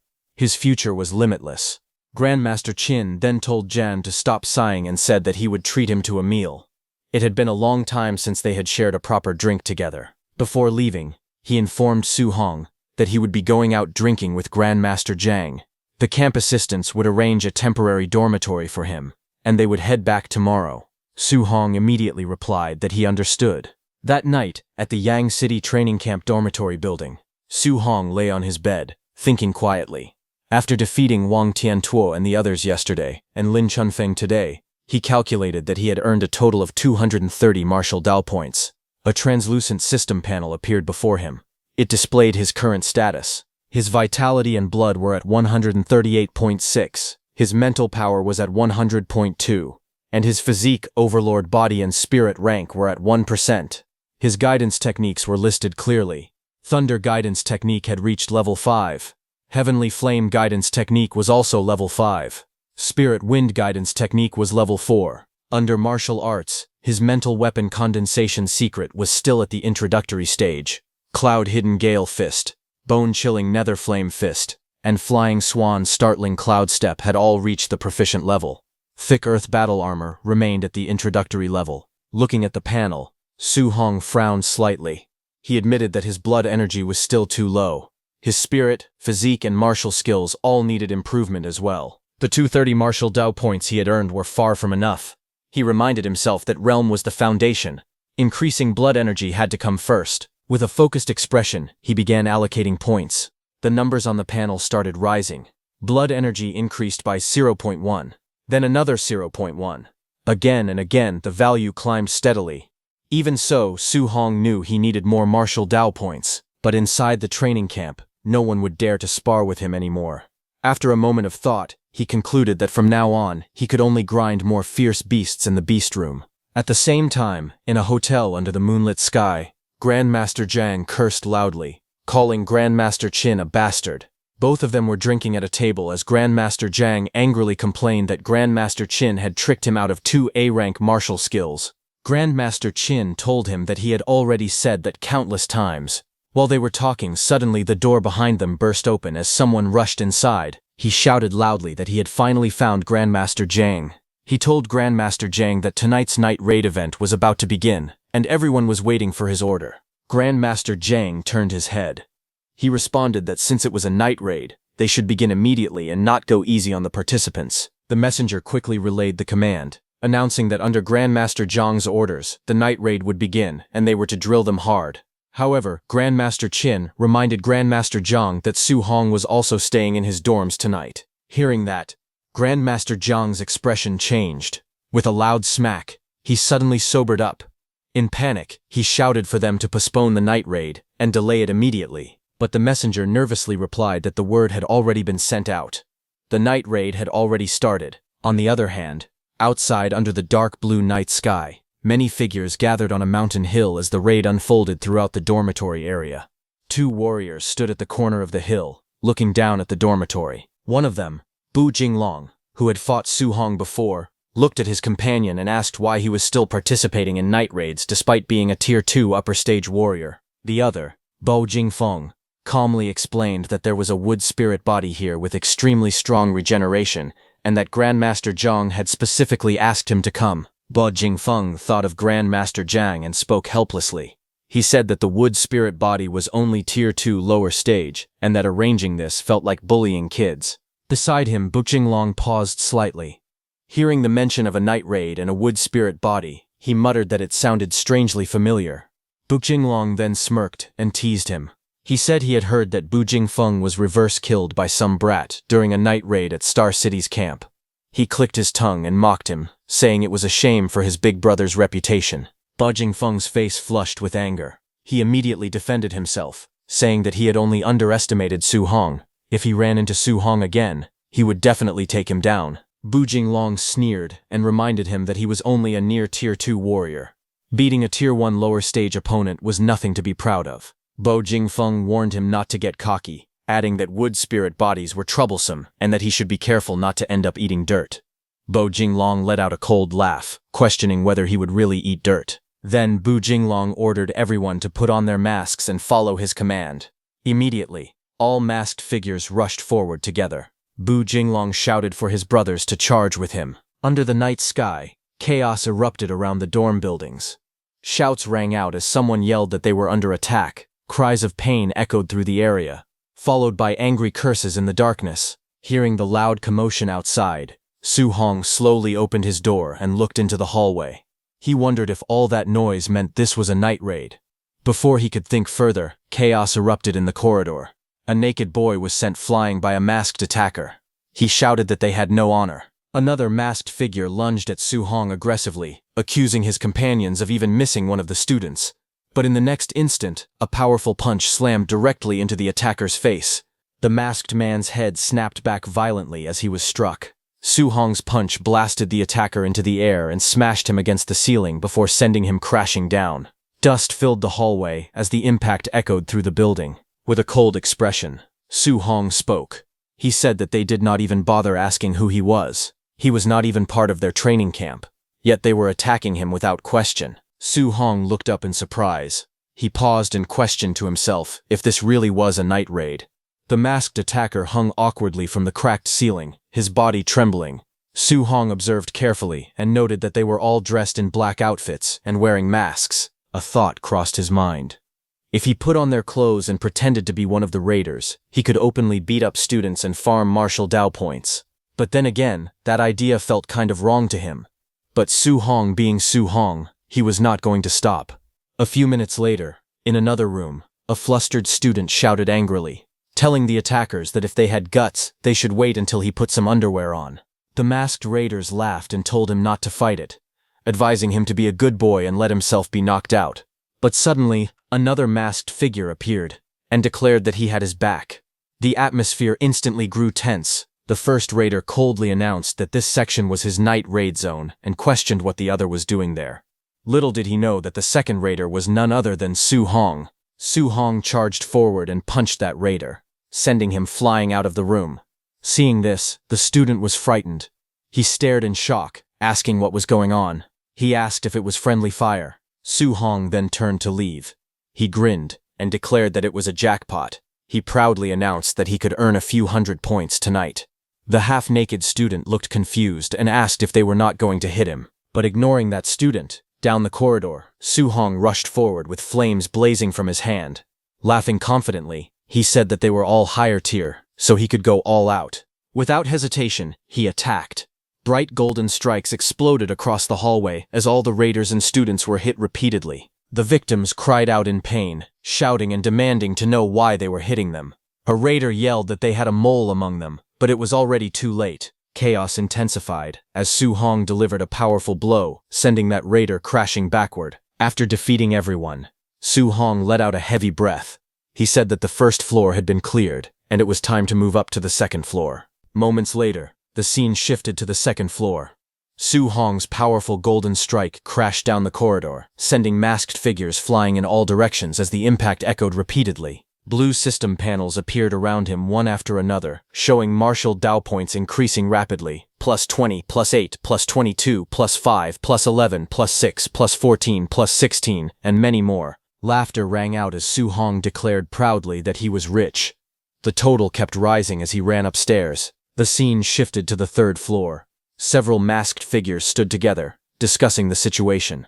One of them said that the student named Lin Chunfeng was a beast, still holding out against Tier 2 upper stage Bu Jinglong. Another added that Lin Chunfeng's regeneration was insane.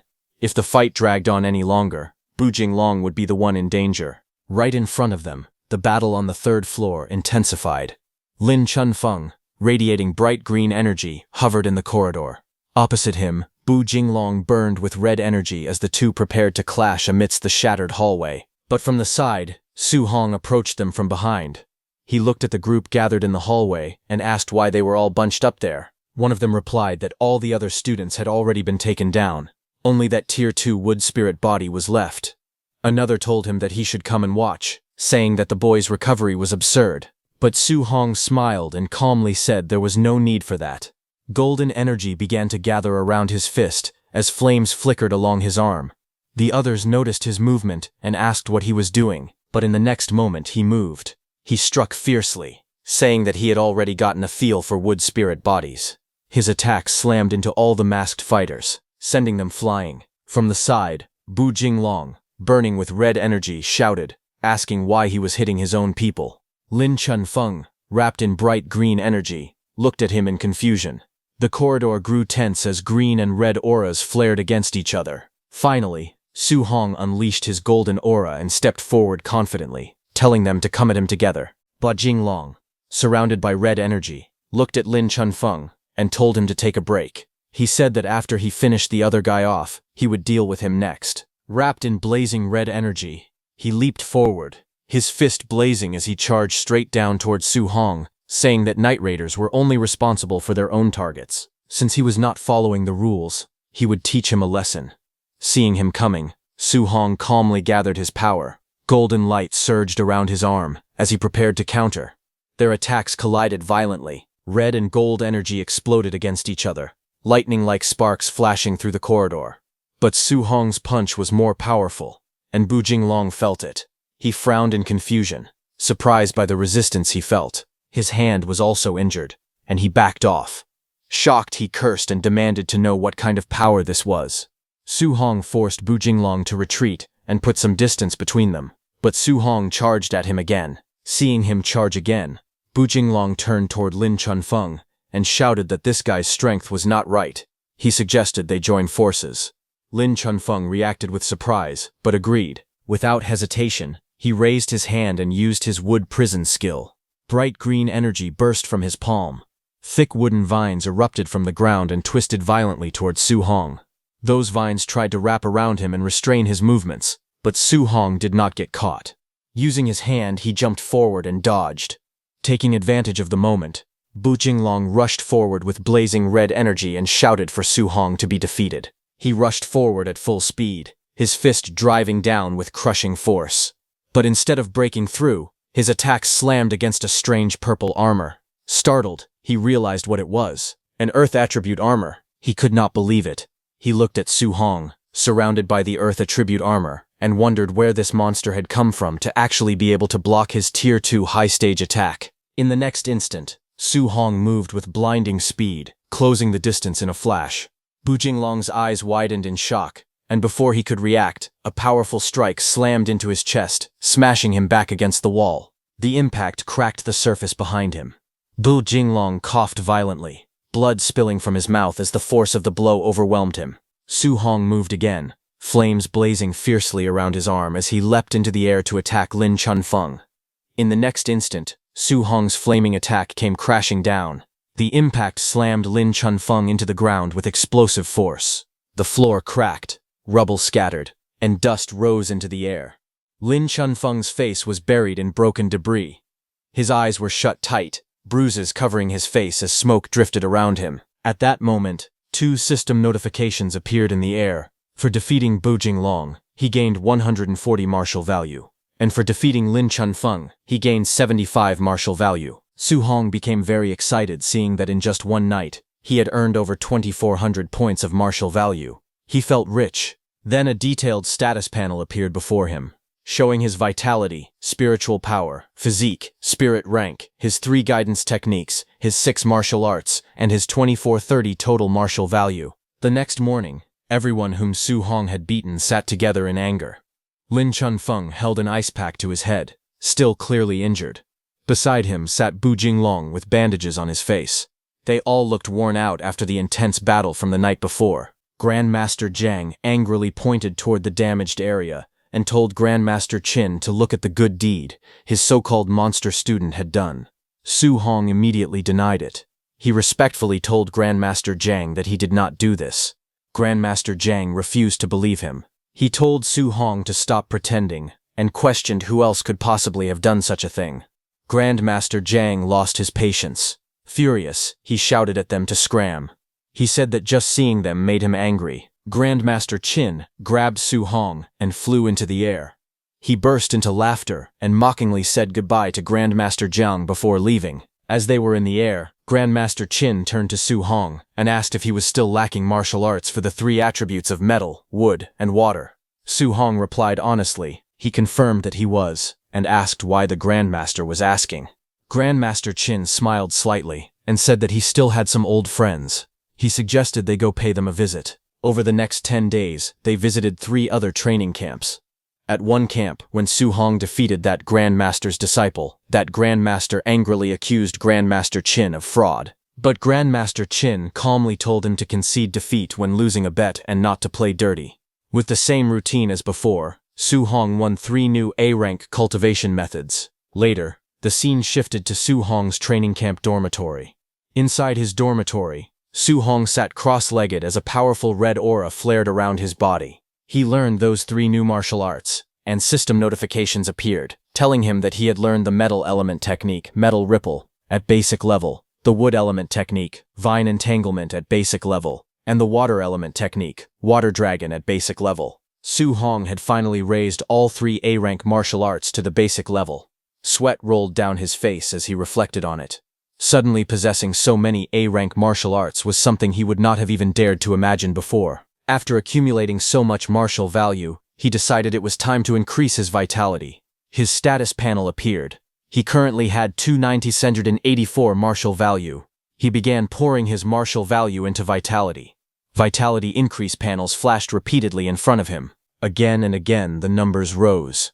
His body swelled with power, muscles tightening as red flames surged wildly around him.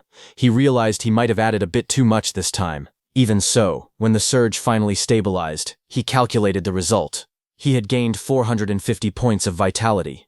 Now, he was only 50 points away from breaking through to become a Tier 2 martial artist. After increasing his vitality, Su Hong checked his remaining martial value. He still had 100 points left. Looking at his system panel, he wondered whether he should strengthen his spiritual power or upgrade his overlord body. After thinking for a moment, he decided to try strengthening the overlord body. He tapped the option, his 100 martial value was used, and a notification appeared showing that his overlord body spirit rank had increased by just 0.1%. Seeing the result, he was stunned. 100 points of martial value had only increased it by 0.1%. The system updated, and now his physique overlord body, spirit rank, was at 1.1%. Sweat slid down his face as he realized how difficult it was to upgrade the overlord body. He admitted to himself that this physique was far too hard to improve. After thinking it over, he concluded that from now on, he should prioritize breaking through to become a Tier 2 martial artist. With that decision made, he rushed out the door. He planned to go to the ferocious beast room to farm more martial value. But as soon as he stepped out, he saw Grandmaster Qin standing outside his door. Grandmaster Qin looked at him calmly and asked whether Su Hong was still lacking a healing martial art. Su Hong looked at Grandmaster Qin with an awkward smile and wondered if the old master had come once again with another arrangement. Soon after, the scene shifted to the Hang City training camp. A vast compound stood among towering mountains and drifting clouds. Birds circled above the tiled rooftops as young martial artists gathered below. Grandmaster Wang Qingshan explained the rules of the wilderness special training. The training required surviving in the 10,000 monster mountain range for 7 days. No supplies were allowed to be carried. Only by killing ferocious beasts of the same realm or higher could the participants obtain contribution points. Su Hong listened carefully while standing among other trainees holding long spears. He realized that Hang City, the provincial capital of Jiangnan Province, truly gathered geniuses from everywhere. The difficulty of training here far exceeded that of Star City. Grandmaster Wang Qingshan then announced that the special training would begin and ordered everyone to move out. Without hesitation, the trainees leapt off the platform and rushed into the mountains below. As they left, Grandmaster Wang spoke to Grandmaster Qin. He questioned whether the boy Grandmaster Qin had brought, who had not even reached Tier 2 yet, was really worth making a bet on. Grandmaster Qin said that was right. He told him that the terms of the bet were clear. If Su Hong won, Grandmaster Wang would teach him an A-rank healing martial art. In exchange for however many of Grandmaster Wang's students managed to defeat Su Hong, he would personally teach each of them an A-rank martial art. Grandmaster Wang hesitated and pointed out that half of the students present were already Tier 2. He questioned whether Grandmaster Qin truly had the ability to teach that many A-rank martial arts. Grandmaster Qin remained indifferent. Seeing that, Grandmaster Wang said that letting the boy experience those beasts early on was not a bad thing. When Grandmaster Qin heard this, he was startled and asked if the beasts from the 10,000 races demonic cult had already arrived. Grandmaster Wang reassured him, saying that the ones who had come were merely some Tier 2 and Tier 3 small fry. Hearing that, Grandmaster Qin became anxious, saying Tier 3 beasts were no joke. Sending the students against them would be driving them to their deaths. However, Grandmaster Wang spoke firmly, saying that the war of the 10,000 races was cruel. Without enduring hardships, how could anyone become a true powerhouse? Hearing that, Grandmaster Qin sighed, as there was nothing he could do. Grandmaster Qin wanted to tell Su Hong that he was not required to take first place this time. Simply coming back alive would be enough. Meanwhile, in the mountains, Su Hong fought fiercely. Lightning surged around his spear as he launched himself forward. With a powerful strike, he pierced through a wolf ferocious beast. Blood splattered as golden lightning exploded outward. Next, he fought a boar ferocious beast. He soared high into the air, gathering blazing golden energy around him. Like a radiant meteor descending from the sky, he unleashed a devastating attack. Golden light rained down in countless streaks, crashing violently onto the beasts below. The mountains trembled under the storm of lightning as Su Hong continued his relentless assault. Next, Su Hong's spear flashed with green light as it pierced through the massive serpent-like beast. With a loud roar, the creature's body split apart. Blood sprayed into the air as the long body collapsed heavily onto the ground. Night slowly fell over the mountains. A crescent moon hung high in the sky, but Su Hong didn't stop. He charged at a black tiger beast that was wrapped in blazing red energy. A powerful wave of blue water spiraled upward like a roaring dragon and smashed down violently. The impact echoed through the valley as the beast was struck down. After the battle, Su Hong walked toward a cave, surrounded by the remains of defeated beasts. Su Hong thought to himself that the power of these newly learned martial arts was very strong. However, if he used them continuously, the spiritual qi in his body was clearly insufficient. He walked into that cave. Bloodstains covered the ground, and broken bones were scattered around him. He realized that he had finally gathered enough martial value. He needed to hurry and break through to become a Tier 2 martial artist. A system panel appeared before him. It displayed his information, and currently he had 502 martial value. Sitting cross-legged on the ground, he began to cultivate. Red energy surged around him as the system continuously displayed notifications. His vitality increased little by little. The numbers kept rising as Su Hong focused silently on his breakthrough. But outside, in the quiet of the night, suddenly a figure stepped through the grass. It was a red-haired man. He muttered to himself that it was the middle of the night, yet he had been sent to come and check the area. He felt there was no need to be so careful. As he walked deeper into the forest, he thought about the sacrificial location hidden deep within the 10,000 monster mountain range. In such a remote and desolate place, he believed there was no way anyone else could possibly be there. But suddenly, he paused when he saw something. He saw the body of a fallen beast lying near the cave entrance, blood pooled beneath it. He narrowed his eyes and looked ahead. To his surprise, there really was someone there. That man stared toward the dark cave opening under the starry sky and coldly ordered the hidden person to stop. With a sinister smile, he spoke loudly into the night. He declared that he knew someone was hiding inside. He told them to come out on their own, and he would give them a quick death. Otherwise, he threatened that he would swallow them alive and skin them. That red-haired man stood at the cave entrance with his arms spread slightly. He stated calmly that the person inside had killed a rank 1 Crimson Flame Black Tiger. At most, he concluded, that meant they only had the strength of a rank 2 or rank 3 martial artist. He warned them not to try to resist, otherwise he would show them something worse than death. Inside the cave, Su Hong, who was hiding behind a rock, listened carefully. Judging by that man's tone, Su Hong realized he did not seem like someone who could be trusted. And the way he spoke showed that he even looked down on rank 3 martial artists. Su Hong wondered if that man could possibly be rank 4. Although Su Hong had already broken through to rank 2, he was not sure whether he could defeat a rank 4 opponent. No matter what, he decided that he needed to escape the cave first. With a sudden burst of movement, he attacked, unleashing a powerful surge of blue energy that roared outward like a dragon. The force blasted through the cave entrance, shaking the ground. Outside, the red-haired man looked up at the sudden attack. A grin spread across his face. He laughed and said that Su Hong had finally shown his face. Flames ignited in his hand as he took out his blade and prepared to respond. That red-haired man cut down Su Hong's attack with ease, surrounded by clashing waves of red energy. After sensing the power of the technique, he smirked and concluded that the opponent was only an early-stage rank 2. Su Hong used the opportunity to run out of the cave. That red-haired man looked toward the cave and asked mockingly if he was trying to escape. Then he ran after him, laughing and admitting that killing a Crimson Flame Black Tiger at early-stage rank 2 was quite impressive. He even called him a genius, but he added that he loved crushing so-called lucky geniuses the most. As he rushed forward to attack, his expression suddenly changed. He froze for a moment, confusion flashing across his face. A drop of sweat rolled down as he let out a puzzled sound. Outside the cave, he noticed that Su Hong had stopped running. He asked why he had stopped. Standing calmly with his spear in hand, Su Hong looked at him steadily. After observing the power that had just been released, Su Hong concluded that the red-haired man was only an early-stage rank 3. He added that he had initially thought the man was rank 4. Su Hong noticed the dark tattoo on the man's neck, and stated that the tattoo belonged to the celestial race. He then asked if the man was part of the Myriad Race's demon cult. It was known that the members of the Myriad Race's demon cult were originally humans.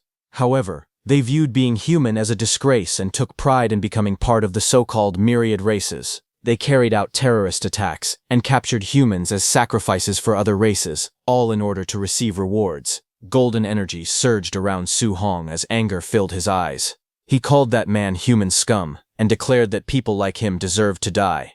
The red-haired man smirked and told him to try. Flames wrapped around his arm as he prepared his attack. With a fierce shout, he unleashed his technique, Sky Sun Slash. A blazing arc of fire tore through the air, descending with overwhelming force. Facing the incoming attack, Su Hong steadied himself. He realized that this was his first time fighting a rank 3 martial artist. He decided that he would have to go all out. As the blazing attack descended, Su Hong unleashed his counter. With a powerful shout, he activated his technique, River Flip. A massive surge of energy roared upward, colliding directly with the fiery slash. The two forces crashed violently, flames and lightning scattering in every direction. Seeing the clash, Su Hong was stunned. He realized that a rank 3 martial artist's technique had actually been scattered by his own attack. The red-haired man's eyes widened in disbelief. He could not understand it. He was an entire level higher, and was even using an A-rank technique. Yet he was falling behind. On top of that, Su Hong was supposed to use water attribute abilities. How could he also wield lightning? Anger twisted his expression. He cursed and declared that Su Hong was asking for death. Golden arcs of energy tore across the battlefield as he swung his blade in all directions to attack. In the next instant, a flash of lightning streaked through the air. Before the red-haired man could react, Su Hong appeared behind him in a burst of speed, his blade cutting forward with decisive force. Golden lightning roared upward like a blazing pillar, illuminating the entire battlefield. Su Hong leapt into the air, surrounded by crackling energy. The red-haired man froze in shock as the overwhelming power pressed down. With calm eyes and steady resolve, Su Hong called out his next technique, Sea Treader. The lightning intensified, surging violently around him. The red-haired man felt the terrifying pressure and realized that this power was even stronger than his own Sky Sun slash. Panic gripped his heart. He immediately decided that he had to retreat. Just as he attempted to pull back, green vines suddenly shot upward from the ground and wrapped tightly around his legs. His eyes widened in disbelief. It was a wood attribute control technique. First water, then lightning, and now wood. He couldn't believe his opponent was using multiple attributes. The vines tightened, holding him firmly in place. In the next instant, the blazing sphere of lightning energy crashed down with unstoppable force, exploding in a brilliant burst of light. The lightning slowly faded, leaving smoke drifting through the forest. Su Hong stood calmly, holding his spear as arcs of electricity crackled around him. In front of him, a molten figure knelt within the smoke, its body melting and reforming. Seeing that, Su Hong wondered if the man had dodged the attack using some strange movement technique. The molten body continued to dissolve, heat rising from it as it softened and shifted. Suddenly, a little farther away, fragments of dark rock began floating in the air. An eye opened within the rocky mass as it reappeared. The red-haired man reformed his body from the scattered stones, kneeling on the ground. His skin looked cracked like burning rock, glowing with lava-like veins. Fear filled his thoughts. He realized that he had not encountered a mere human genius. He had run into a complete monster. But anger quickly replaced fear, as Su Hong tracked him down, saying that he wanted to see where he could run now. With a furious roar, the red-haired man cursed him and shouted that the brat would pay. A bright light began to gather on his neck where the wing tattoo was, glowing intensely as he prepared another attack. The red-haired man roared as dark wings burst out from his back. He shouted for Su Hong to feel the divine might of the celestial race. His body, cracked like burning stone, surged with violent energy as the transformation continued. Seeing this, Su Hong tightened his grip on his spear and swung it forward. He declared that neither human nor ghost had ever mutated into such a state, and that everyone in the demon cult was insane. But in the next instant, the red-haired man caught the spear with his bare hand. Shockwaves rippled outward from the impact. Su Hong was flung backward as the force exploded between them. The red-haired man sneered and shouted that Su Hong knew nothing. Once his transformation was complete, he would become a true celestial. He then roared that their sacrifice ritual would not be ruined. Dark wings spread wide as he pressed forward with killing intent. But suddenly, flames erupted violently around him. His eyes widened in disbelief as the blazing attack pierced through the battlefield. He could only shout in shock as the overwhelming fire engulfed him. Su Hong's eyes sharpened as flames spiraled violently around his fist. He thrust his hand forward and used his flame cage technique. In an instant, towering pillars of fire erupted from the ground, forming a blazing prison around the red-haired man. The flames roared upward like burning walls, sealing him inside. Without hesitation, Su Hong shifted his stance. Golden lightning crackled wildly around his spear as he lowered his body and used his piercing spear Destruction. The spear shot out like a bolt of thunder, wrapped in violent arcs of lightning. It pierced straight into the enemy's chest, sparks exploding upon impact. A massive blast followed. The ground shattered as debris flew into the air. Fire and lightning collided in a blinding explosion. When the smoke cleared, Su Hong knelt firmly with his spear planted before him, lightning still dancing around the blade. Behind him, the red-haired man's body was thrown backward, his wings torn and his cracked skin breaking apart like shattered stone. Blood spilled from his mouth as he collapsed onto the ground. With fading strength, he looked toward Su Hong and trembled. His voice shook as he muttered that Su Hong was a monster. Then the red-haired man's body began to crumble. With a cracking sound, his stone-like skin shattered into pieces, scattering across the ground like broken rock. A blue system panel appeared in the air. It displayed that Su Hong had killed a mutated celestial and gained 212 martial values. Su Hong looked at the notification in surprise. He muttered that the points for killing a demon cultist were actually this high. He reflected that he had been fighting beasts for so long and had only earned 500 points. Then his expression grew serious. He recalled that the enemy had mentioned a sacrifice ritual. He wondered if they had already captured humans. Realizing the seriousness of the matter, he decided that he needed to inform the Grandmaster. At the Hangzhou training camp, night had already fallen. Grandmaster Qin looked at his phone calmly. He said that Su Hong had reported encountering the myriad race's demon cult. He explained that Su Hong mentioned they were performing a sacrifice ritual and had called for them to save people. Sitting at a tea table, Grandmaster Wang told him that the sacrifices this time were their own cult members, so there was no need to worry about them. Hearing that, Grandmaster Qin remarked that sacrificing their own people was truly demon cult behavior. He then poured tea for himself. Grandmaster Wang looked at him and asked if he was still in the mood for tea. He questioned whether he was not going to save his student. Grandmaster Wang calmly took a sip of tea and replied that it had only been an early-stage rank 3 cultist. He said Su Hong had already taken care of him. Hearing that, Grandmaster Wang said that a high-stage rank 1 killing an early-stage rank 3 and a demon cultist at that was nothing special. He remarked that his student bragged too much. Grandmaster Qin simply told him to believe whatever he wanted. Then, 3 days later, a beast lay dead on the ground, blood pooling beneath its body. Su Hong stood nearby, leaning against the monster with his spear resting at his side. He muttered that it had already been 3 days. He had killed plenty of rank 3 beasts, but he had not found another cultist. A blue status panel appeared before him, displaying his information. His vitality had reached 5002 and his mental strength was 100.5. His constitution was listed as Overlord Body, spirit grade 11%. His total martial values were 832. Looking at the number, he remarked that it was only a little over 800 points in total. Not as good as killing 4 cultists. Just then, he sensed a sudden warning and looked up. From between the trees, a woman stepped forward and spoke in a playful tone. She called him a little handsome guy and praised his perception for being sharp enough to notice her presence. She smiled faintly and told him that if they had met at another time, she would not have minded showing him some love. Her expression then turned cold. She declared that since he was here now, he would simply have to die. In the next instant, energy gathered in her hand. Sharp, glowing blades formed around her as she launched a fierce attack, sending multiple streaks of light slicing toward him at high speed. Su Hong stood calmly, his spear resting over his shoulder as the attacks rushed toward him. Looking at her, he realized she was a cultist. A faint smile appeared on his face as he thought that his martial values had just delivered themselves to him. Su Hong raised his hand and unleashed his powerful water dragon technique. A massive dragon formed from surging water burst forward, roaring as it crashed ahead with overwhelming force. The water dragon exploded outward, blasting through everything in its path. Just then, as Su Hong was extending his arm, a red robe suddenly blasted out from the smoke to attack him. In the next moment, Su Hong moved swiftly and grabbed that red robe. He thought that this was perfect. He could ask her where the other cult bases were. With full force, he pulled that woman toward himself, ordering her to get over there. The woman was dragged by that robe toward Su Hong. She was shocked and cried out in disbelief, asking what kind of crazy strength this was.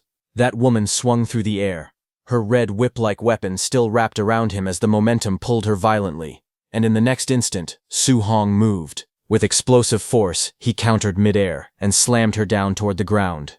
A powerful burst of energy followed as she crashed heavily below. Dust and shockwaves spread outward from the impact. Su Hong stood over her fallen body, his spear pointed down at her.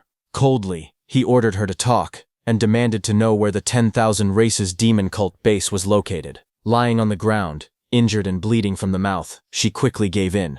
She told him it was 10 kilometers north of there. Desperately, she begged him to spare her life and promised to tell him everything. Without hesitation, he asked how many third-tier warriors they had brought this time. She answered weakly that, counting herself, there had only been one more third-tier warrior. Hearing that, Su Hong calculated that he had already taken out 2 third-tier warriors. That meant only one remained. If that was the case, then he could wipe out every last cultist there. Killing enemies at his own tier should be enough to push him into tier 2. While he was lost in thought, that woman suddenly broke free from him. She shouted that he was underestimating her and swore that this old lady would never let him off.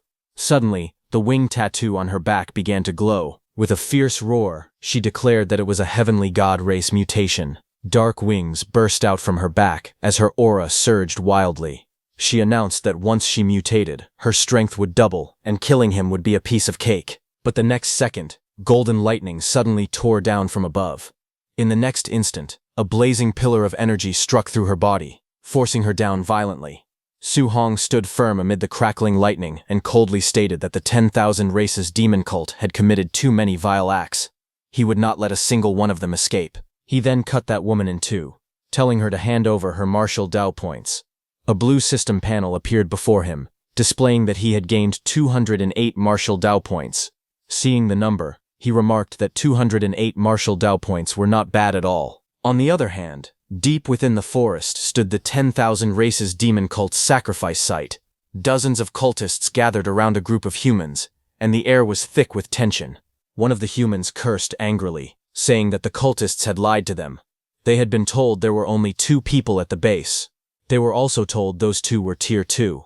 But now, all of them were clearly Tier 3. At that moment, a tall and muscular man stepped forward. He was known as the Blood Commander. He gave a single order to the cultists to kill them.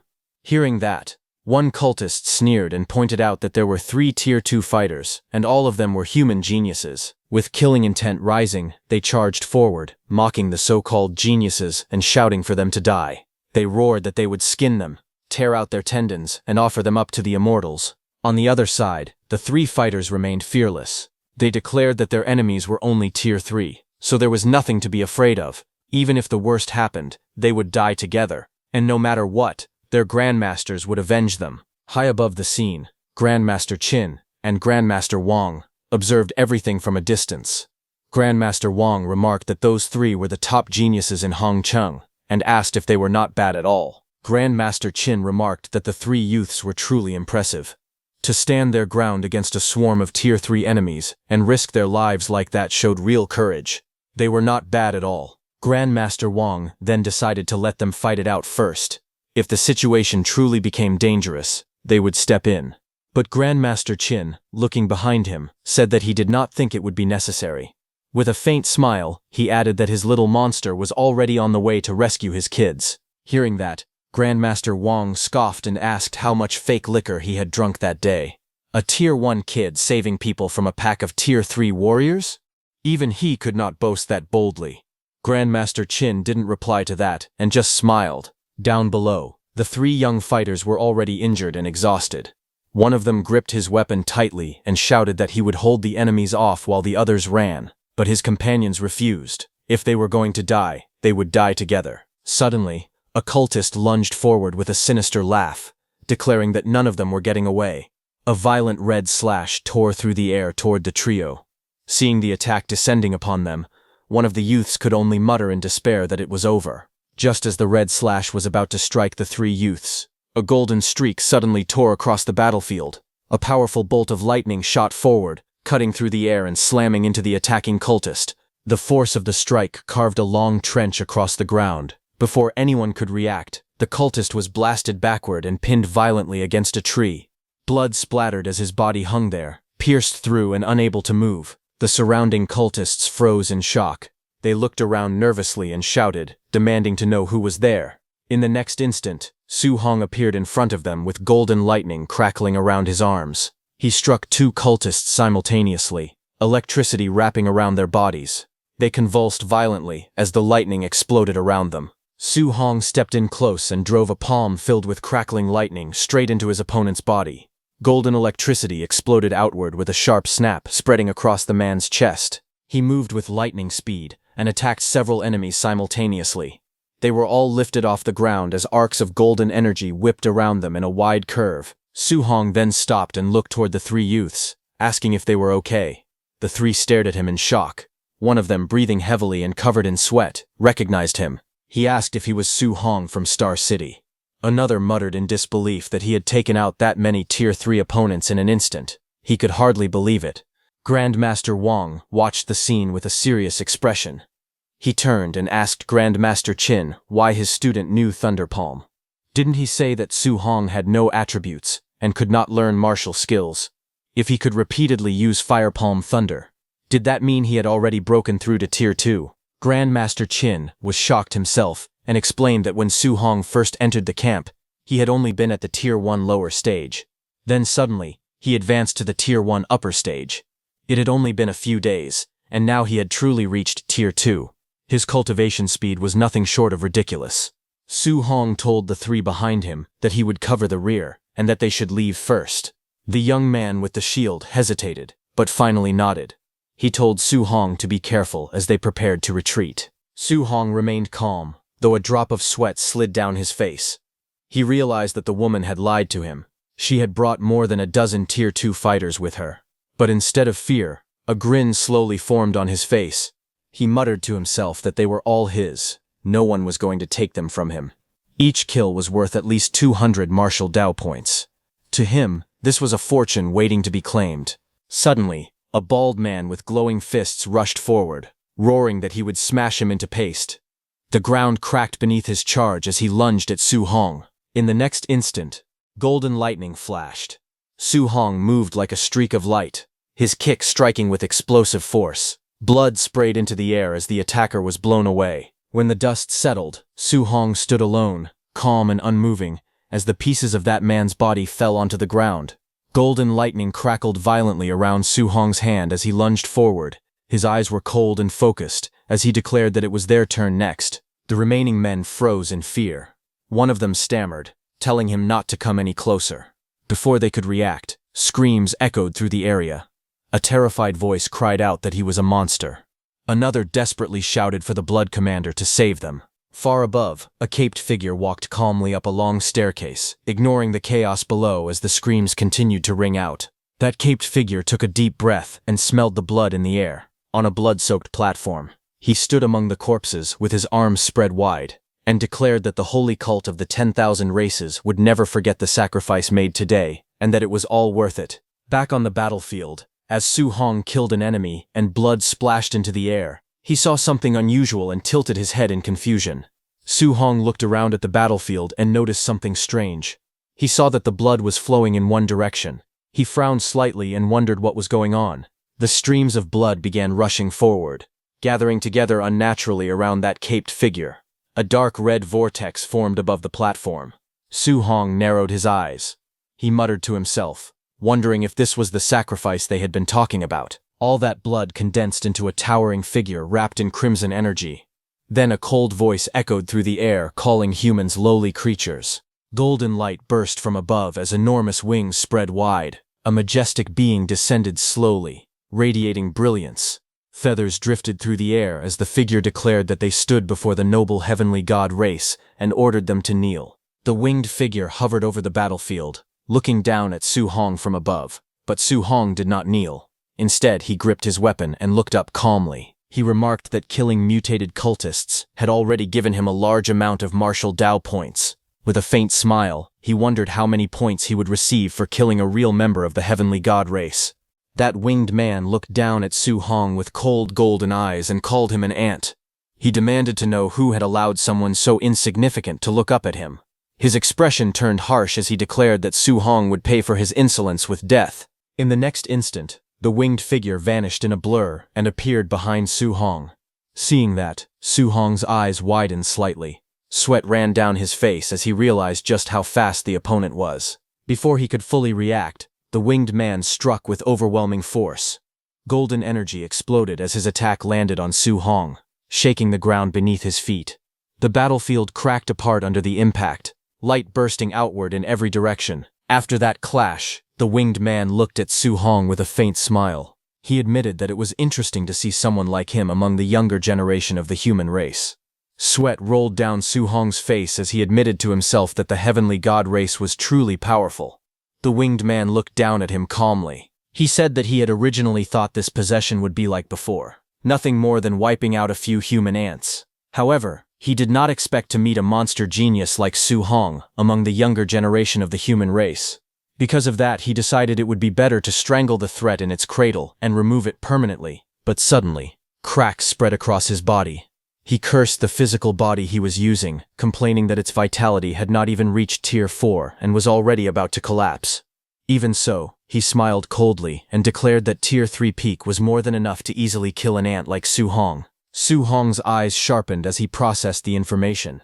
He realized that it was not a true member of the heavenly god race standing before him, but a human possessed by one of them. Understanding this, he clenched his fist as lightning began to surge around his body.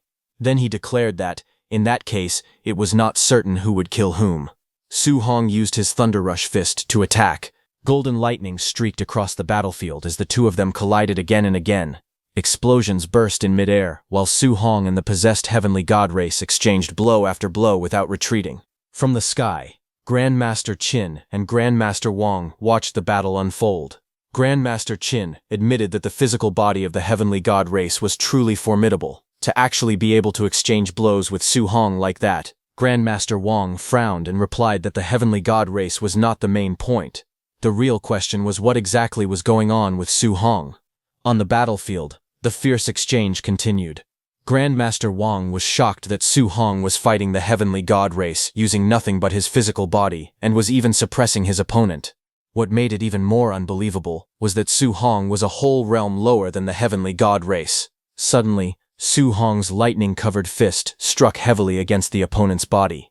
The winged man's eyes widened in shock as he was blasted backward through the air. Staring at Su Hong in disbelief, he shouted, asking what kind of physique a mere human could possibly possess. He declared that even on the all-heavens battlefield, when facing the chosen ones of the 10,000 races, his physical strength had never suffered defeat.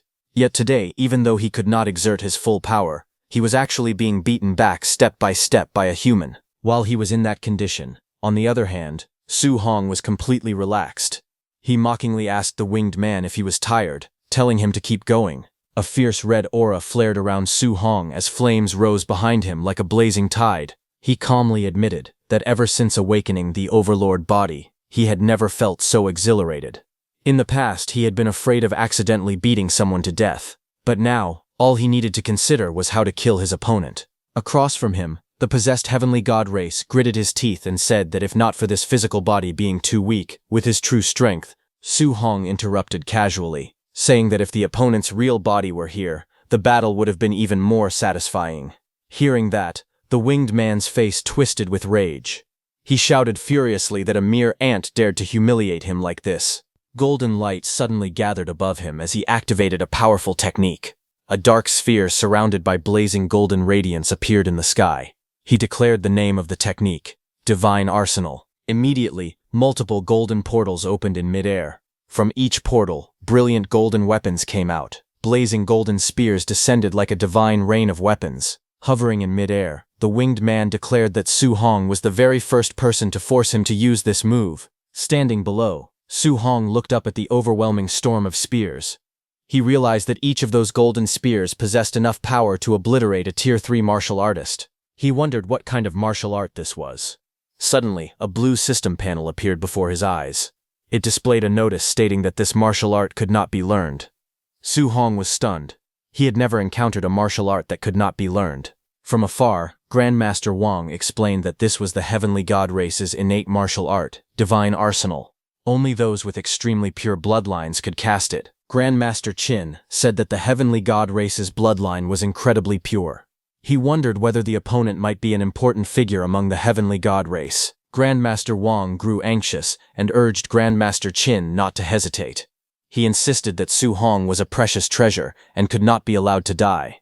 However, Grandmaster Qin remained calm. He told him not to panic and to wait a little longer, reminding him that Su Hong had not yet used his ultimate move. He then added that Su Hong's compatibility with all 7 attributes was 100% and that he had already mastered the fusion of thunder and fire attributes when he was only a Tier 1 martial artist.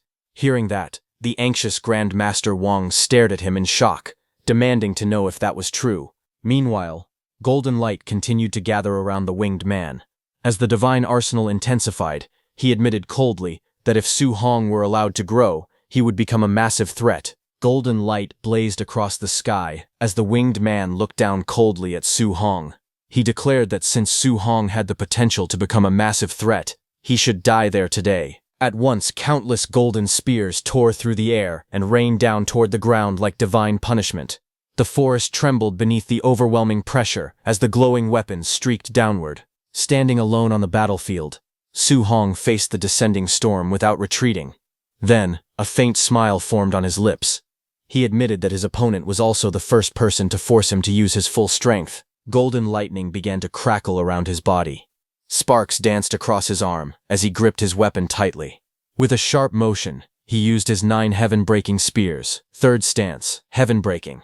In the next instant, blazing lightning gathered around him and condensed into a massive spear of thunder and fire. The energy surged wildly, illuminating the battlefield.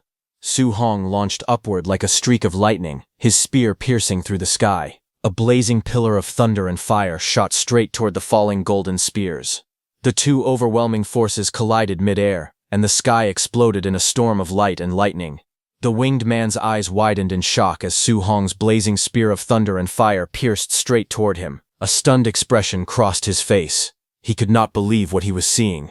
He shouted that this was impossible as the lightning-infused spear tore through his divine attack. The overwhelming force slammed downward, and in the next instant, a violent explosion erupted on the ground. Thunder and fire spread outward in a blazing circle, scorching everything in their path. When the light finally faded, only charred fragments remained. He was completely carbonized. The shattered stone structures collapsed with loud crashes, dust rising into the air as debris rolled across the ground. At the center of it all, Su Hong stood holding his spear, his body trembling slightly from the exertion. A translucent blue panel appeared before him. It displayed that he had gained 843 martial value. Sweat dripped down his face as he steadied himself, a faint smile forming on his lips. He admitted quietly that it was really worth a lot. Grandmaster Wang rushed down excitedly, his robes fluttering as he exclaimed that this was his darling treasure, his great genius. Su Hong stood there holding his spear, still catching his breath, looking slightly confused by the sudden enthusiasm. Grandmaster Wang declared that if he had not seen it with his own eyes, even if someone had beaten him to death, he would never have believed it. A Tier 2 martial artist had actually taken out a member of the heavenly god race. Su Hong wondered why Grandmaster Wang was so excited. After all, was it not just a heavenly god race opponent? Grandmaster Qin asked Grandmaster Wang if he should not be excited. Calming down slightly, Su Hong reflected that, as expected of the heavenly god race, ranked in the top 10 of the all heavens, even an ordinary clansman had forced him to use his trump card. He admitted it was hard to imagine how terrifying the true geniuses of the heavenly god race must be. Su Hong blinked and asked if he had been wrong. Grandmaster Qin quickly corrected himself, saying that he should not be this excited over defeating a small fry from the heavenly god race. Then, 4 days later, the special training came to an end.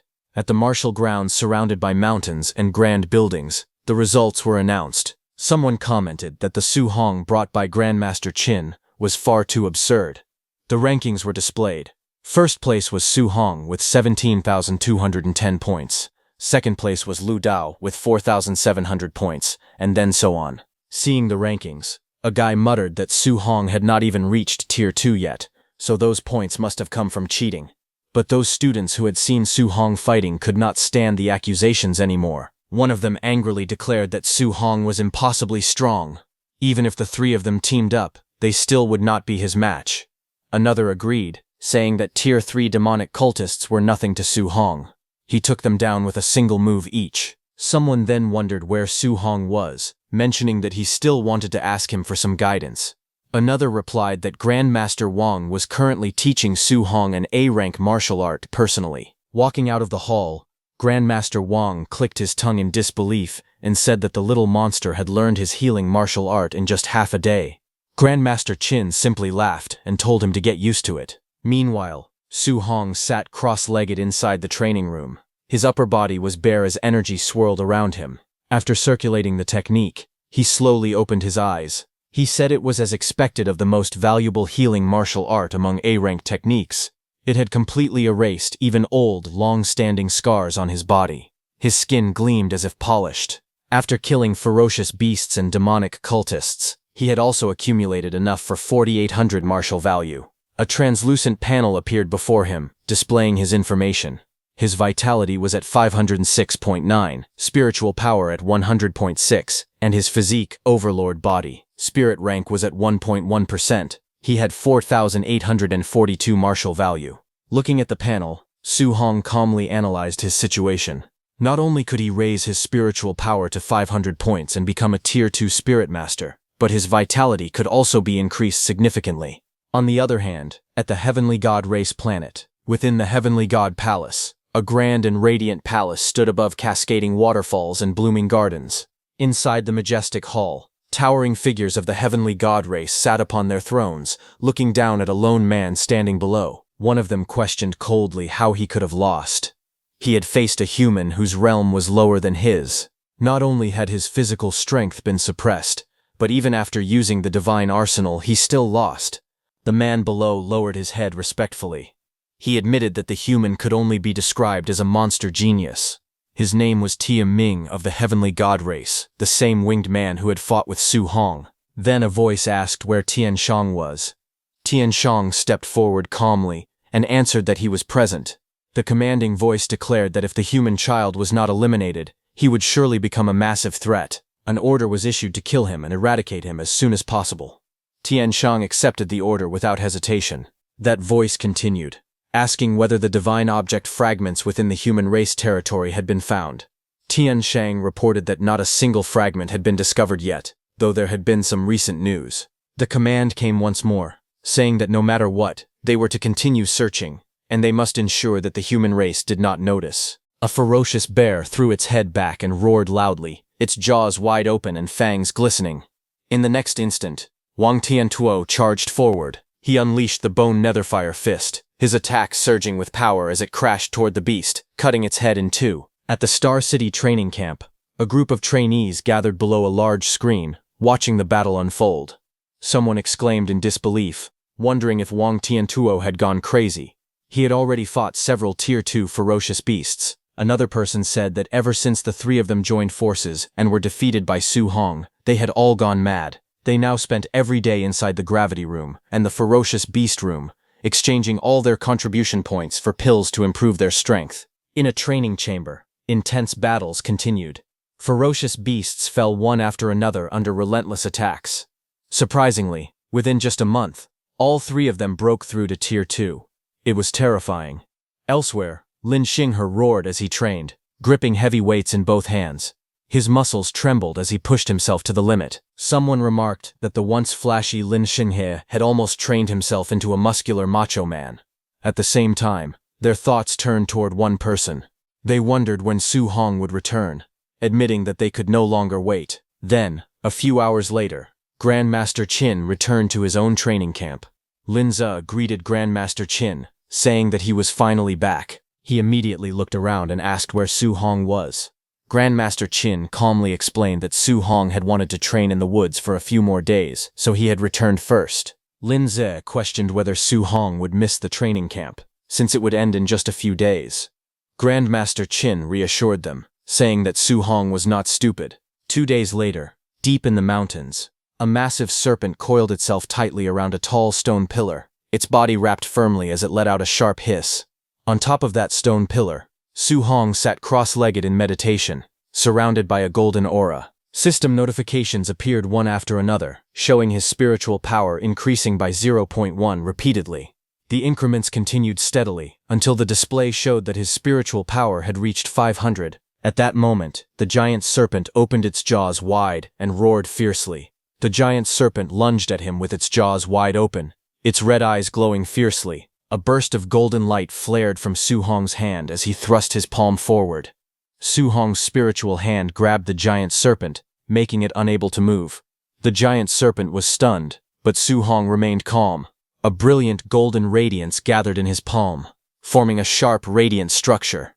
He declared the use of the weapon condensation art. The golden energy rapidly condensed into the shape of a massive sword, shining brightly against the dark sky. The enormous golden blade formed completely and descended with unstoppable force toward the serpent below. The sword sliced through the giant serpent's body like butter, its light overwhelming everything around it. Su Hong stood calmly as the shattered remains of the serpent scattered below him. He remarked that the martial skill power of a Tier 2 spirit master was indeed terrifying. With a quiet command, he dispersed the golden sword formed from his spiritual energy, and the radiant light gradually faded away. Feeling the surge within his body, he realized that his spiritual power had greatly improved. He decided that he could now attempt the 3-attribute fusion. Standing firmly, he raised both hands. Thunder crackled in one palm, fire blazed in the other, and sharp metallic energy gathered between them. As soon as the 3 attributes of thunder, fire, and metal came together, they instantly became volatile. The energies collided violently in his hands, exploding outward in blinding light. Su Hong's expression changed as he felt the force spiraling out of control. He admitted that he was losing control of it. The unstable fusion erupted with tremendous force, lightning and flames tearing through the surroundings as the stone pillar shattered and debris flew everywhere. As the explosion subsided, Su Hong was thrown back heavily against the rocks. Coughing weakly, he acknowledged that the power of a failed fusion was truly terrifying. Even so, he concluded that if the fusion ever succeeded, it might even be powerful enough to injure a Tier 4 martial artist. It was the last day of the training camp. Su Hong walked forward calmly, holding his spear over his shoulder as he entered through the open gates. Soon someone noticed him and shouted that Su Hong was back. They urged others to quickly notify Wang Tiantuo. The news spread quickly. People rushed to watch, saying that Wang Tiantuo and the other two were going to challenge Su Hong again. Some spectators began wondering who would win this time. Standing before the three challengers, Grandmaster Qin asked them if they thought they could win. Without hesitation, they answered confidently that they would win. Facing them, Su Hong calmly asked if they were sure they truly wanted to challenge him. Wang Tiantuo and the others released their auras and warned Su Hong not to underestimate his enemies. Lin Xinghe declared that now all three of them had broken through to Tier 2. With overwhelming confidence, Xiao Yan added that she could now defeat him all by herself. Su Hong smiled awkwardly and apologized softly. Then he calmly revealed that he was also a Tier 2 martial artist now. Flames erupted around his body, rising fiercely as his aura expanded outward. All three opponents were stunned. Wang Tiantuo demanded to know how that was possible, saying that Su Hong had just been at the Tier 1 initial stage before. Lin Xinghe could not believe what he was seeing, and questioned if this was even real. Even so, Xiao Yan stepped forward boldly. She declared that even though Su Hong was Tier 2, she was still a Tier 1 spirit master and was not afraid of him. She immediately activated her weapon condensation art. Golden light surged into the sky, condensing into a massive radiant sword that descended with overwhelming power. But suddenly, her radiant sword was hit by another, more powerful sword, and shattered. Caught in the explosion of light, Xiao Yan coughed up blood and cried out in pain as the impact overwhelmed her. Su Hong pointed his spiritual sword, surrounded by a brilliant white aura, and apologized calmly once more, revealing that he was actually a spirit master as well. The three opponents were stunned. Lin Xinghe was shocked, realizing that Su Hong was a Tier 2 spirit master. Wang Tiantuo understood that Su Hong had not even used his full strength when he sparred with them last time. As they instinctively backed away, they began listing his abilities in disbelief. Tier 2 Spirit Master, Tier 2 Martial Artist, and a top-tier special physique. Looking down at them with a faint smile, Su Hong declared that the three of them were not enough. He suggested that everyone come at him together instead. He treated it as an opportunity, thinking that it was another great chance to earn a large amount of martial value. Behind him, a massive spiritual phantom manifested, its glowing eyes shining with overwhelming pressure. The spectators trembled at the terrifying presence. The crowd quickly panicked. Some shouted that they surrendered immediately. Others yelled for him to go find Wang Tiantuo and Lin Xinghe instead. Many warned him not to come any closer. Fear spread rapidly as Su Hong started attacking them, radiating absolute dominance. Instructor Linze and Bai Mu confronted their grandmaster, accusing him of hiding the news that Su Hong was a spirit master. They questioned whether he was treating them too much like outsiders. But the grandmaster stood silently for a moment. Shock washed over his face as he muttered in disbelief that Su Hong was a Tier 2 spirit master. He found himself completely speechless. Bai Mu and Linze asked him directly whether he truly had not known beforehand, but the grandmaster burst into loud laughter. He declared that Su Hong was a monster among monsters. He even claimed that such a genius would only appear once in a millennium and that the human race was saved. Meanwhile, chaos continued in front of them. Su Hong was beating all the students all by himself in a completely one-sided fight.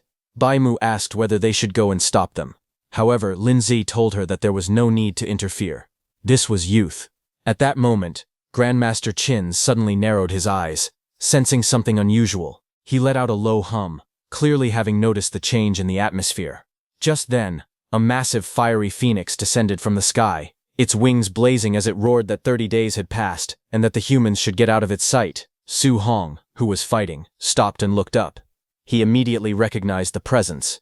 He realized that it was the Great Rock again. Grandmaster Qin's aura suddenly erupted in a violent surge of purple energy. With fury in his voice, he declared that he had already given that smelly feathered bird enough face.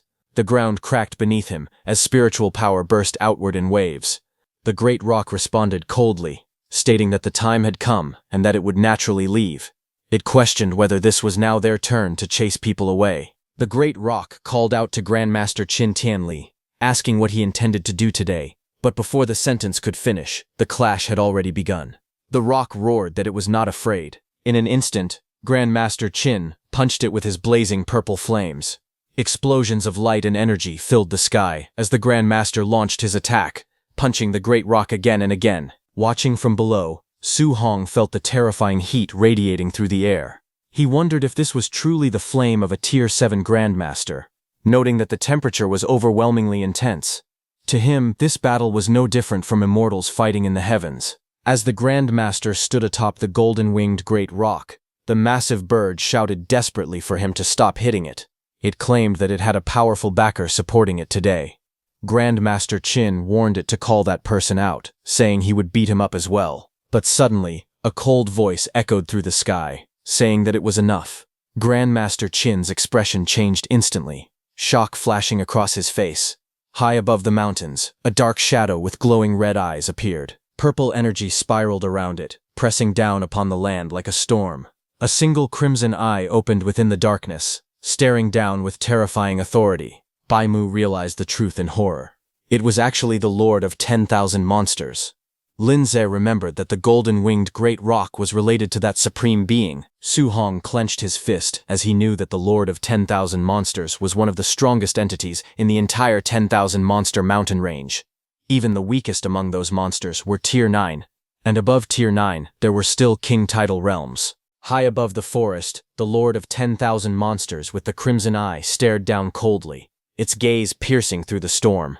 Su Hong felt the overwhelming pressure and realized the truth. Facing experts of Tier 9 and above, even a Tier 7 Grandmaster seemed insignificant. He clenched his fists tightly. At that moment, he was only Tier 2. The gap between him and those beings was like heaven and earth. He thought that if that kind of expert were to attack Star City, the current him would be powerless. Who could he protect? He would not be able to protect anyone. A strong determination rose in his heart. He had to become stronger. Tier 3, Tier 4, Tier 8, Tier 9, and one day he would reach the King Realm. Meanwhile, Grandmaster Qin looked at the golden-winged Great Rock and said that even the Lord of 10,000 Monsters had appeared. The mixed feathered bird truly had a deep background. The rock glared fiercely and warned Qin Tianli to just wait. Soon after, the enormous bird spread its wings and flew into the distance. Its figure slowly dissipated into the sky.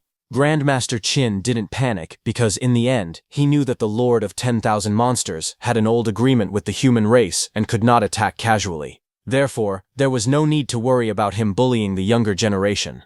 Despite the sudden appearance of the Lord of 10,000 Monsters, the training camp eventually ended as usual. Vehicles arrived at the camp entrance as students began leaving in groups. Su Hong walked out with his backpack over his shoulder.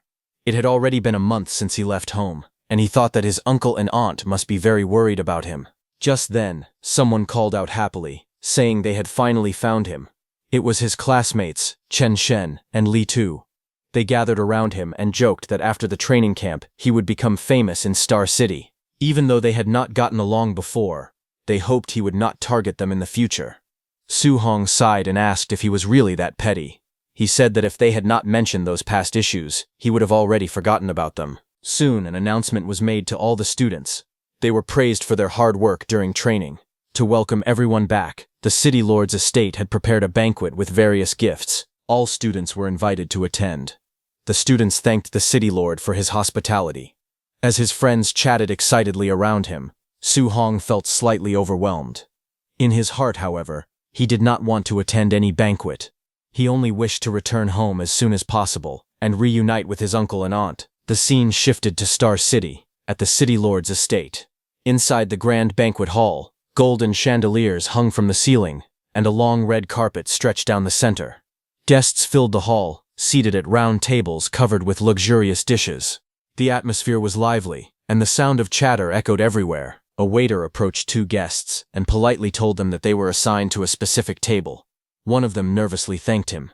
It was Su Hong's uncle and aunt. When they sat down, an awkward silence surrounded them.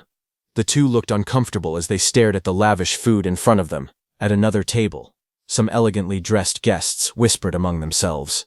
They questioned whose parents were sitting over there. One woman wondered aloud if migrant workers were also allowed to attend the banquet. Another person complained about the waiter, asking why he was bringing just anyone over. Meanwhile, Su Hong's uncle and aunt, sitting at the table, felt uneasy.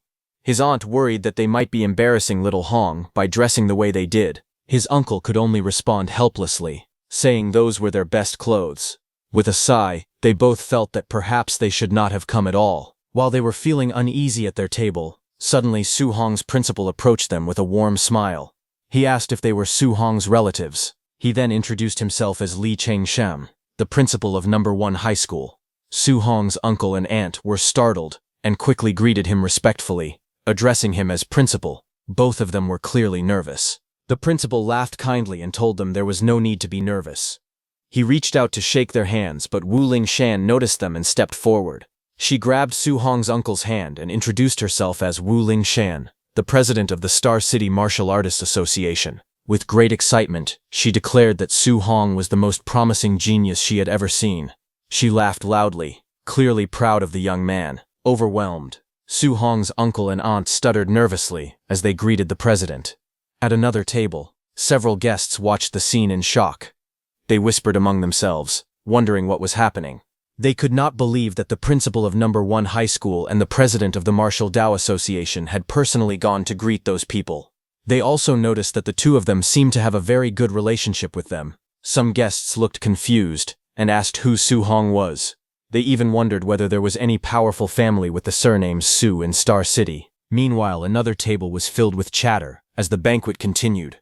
Lin Xinghe's father smiled proudly and said that the city lord had a good son with a barbarian god body. In his opinion, that boy would easily take first place in the training camp. Nearby, the city lord of Star City and Wang Tiantuo's father, Wang Ni, calmly held a glass of wine and laughed. He admitted that both the Xiao family and the Lin family made him envious. He explained that one of the younger generation was the only spirit master in Star City, while another had terrifying comprehension. That young genius had mastered the A-rank martial art, Flying Swan, Startling Cloud Step, even when he was only at the Tier 1 initial stage. Xiaoyan's father nodded confidently. He said that compared to the barbarian god body, the spirit master seemed stronger. He believed his family's Yanyan would most likely take first place. Lin Xinghe's father let out a soft laugh and said that with Xinghe's movement technique before the overlord body and spiritual telekinesis could even react, they might already be defeated. Hearing them, the city lord slammed his hand down and angrily argued that his Tiantuo's attack power far exceeded ordinary people. He firmly declared that Tiantuo would definitely be first in the training camp. Xiaoyan's father responded with a confident laugh, saying that spirit masters were extremely rare, and that his Xiaoyan had the potential to become a king. Lin Xinghe's father added that in all martial arts under heaven, only speed was unbreakable. In his eyes, Xinghe was invincible. Wang Ni stubbornly insisted that his Tiantuo would completely crush the other two. As their voices grew louder, the atmosphere at the banquet table became tense, each father fiercely defending the strength of his own child. As the fathers continued arguing, Su Hong's principal turned to President Wu and asked if she was not going to break up the fight. President Wu crossed her arms and said that if they expected her, an older leftover woman, to step in and stop a few men from showing off their children, she might not be able to resist beating someone up instead. She then added calmly that when that kid arrived, the men bragging about their children would all fall silent. The principal looked at her and asked if she truly thought so highly of Su Hong. After all, Su Hong was only at the Tier 1 initial stage. With a confident smile, she replied that it was simply a woman's intuition. At that moment, a man rushed in and loudly reported to the city lord that the special bus for the training camp had arrived. Hearing this, the city lord immediately stood up and announced that the pride of Star City had returned. He called for everyone to come out with him to welcome them. Outside the grand gates, luxury cars slowly pulled in along the red carpet as security stood guard. The atmosphere was lively and expectant. Soon, injured Lin Xinghe and Xiaoyan appeared. Xiaoyan's father looked at his daughter and exclaimed that she had lost weight and gotten tanned, saying it broke his heart. Lin Xinghe's father anxiously asked his son how he had gotten hurt, worrying that his handsome face was disfigured. When the city lord heard Lin Xinghe's father call his son disfigured, he immediately retorted angrily. Pointing at Wang Tiantuo's injured face, he asked what that meant for his own son then. Xiao Yan looked at Wang Tiantuo coldly and said that someone had refused to admit defeat, so naturally he had been beaten badly. Lin Xinghe added that he had admitted defeat quickly, so he had taken fewer beatings. Hearing them all, the fathers were shocked. They could not believe that all three of them had lost. They wondered who could possibly defeat their children. But suddenly, the city lord noticed something strange. He sensed their auras and realized that all three had broken through to Tier 2. Xiao Yan's father was stunned. A Tier 2 martial artist, combined with spiritual telekinesis, should have been nearly unbeatable. He could not understand how they had still lost. Lin Xinghe's father muttered in disbelief that perhaps Star City had produced a true monster. All three young fighters then spoke honestly. Wang Tiantuo admitted that the opponent's strength was greater than his. Lin Xinghe said that the opponent's speed was faster than his. Xiao Yan confessed that the opponent's spiritual telekinesis was stronger than hers. Hearing this, the fathers fell silent. Finally, Wang Tiantuo told them that they should see for themselves. Xiao Yan declared that the person who defeated them was a monster. At that moment, the sound of footsteps echoed as students began walking down the bus stairs. A line of injured students stood facing each other, the air heavy with tension. At last, a footstep echoed as Su Hong descended the stairs, saying that them acting like this made him feel very awkward. He casually added that he really wanted to go home. His uncle and aunt must have prepared good food for him and were waiting for him right now. The surrounding students stood in respect. In the distance, Su Hong's uncle and aunt rushed forward, shouting, "Little Hong!" Others looked confused and whispered, wondering whether he was actually their child. When Su Hong saw his uncle and aunt, his face lit up with happiness. But as his uncle and aunt were coming over, suddenly his aunt tripped. She cried out in surprise, but just as she was about to fall, her body suddenly stopped in midair. She began to float gently, surrounded by a faint force. The people behind her froze in shock as they watched her suspended above the ground. Su Hong stepped forward and quickly asked his aunt if she was hurt. His uncle, still amazed, asked what kind of martial art this was, saying it was incredible. His aunt reassured him that they were fine and had only been startled. Looking at him proudly, they said that he had grown stronger again. For the past month, they had been worried sick about him. Su Hong smiled calmly and told them there was no need to worry, since he had already returned. Not far away, the city lord and Xiao Yan's father stared at him in shock. The city lord exclaimed that Su Hong was actually a spirit master, and not just that, but a Tier 2 spirit master. Xiao Yan's father finally understood and muttered that no wonder his Yanner had lost. Su Hong's principal and President Wu turned to each other. Su Hong's principal demanded to know why the president had not told him that Su Hong was a spirit master. At the same time, President Wu angrily accused him of hiding the fact from her.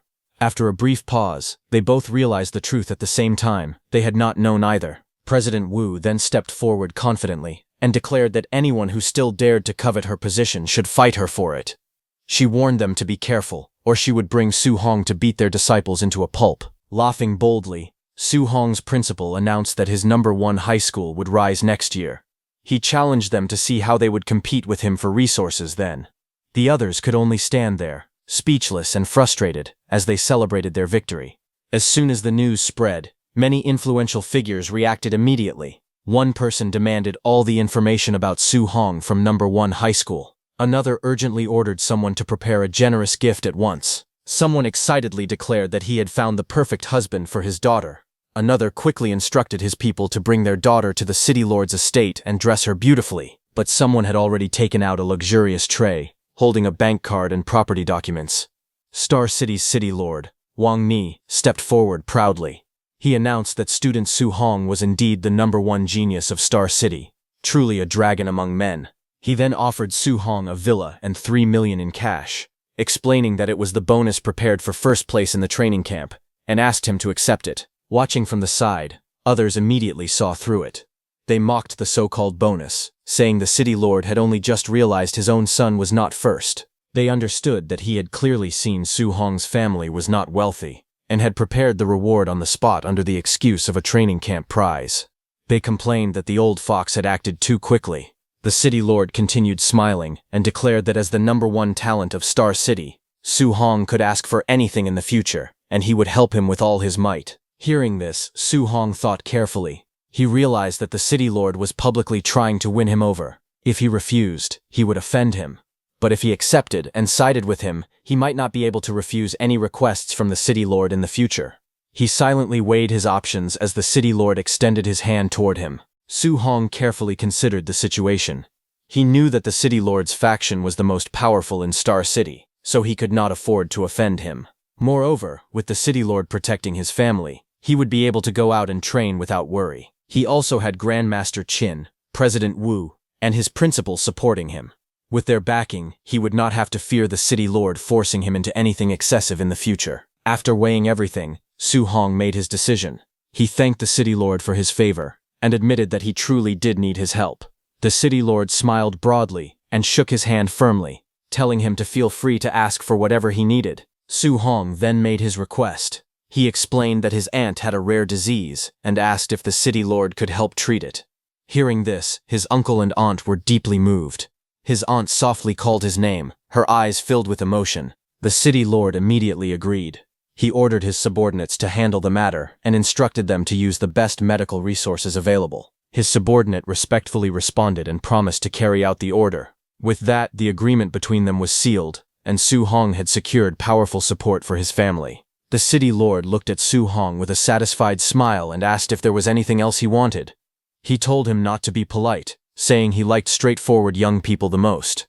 After a brief pause, Su Hong admitted that he also wanted a handy weapon. The city lord laughed heartily and told him to come with him to the armory and pick whatever he liked. Su Hong thanked the city lord respectfully. The city lord smiled even wider and thought to himself that he had been afraid Su Hong would not ask for more.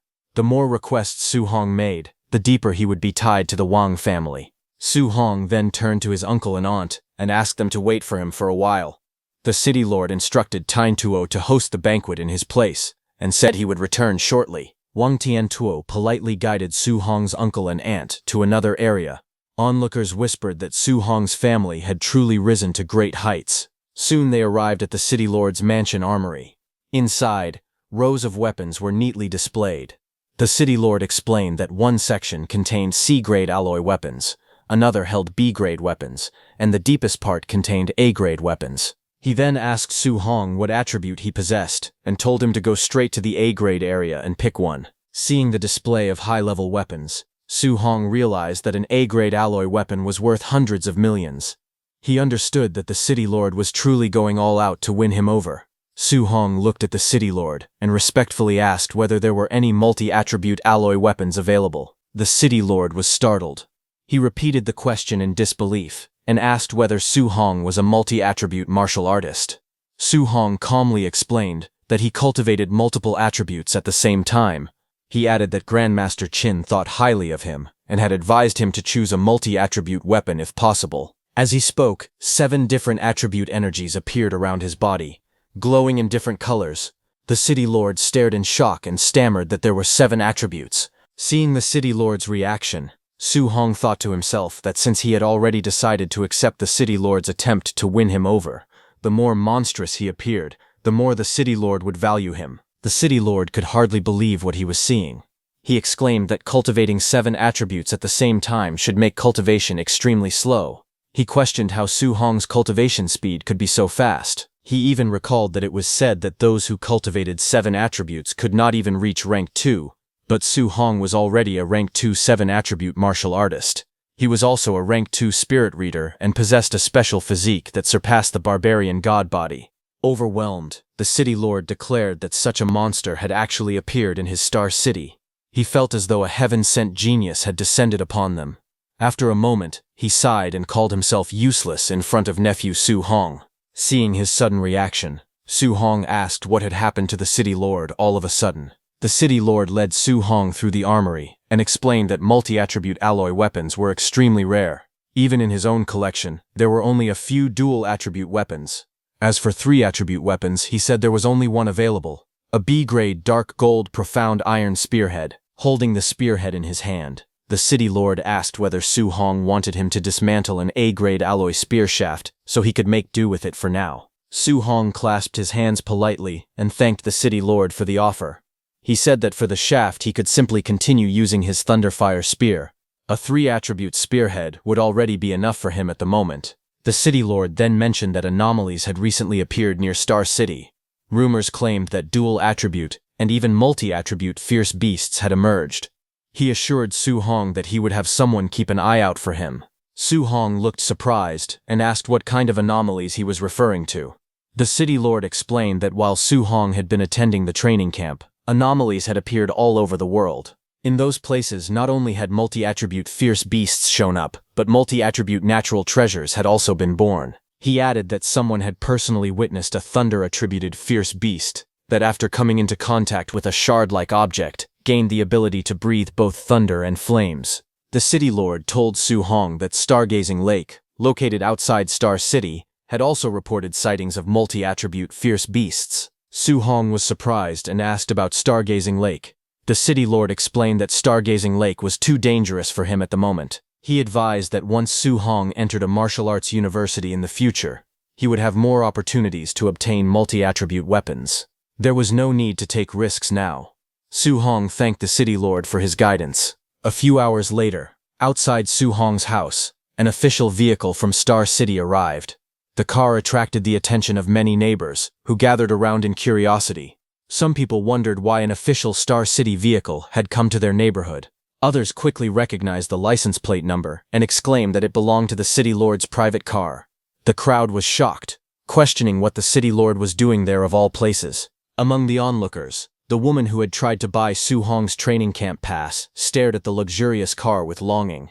She thought that if her son Lin Nian could ride in such a car, she could die without regrets. At the same time, resentment filled her heart. She believed that if Su Hong had given the training camp slot to Lin Nian, her son would have had a bright future. Angrily, she swore that she would raise the Su family's rent and drive them out. The woman stood with her arms crossed, staring at the car in disbelief as the door slowly opened. Then, from inside, Su Hong, his uncle, and his aunt stepped out. Seeing that, everyone was shocked. Someone asked why Su Hong's family was getting out of the car. Another person explained that Su Hong had gone to the training camp and was now being sent back in the city lord's private car. It seemed that the Su family had truly struck it rich. Hearing this, the woman was stunned. She could not believe it and muttered in shock, wondering how such a thing was possible. Su Hong's uncle stepped forward and spoke calmly. He greeted Sister Hong and said he just happened to have something to tell her. He announced that Su Hong had taken first place in the training camp and that the city lord had rewarded their family with a villa. They would be moving the next day. Sister Hong could only stammer in disbelief, asking if it was true. Su Hong's uncle then added that they would no longer be renting the apartment. He politely asked if she could refund the extra rent they had paid. His wife quickly interrupted, saying there was no need for a refund. Their family now had money, so they could simply treat it as a gift for Sister Hong. Later, as they walked inside, Su Hong's uncle asked whether they should move the tables and chairs from the apartment to the villa. His wife told him not to be so stingy. Su Hong was an important figure now, and they should not embarrass him.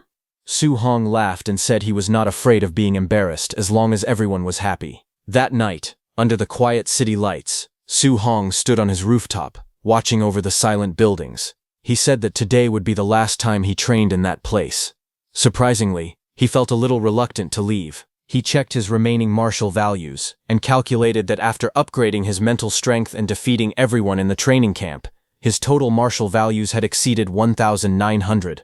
His status panel displayed his information. His blood chi was over 500, and his mental strength had reached 500. Various breathing techniques and martial arts skills were listed, along with their levels.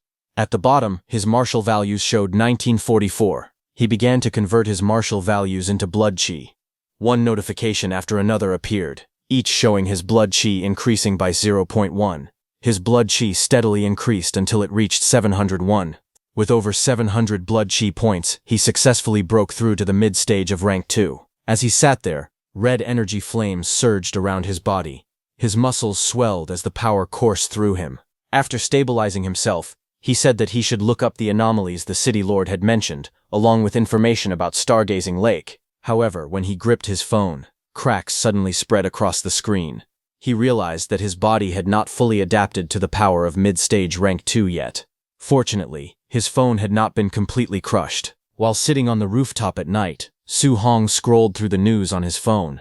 He read that an S-grade spiritual medicine had appeared abroad, causing countless martial artists to scramble for it. Even grandmasters had taken action. Another report stated that after a fierce flame beast touched a certain mysterious shard, it immediately gained thunder and earth attributes. It was also mentioned that all the martial artists who had witnessed the mysterious shard had recently died under strange circumstances. As he continued reading, he found information about Stargazing Lake. A rank 2 multi-attribute fierce beast had been discovered there, attracting a large number of rank 3 and rank 4 martial artists. Su Hong fell into deep thought. He admitted that he might not be able to defeat a rank 4 martial artist yet, but escaping from one should not be a problem. After making up his mind, he decided that once his family finished moving the next day, he would personally go and check out Stargazing Lake. The next day at Star City's Villa District, Su Hong's new home was already attracting attention. Inside the luxurious villa, gifts were piled everywhere. So many people had come to drop off presents that morning that it felt as if the doorstep was being worn out. It was clear that everyone living in the area was extremely wealthy. Because of that, his family felt they could not afford to embarrass Su Hong in the future. Soon, visitors arrived one after another. They greeted him warmly, telling Su Hong that he was welcome at their homes anytime and that their doors were always open. Others eagerly mentioned that their houses were filled with rare collectibles and invited him to visit whenever he had time. Su Hong could only smile awkwardly and respond politely, saying definitely again and again while sweat formed on his forehead. After finally seeing the last of them off, he collapsed onto the sofa, completely exhausted. He complained that socializing with so many people was even more tiring than grinding monsters and training. Even so, he reminded himself that he still had to head to Guansheng Lake that afternoon. Later, the scene shifted to the Martial Base, where activity was already underway. When Su Hong arrived at the Martial Base, he was surprised to see so many people gathered there. He wondered why the base was so crowded. Since Guanxing Lake had experienced an anomaly, he thought most people should have already gone there. As he walked through the base, he overheard several warriors talking. They questioned when the Tier 3 and Tier 4 warriors heading to Guanxing Lake would finally leave. Because of them, the Tier 1 warriors did not even dare to step outside. If those stronger warriors decided to rob them, they would not have the strength to fight back. At the same time, on the second floor of the Martial Base, Ye Qi, whose White Fox nephew had been killed by Su Hong, stood by the large window looking down at the crowd below. With a stern expression, he turned and asked the young man seated behind him if he was certain that Su Hong was the one who had killed his nephew. The young man sitting calmly on the sofa replied that he was 100% sure. Then, the young man stood up and said there was one more thing that he needed to mention. As he stepped forward heavily, the atmosphere suddenly changed. In the next moment, a powerful aura burst out from him and pressed Ye Qi onto the ground. The young man holding the wine glass stood calmly, red flames blazing behind him. His eyes glowed coldly as he warned Ye Qi to watch his mouth and address him respectfully. Overwhelmed by the terrifying aura, Ye Qi immediately trembled and admitted his mistake. He begged for forgiveness, calling him sir. Meanwhile, at Guanxing Lake, warriors were already gathering around the water. In the forest near the lake, several powerful fighters stood by the shore. Not far away, Su Hong quietly hid behind a tree, observing them carefully. He quickly noticed that there was not a single Tier 1 warrior in sight. Everyone present was at least Tier 2 or Tier 3. Among them, there were even several Tier 4 warriors. Su Hong realized that Guanxing Lake only had a Tier 2 multi-attribute beast on record. If that was the case, then other anomalous zones with higher-tier beasts must be attracting even stronger experts. Just then, one of the warriors suddenly noticed movement in the lake and shouted for the others to look over there. In the next instant, the surface of the water exploded upward. A massive column of water shot into the sky, crashing down with terrifying force as everyone stepped back in shock. From within the surge, a huge beast emerged. Su Hong immediately recognized that it was a star-spotted giant fish. The hunters confirmed that it was a Tier 3 lower-stage star-spotted giant fish. The enormous creature roared as blue energy gathered in its mouth. A glowing sphere of water and lightning condensed rapidly, crackling with power. Seeing the attack charging, someone yelled for everyone to run, warning that the beast possessed a dual-attribute water cannon. But not everyone panicked. One warrior scoffed and said there was nothing to run from, insisting that it was only a Tier 3 fish. He stepped forward confidently and pressed his hand onto the ground, creating a rock wall and declaring that he was a Tier 4 warrior. He moved to block the star-spotted giant fish's attack head-on, but the beast released its dual-attribute water cannon. The glowing beam pierced straight through his earth defense as if it were nothing. The impact was devastating, and he was heavily injured. Su Hong, watching in shock, realized that a Tier 3 dual-attribute attack had just torn through a Tier 4 earth defense like paper. As chaos spread along the shore, another warrior suddenly stepped forward. Surrounded by a golden aura, he declared that he had waited half a month for this moment. Finally, a dual-attribute beast had appeared. He rushed toward the fish as the glowing energy sphere gathered once again in its mouth. Then he threw a punch and told it to get back onto the shore. The star-spotted giant fish crashed onto the land as multiple warriors attacked at once. Blades and weapons struck its massive body from every direction. Greed quickly overtook fear. A warrior shouted that the fish belonged to him. Others yelled that it was first come, first served, and whoever grabbed it would keep it. 1 minute later, the enormous beast lay dead on the ground. The warriors quickly gathered around it, searching its body, but disappointment soon spread. Someone cursed in frustration, saying there was nothing inside. Another questioned in confusion, asking if they had not been told that the fish's belly was full of treasure. Su Hong, who stood quietly in the forest, turned away slightly, thinking to himself that a Tier 3 dual-attribute beast had been turned into sashimi in under a minute. He sighed inwardly, saying that the Tier 4 warriors were far too vicious. If he stayed near them, he would not get anything at all. Just as he prepared to leave, his eyes suddenly widened as he sensed danger.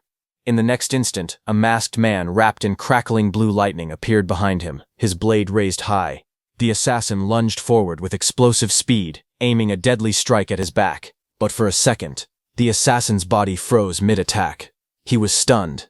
Seeing that, Su Hong reacted instantly. He twisted his body and leaped upward, narrowly dodging the attack as the ground below shattered from the force. The masked man realized something shocking. He recognized that Su Hong was a spiritual mind master. Su Hong's eyes widened in shock as he realized that the assassin was a Tier 4 warrior. He immediately ran away from there. Sweat rolled down his face as the thought struck him again. A Tier 4 had tried to ambush him. If he had not used his spirit power to freeze the attack at that exact moment, he would already be dead. Before he could go far, several figures rushed out from the forest behind the masked attacker. One of them shouted at their leader, accusing him of being careless and failing the ambush. Su Hong quickly counted them. There were 6 more, and they were all Tier 3 warriors. The masked leader snapped back angrily, telling them to shut up. He revealed that the target was a spiritual mind master. Su Hong's expression darkened as he sensed even more presences. There were 7 more nearby, and they were Tier 3 as well. That meant roughly a dozen Tier 3 killers, along with 1 Tier 4 killer, all assembled just to eliminate him, a mere Tier 2 warrior. Even Star City's city lord would struggle to deal with so many at once. As he dashed forward through the forest at full speed, one thought echoed in his mind. When had he offended someone so important? As the masked assassins chased after him, frustration spread among them. One of them demanded to know why Su Hong was so fast. Another immediately recognized the technique and shouted that it was the A-rank soaring Hong steps. They decided to keep him running and wear him down, confident that a Tier 2 warrior could never outlast them. But as Su Hong sprinted forward, he merely smiled faintly. He thought to himself that no one had ever said anything about competing in stamina. In the next moment, he shot upward into the sky, moving so fast that the forest below blurred into streaks of green. The assassins stared upward in disbelief. One of them shouted in shock that he was a Tier 2 warrior who could actually fly, calling it insane. Another growled in humiliation. There were so many of them, yet they still could not kill him. Dozens of kilometers away, Su Hong finally slowed down and landed in a quiet forest. He leaned heavily on his spear, breathing hard. His blood energy was nearly drained, and his spirit was exhausted. Now, all he could rely on was the Overlord body's toughness and his raw physique to carry him as far away as possible. As he caught his breath, suspicion filled his mind. He wondered who was trying to kill him. Could it be the White Fox's uncle, Ye Qi? Su Hong knew that Ye Qi might only be Tier 3. But if the entire Ye family had paid enough money, they could easily hire that many Tier 3 killers. He was confident that he could kill all of those Tier 3 assassins. But the Tier 4 warrior was the real problem. If he focused on taking down the Tier 3 fighters first, he would leave himself wide open to a sneak attack from the Tier 4. and if he chose to fight the Tier 4 head-on first, he would end up injured and then get swarmed by the others. There was only one possible solution. Unless he could kill those Tier 3 assassins in an instant, he could not focus everything on taking down the Tier 4. His blue eye glowed faintly as lightning crackled around his body. Flames ignited in one hand, while cold mist swirled in the other. On the other hand, the masked assassin leader cursed in frustration and slammed a huge rock, cutting it in two. He angrily said that the intel had claimed Su Hong's combat strength was only on par with a Tier 3, even though he was just a Tier 2. No one had mentioned that he was a Tier 2 spiritual mind master. Another warned their leader that if Su Hong managed to escape back to Star City, they would be finished. A different man added that it was not just them. Even that mysterious lord would not dare reveal his identity by attacking Su Hong inside the city. If that lord found out they had failed, they would all be dead men walking. The masked leader suddenly shouted at them to shut their mouths. He coldly declared that if Su Hong returned to Star City, he would only die faster. At that moment, a group of robed figures appeared in the forest. One of them calmly said that Su Hong had only revealed he was a Tier 2 spiritual mind master yesterday, so there had been no time to update the intelligence. He added that they were still fortunate. Their people were stationed in every anomalous zone. He would have the others seal off the entire area. If they still could not kill Su Hong after that, they could simply wait for death. The masked leader replied that he owed them one, and told them to lock the place down tightly. As they began to move, the masked leader muttered with hatred that little bastard Su Hong would be torn to pieces. As they left, the robed man looked at the device in his hand. He examined the area carefully and concluded that there was nothing there either. He calmly said they should move to the next area. The next day, at night, while Su Hong was killing a beast, an assassin suddenly shouted that they had found the brat. Another yelled not to let him get away. Days passed. Then, on the fourth day, those assassins found Su Hong again. The masked assassin leader roared for him to die as he attacked with a violent slash, but Su Hong leapt into the air and dodged the attack.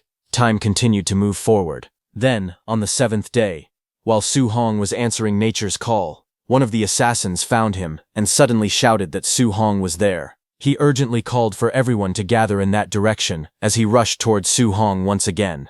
In a burst of anger, Su Hong kicked the masked man hard and shouted that the man had been peeping while he was relieving himself. The impact sent the masked fighter crashing to the ground with a painful cry. After 7 days of running for his life, while still hunting beasts, Su Hong felt completely exhausted. Even with the Overlord body supporting him, he knew he was reaching his limit. Eventually, he arrived at the Star City official supply outpost. He thought to himself that it was risky, but he had no choice. He needed to rest at an official supply point for one night. He believed they would not dare attack him directly on government grounds. But as he walked inside carrying his spear, several men quietly watched him from a distance. This was just as he had expected. His movements were being monitored. Seeing all this, Su Hong became certain that the one trying to kill him was Ye Chi from the Martial base. Su Hong entered the temporary supply stronghold hotel to rest first. He checked his status window. His vitality was at 705.5, spiritual power at 500, physique overlord body spirit rank at 1.1%, and he currently had 540 martial value. Sitting cross-legged on the bed, he calmly reviewed his condition. His current vitality was 705, but to reach the Tier 2 high stage, it needed to reach 900. The martial value he had earned over the past 7 days was not much. It was not enough to let him break through.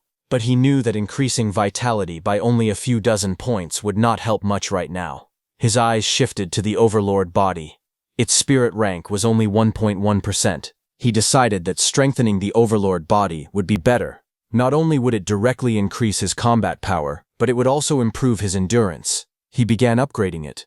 Red notifications appeared one after another, saying that his Overlord body had increased by 0.01%. Again and again, the value rose as power surged through his body. A fierce crimson aura erupted around him, filling the room with overwhelming pressure. He could not help but feel shocked. The increase in strength was terrifying. Finally, the system displayed a new notification. His Overlord body spirit rank had reached 6.5%.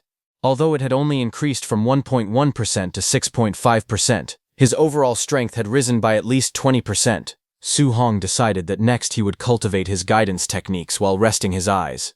Red energy continued to flow around his body as he calmly focused on training. He thought that if enemies came, he would simply jump out of the window and escape.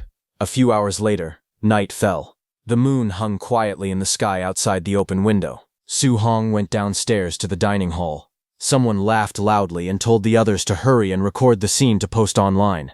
Su Hong, sitting alone with food in his hands, suddenly lost his appetite after seeing that scene. It had been a long time, yet those killers still had not found him. He began to wonder if they truly did not dare to make a move inside the supply stronghold and were instead preparing to ambush him outside. Nearby, a group of people talked loudly. One of them complained that he had found a 3-star patterned dark purple bamboo that day, but it had been robbed by a few Tier 4 martial artists. Another man exclaimed that a 3-star pattern was a treasure comparable to an A-rank treasure. Someone else asked where exactly it had been found and whether the man was just bragging. Hearing them, Su Hong recalled that the star-patterned dark purple bamboo was an extremely rare multi-attribute natural treasure. A 1-star patterned dark purple bamboo could contain 2 attributes of spiritual qi. With each additional star pattern, it could hold 1 more attribute. A 3-star patterned dark purple bamboo could contain 4 attributes of spiritual qi. Su Hong thought that even if he mastered 4-attribute fusion in the future, he would still be able to use it. Su Hong joined their conversation, telling them that it was said that in the birthplace of natural treasures, there were strange magnetic field rules. Even a Tier 4 martial artist would not find it easy to simply snatch such a treasure. Hearing that, someone at the table praised him, saying that he was quite knowledgeable. He explained that there was an extremely strong gravity magnetic field around the dark purple bamboo, and the higher the tier of the martial artist entering, the stronger the magnetic field became. The man who had been bragging laughed loudly and said that the Tier 4 martial artists who tried to rob the bamboo were crushed into meat paste by the gravity the moment they rushed in. Others were shocked, saying that even Tier 4 martial artists had died instantly. It was far too terrifying. Hearing this, Su Hong quietly wondered whether his overlord body could withstand that terrifying gravity. He squeezed the burger in his hand slightly, but suddenly, a violent explosion of red energy burst across the hall. Debris flew everywhere, and the people at the nearby tables shouted in shock, cursing loudly in panic. A pillar of red energy suddenly shot upward, tearing through the hall with terrifying force and rushing towards Su Hong. But Su Hong remained seated. He simply leaned back slightly in his chair and dodged it. The pillar of red energy shattered walls and sent debris flying in every direction. Su Hong turned his head and looked ahead with cold eyes. He thought that it was finally here. That group of masked men stepped forward, weapons in hand. Their masked leader mocked Su Hong, asking why he was not running this time, and reminding him that he used to be good at escaping. The onlookers trembled in shock. Someone whispered that a Tier 4 martial artist was leading the attack, accompanied by more than a dozen Tier 3 fighters, all just to kill a youth who was only Tier 2. They wondered what kind of huge trouble Su Hong had gotten himself into. The masked men ordered everyone to leave at once, declaring that they were clearing the area. Terrified, all the martial artists scrambled away, shouting in panic and urging one another to hurry. Amid the cracked ground and scattered debris, Su Hong remained seated alone, facing the approaching enemies without fear. The masked men surrounded Su Hong with weapons drawn. The masked leader mocked him, asking if he really thought they would not dare attack him inside the supply stronghold. With a faint smirk, Su Hong asked them whether they would believe him if he said that he had been waiting for them. The masked leader laughed loudly and questioned whether Su Hong truly thought he could wipe them all out by himself. In response, Su Hong grabbed his spear. Flames and lightning suddenly wrapped around the spear as energy surged violently around him. The power coiled tightly, crackling with heat and electricity at the tip of the weapon. Su Hong raised his spear as blazing lightning spread across it. The air around him trembled under the rising force as he looked at them steadily and said that he would never know unless he tried. The masked assassin leader stared in shock, sweat running down his face. His voice trembled as he realized that Su Hong possessed 3 attributes. Panic immediately spread among them. He jumped back and shouted for everyone to scatter, but it was already too late. Su Hong leapt forward and drove his weapon into the ground. Lightning burst out from the point of impact, spreading in every direction. The floor lit up as blazing energy surged outward, surrounding the masked men. With a cold, glowing eye, Su Hong commanded the power to explode for him. The masked assassin leader cursed under his breath as waves of blazing light streaked across the area. Outside, People saw the supply stronghold suddenly erupt with dazzling golden light. Flames and lightning shot out from within the building. Staring at the overwhelming glow, someone muttered in confusion, wondering what that light was. But the next second, a massive explosion erupted from the stronghold. Fire and debris blasted outward, sending shockwaves across the courtyard. The crowd below stared in horror as flames swallowed the building. One of the onlookers shouted in disbelief, questioning whether it was truly necessary to use such overwhelming power just to kill a Tier 2 martial artist. The shockwaves swept across the ground as several Tier 3 martial artists were thrown violently into the air before crashing down. Bodies hit the earth one after another. Someone trembled and wondered why these were the ones who had died. He could not believe that such terrifying power had truly been released by that Tier 2 youth. Moments later, the building collapsed completely. Dust and smoke filled the air as the ruins settled into silence. At the center of a deep crater, with debris scattered all around, one figure slowly stirred, coughing repeatedly. He struggled to rise amid the fallen bodies surrounding him. It was the Tier 4 masked assassin leader. He stood among the ruins, his body trembling slightly as embers drifted through the night sky. He stared at the destruction in disbelief and admitted that the power was truly terrifying. He realized it was even a 3-attribute martial art. Frustration rose inside him as he cursed the intelligence network for failing to mention this detail. Looking at the crater and the scattered bodies around him, he assessed the situation calmly. Even at the center of the explosion, as a Tier 4 martial artist, he himself had suffered heavy injuries. Since Su Hong was only Tier 2, he concluded that he must be dead. After a moment of silence, he decided to let it go. Although the casualties were severe, the mission could still be considered complete. He let out a tired sigh, thinking it was far better than all of them being executed by Lord Nabu. But suddenly a violent surge of energy erupted behind him. The masked assassin leader's eyes widened in shock. From within the blazing light, Su Hong launched forward with a spear blazing with power. He used the third stance of the 9 heaven-breaking spears, the heaven-breaking technique, to attack. The masked assassin leader turned sharply, stunned to see Su Hong still alive. He swung his sword at Su Hong as Su Hong's blazing attack crashed toward him. The masked assassin leader swung his attack through the blazing red energy, but when the light faded, Su Hong was nowhere to be seen. Shock spread across his face as he wondered where Su Hong had gone. But a sudden thought struck him, and he wondered if it could be what he feared. He turned and saw Su Hong running toward the remaining Tier 3 masked assassins. Anger quickly replaced his doubt. He shouted furiously, accusing Su Hong of tricking him. He ordered his subordinates to wake up and pin Su Hong down immediately. One of the injured men, confused and barely conscious, asked what their boss was talking about. Before anyone could react, a sharp spear stabbed both of those assassins from behind. Su Hong appeared through the smoke. He stood with a spear in his hand, carrying the 2 killed masked assassins over his shoulder. Coldly, he declared that if he could not kill a Tier 4 martial artist, then killing the Tier 3 martial artists under him would be enough.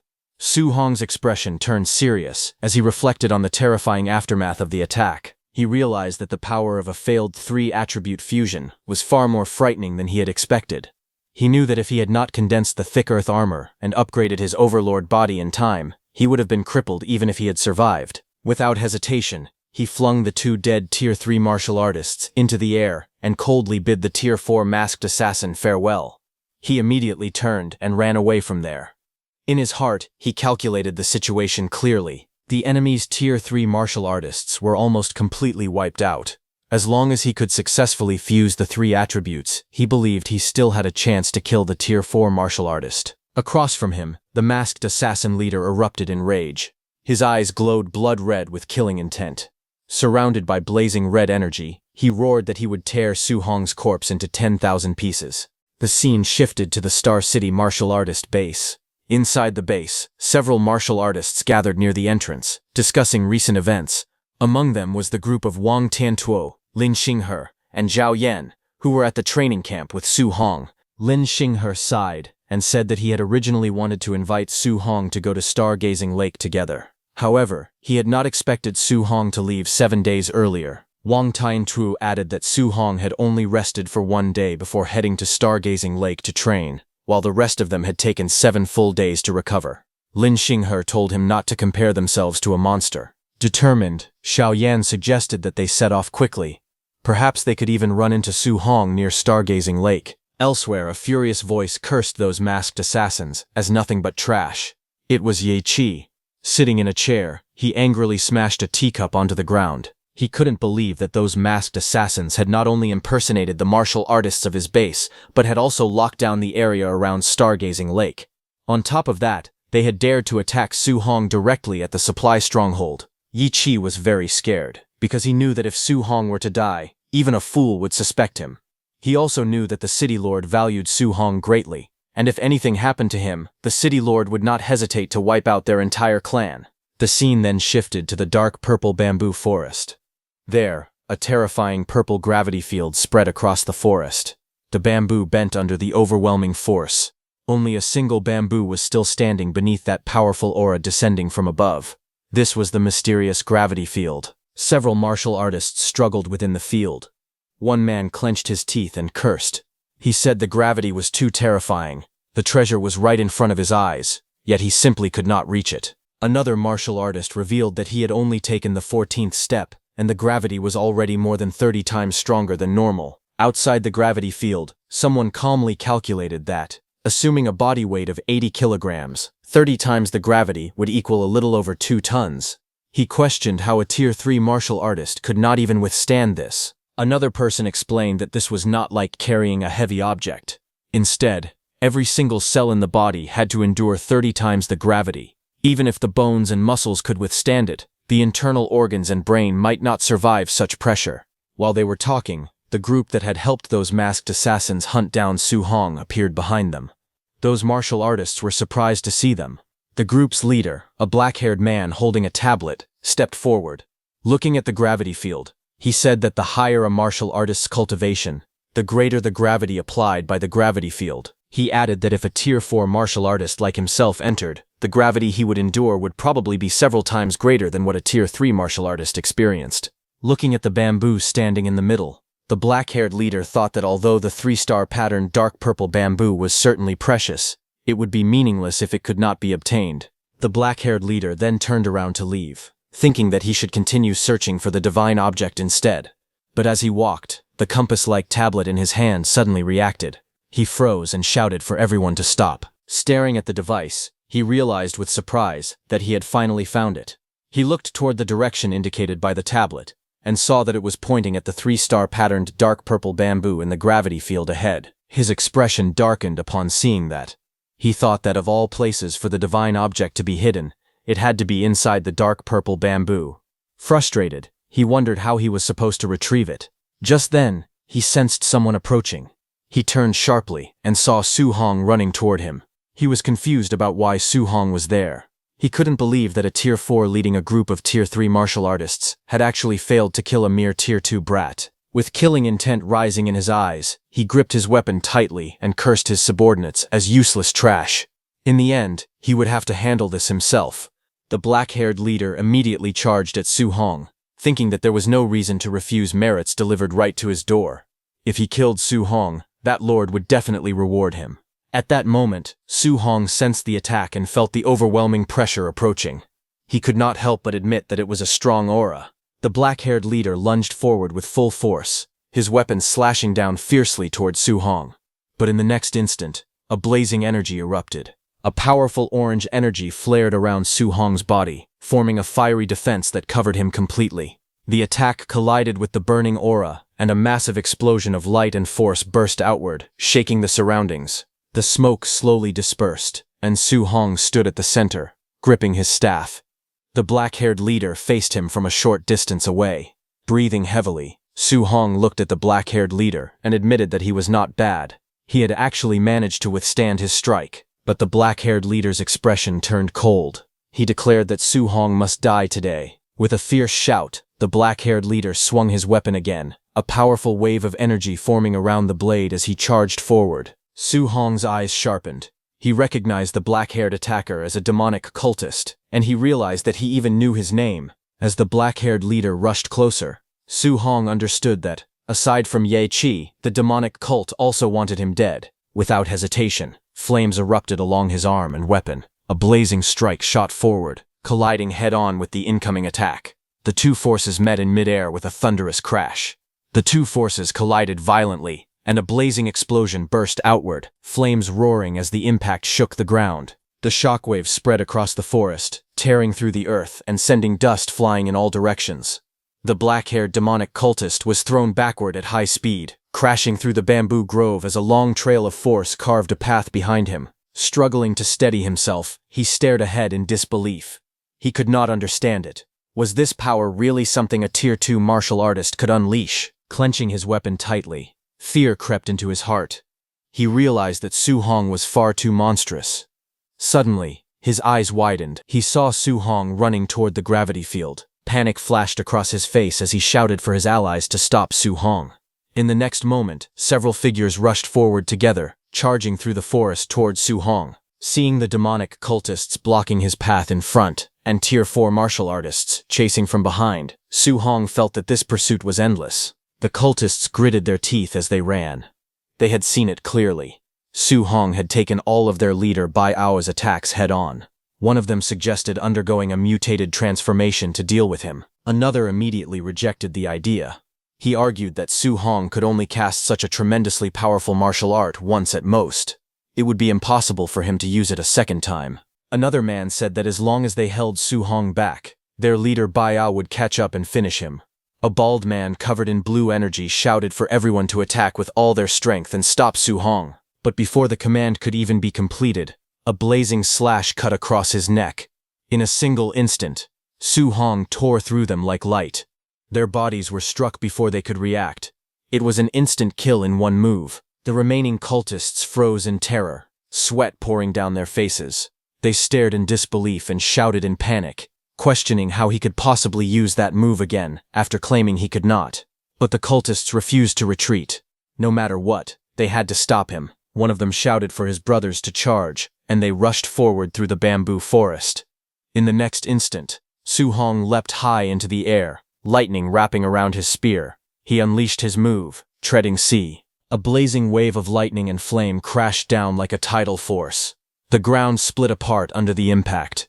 The cultists were swallowed by the storm of energy. They screamed in shock, realizing that the kid was far too terrifying. Before the dust even settled, the cultist leader, Bai Ao, roared angrily and lunged forward with his weapon.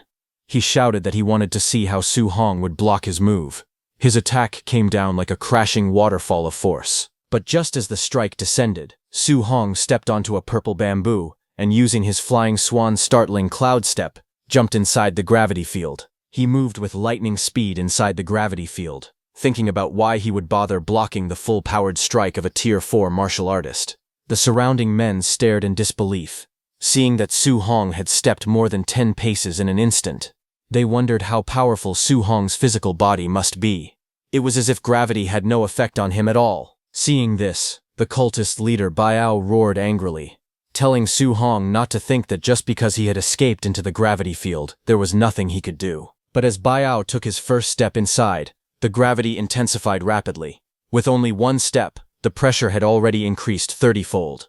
Bai Ao's face twisted in shock. He thought that if someone at his level continued deeper for over 10 steps, he would have to endure hundreds of times the gravity.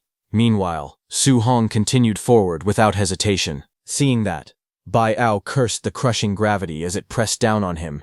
Even so, he gathered his strength and threw his spear at Su Hong with full power. The spear shot forward with unstoppable force. In an instant, the spear was overwhelmed by the surrounding gravity force and fell onto the ground. Seeing that from afar, the cultist leader Bai Ao shouted angrily, telling Su Hong that if he had the guts, he should not come out. Seeing that the cultist leader Bai Ao was not coming any closer, Su Hong lowered his spear and steadied his breathing. Having reached this position, he believed it should be temporarily safe. Right before his eyes stood the 3-star patterned dark purple bamboo. However, as he tried to get closer, his body trembled under the immense pressure. He could clearly feel that the gravity around him was growing stronger and stronger. Besides that, he also had injuries on his body, and he was already close to his limit. He decided that he needed to use a healing technique first. Knowing that the people from the demonic cult would not be able to cross into this area for the time being, he sat down and began circulating a healing martial art. A green aura wrapped around his body, slowly restoring his injuries.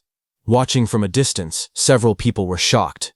They realized that he was actually using a healing martial art to treat himself. Someone pointed out that he had just used the thunder attribute earlier.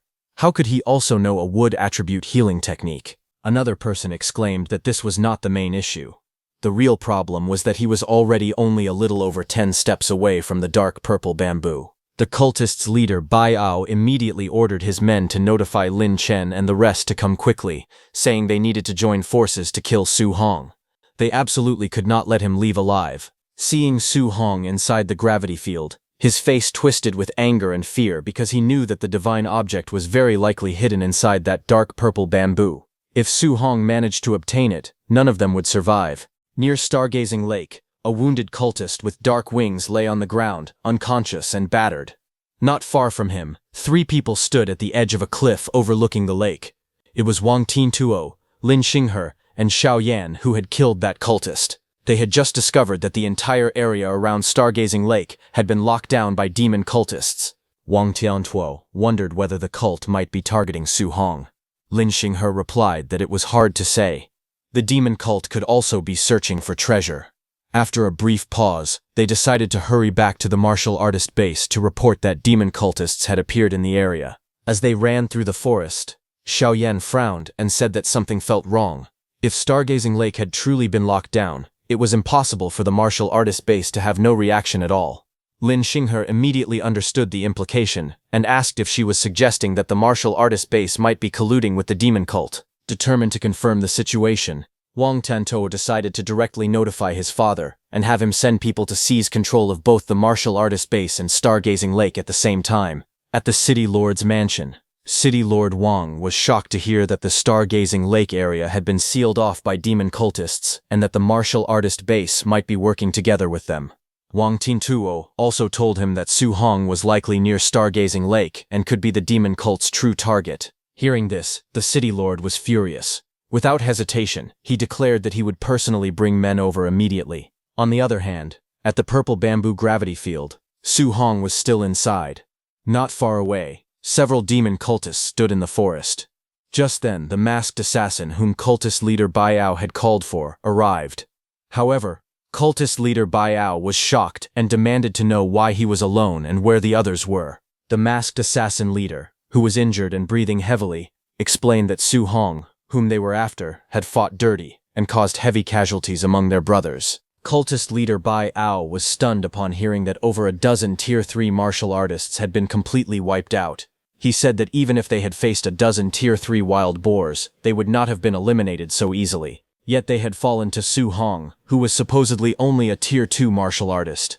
The masked assassin leader gripped his sword in anger and revealed that Su Hong knew a powerful 3-attribute fusion martial art. He blamed their intelligence network for failing to mention such critical information, and warned that anyone else who had gone unprepared would have died as well. Cultist leader Bai Ao scoffed at the claim, saying that a 3-attribute fusion martial art should not even exist in this world, and that the excuse sounded ridiculous. However, as he recalled the battle, doubt crept into his mind. He remembered seeing that Su Hong truly possessed 3 attributes. He began to wonder if there really could be a martial art capable of fusing 3 attributes together. In the end, they looked toward Su Hong and agreed on one thing. No matter what the truth was, if they failed to eliminate Su Hong, the higher authority behind them would kill them instead. 2 hours later, Su Hong slowly opened his eyes while seated within the gravity field. He saw that thanks to an A-rank healing technique, both his physical body and spiritual energy had fully recovered to their peak states.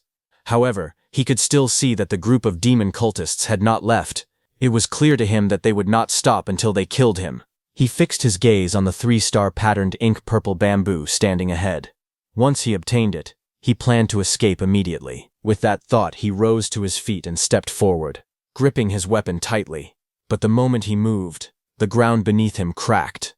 The gravity in the area had intensified again. After only a few steps, the pressure pressing down on his body grew significantly heavier. Sweat poured down his face as he struggled to endure it. He gritted his teeth and forced himself to continue, telling himself that he could definitely do this. From a distance, the masked assassin leader watched in disbelief. He calculated that Su Hong needed only 5 or 6 more steps to reach the ink purple bamboo.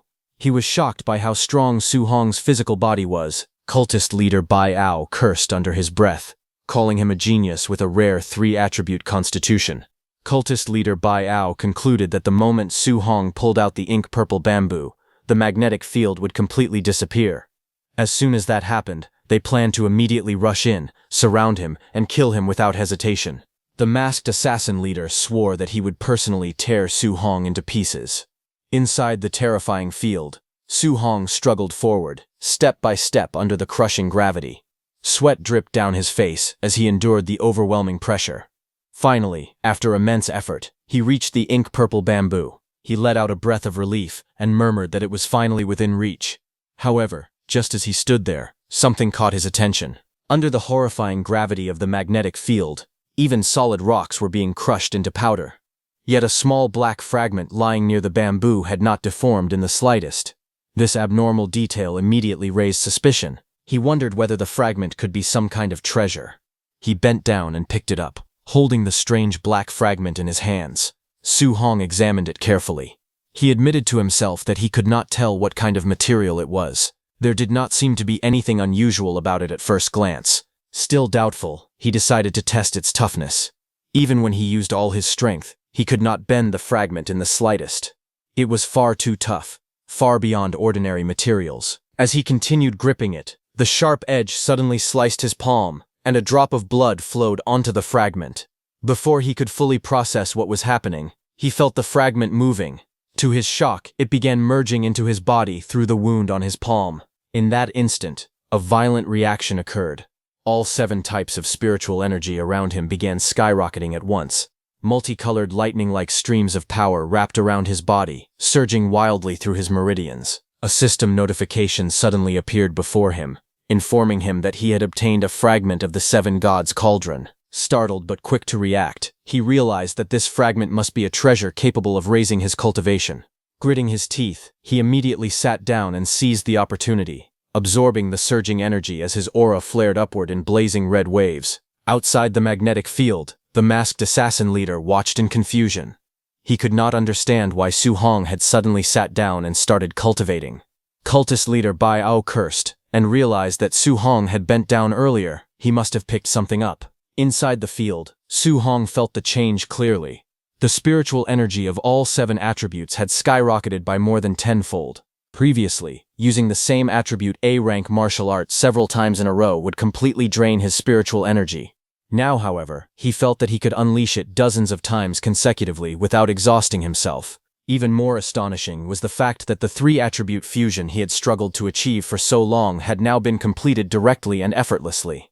Radiant energy swirled in his palms as a glowing sphere of fused power formed before him. A system panel appeared, displaying his updated status. His blood chi and mental power had increased significantly. His overlord body spirit rank had risen, and the 7 gods cauldron fragment was listed as 1 out of 100. Realizing this meant there were 99 more fragments scattered somewhere. Su Hong's heart stirred with ambition. Just a single fragment had caused his strength to soar. The 7 gods cauldron was clearly a treasure far beyond S rank. If he could gather all 99 remaining fragments, he could hardly imagine how powerful he would become. With 3 attributes fused and an immense amount of spiritual energy surging within him, Su Hong slowly rose to his feet. A confident smile appeared on his face. There was no longer any need for him to run. Su Hong's eyes turned sharp as he declared that it was time to end this. With a firm grip, he seized the ink-purple bamboo.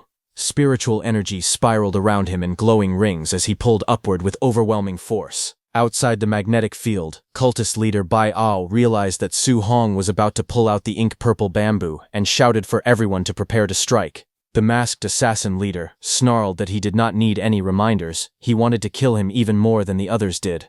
Su Hong grabbed the bamboo with both hands, and with a powerful roar, he yanked the bamboo free. The moment it left the ground, a violent surge of energy burst outward in expanding rings. The oppressive gravity field that had crushed everything within its range instantly disappeared. Freed from the pressure, the cultists charged forward at full speed, surrounding him from all directions. They shouted for him to prepare to die and launched their attack without hesitation. Standing at the center of the clearing, Su Hong took out his spearhead and attached it to the 3-attribute ink-purple bamboo. He then turned and let out a cold snort. His eyes filled with confidence and disdain. He decided that since they were so eager to attack, he would let them help him test the true power of the move he was about to unleash with all his strength. Gripping the ink-purple bamboo tightly, he swung it upward. Lightning and flames surged along the weapon, twisting together in violent streams of energy. The ground beneath him trembled as a blazing sphere of power gathered at the tip of the bamboo. Cultist leader Bai Ao and the masked assassin leader, who had rushed forward together, were shocked to see that. But it was already too late. In the next instant, a blinding light erupted, as Su Hong shouted for the power to explode. A massive pillar of fiery lightning shot upward, expanding in a roaring wave. The explosion tore through the air, swallowing everything in its path as shockwaves rippled across the clearing. The cultists screamed as the blazing beam tore through them. One man let out a hoarse cry as the scorching energy engulfed his body, flames and lightning streaking across his chest. Another shrieked in agony as he was hurled backward by the overwhelming force. The explosion carved a massive crater into the earth. Trees at the edge of the clearing trembled, and smoke spiraled into the sky. The ground cracked open, glowing with molten streaks as dust and embers drifted through the air. When the smoke began to settle, broken bodies lay scattered across the scorched battlefield. Some were burned beyond recognition, while others struggled weakly amid the rubble. The masked assassin leader coughed violently, black blood spilling from his mouth as disbelief filled his eyes. He could not understand how such terrifying power was possible.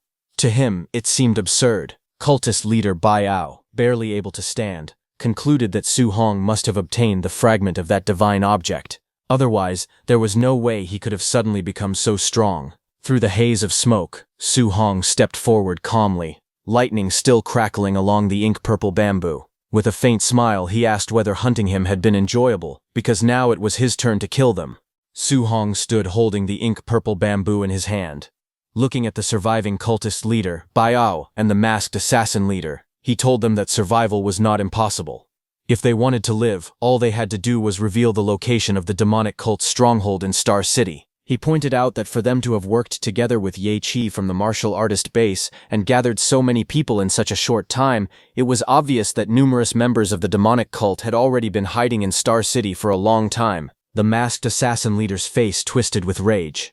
Refusing to submit, he leaped forward to attack Su Hong, shouting that Su Hong should not be so arrogant. Even if he died, he swore he would drag Su Hong down to hell with him. At the same time, the injured cultist leader, Bai Ao, threw something towards Su Hong and urgently yelled for the masked assassin leader to stop and retreat immediately.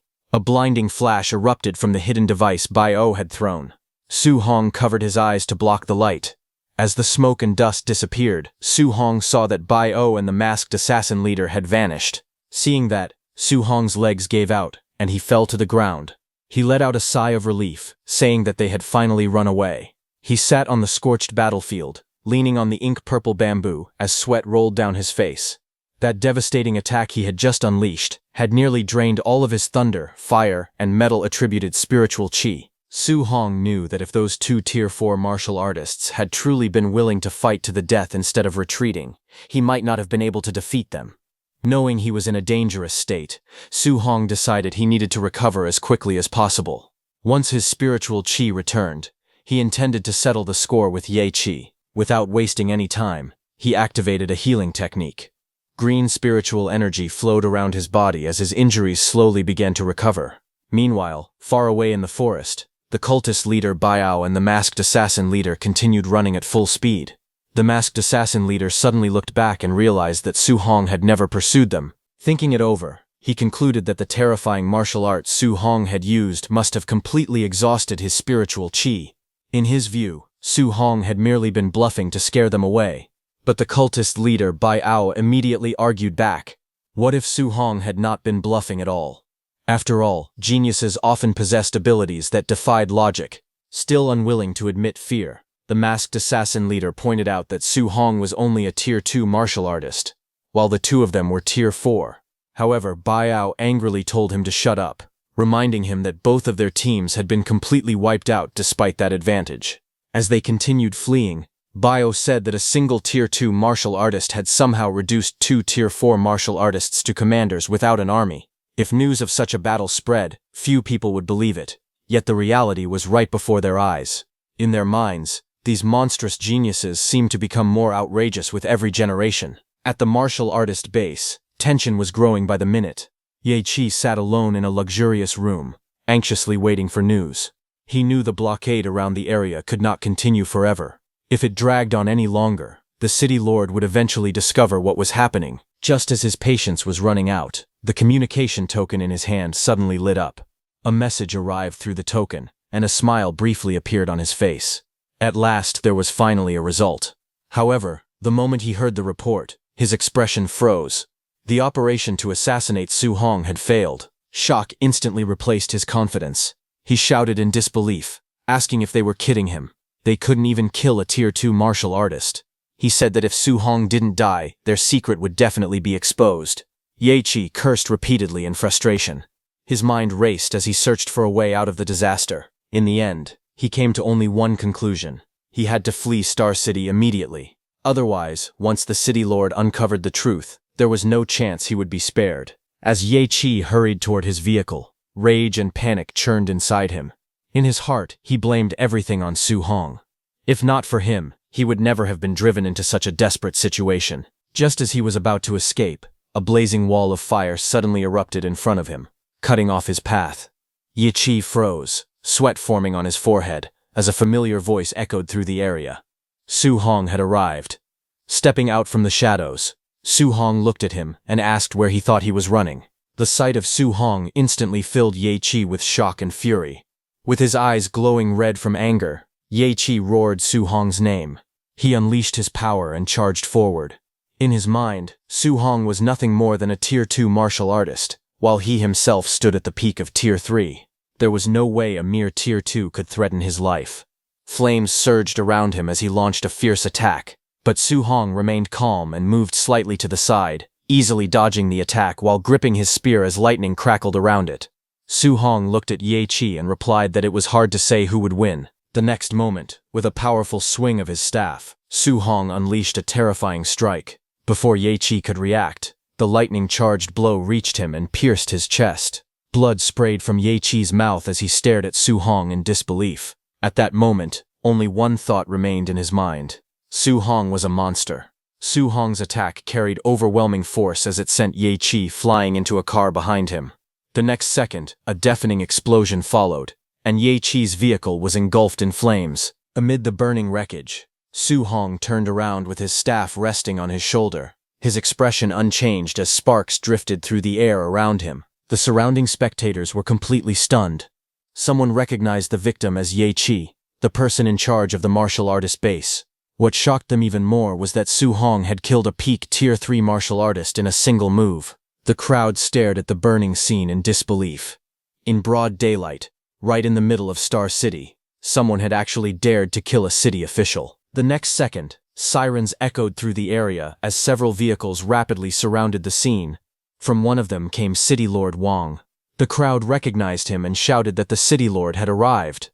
The atmosphere immediately grew tense.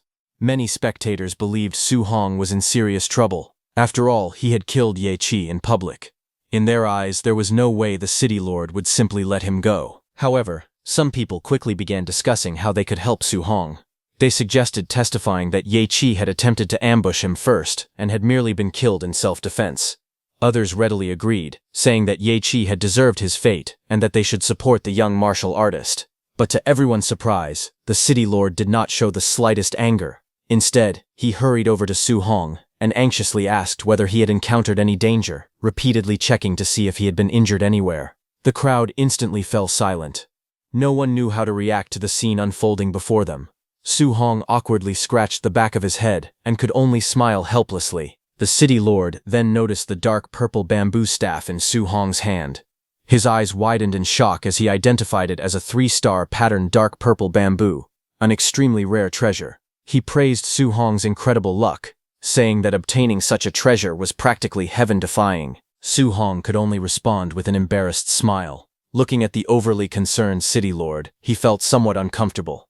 Then the City Lord looked at the burning car behind him with Ye Qi lying on top of it. Staring at Ye Qi burning in the flames, he asked Su Hong to tell him everything that had happened. More than 10 minutes later, after leaving the scene, Su Hong sat inside a vehicle and calmly recounted the entire story. When he finally finished, he simply said that was roughly everything that had happened. Hearing all that, City Lord Wang's jaw dropped in shock. Trying to organize the unbelievable information, he slowly summarized the situation. According to Su Hong's account, the demon cult had secretly colluded with Ye Qi. Together, they had sent 2 Tier 4 martial artists and more than 20 Tier 3 martial artists to hunt him down. For 8 straight days, Su Hong had been forced to flee while fighting for his life. During that time, he had either killed or severely injured every Tier 3 martial artist pursuing him. Even more shocking, he had seriously wounded the 2 Tier 4 martial artists and managed to seize the 3-star patterned dark purple bamboo from them. Su Hong nodded and confirmed that the summary was more or less accurate. The city lord was completely stunned. Unable to contain his excitement, the city lord grabbed Su Hong by the shoulders and asked whether he would be interested in marrying all 40+ of his daughters.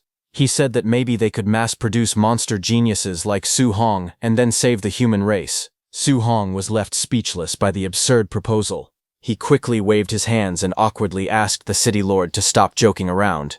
He pointed out that the mastermind behind the demon cult might still be hiding somewhere within Starpole City. The city lord immediately agreed. He said that although the enemy's previous attempt had failed, the next assassins sent after Su Hong could be far stronger, perhaps Tier 6 experts or even Tier 7 grandmasters. And given Starpole City's current strength, they simply did not have the ability to guarantee his safety against opponents of that level.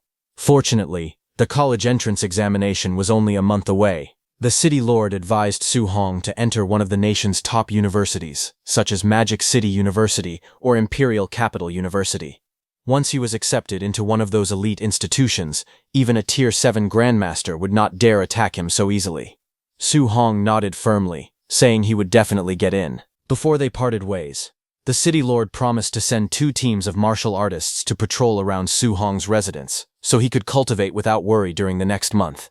Su Hong sincerely thanked him for the arrangement. When Su Hong finally returned home, his family was immediately alarmed by his appearance. Seeing him covered in blood and carrying his weapon, they rushed over in panic. They anxiously asked if he was injured and urged him to go to the hospital at once. Su Hong quickly reassured them, saying the blood covering his body belonged to ferocious beasts he had fought along the way.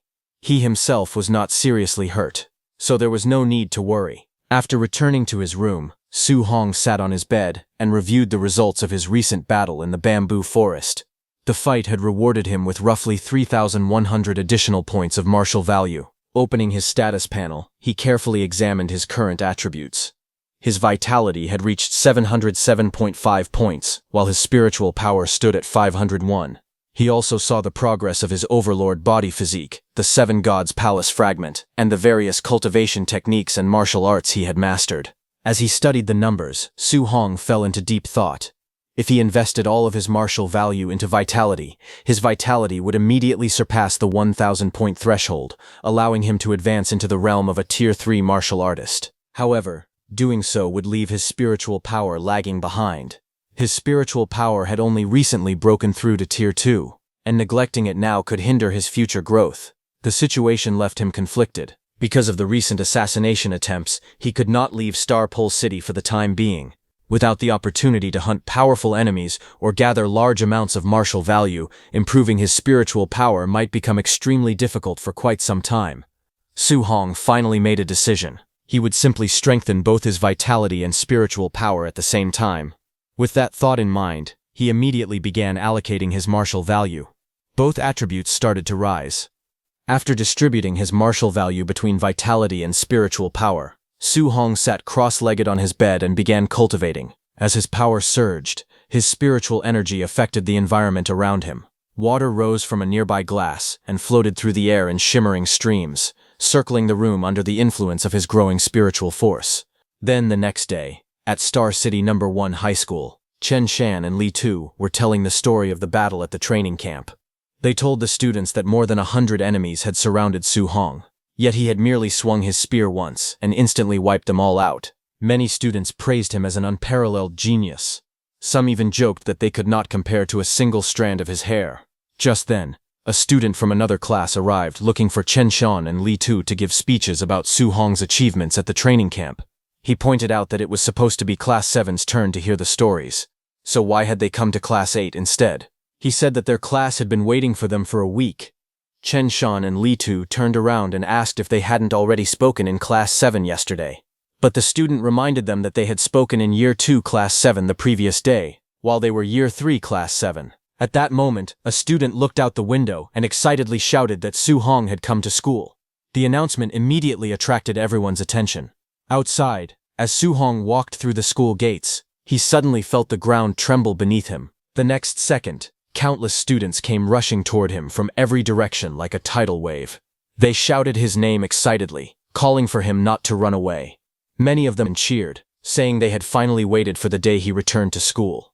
The sight left Su Hong completely stunned. Looking at the enormous crowd charging toward him, he broke out in a cold sweat. He could not understand why nearly every student in the school wanted to get to him. He started to wonder if he had somehow offended everyone without realizing it. Su Hong soon found himself surrounded by an overwhelming crowd of students, their excitement quickly turning into a storm of voices directed at him. Everyone urged him to hurry up and share the details of his recent deeds, eager to hear the story firsthand. The crowd buzzed with admiration. One student laughed loudly, calling him Old Su and praising him for being unbelievably amazing. He said that when Old Lee heard the news, his eyes had nearly popped out in shock. While he was saying this, Teacher Lee was standing right behind him. Su Hong coughed, trying to warn the student, but the student went on describing how the entire class had been left completely dumbfounded, laughing endlessly at the situation. Su Hong coughed awkwardly again. The student noticed and asked if he had caught a cold, wondering why he kept coughing. Just then, Teacher Lee stepped forward and grabbed the student's head. The student was stunned and stammered as he respectfully addressed Teacher Lee, asking why he was there. However, Teacher Lee responded with a faint smile, teasingly pointing out that he had just been calling him Old Lee moments ago. Teacher Lee dragged the student away, but before leaving, he turned to Su Hong and informed him that the principal was waiting for him. Su Hong calmly agreed, saying he would head over immediately. The student desperately cried out for help, shouting that he should be saved first. Meanwhile, Su Hong quietly made his way toward the principal's office and knocked on the door. He barely had time to announce himself before the door swung open. The principal greeted him with an enthusiastic smile, calling him Star City's great treasure, and jokingly asking if he had finally found time to come to school. The principal quickly ushered him inside. After the two sat down in the office, Su Hong asked the principal why he needed him. The principal told Su Hong that he had prepared several Tier 2 initial stage and middle stage pills and wanted to give them to him privately. He insisted that Su Hong must not decline. However, Su Hong smiled awkwardly and told the principal that he probably wouldn't need those pills. After all, he was already at the Tier 2 high stage. He explained that a Tier 2 middle stage pill would not be of much use to him at his current level. He told the principal that it would be better to give them to someone who truly needed them. Hearing this, the principal was stunned. The last report he had received stated that Su Hong had only broken through to the Tier 2 initial stage during the training camp. He asked Su Hong how he was already at the high stage so quickly. Su Hong calmly explained that he had recently encountered several situations that had accelerated his growth. Inwardly, he recalled the battles and assassination attempts he had endured. If those people had not repeatedly tried to kill him, he would never have gained so much martial value in such a short period of time. The principal grew increasingly excited the more he heard. Rising from his seat, he declared that they should head to the gymnasium immediately. He wanted to personally test Su Hong's strength, and while doing so, teach him a few martial arts techniques. Hearing this, Su Hong looked at the principal with surprise. After all, he remembered that the principal himself was a Tier 3 martial artist. The principal looked at Su Hong with a confident grin and assured him that there was no need to worry, as he would hold back during their spar. Soon after, they arrived at the gymnasium. The spacious building stood bright and open, and as they stepped inside, several students walked up to greet the principal. Some immediately recognized Su Hong and whispered among themselves, saying that he had once fought 100 people on his own. Without wasting time, the principal announced his plan. He declared that he would spar with Su Hong and ordered the nearby students who were free to gather and observe carefully, instructing them to learn as much as they could from the match. The students responded enthusiastically, agreeing at once. Hearing this, Su Hong hesitated slightly and suggested changing the location, clearly concerned about the situation. However, the principal laughed it off and reassured him, telling him not to feel embarrassed. He confidently stated that he would not let Su Hong lose too badly. But Su Hong wasn't worried about losing. He was worried that if the principal lost, it might damage his dignity as the head of the school. The gymnasium quickly filled with noise as students gathered from all sides, forming a large circle around the arena. Their excited murmurs echoed throughout the hall as they anticipated the match. Standing at the center, the principal released his energy. A powerful aura surged around his body, his muscles tensing as his vitality erupted outward. He confidently told Su Hong to make the first move. Seeing this, the surrounding students were instantly amazed. Some exclaimed that the principal's vitality was incredible, noting that it was their first time witnessing a Tier 3 martial artist in action. Others cheered loudly, urging Su Hong to give it his all. Meanwhile, Su Hong remained calm on the surface, but inwardly he was cautious. He knew he absolutely could not injure the principal, so he began thinking of a skill that was both weak and wouldn't make it obvious that he was holding back. He decided to start with a B-rank martial art, the Cloud-Hiding Gale Fist. Energy gathered around his fist as Su Hong declared that he was coming. He charged at the principal using his Cloud-Hiding Gale Fist technique. His movements swift and precise. In an instant, he closed the distance. Observing this, the principal was taken aback. He realized that Su Hong had opened the match with a B-rank martial technique, finding the approach far too direct and unexpectedly bold. However, the principal could feel that Su Hong's power was already comparable to that of a Tier 3 martial artist. The principal then unleashed his technique, Giant Rock Fist. His arm hardened like stone, radiating immense strength as he charged forward to meet Su Hong's attack head-on. The moment their attacks collided, a violent explosion of force erupted. Su Hong's strike met the principal's with overwhelming impact, sending shockwaves blasting outward. The spectators were caught in the aftermath. Many were forced to shield themselves, some unable to even open their eyes as the pressure and wind surged through the arena. They were stunned, exclaiming that the sheer power of the clash was far beyond what they had expected. Amid the chaos, Su Hong and the principal continued their exchange at incredible speed. Their movements blurred as they traded blows, fists colliding repeatedly with explosive force. Each strike carried enough power to shake the ground, leaving afterimages in its wake. Just then, one of Su Hong's punches landed, and the principal was pushed back. Seeing this, the principal was stunned and wondered whether such overwhelming combat power could truly belong to someone at the high stage of Tier 2. What shocked him even more was that Su Hong did not appear to be using his full strength yet. In his eyes, Su Hong's abilities were simply ridiculous. Amid the astonishment, some students exclaimed that Su Hong had actually gained the upper hand and had even forced the principal backward. Some students said that Su Hong's combat power was too exaggerated because the principal was a Tier 3 high-stage martial artist. Others argued that the principal must not have used his full strength because otherwise it would have been impossible for him to be pushed back. At that moment, the principal himself felt the pressure. Although he had not gone all out, he knew he had already used nearly 80% of his strength. He thought that if he really lost to Su Hong, he would be humiliated in front of so many students. He would be done for. But before the match could continue, Su Hong suddenly staggered and dropped to one knee, letting out a pained groan. He grabbed his stomach, faking pain, and quickly declared that the principal was truly amazing and admitted defeat. At the same time, he inwardly asked the principal to understand his intentions. The surrounding students immediately reacted, praising the principal and declaring that such an outcome was expected. Some even encouraged Su Hong, saying that there was honor even in defeat. Meanwhile, the principal stood there, momentarily confused. He could not understand the situation at all, questioning whether he had actually injured Su Hong.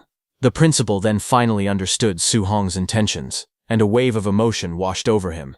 Deeply moved, the principal thought that he would love Su Hong till death. Composing himself, the principal loudly praised Su Hong in front of everyone. He declared that Su Hong was undoubtedly the most outstanding genius student of their #1 high school, possessing combat power comparable to a Tier 3 high-stage martial artist despite only being at Tier 2. He admitted that even he had to go all out, otherwise if he was not careful for even a moment, he would be defeated. Hearing that, the crowd erupted in excitement. Many students exclaimed that Su Hong's strength was simply heaven-defying, amazed that someone from their star city might finally have a chance to be admitted into a prestigious magic martial university. The principal helped Su Hong up while smiling and admitted that he had nearly embarrassed himself. As Su Hong stood up, he said that the college entrance exam was in 1 month, and that he wanted to find someone to spar with to help him break through to Tier 3. Su Hong wondered aloud whether the principal might be able to help him. Hearing that, principal looked at him with a complicated expression, realizing that he had fallen into Su Hong's trap. From that day on, Su Hong began sparring and training with the principal during the day, using the opportunity to refine his skills and push himself closer to a breakthrough. At night, he devoted himself to cultivating guidance techniques at home, steadily refining his strength. As time passed, the principal went a step further and invited an old comrade to serve as Su Hong's sparring partner. Standing there while shaking in exhaustion, the principal asked Su Hong to let Coach Chen accompany him and let his old bones rest for a day. Coach Chen greeted him, calling him Genius Boy. Su Hong respectfully apologized to Coach Chen for the trouble. Not long after, the principal and Coach Chen helped Su Hong get in touch with President Wu of the Martial Dao Association. Exhausted, both of them stood there as the principal told President Wu that he was entrusting Su Hong's training to her. However, upon seeing the exhausted state of the two of them, President Wu could not help but question why they looked completely drained. Then, within one day, it quickly became clear why. President Wu, a Tier 5 martial artist, showed no restraint in her training. She relentlessly pushed Su Hong, refusing to let him rest and forcing him to continue no matter how exhausted he became. Under such intense training, time flew by, and a full month passed in the blink of an eye. As the college entrance exam approached with only 5 days remaining, Su Hong stood battered and bruised and told President Wu that he thought he was going to break through. President Wu grabbed Su Hong by the head and sternly questioned whether he was trying to slack off and avoid training. Despite his exhausted state, Su Hong firmly denied it. With determination in his eyes, he explained that he truly felt a premonition of an imminent breakthrough. His conviction made her pause, and she asked if he was serious. Su Hong calmly confirmed that he was. Hearing this, she was surprised and asked if his vitality had really increased from 900 to 1,000 in less than a month. Su Hong answered with confidence that it had. Without hesitation, she immediately made a call, urgently requesting 2 bottles of Tier 3 advancement pills to be delivered to the training room. After ending the call, she told Su Hong to break through right there and to give it his all. Su Hong expressed his gratitude before sitting down to begin. As he entered a meditative state, a powerful aura surged around him, crimson energy flaring intensely as his body began to transform. His wounds gradually healed under the rising energy, and his strength climbed higher. At that moment, Su Hong was very excited that he was finally going to become a Tier 3 martial artist. At the Martial Dao Association's first floor, the atmosphere was somewhat confusing as people moved about the hall, watching someone. It was President Wu, who walked forward gracefully, humming to herself with a bright and cheerful expression, completely unlike her usual cold demeanor. She reflected that Star City had never produced a Tier 3 early-stage examinee before. If Su Hong managed to break through to Tier 3, it would attract a huge influx of cultivation resources from the province into Star City. With those resources, the Star City Martial Dao Association would rise rapidly and reach new heights. As she continued walking with a radiant smile, the surrounding staff could not help but notice the unusual change. They whispered among themselves in disbelief, wondering how the usually expressionless President Wu could suddenly look so happy and even radiant. Some of them jokingly speculated that she might have fallen in love, while others assumed she had become completely lovesick over that boy. While those people were talking, someone suddenly called from behind, asking if they had seen President Wu. It was Su Hong's principal, along with Coach Chen. They too were in a very good mood. Su Hong's principal said that they had gone to President Wu's office, but her assistant had told them that she had come down to the first floor. Confused, those people told Su Hong's principal that President Wu had headed toward the back courtyard. As the two of them hurried toward the back courtyard, calling out for President Wu and saying they were here, the surrounding staff watched from a distance in stunned silence. Some of them whispered in disbelief, wondering if President Wu was actually meeting someone and whether her type was 2 old men. Meanwhile, in the courtyard, Su Hong sat cross-legged on the ground with 2 bottles of pills placed in front of him.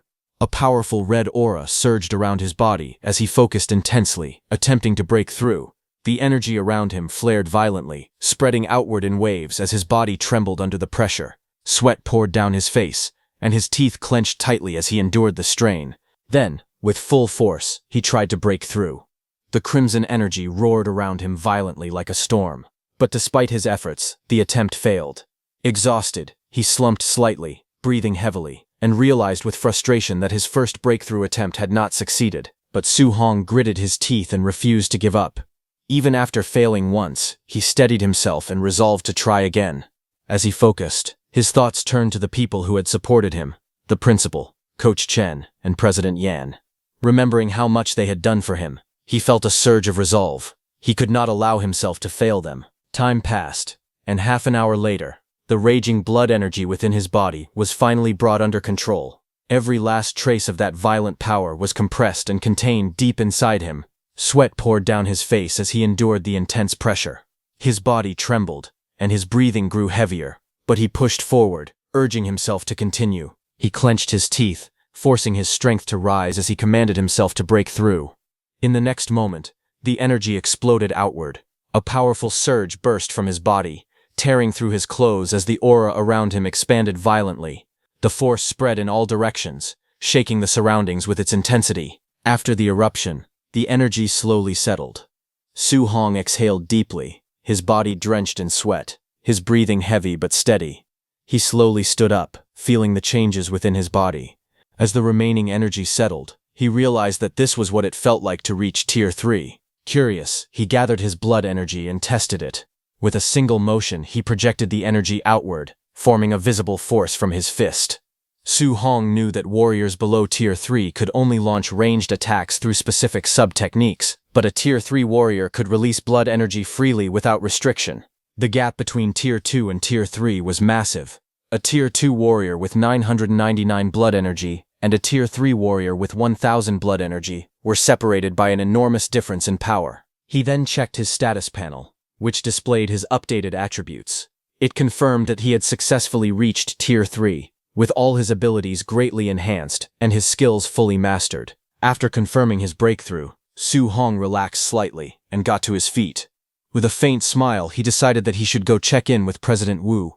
But suddenly, Su Hong sensed people watching and turned around. At the gate stood President Wu, Su Hong's principal, and Coach Chen. Seeing Su Hong like that, President Wu smiled and teasingly asked if he had planned to show up looking like that. She told him to have some self-respect, but Su Hong's principal and Coach Chen cheered for him, saying it was bold of him to say that. Hearing that, Su Hong quickly sat down and tried to hide his body, unable to show his face in embarrassment. Without paying much attention, President Wu made a call to City Lord Wang, telling him that Su Hong had already broken through to Tier 3 and asking him to come to the association. She even mentioned that they were preparing a small parent meeting for him. On the other side, at the City Lord's mansion, Wang Tiantuo rushed in excitedly, shouting that he had broken through to the mid-stage of Tier 2. Inside the room, City Lord Wang calmly adjusted his tie and told Wang Tiantuo to keep it up. His composed reaction surprised Wang Tiantuo. He exclaimed that he was only 18 and had already reached Tier 2 mid-stage. He asked his father why his reaction was so cold. Walking away, City Lord Wang told Wang Tiantuo that President Wu had called and said that Su Hong had broken through to Tier 3. Excitedly, the City Lord said that he had to go see it for himself. Hearing this, Wang Tiantuo was stunned and questioned whether it was really true. Soon after, the City Lord arrived at the Martial Dao Association in his car. Inside, City Lord Wang, along with President Wu, Su Hong's principal, and Coach Chen, sat together facing Su Hong with serious expressions. Seated in front of them, Su Hong asked what they wanted to discuss with him. City Lord Wang then handed him a document and explained that he had compiled a list of high-level martial artists who had recently visited Star City. Although he was not sure who was targeting Su Hong, he told him that it would not hurt to pay more attention to the people on this list in the future. As Su Hong looked through the list, he read out names and factions, mentioning the Lin family of the imperial capital, Grand Master Chen Budo, and Magic City Wang family's Wang Dao. Looking through the list, Su Hong frowned and said that there were nearly 100 names on it, but he did not recognize a single one. City Lord Wang then explained seriously that Su Hong needed to understand something important. There were traitors even among the highest ranks of humanity, and they would not spare a human genius like Su Hong. They would definitely find a way to eliminate him. Hearing this, Su Hong closed the book and said that he had long been mentally prepared to be hunted by the 10,000 races, but he did not expect to face assassination attempts from human traitors in the future. Seeing his reaction, President Wu reassured him that he did not need to worry too much. Once he was officially enrolled in Magic City Martial Arts University, none of those corrupt insiders would dare make a move against him there. Hearing about Magic City Martial Arts University, Su Hong became confused and asked whether Imperial Capital Martial Arts University was not safe, since they had previously told him about it. President Wu then explained to Su Hong that the students at Imperial Capital Martial Arts University were either rich or noble. If he threw a brick randomly, it would hit a descendant of one of the top 100 families, or an heir to a Tier 8 or Tier 9 powerhouse. But Su Hong had no family background at all, so how could Imperial Capital Martial Arts University value him? City Lord Wang agreed with President Wu, saying that before, he had let Su Hong choose between Magic City Martial Arts University and Imperial Capital Martial Arts University on his own. But looking at it now, the City Lord felt that it had been an ill-considered decision. President Wu explained confidently that Magic City Martial Arts University, on the other hand, was all-inclusive. They did not look at status, only talent and strength. As long as he was strong enough, almost no one would intentionally suppress him. After hearing all this, Su Hong made up his mind and said that it was settled. He would go to Magic City Martial Arts University. City Lord Wang then added that the school ethos at Magic City Martial Arts University was very wild, and their principal was extremely protective of his students. No matter how much trouble Su Hong caused, he would protect him. Hearing this, Su Hong scratched his head awkwardly and remarked that he did not understand why the City Lord thought of him like that. He never took the initiative to cause trouble. Hearing that, with a deadpan expression, City Lord Wang asked who it was that had killed Ye Hui from the martial base. President Wu asked who it was that had taken down dozens of demon cult assassins. Su Hong's principal asked who it was that had caused the collapse at the Weiyangzhou City training camp. Coach Chen asked who it was that had single-handedly wiped out every student at the training grounds. Faced with those questions, Su Hong could only laugh it off, jokingly asking who such a person could possibly be. City Lord Wang then added that there was one more matter to address. He said that, as the #1 genius of Star City, Su Hong represented the city's image after all, but his taste in clothes was a bit. Before he could finish his words, President Wu quickly stepped in with confidence, asking the City Lord what was wrong with it and whether her taste was not great. She then explained that Su Hong's clothes had been shattered by his vitality during his breakthrough, so she had specially lent him her outfit to wear instead. Hearing that, City Lord Wang was shocked. He quickly changed his words, nodded approvingly, and praised the choice, stating that her taste was absolutely wonderful and that it suited Su Hong perfectly. Embarrassed, Su Hong scratched his head and thanked the City Lord with an awkward laugh. A few days later, at Star City Airport, City Lord Wang arrived and was a little surprised to see a familiar face. He asked if he was the one coming to Star City this year to oversee the college entrance exam assessment. The City Lord recognized that man as Wang Lindao. Wang Lindao was standing beside a woman as they arrived to take charge of the proceedings. Wang Lindao stepped forward and, while shaking hands with the City Lord, let out a frustrated sigh, saying that he did not even want to get started on the matter. He explained that his teacher had suddenly issued an absolute order, asking him to come to Star City to oversee the college entrance exam, and even telling him to lower his status and actively befriend talented students. He complained bitterly about the situation, pointing out that, as a Tier 5 martial artist, taking the initiative to befriend a student felt like a blow to his pride. He further added that Star City had not even produced a single Tier 2 examinee in past years, questioning what there was to befriend. In response, the City Lord calmly mentioned an 18-year-old Tier 3 prodigy, and asked whether that was worth befriending. Hearing this, Wang Lindao was visibly shocked, his expression tightening in disbelief. Without hesitation, he immediately changed his attitude and demanded to know the student's location, insisting that the City Lord take him there at once.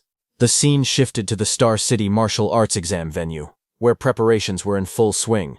The staff reported that the vitality tester inspection for District 2 had been completed.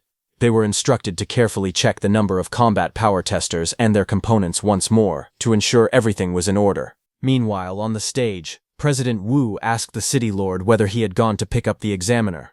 She asked where the examiner was. The City Lord pointed toward the distance, indicating where the examiner was. Not far away, the examiner had already found Su Hong. With a playful and overly familiar attitude, he approached Su Hong and took a selfie with him, even jokingly asking Su Hong to smile. Confused, Su Hong asked who he was. The man introduced himself as Wang Lindao, the examiner for the assessment. He claimed that he had long heard of Su Hong's reputation and had come specifically to make friends with him, even encouraging him to pose casually. President Wu was stunned. Watching this unfold in broad daylight, with so many students present, she could hardly believe that the examiner had personally come all this way just to cozy up to a student like that. The city lord could only sigh, saying that Wang Lindao was truly shameless and thick-skinned. A few minutes later, examiner Wang Lindao, along with President Wu and the city lord, went onto the stage.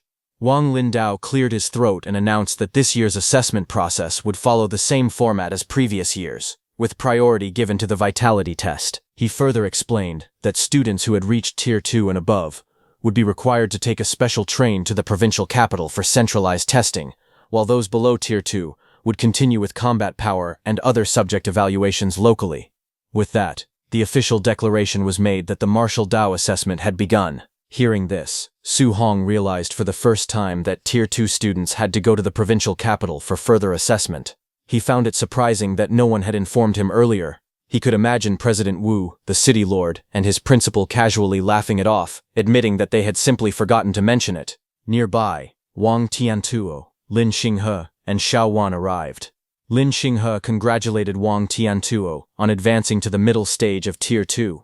Xiao Wan curiously wondered whether he had already surpassed Su Hong. However, Wang Tiantuo responded calmly, telling them they would find out soon. As the testing area grew crowded, a large number of people gathered around where Su Hong was being tested, creating a sea of people. Lin Xinghe was shocked to see so many people, and asked if they were all curious about Su Hong's tier. Among the crowd, discussions spread quickly. Some believed that Su Hong, being the strongest martial arts examinee of their batch, might have already reached the middle stage of Tier 2, while others speculated that, as a genius, he could even be at the high stage. At that moment, attention shifted towards Su Hong as he prepared to begin his test, drawing the focus of everyone present. As Su Hong sat inside the vitality testing chamber, a powerful blood aura erupted from his body. The crimson energy surged upward like flames, filling the entire testing area with overwhelming pressure. Lin Xinghe and Xiao Yan, who witnessed it, were left stunned, unable to believe what they were seeing. A moment later, the testing machine displayed a vitality value of 105. Seeing the result, Lin Xinghe and Xiao Yan immediately realized that Su Hong had already become a Tier 3 martial artist. Xiao Yan looked at Wang Tiantuo in shock and asked how Su Hong was already Tier 3. She asked if he had known this beforehand. Watching Su Hong's result, Wang Tiantuo said that, in this lifetime, surpassing Su Hong seemed impossible. The gap between them had become far too great. The crowd quickly erupted into an uproar. Many people exclaimed that a vitality value of over 1,000 meant Su Hong had officially reached Tier 3. They said they had never heard of a Tier 3 martial artist appearing in Star City's martial arts entrance examination before. Some even compared his strength to that of their school's principal, saying he was already on the same level as the city's top experts. Amid the excitement, one of Su Hong's friends proudly declared that Su Hong was his good brother, and even added that he was Su Hong's professional sparring partner. Hearing that, the people around him could only look at him with envy, wishing they also had a genius like Su Hong as a close friend. In the private viewing room, Lin Xinghe's and Xiao Yan's parents could not hide their excitement. Lin Xinghe's father sighed, asking why Su Hong was not his son, and why Lin Xinghe was not a girl. Meanwhile, Xiao Yan's father immediately decided that he would dress Xiao Wan beautifully and do everything possible to make Su Hong his future son-in-law. Meanwhile, on the stage, the city lord congratulated President Wu on cultivating such an outstanding genius, saying that the Star City Martial Dao Association would surely achieve brilliance once again. President Wu then congratulated City Lord Wang on cultivating such an outstanding genius, saying that Star City's development would surely advance by leaps and bounds. Examiner Wang Lindao was completely stunned. Looking at Su Hong, he said that he had traveled across many cities over the years to oversee martial arts examinations, giving him a broad understanding of young talents. He explained that in a mid to lower ranked city like Star City, even producing a Tier 2 examinee was already a rare achievement. The problem was not that Star City students lacked talent, but that small cities had far fewer cultivation resources than major cities like Magic City and the imperial capital. He further explained that for someone to reach Tier 3 in a resource-poor city like Star City was truly extraordinary.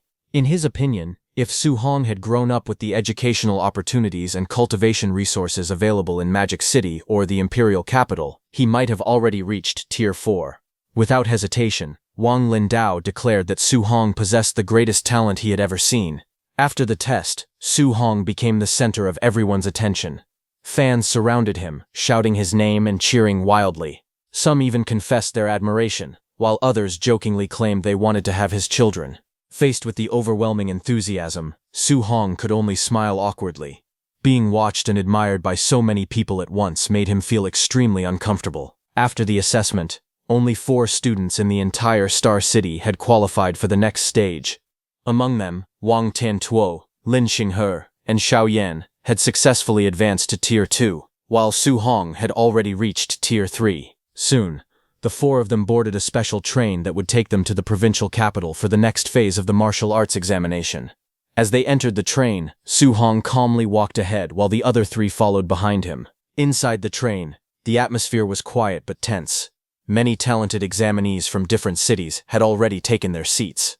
The moment Su Hong's group entered, several students released their powerful auras. The powerful pressure spread through the train as nearly every examinee released their aura. The entire carriage was instantly filled with overwhelming martial energy as everyone tried to intimidate Su Hong's group. Seeing that, Lin Xinghe said it was childish of them to show their strength right off the bat.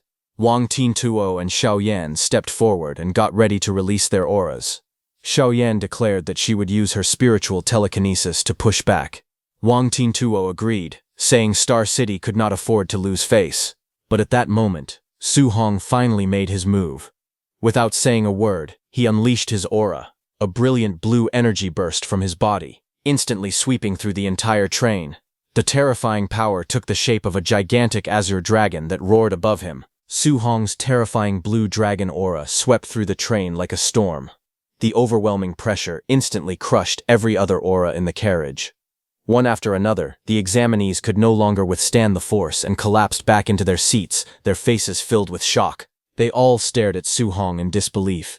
They finally realized that he was a genuine Tier 3 martial artist. None of them could believe that a small and ordinary place like Star City had produced such a terrifying genius. A few seconds later, after showing them their place, Su Hong finally stopped and dispelled his energy. Seeing that, Wang Tiantuo was stunned. He could feel that the pressure coming from Su Hong was no weaker than that of a middle-stage Tier 3 martial artist. But only he noticed that. Lin Xinghe and Xiao Yan looked at Su Hong with admiration and quietly admitted that Su Hong was truly incredible. Meanwhile, all the examinees were shaking in fear. While walking through the middle of them, Su Hong warned them that coming to provoke him without even a greeting would lead to this result. The overwhelming pressure that Su Hong released left a deep impression on everyone in the train. Many of the examinees silently made up their minds that if they ever encountered him during the assessment, they would run away immediately without the slightest hesitation. As the special train continued speeding toward the provincial capital, the atmosphere gradually returned to normal. After some time, Lin Xinghe asked Su Hong whether he planned to apply to Magic City Martial University or Imperial Capital Martial University. Su Hong smiled and asked about their own plans instead. The 3 of them answered without hesitation that their goal was Magic City Martial University. Su Hong then told them that he was also preparing to go to Magic City Martial University. He added that in the future, when they entered the All Heavens battlefield, they would be comrades in arms. Lin Xinghe laughed and said that with Su Hong as a teammate, he could feel completely at ease. Hearing that, Wang Tiantuo jokingly reminded Lin Xinghe that Magic City Martial University expelled students who were lazy every year, so he had better make sure he did not get kicked out. Hearing their conversation, Su Hong recalled President Wu telling him that Magic City Martial University accepted students based only on talent and strength, regardless of their background or status. Thinking about it, he became even more determined. In his heart, he silently declared that Magic City Martial University would be his next destination. As the journey continued, talented students from many different cities boarded the bus one after another. Before long, several of them recognized Su Hong. Lin Chunfeng from Yang City walked up to him and declared that since Su Hong had come to participate in the martial arts examination, he would finally defeat him. Su Hong simply smiled awkwardly and replied, "Okay." Watching the exchange, Lin Xinghe looked surprised and asked whether Su Hong even knew people from Yang City. Su Hong explained that Grandmaster Qin had once taken him there for a sparring match. Soon after, another student stepped forward and confidently pointed at Su Hong, declaring that they had met again and that this time, victory would belong to him. Once again, Su Hong calmly answered with the same awkward response, "Okay." Not long after, another familiar face approached him, laughing loudly and claiming that the perfect chance for revenge had finally arrived. Su Hong could only give the same calm reply, As more and more students boarded the bus, voices calling Su Hong's name echoed from every direction. Nearly every talented student who recognized him wanted to challenge him or settle an old score. The other examinees were completely confused by the scene. They wondered who Su Hong really was, and questioned whether he had gone around defeating the strongest young geniuses from every major city. Others could not believe it, saying they had never heard of anyone from Star City becoming so famous before. Lin Xinghe looked at Su Hong with a curious expression and asked what Grandmaster Qin had actually taken him to do back then. After seeing so many people challenge Su Hong, Xiao Yan jokingly wondered if Su Hong had beaten every talented student in Jiangnan province. Embarrassed, Su Hong smiled awkwardly and quickly denied it, saying it had not gone that far. On the other hand, at Tianxing Square in Hangzhou, the capital of Jiangnan province, the enormous square was already packed with countless students and spectators who had gathered for the martial arts examination. Many participants looked toward the giant Tianxing secret realm and discussed this year's exam. They had heard that the secret realm contained many rare treasures and hoped to enter it. To them, this examination was more than just a competition. It was a once-in-a-lifetime opportunity to obtain valuable rewards and change their future. Nearby, a group of local Hangzhou students complained that they had to wait for participants from other cities before the exam could begin. However, the other 3 students whom Su Hong had previously rescued from the demon cult told them to stop complaining. They suggested they should simply treat it as welcoming Su Hong. At that moment, another group arrived under heavy security. People recognized that the person leading them was Chen Tianyan, the #1 genius of Wen City. Rumors claimed that his talent far surpassed everyone else. He had even boldly declared that he would crush every student from Hangzhou during the martial arts examination. As Chen Tianyan and his group walked into Tianxing Square, they drew everyone's attention.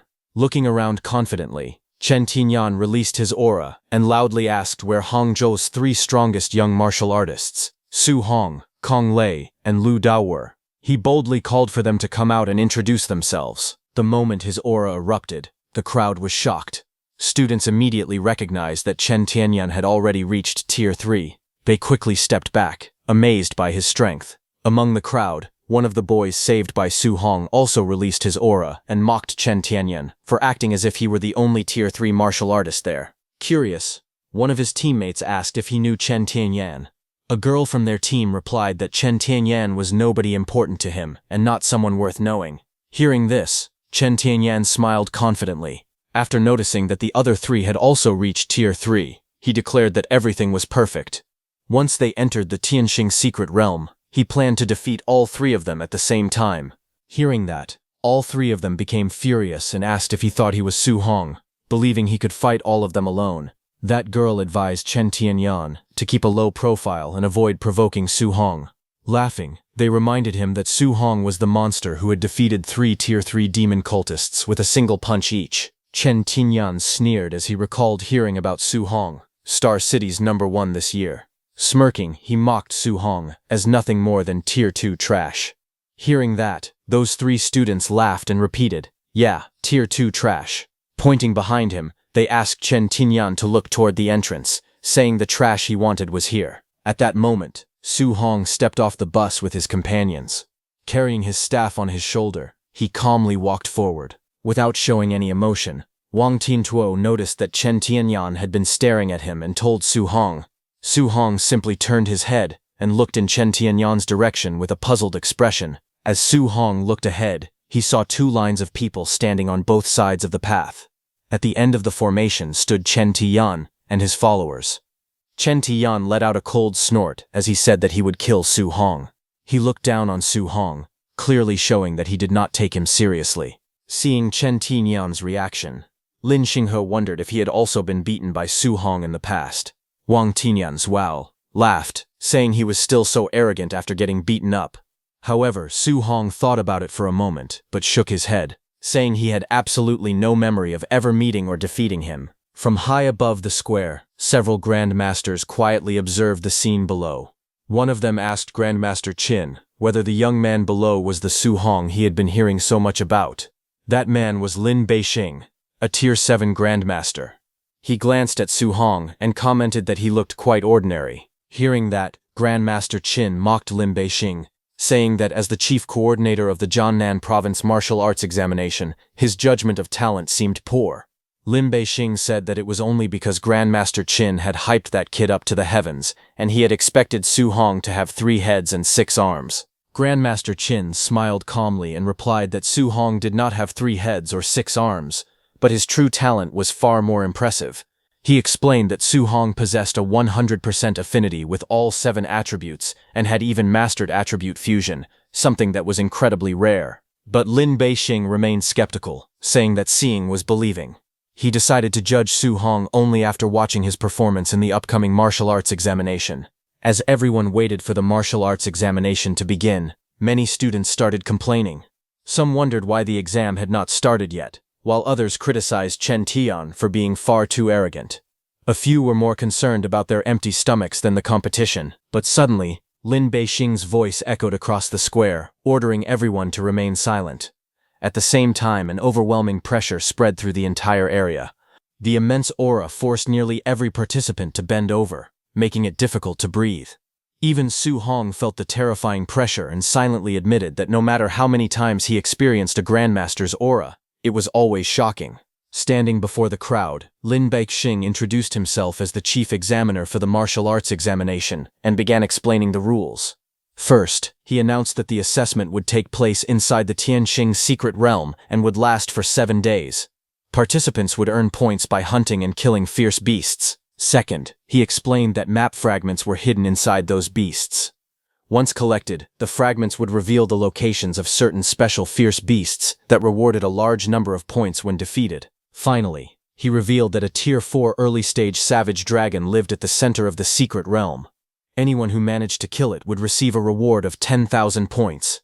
Hearing this, Su Hong immediately became interested. Hearing that it was a Tier 4 early-stage savage dragon, Wang Tingtuo, standing beside him, told Su Hong that the savage dragon carried a true dragon bloodline, making it far stronger than an ordinary Tier 4 mid-stage fierce beast. Lin Beixing then revealed the 4th rule of the examination. He explained that participants could defeat other candidates and seize half of their accumulated points. Hearing this, Su Hong immediately realized that the competition would become extremely brutal. He understood that many participants would end up fighting one another instead of only hunting fierce beasts. As the overwhelming pressure gradually disappeared, every participant received a special points bracelet. Lin Beixing explained that the bracelet would allow them to check their own points, the rankings, and the scores of every other candidate throughout the examination. After finishing the explanation, Lin Beixing officially declared the Jiangnan Province martial arts examination open. He then activated a mysterious green orb, which released a brilliant beam of light into the sky. The energy opened the entrance to the Tianxing secret realm. Lin Beixing announced that the secret realm was now open and ordered all candidates to enter the examination area. Without wasting a second, Chen Tianyan confidently declared that he would be the first to enter. With a burst of speed, he shot toward the entrance ahead of everyone else. All the students rushed toward it in a frenzy, complaining that Chen Tianyan had already taken the lead and urging everyone to hurry. Others shouted for people to stop blocking the way as they charged toward the portal. Seeing the crowd rushing in, Lin Xinghe suggested that they enter as well. However, Su Hong calmly told them to go ahead without him, because he planned to wait for a while before entering. Xiao Yan, while taking both Lin Xinghe and Wang Tingtuo with her, realized that Su Hong wanted to enter later so he could defeat other candidates and take half of their points instead of competing for fierce beasts. Hearing that, Lin Xinghe complained that Su Hong was very ruthless. Su Hong watched them enter the secret realm and said goodbye. Su Hong smiled to himself, knowing that earning points by defeating other candidates would be much faster than hunting fierce beasts one by one. Just then, Grandmaster Qin called Su Hong over and invited him to have a cup of tea before the examination truly began. Su Hong politely thanked him and joined him. The two calmly enjoyed their tea together, while everyone else hurried into the Tianxing secret realm. Grandmaster Lin looked at the two of them and remarked that both of them were equally mischievous. Su Hong smiled and replied that he was only following the examination rules that Grandmaster Lin himself had announced. Since he had not broken any of them, he believed there was nothing wrong with his plan. Grandmaster Lin then reminded Su Hong that he was not the only Tier 3 candidate in the examination.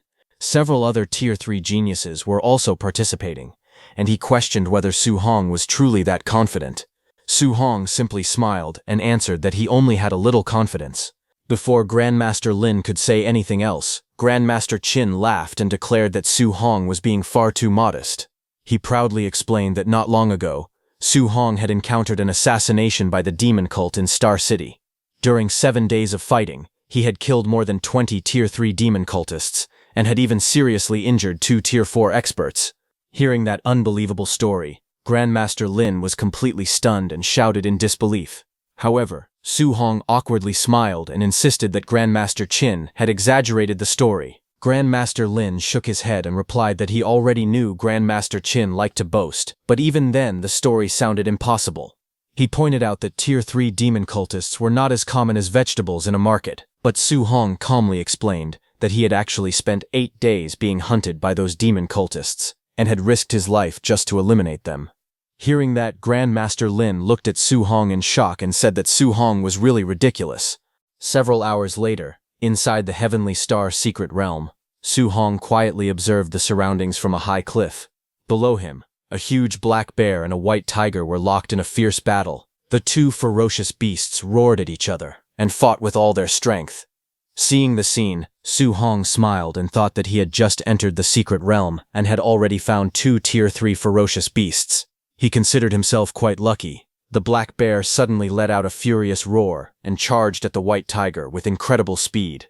Swinging its massive paw, it slammed the tiger with tremendous force, sending it flying across the battlefield and into the cliff where Su Hong was sitting. The impact shook the ground, but Su Hong remained calmly seated on the cliff. The white tiger let out a weak cry as it struggled to get back on its feet after being heavily injured. Seeing that its opponent could no longer fight back, the black bear roared triumphantly and charged forward, determined to finish the battle with one final attack. At that very moment, Su Hong finally made his move. A faint smile appeared on his face as golden lightning flashed around his body. In an instant, he disappeared from the cliff and rushed toward the battlefield at incredible speed. Before the black bear could react, Su Hong appeared behind it with his spear in hand. Moving like a bolt of lightning, he unleashed a single devastating strike. The spear pierced straight through the black bear's body, creating a massive wound. The huge beast froze in place as blood burst from the injury. Its enormous body trembled for a moment before collapsing to the ground with a loud crash. With just one attack, Su Hong had killed the Tier 3 black bear that had been dominating the fight moments earlier. After killing the black bear with a single strike, Su Hong stood on top of its massive body and looked toward the white tiger, calmly pointing his spear at it. He said that he had already taken care of one beast, and now it was the tiger's turn. Seeing that, the white tiger became too scared. Realizing how dangerous Su Hong was, it immediately gave up on fighting and turned around to climb the cliff, fleeing as fast as it could. Su Hong smiled as he watched the beast run away. He asked if it was really trying to escape before casually floating into the air and following it up the cliff. The white tiger froze in fear when it found Su Hong standing directly behind it. Without giving the beast another chance, Su Hong raised his spear and unleashed the 3rd stance of the 9 heaven-breaking spears, gathering powerful lightning around the weapon as he prepared to deliver the finishing blow. But as Su Hong gathered his power for the final attack, the white tiger suddenly dropped to the ground. It pressed its front paws together, wagged its tail, and began letting out soft meows like a frightened kitten, clearly begging for mercy instead of fighting. Su Hong froze in surprise. He had never expected a fierce Tier 3 beast to suddenly act so harmless. For a moment he could only stare at it in confusion. Even though the tiger looked pitiful, the energy from Su Hong's attack had already been released. The blazing spear attack shot forward, carving a huge trench through the ground. However, it narrowly missed the tiger, leaving the beast completely unharmed.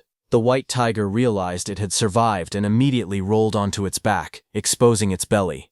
It continued meowing, waving its paws in the air, and acting even cuter to show that it had no intention of fighting. Seeing the enormous ferocious beast behave like a spoiled house cat, Su Hong was left speechless. He could hardly believe that a powerful Tier 3 beast actually knew how to beg for mercy by pretending to be cute. Su Hong looked at the white tiger and made it a simple offer. He told the beast that if it led him to other humans and stronger ferocious beasts, he would spare its life. The white tiger immediately let out a soft meow. Su Hong sighed and told it to stop acting like a cat. Hearing that, the tiger quickly barked like a dog instead, leaving Su Hong completely speechless. Without wasting any time, the white tiger sprang to its feet and began running at full speed. Su Hong jumped onto its back, and ordered it to find a powerful opponent with a high cultivation level. The tiger barked in agreement and rushed deeper into the secret realm. Before long, they spotted a massive giant ape carrying a huge wooden club. The ape's enormous body towered over the surrounding trees as it walked through the valley. The white tiger immediately slowed down and hid behind the rocks, trembling in fear while letting out weak meows. Standing on its back, Su Hong carefully observed the monster. He thought that it was most likely a Tier 3 high-stage giant ape. Judging by its appearance, the giant ape was over 30 meters tall, making it more than twice the size of the giant apes found outside the secret realm. As the giant ape sensed danger, it suddenly turned its head. Su Hong's eyes widened, and he immediately realized that the monster had noticed them. At that moment, the giant ape roared and threw its enormous wooden club at them with full power. But Su Hong remained calm as the giant ape's enormous wooden club came toward him. The next second, the massive weapon slammed into the ground, creating a violent explosion and sending rocks and dust flying everywhere. However, right before it hit, Su Hong used his spiritual energy to fly into the air with the white tiger and dodged the giant ape's attack. Su Hong quickly sent the white tiger away and ordered it to run as far away as possible and wait for him in a safe place. He then warned the tiger that if it tried to run away for good, he would hunt it down and kill it once he found it. Hearing the threat, the frightened white tiger barked loudly in agreement before jumping off the cliff and fleeing at full speed. Su Hong then jumped onto the enormous club and charged at the giant ape. Even though the beast was more than twice the size of the giant apes outside the secret realm, Su Hong knew it was still only a Tier 3 ferocious beast. The enraged giant ape let out a deafening roar and swung its massive wooden club to throw Su Hong away. But instead of retreating, Su Hong dashed straight toward the giant ape's roaring mouth. As he rushed straight toward the giant ape's mouth, he frowned in disgust and complained that the beast smelled terrible. Lightning burst around Su Hong's body as he gripped his spear tightly, warning the ape not to breathe on him because its breath stank. With a loud shout, he unleashed his martial technique, heaven breaking. In the next instant, the spear shot forward like a bolt of lightning and struck the giant ape directly in the mouth. The tremendous force exploded on impact, causing the beast to stagger backward as pieces of its teeth flew in every direction. Su Hong's attack was so powerful that some of the giant ape's teeth broke and fell to the ground. Su Hong's heaven-breaking attack pierced straight through the giant ape's open mouth. The giant ape let out a painful roar as blood poured from its mouth, and it collapsed to the ground. Its enormous club fell from its hand and landed on the ground. Su Hong landed beside the enormous log. Looking at the massive log, Su Hong estimated that it was over 40 meters long and weighed around 70 tons. However, after reaching Tier 3 himself, he knew handling something of that size was no longer impossible for him. Without hesitation, Su Hong pressed both hands against the giant log and used all his strength. The enormous trunk slowly began to rise, and its incredible weight was no longer a problem for him. Next, Su Hong covered the giant log with his spiritual power. A faint blue aura wrapped around the entire log, making it much easier for him to control. With a powerful push, he lifted the enormous trunk high into the air. At that moment, the giant ape also woke up while scratching the back of its head in pain. Seeing that, Su Hong grinned and mocked the beast, calling it a stinky monkey. Then, with all his strength, Su Hong hurled the massive log straight toward the giant ape, shouting for it to eat his old Su's cudgel. The giant beast froze in confusion for a moment as the gigantic trunk came flying toward it at an incredible speed. The massive log slammed into the giant ape's face with tremendous force. Blood burst from its mouth as its nose and remaining teeth were crushed. Su Hong's attack was so powerful that it sent the enormous beast flying through the air. Everyone watching the battle from outside was left speechless. They could not believe what they had just witnessed. Many spectators stared at the giant screen in disbelief, wondering if the scene was even real. They could not help but ask what kind of monster a young man like Su Hong really was. Elsewhere, Grandmaster Qin and Grandmaster Lin were also watching the battle. Grandmaster Qin laughed loudly and pointed at the screen, saying that Su Hong was beating the elite monster as easily as if he were disciplining a dog. Grandmaster Lin was stunned seeing that. He stroked his beard and calmly remarked that there no longer seemed to be any suspense in this year's assessment. After defeating the giant ape, Su Hong stood on top of the enormous log and looked at the ape's defeated body in the distance. As he checked his wrist device, several glowing map fragments appeared. He wondered if these were the map fragments the Grandmaster had mentioned, and was surprised that defeating a single giant ape had rewarded him with so many of them. Su Hong then opened the leaderboard and was shocked to see that he already had 2,100 points, placing him firmly in first place. The second-ranked participant, Chen Tianxiao, only had 800 points, while Chen Xiao was in third place with 750 points. He realized that the black bear he had defeated earlier had only been worth 100 points, but the giant ape alone had earned him 2,000 points. After looking at the rankings, Su Hong decided that there was no reason to challenge the second-place competitor. Even if he defeated him, he would only gain 400 points, which was far less than hunting powerful beasts. He decided it would be more worthwhile to let the tiger continue leading him to other ferocious beasts so he could earn even more points. Meanwhile, other participants noticed the updated leaderboard. They were shocked to see Su Hong so far ahead and began asking each other who he was and how he had managed to collect such an unbelievable number of points. The sudden jump in Su Hong's score shocked all the other participants. Those 3 students whom Su Hong had saved earlier noticed that he had gone from only 100 points to 2,100 points in an instant. Everyone concluded that he must have defeated a high-value special ferocious beast by himself. They were amazed, believing that someone capable of such a feat had to be incredibly powerful. However, Chen Tianxiao dismissed the achievement. He thought that if Su Hong, who was only at Tier 2, could defeat a special ferocious beast alone, then those so-called special beasts could not be that strong. Confident in his own abilities, he decided that he would hunt one himself. Following the red mark on his map, he headed straight toward the target. When he finally arrived, a gigantic purple glowing serpent emerged from the rocks. Chen Tianxiao was stunned after sensing its aura and realized it was actually a Tier 3 high-stage ferocious beast. He then thought that Su Hong was only at Tier 2, so if even he could kill a special ferocious beast, its level should not be too high. However, after seeing its size, he began to doubt himself. He wondered whether he had simply been unlucky to encounter such a powerful monster, or whether every special ferocious beast in this realm was this terrifying. If the latter was true, then Su Hong's true strength had to be far greater than he had imagined. After seeing the giant python's terrifying strength, Chen Tianxiao refused to back down. He convinced himself that if Su Hong could kill the beast, then he could do the same. With burning determination, he unleashed all of his power and declared that he would never lose to anyone. Wrapped in a blazing red aura, Chen Tianxiao charged straight at the giant python and threw a powerful punch. However, the enormous beast barely reacted. A few minutes later, it struck back with overwhelming force, sending Chen Tianxiao flying through the air. He crashed heavily into a massive tree, leaving him badly injured. Coughing up blood, Chen Tianxiao finally realized something was wrong. He could clearly feel that the giant python's combat strength was almost comparable to that of some Tier 4 ferocious beasts. He could not understand how a beast this powerful had supposedly been defeated by Su Hong alone. After suffering several heavy blows, Chen Tianxiao realized he could not continue fighting. He knew that if he stayed any longer, the giant python would kill him. Swallowing his pride, he decided to retreat. Although he hated the idea of running away, he admitted that staying alive was more important. As he escaped through the forest, Chen Tianxiao quickly came up with another plan. Since he could not defeat special ferocious beasts, he decided to steal points from other candidates instead. Before long, he spotted a group of examinees walking together. A cruel smile appeared on his face as he declared that they were unlucky because all of their points now belonged to him. Just as Chen Tianxiao was about to attack the unsuspecting candidates, someone suddenly rushed in from behind at incredible speed. It was Su Hong. He rushed in from behind with a large wooden log raised over his shoulder. With a cunning smile, Su Hong asked if he was the one called Chen Tianxiao.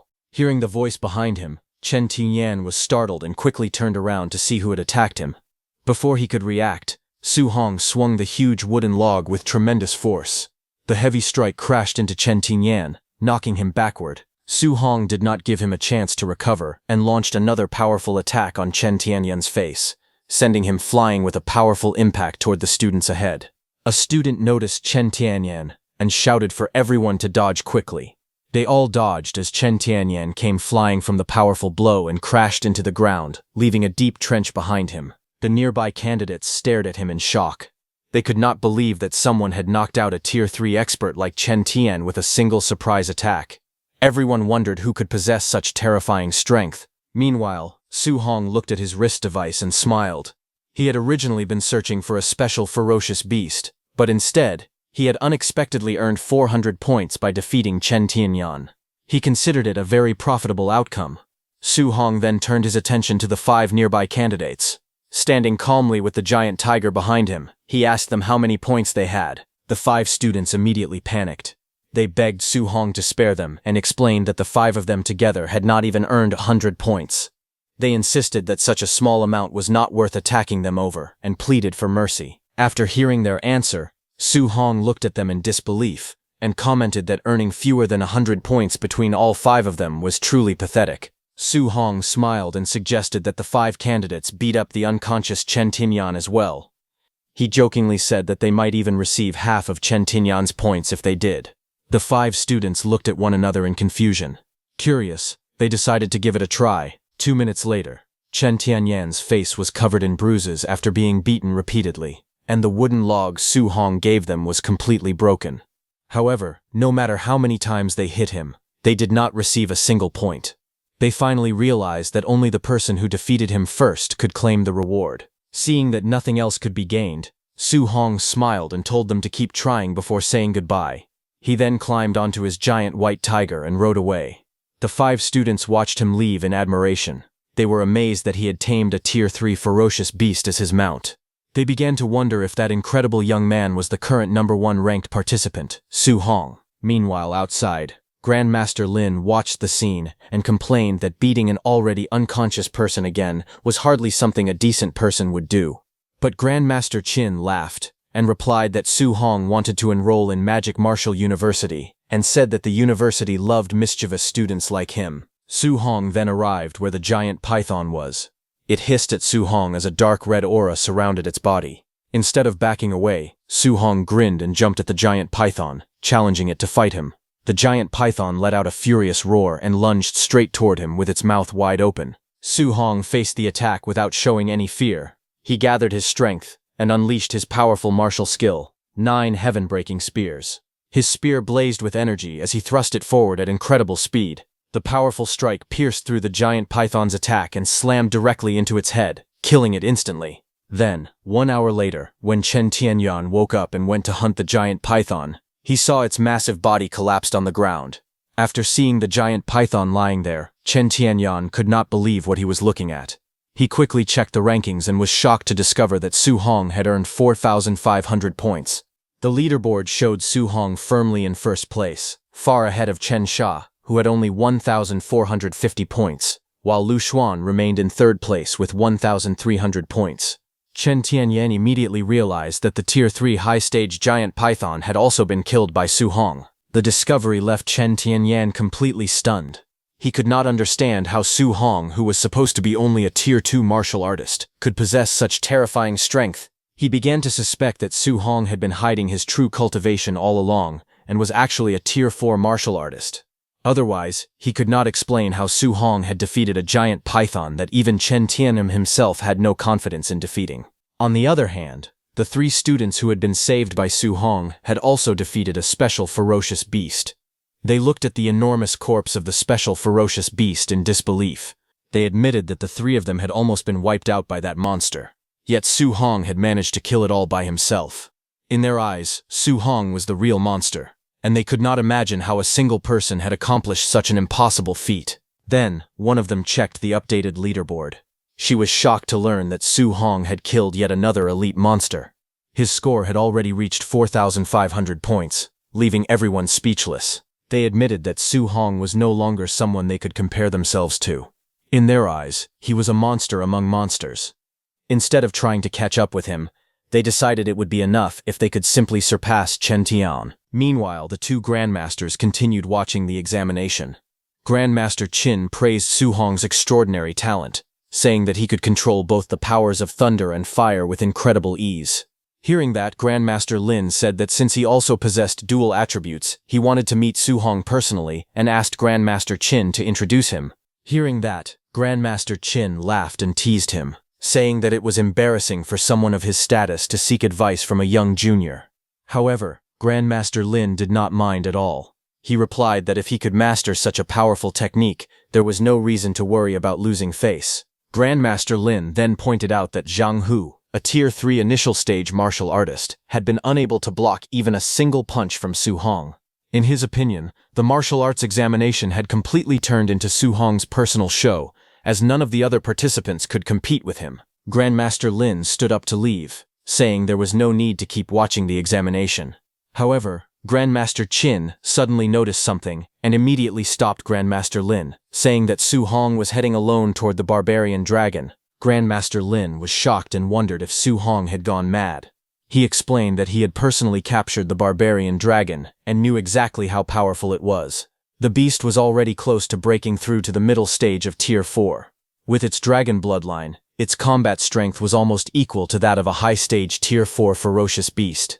He confidently declared that even if Su Hong could control the powers of thunder and fire, there was no way he could seriously injure the barbarian dragon. He believed Su Hong would soon be beaten badly and finally understand how vast the gap in strength really was.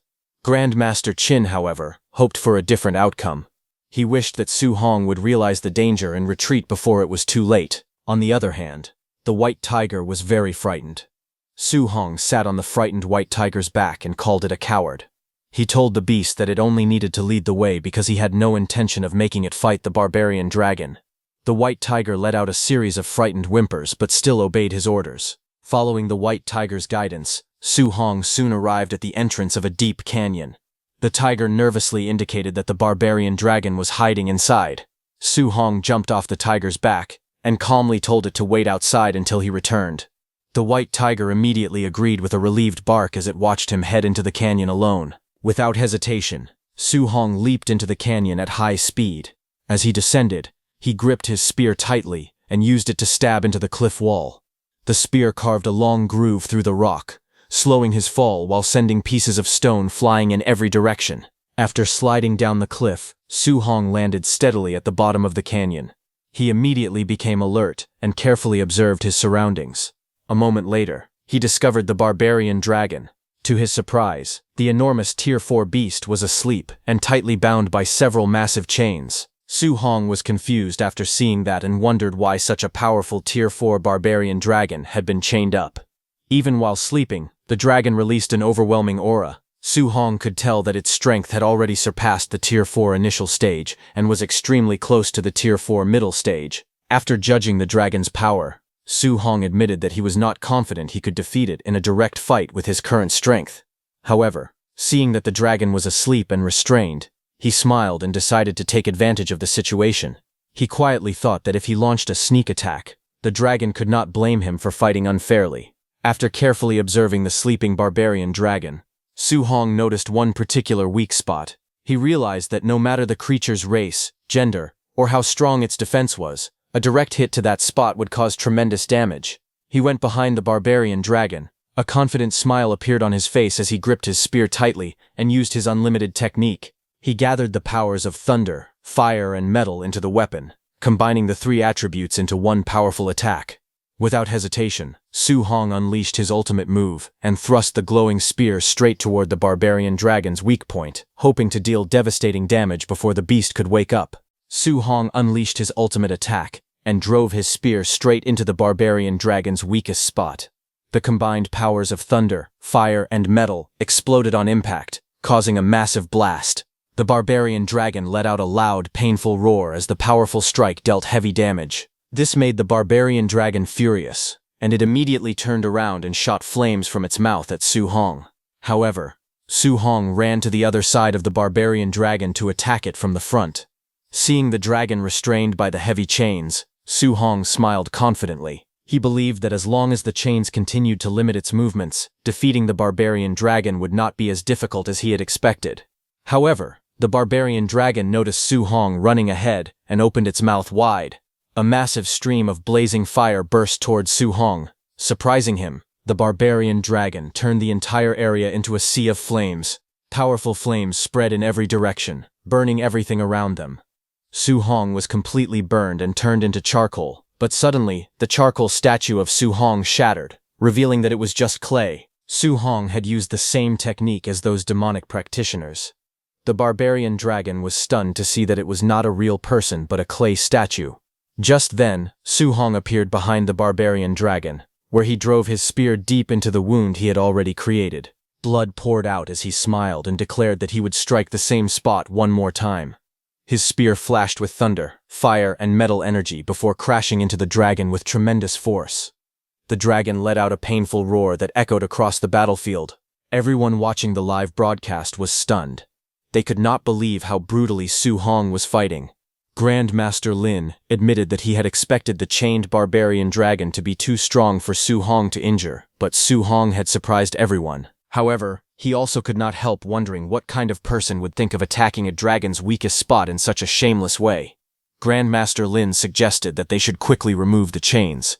Otherwise, the barbarian dragon would end up being toyed with and defeated by Su Hong.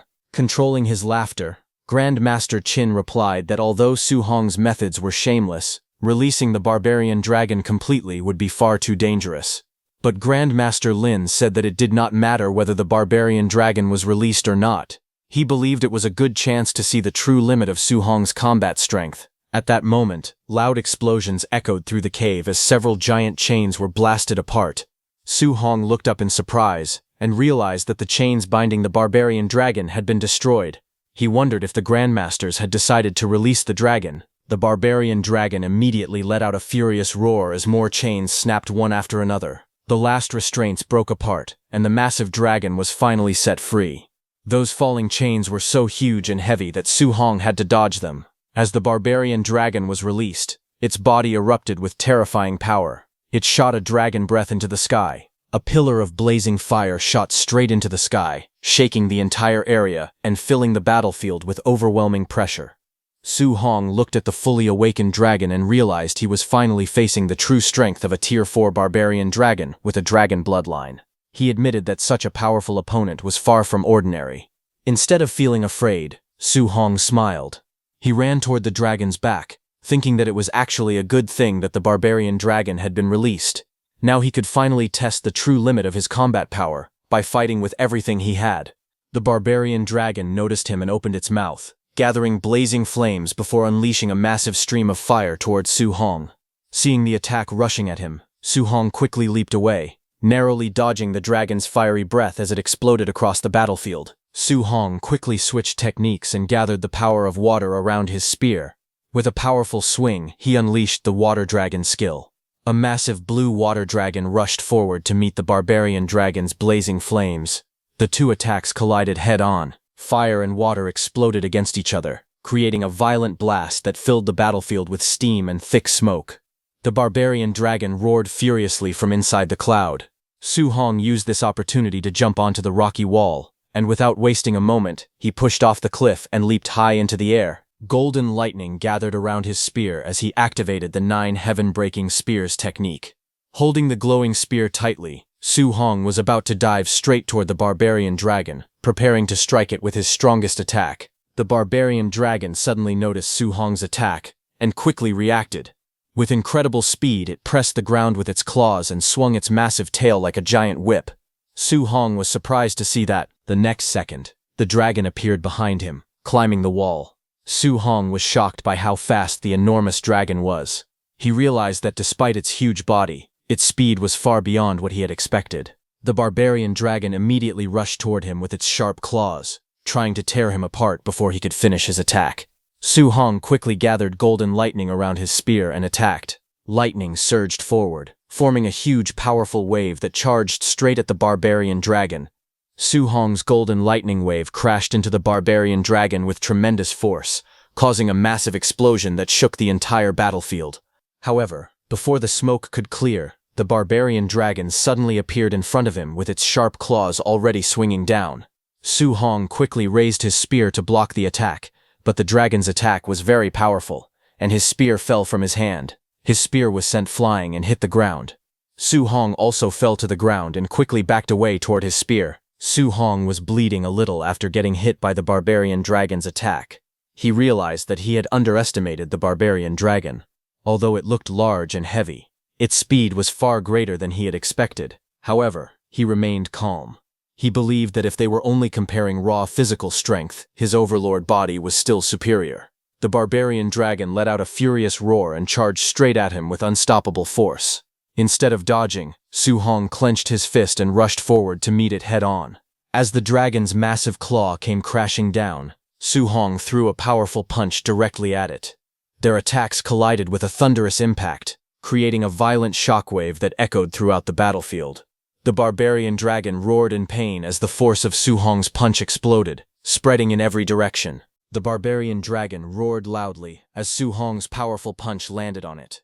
The force of his punch was so great that the whole ground started shaking, and energy filled the battlefield. The barbarian dragon general was pushed back and hit the wall behind it with a solid impact.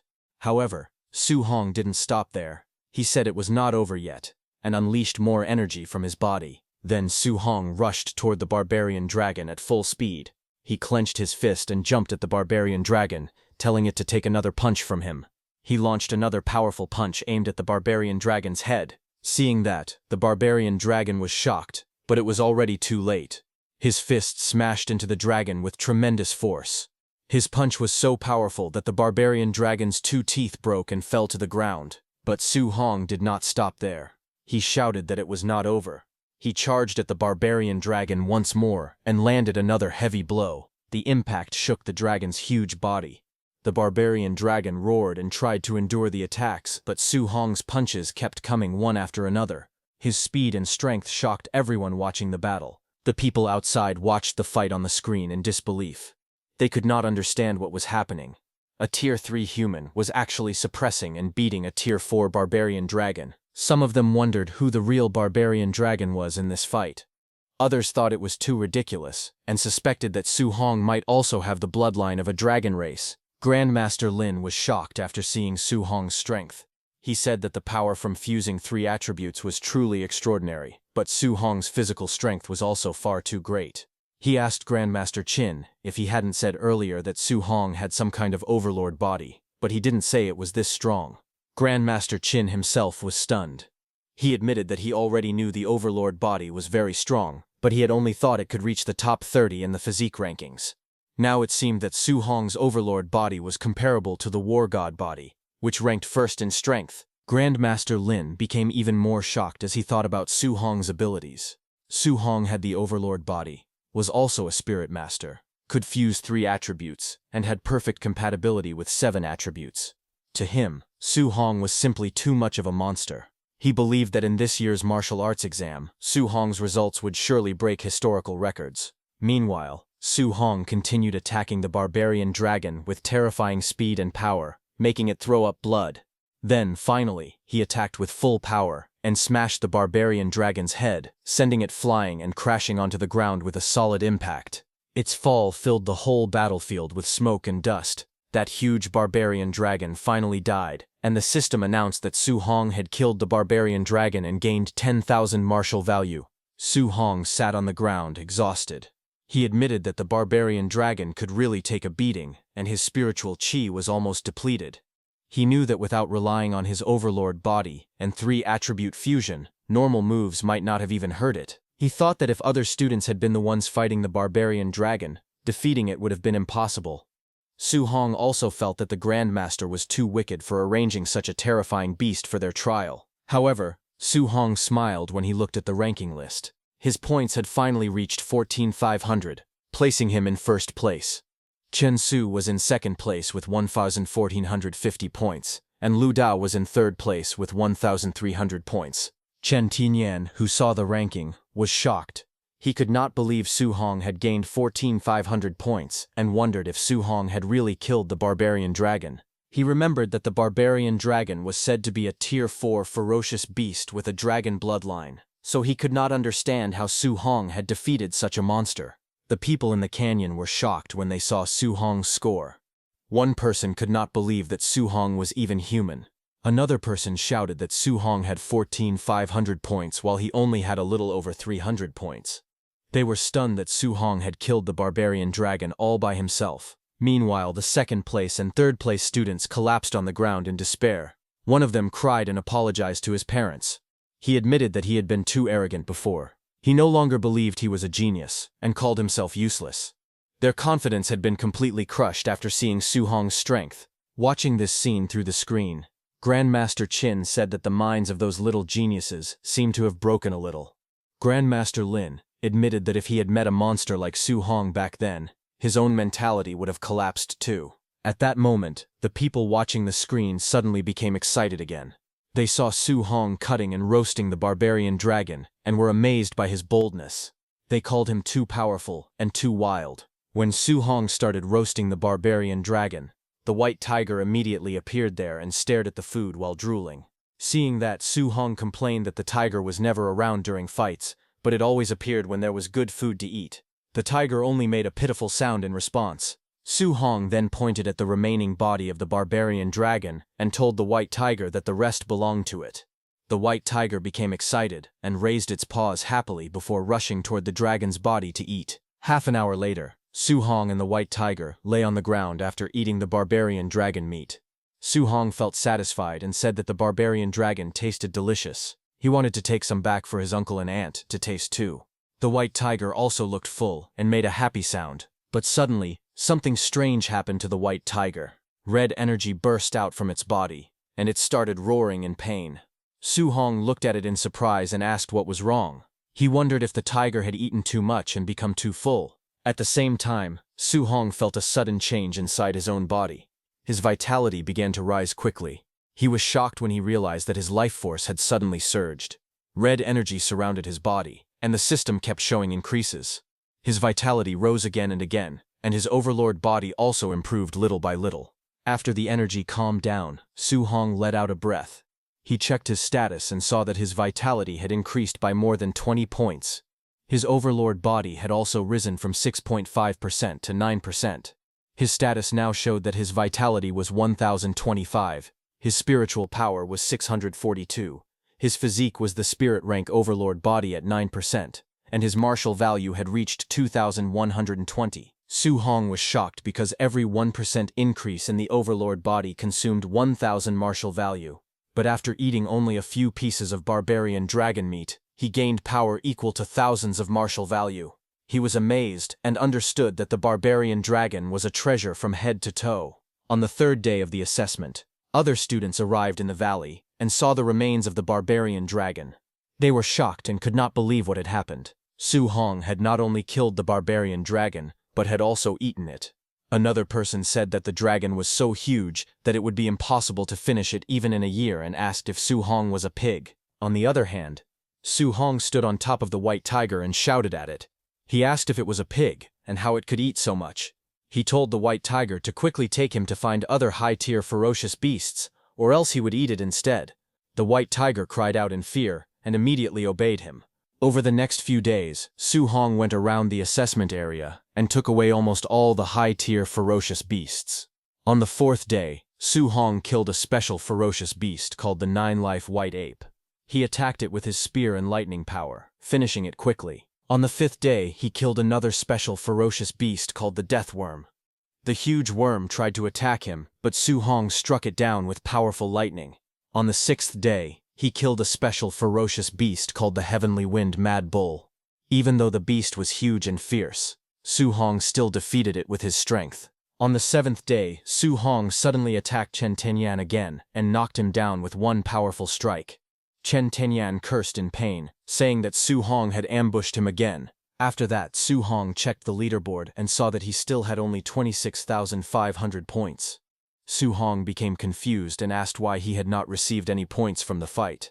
Then, when Su Hong looked at Chen Tianyan again, he felt that the man seemed familiar. After thinking for a moment, he remembered that the man's name was Chen Tianyan, and that Su Hong had already robbed him once before, so he understood why he did not receive any points this time. Soon, a loud announcement rang out through the forest, saying that the martial arts exam had ended. The exit of the secret realm opened, and all candidates were ordered to leave immediately. Su Hong looked at the sky and felt surprised that the exam had ended so quickly. He thought the secret realm was a very good place and it was a pity that they could only stay there for 7 days. Before leaving, Su Hong patted the white tiger and told it not to cry. He said he was leaving and told it to cultivate hard so that it would not be beaten to death by someone next year. Then Su Hong noticed that Chen Tianyan had fainted. He wondered how Chen Tianyan would leave the secret realm in that condition. Su Hong carried him and flew toward the exit. He came out while carrying the unconscious Chen Tian on his shoulder and holding his spear in his hand. Just as he came out, everyone was there to welcome him.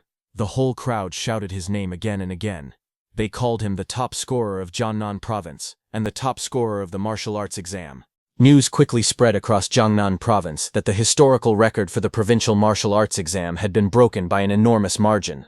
Su Hong's outstanding performance became the biggest headline everywhere. At Star City No. 1 High School, students celebrated excitedly. They proudly held banners with Su Hong's picture and cheered for him. One of his classmates laughed happily and proudly declared that Su Hong was his good friend. Reporters also interviewed Su Hong's uncle and aunt. They smiled with pride and said that Su Hong had always been a sensible and hard-working child ever since he was young. Another reporter interviewed Chen Tianyan after he woke up. She mentioned that he had fallen into a coma before the exam ended, and that Su Hong had carried him out of the secret realm. She then asked if he had anything to say to Su Hong. As soon as Chen Tian heard Su Hong's name, he was so shocked that he almost jumped at the camera. Meanwhile, Su Hong's phone kept ringing without stopping. News headlines and notifications flooded in one after another. Some stories praised him as a martial arts genius. Some talked about his difficult childhood after losing his parents, while others even spread rumors about his private life and claimed that a famous actress had publicly confessed her feelings for him.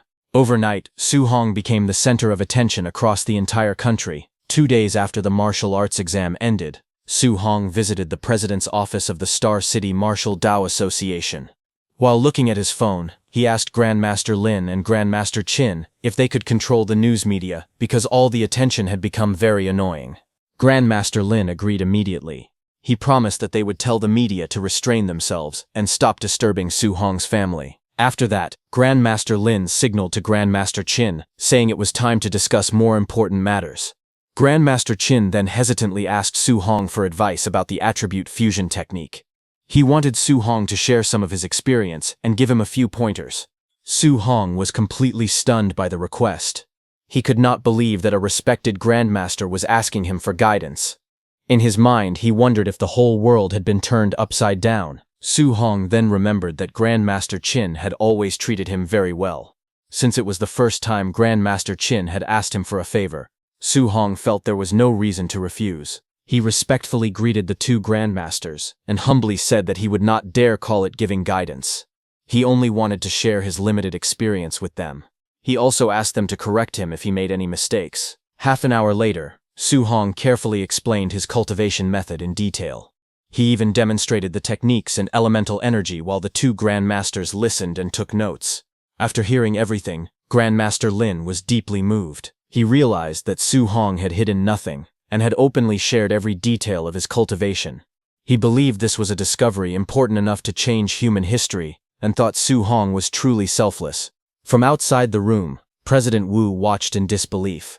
She found it unbelievable that two Tier 7 grandmasters were asking a Tier 3 martial artist for advice on martial arts. As she watched, she also discovered that she possessed a small amount of wind attribute adaptability. She gathered a faint wind energy in her hand and began thinking about how Su Hong's teachings might help her. Then, at 3 a.m., one room in the president's office of the Star City Martial Dao Association building suddenly lit up. Grandmaster Qin was still cultivating. After following Su Hong's guidance, he successfully combined two attributes into a powerful flame. Filled with excitement, he shouted that he had finally succeeded. He believed that with this new power, he could even defeat a Tier 8 martial artist. Grandmaster Lin praised Grandmaster Qin's talent and said he had done an excellent job. Su Hong was surprised and asked if Grandmaster Qin also possessed dual attributes. Grandmaster Qin explained that he had obtained a special fragment some time ago, which gave him an additional attribute. Hearing that, Su Hong immediately wondered if it was a Seven Gods Cauldron fragment. The moment those words left Su Hong's mouth, both grandmasters were shocked. They instantly demanded to know where he had learned the name Seven Gods Cauldron. They explained that it was a top-secret name, known only to the highest-ranking members of the human race. Su Hong told them it was during the time he had been chased by demonic cultists near Stargazing Lake. They had also been searching for the Seven Gods Cauldron fragments. Because of that, he decided to keep it a secret that he also possessed one of the fragments. He did not want the human higher-ups to ask him to hand it over. Grandmaster Qin told Su Hong that, with his talent, he would learn these secrets sooner or later, so there was no harm in telling him now. He explained that the Seven Gods Cauldron was originally a divine artifact. For an unknown reason, it exploded, and its fragments were scattered across the world. Grandmaster Qin continued by saying that the 10,000 races had sent many people to search for the Seven Gods Cauldron fragments. As far as they knew, Several fragments had already fallen into their hands. He warned Su Hong to be very careful. Su Hong was confused and asked what this had to do with him. He already knew that the 10,000 races liked to assassinate talented humans, but he did not understand what that had to do with the Seven Gods Cauldron. Grandmaster Lin then explained that the Seven Gods Cauldron fragments could give a person multiple attributes. Since Su Hong possessed 7 different attributes, everyone would assume he had obtained more than one Seven Gods Cauldron fragment. The 10,000 races would certainly try to seize them from him. Su Hong replied that his 7 attributes had nothing to do with the Seven Gods Cauldron. However, the Grand Masters explained that the people of the 10,000 races would never believe in such an unbelievable talent. They would naturally assume his abilities came from the Seven Gods Cauldron fragments and would target him because of it. The 2 Grand Masters decided to create the same explanation as Su Hong to prevent others from suspecting that he still possessed the Seven Gods Cauldron fragments. Grandmaster Qin told him to say that his multiple attributes came from a few fragments he had found by accident, and that he had already handed those fragments over to them. Grandmaster Lin also warned Su Hong to be extremely careful. They explained that there were many traitors hidden among the human race, and if those people targeted him, he would be in great danger. Su Hong understood their concerns and agreed to follow the arrangements made by the 2 Grandmasters. Grandmaster Lin then reassured him that once he entered Magic City Martial University, he would be safe for the time being. He said Su Hong would not have to worry about assassins from the 10,000 races, because anyone who dared to hunt him down would face Principal Li's wrath. Su Hong became curious and asked if Principal Li was really that powerful. He wondered whether Principal Li was a Tier 9 powerhouse. Grandmaster Lin smiled and explained that even the principal of the Imperial Capital Martial School, who was a Tier 9 powerhouse, had once had his leg broken by Principal Li of Magic Martial University. Hearing that, Su Hong was stunned. He realized just how terrifying Principal Li truly was. With such a powerful person protecting him, he felt he no longer needed to fear being hunted by the demonic cult. Su Hong asked Grandmaster Lin if Principal Li had any preferences. He wanted to leave a good impression on Principal Li, so that the principal might take care of him in the future. Grandmaster Lin immediately asked if Su Hong was planning to give Principal Li a gift. He warned him that Principal Li hated people who tried to gain favor through flattery, and said that such behavior might even earn him a beating. Grandmaster Qin then joked that there was another way to get Principal Li's attention. He said Su Hong could beat up the son of the Magic City Lord, but only if the other side deserved it, and Su Hong did not cause trouble for no reason. Hearing that, Su Hong looked confused and asked if Grandmaster Qin really thought he was the kind of person who caused trouble everywhere. Grandmaster Qin laughed and jokingly agreed that Su Hong was the most well-behaved person. Grandmaster Lin smiled and said there was an even better target. He explained that if Su Hong met a relative of the principal of Imperial Capital Martial School during the National Martial Dao Tournament and defeated them soundly, Principal Li would definitely notice him. With a smile, both of the Grandmasters told Su Hong that the great-grandson of the principal of the Imperial Capital Martial School would be enrolling that year. If Su Hong gave him a severe but fair beating, Principal Li might value him as much as his own great-grandson. The 2 Grandmasters even joked that after winning, Su Hong should loudly declare that Imperial Martial was inferior to Magic Martial. Hearing all that, Su Hong thought to himself that the 2 Grandmasters looked dignified on the outside, but they were actually quite cunning. He decided that he absolutely must not learn those habits from them. Smiling, Su Hong then asked the 2 Grandmasters if they had a picture of the great-grandson of the principal of the Imperial Capital Martial School, because he wanted to get to know him. He quickly added that they should not misunderstand him. He insisted that he only wanted to meet the young man, and definitely was not planning to beat him up. The 2 Grandmasters smiled warmly and said they understood. They praised Su Hong for being such a kind-hearted and considerate young man. Meanwhile, at the admissions office of Magic City Martial Arts University, the staff were busy reviewing the entrance exam results. Admissions Office Director Wang Yang sighed and remarked that this year's examinations were unbelievable. Talented geniuses had appeared from almost every province. As he prepared to review Jiangnan Province's results, he recalled that the province usually produced several outstanding students every year. However, the moment he saw the latest score, he was completely stunned. Su Hong had earned 35,500 points, leaving Wang Yang staring at the screen in shock. He ordered the staff to quickly search for the combat footage of Su Hong, the student from Jiangnan Province. Several minutes later, they finished reviewing the recordings and were completely shocked. They saw that Su Hong had fought a Tier 4 barbarian dragon by himself. They could hardly believe that a young martial artist possessed such terrifying strength. When Director Wong witnessed him perform a 3-attribute fusion, they were even more stunned and wondered if he was even human. One staff member checked Su Hong's file and discovered that after coming into contact with a fragment of the 7 Gods' Cauldron, Su Hong had awakened 7-attribute spiritual qi. His compatibility with all 7 attributes had reached a perfect 100%. Hearing this, Director Wong was left speechless. He could not believe that Su Hong not only had perfect compatibility with all 7 attributes, but had also successfully completed a 3-attribute fusion.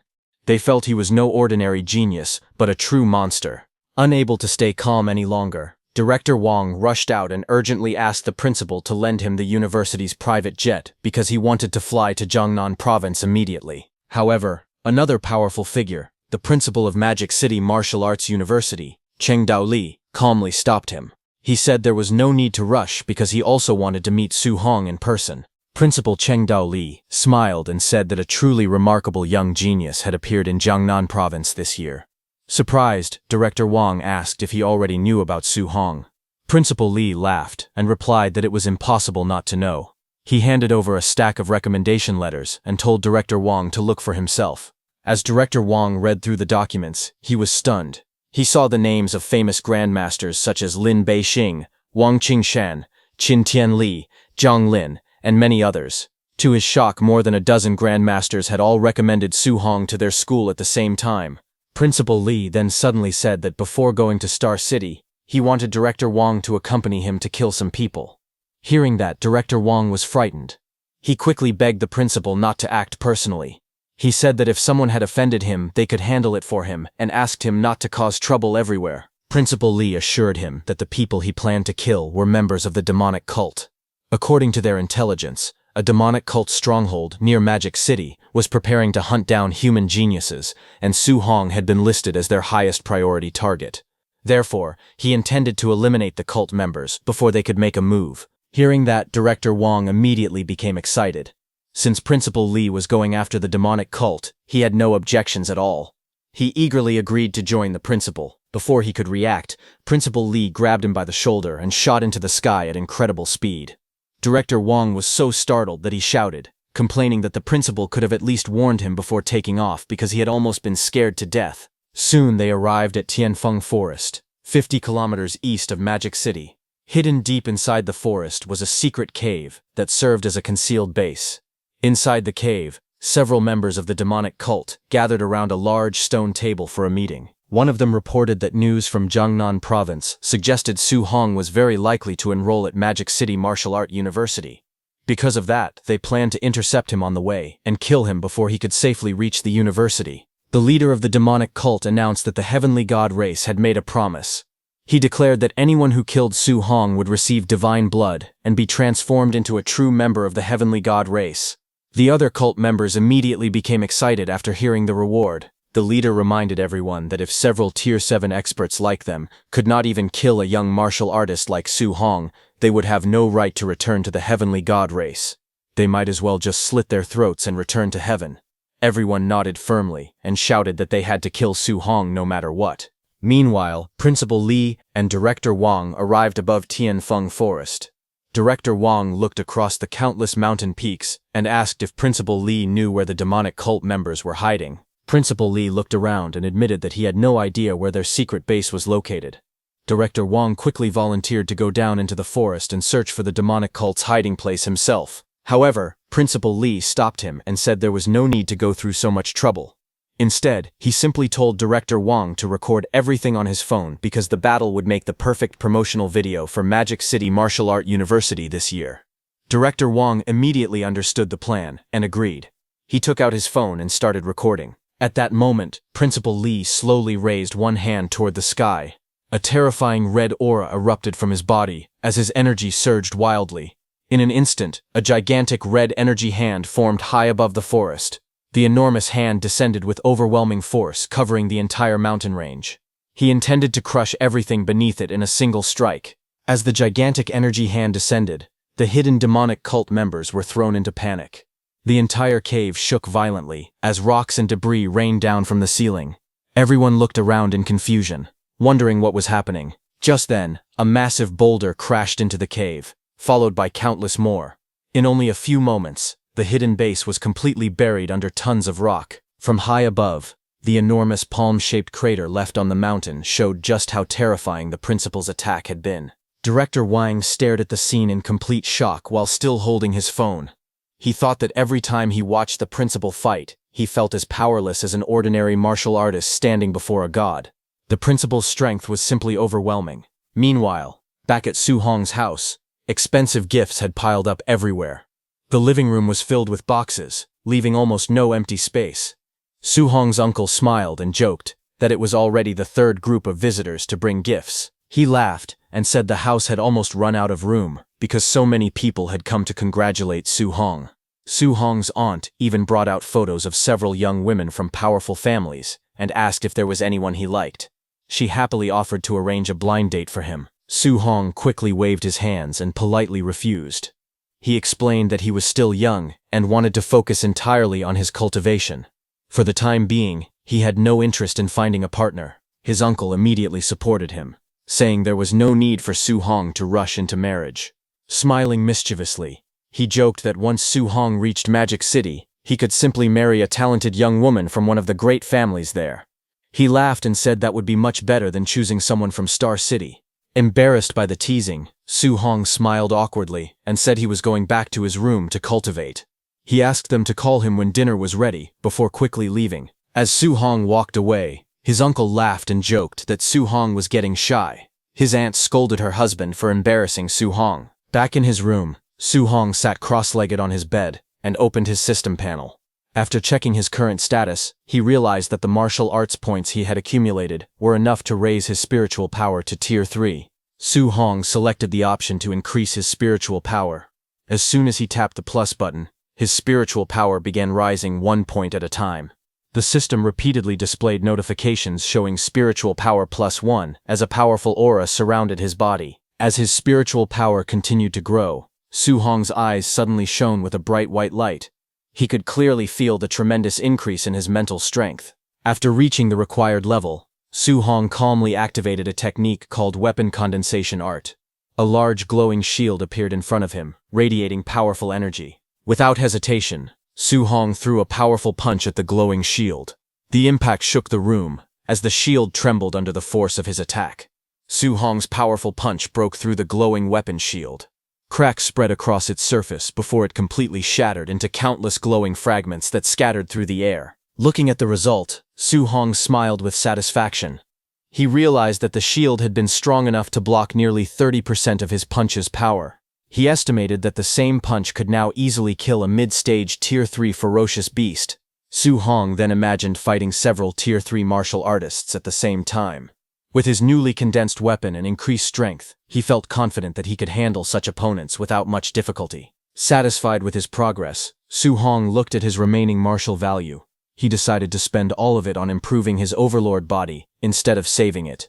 As soon as he selected the upgrade, the system repeatedly displayed Overlord Body +0.1 notifications. A blazing red aura burst out from his body as immense power flowed through him. Su Hong roared while enduring the strengthening process, feeling every part of his body become tougher and far more powerful than before. After the upgrade was complete, Su Hong's Overlord body reached 36%. The violent energy inside him gradually settled down, and his body quickly returned to normal. Feeling the changes, Su Hong smiled in satisfaction. He realized that the Overlord body was far more powerful than he had expected. Based on physical strength alone, he believed that a full-powered punch from him could now easily kill a Tier 4 martial artist. Just then, his aunt called him to dinner from outside. Su Hong happily replied that he was coming and joined his family for the meal. The next morning, Su Hong was still sleeping when his phone suddenly started ringing. Half asleep, he wondered who would call him so early in the morning. He answered the phone with a sleepy greeting. The moment the call connected, his principal's panicked voice shouted his name. He desperately begged Su Hong to come to the school immediately and save him. He sounded terrified, as if he were in great danger.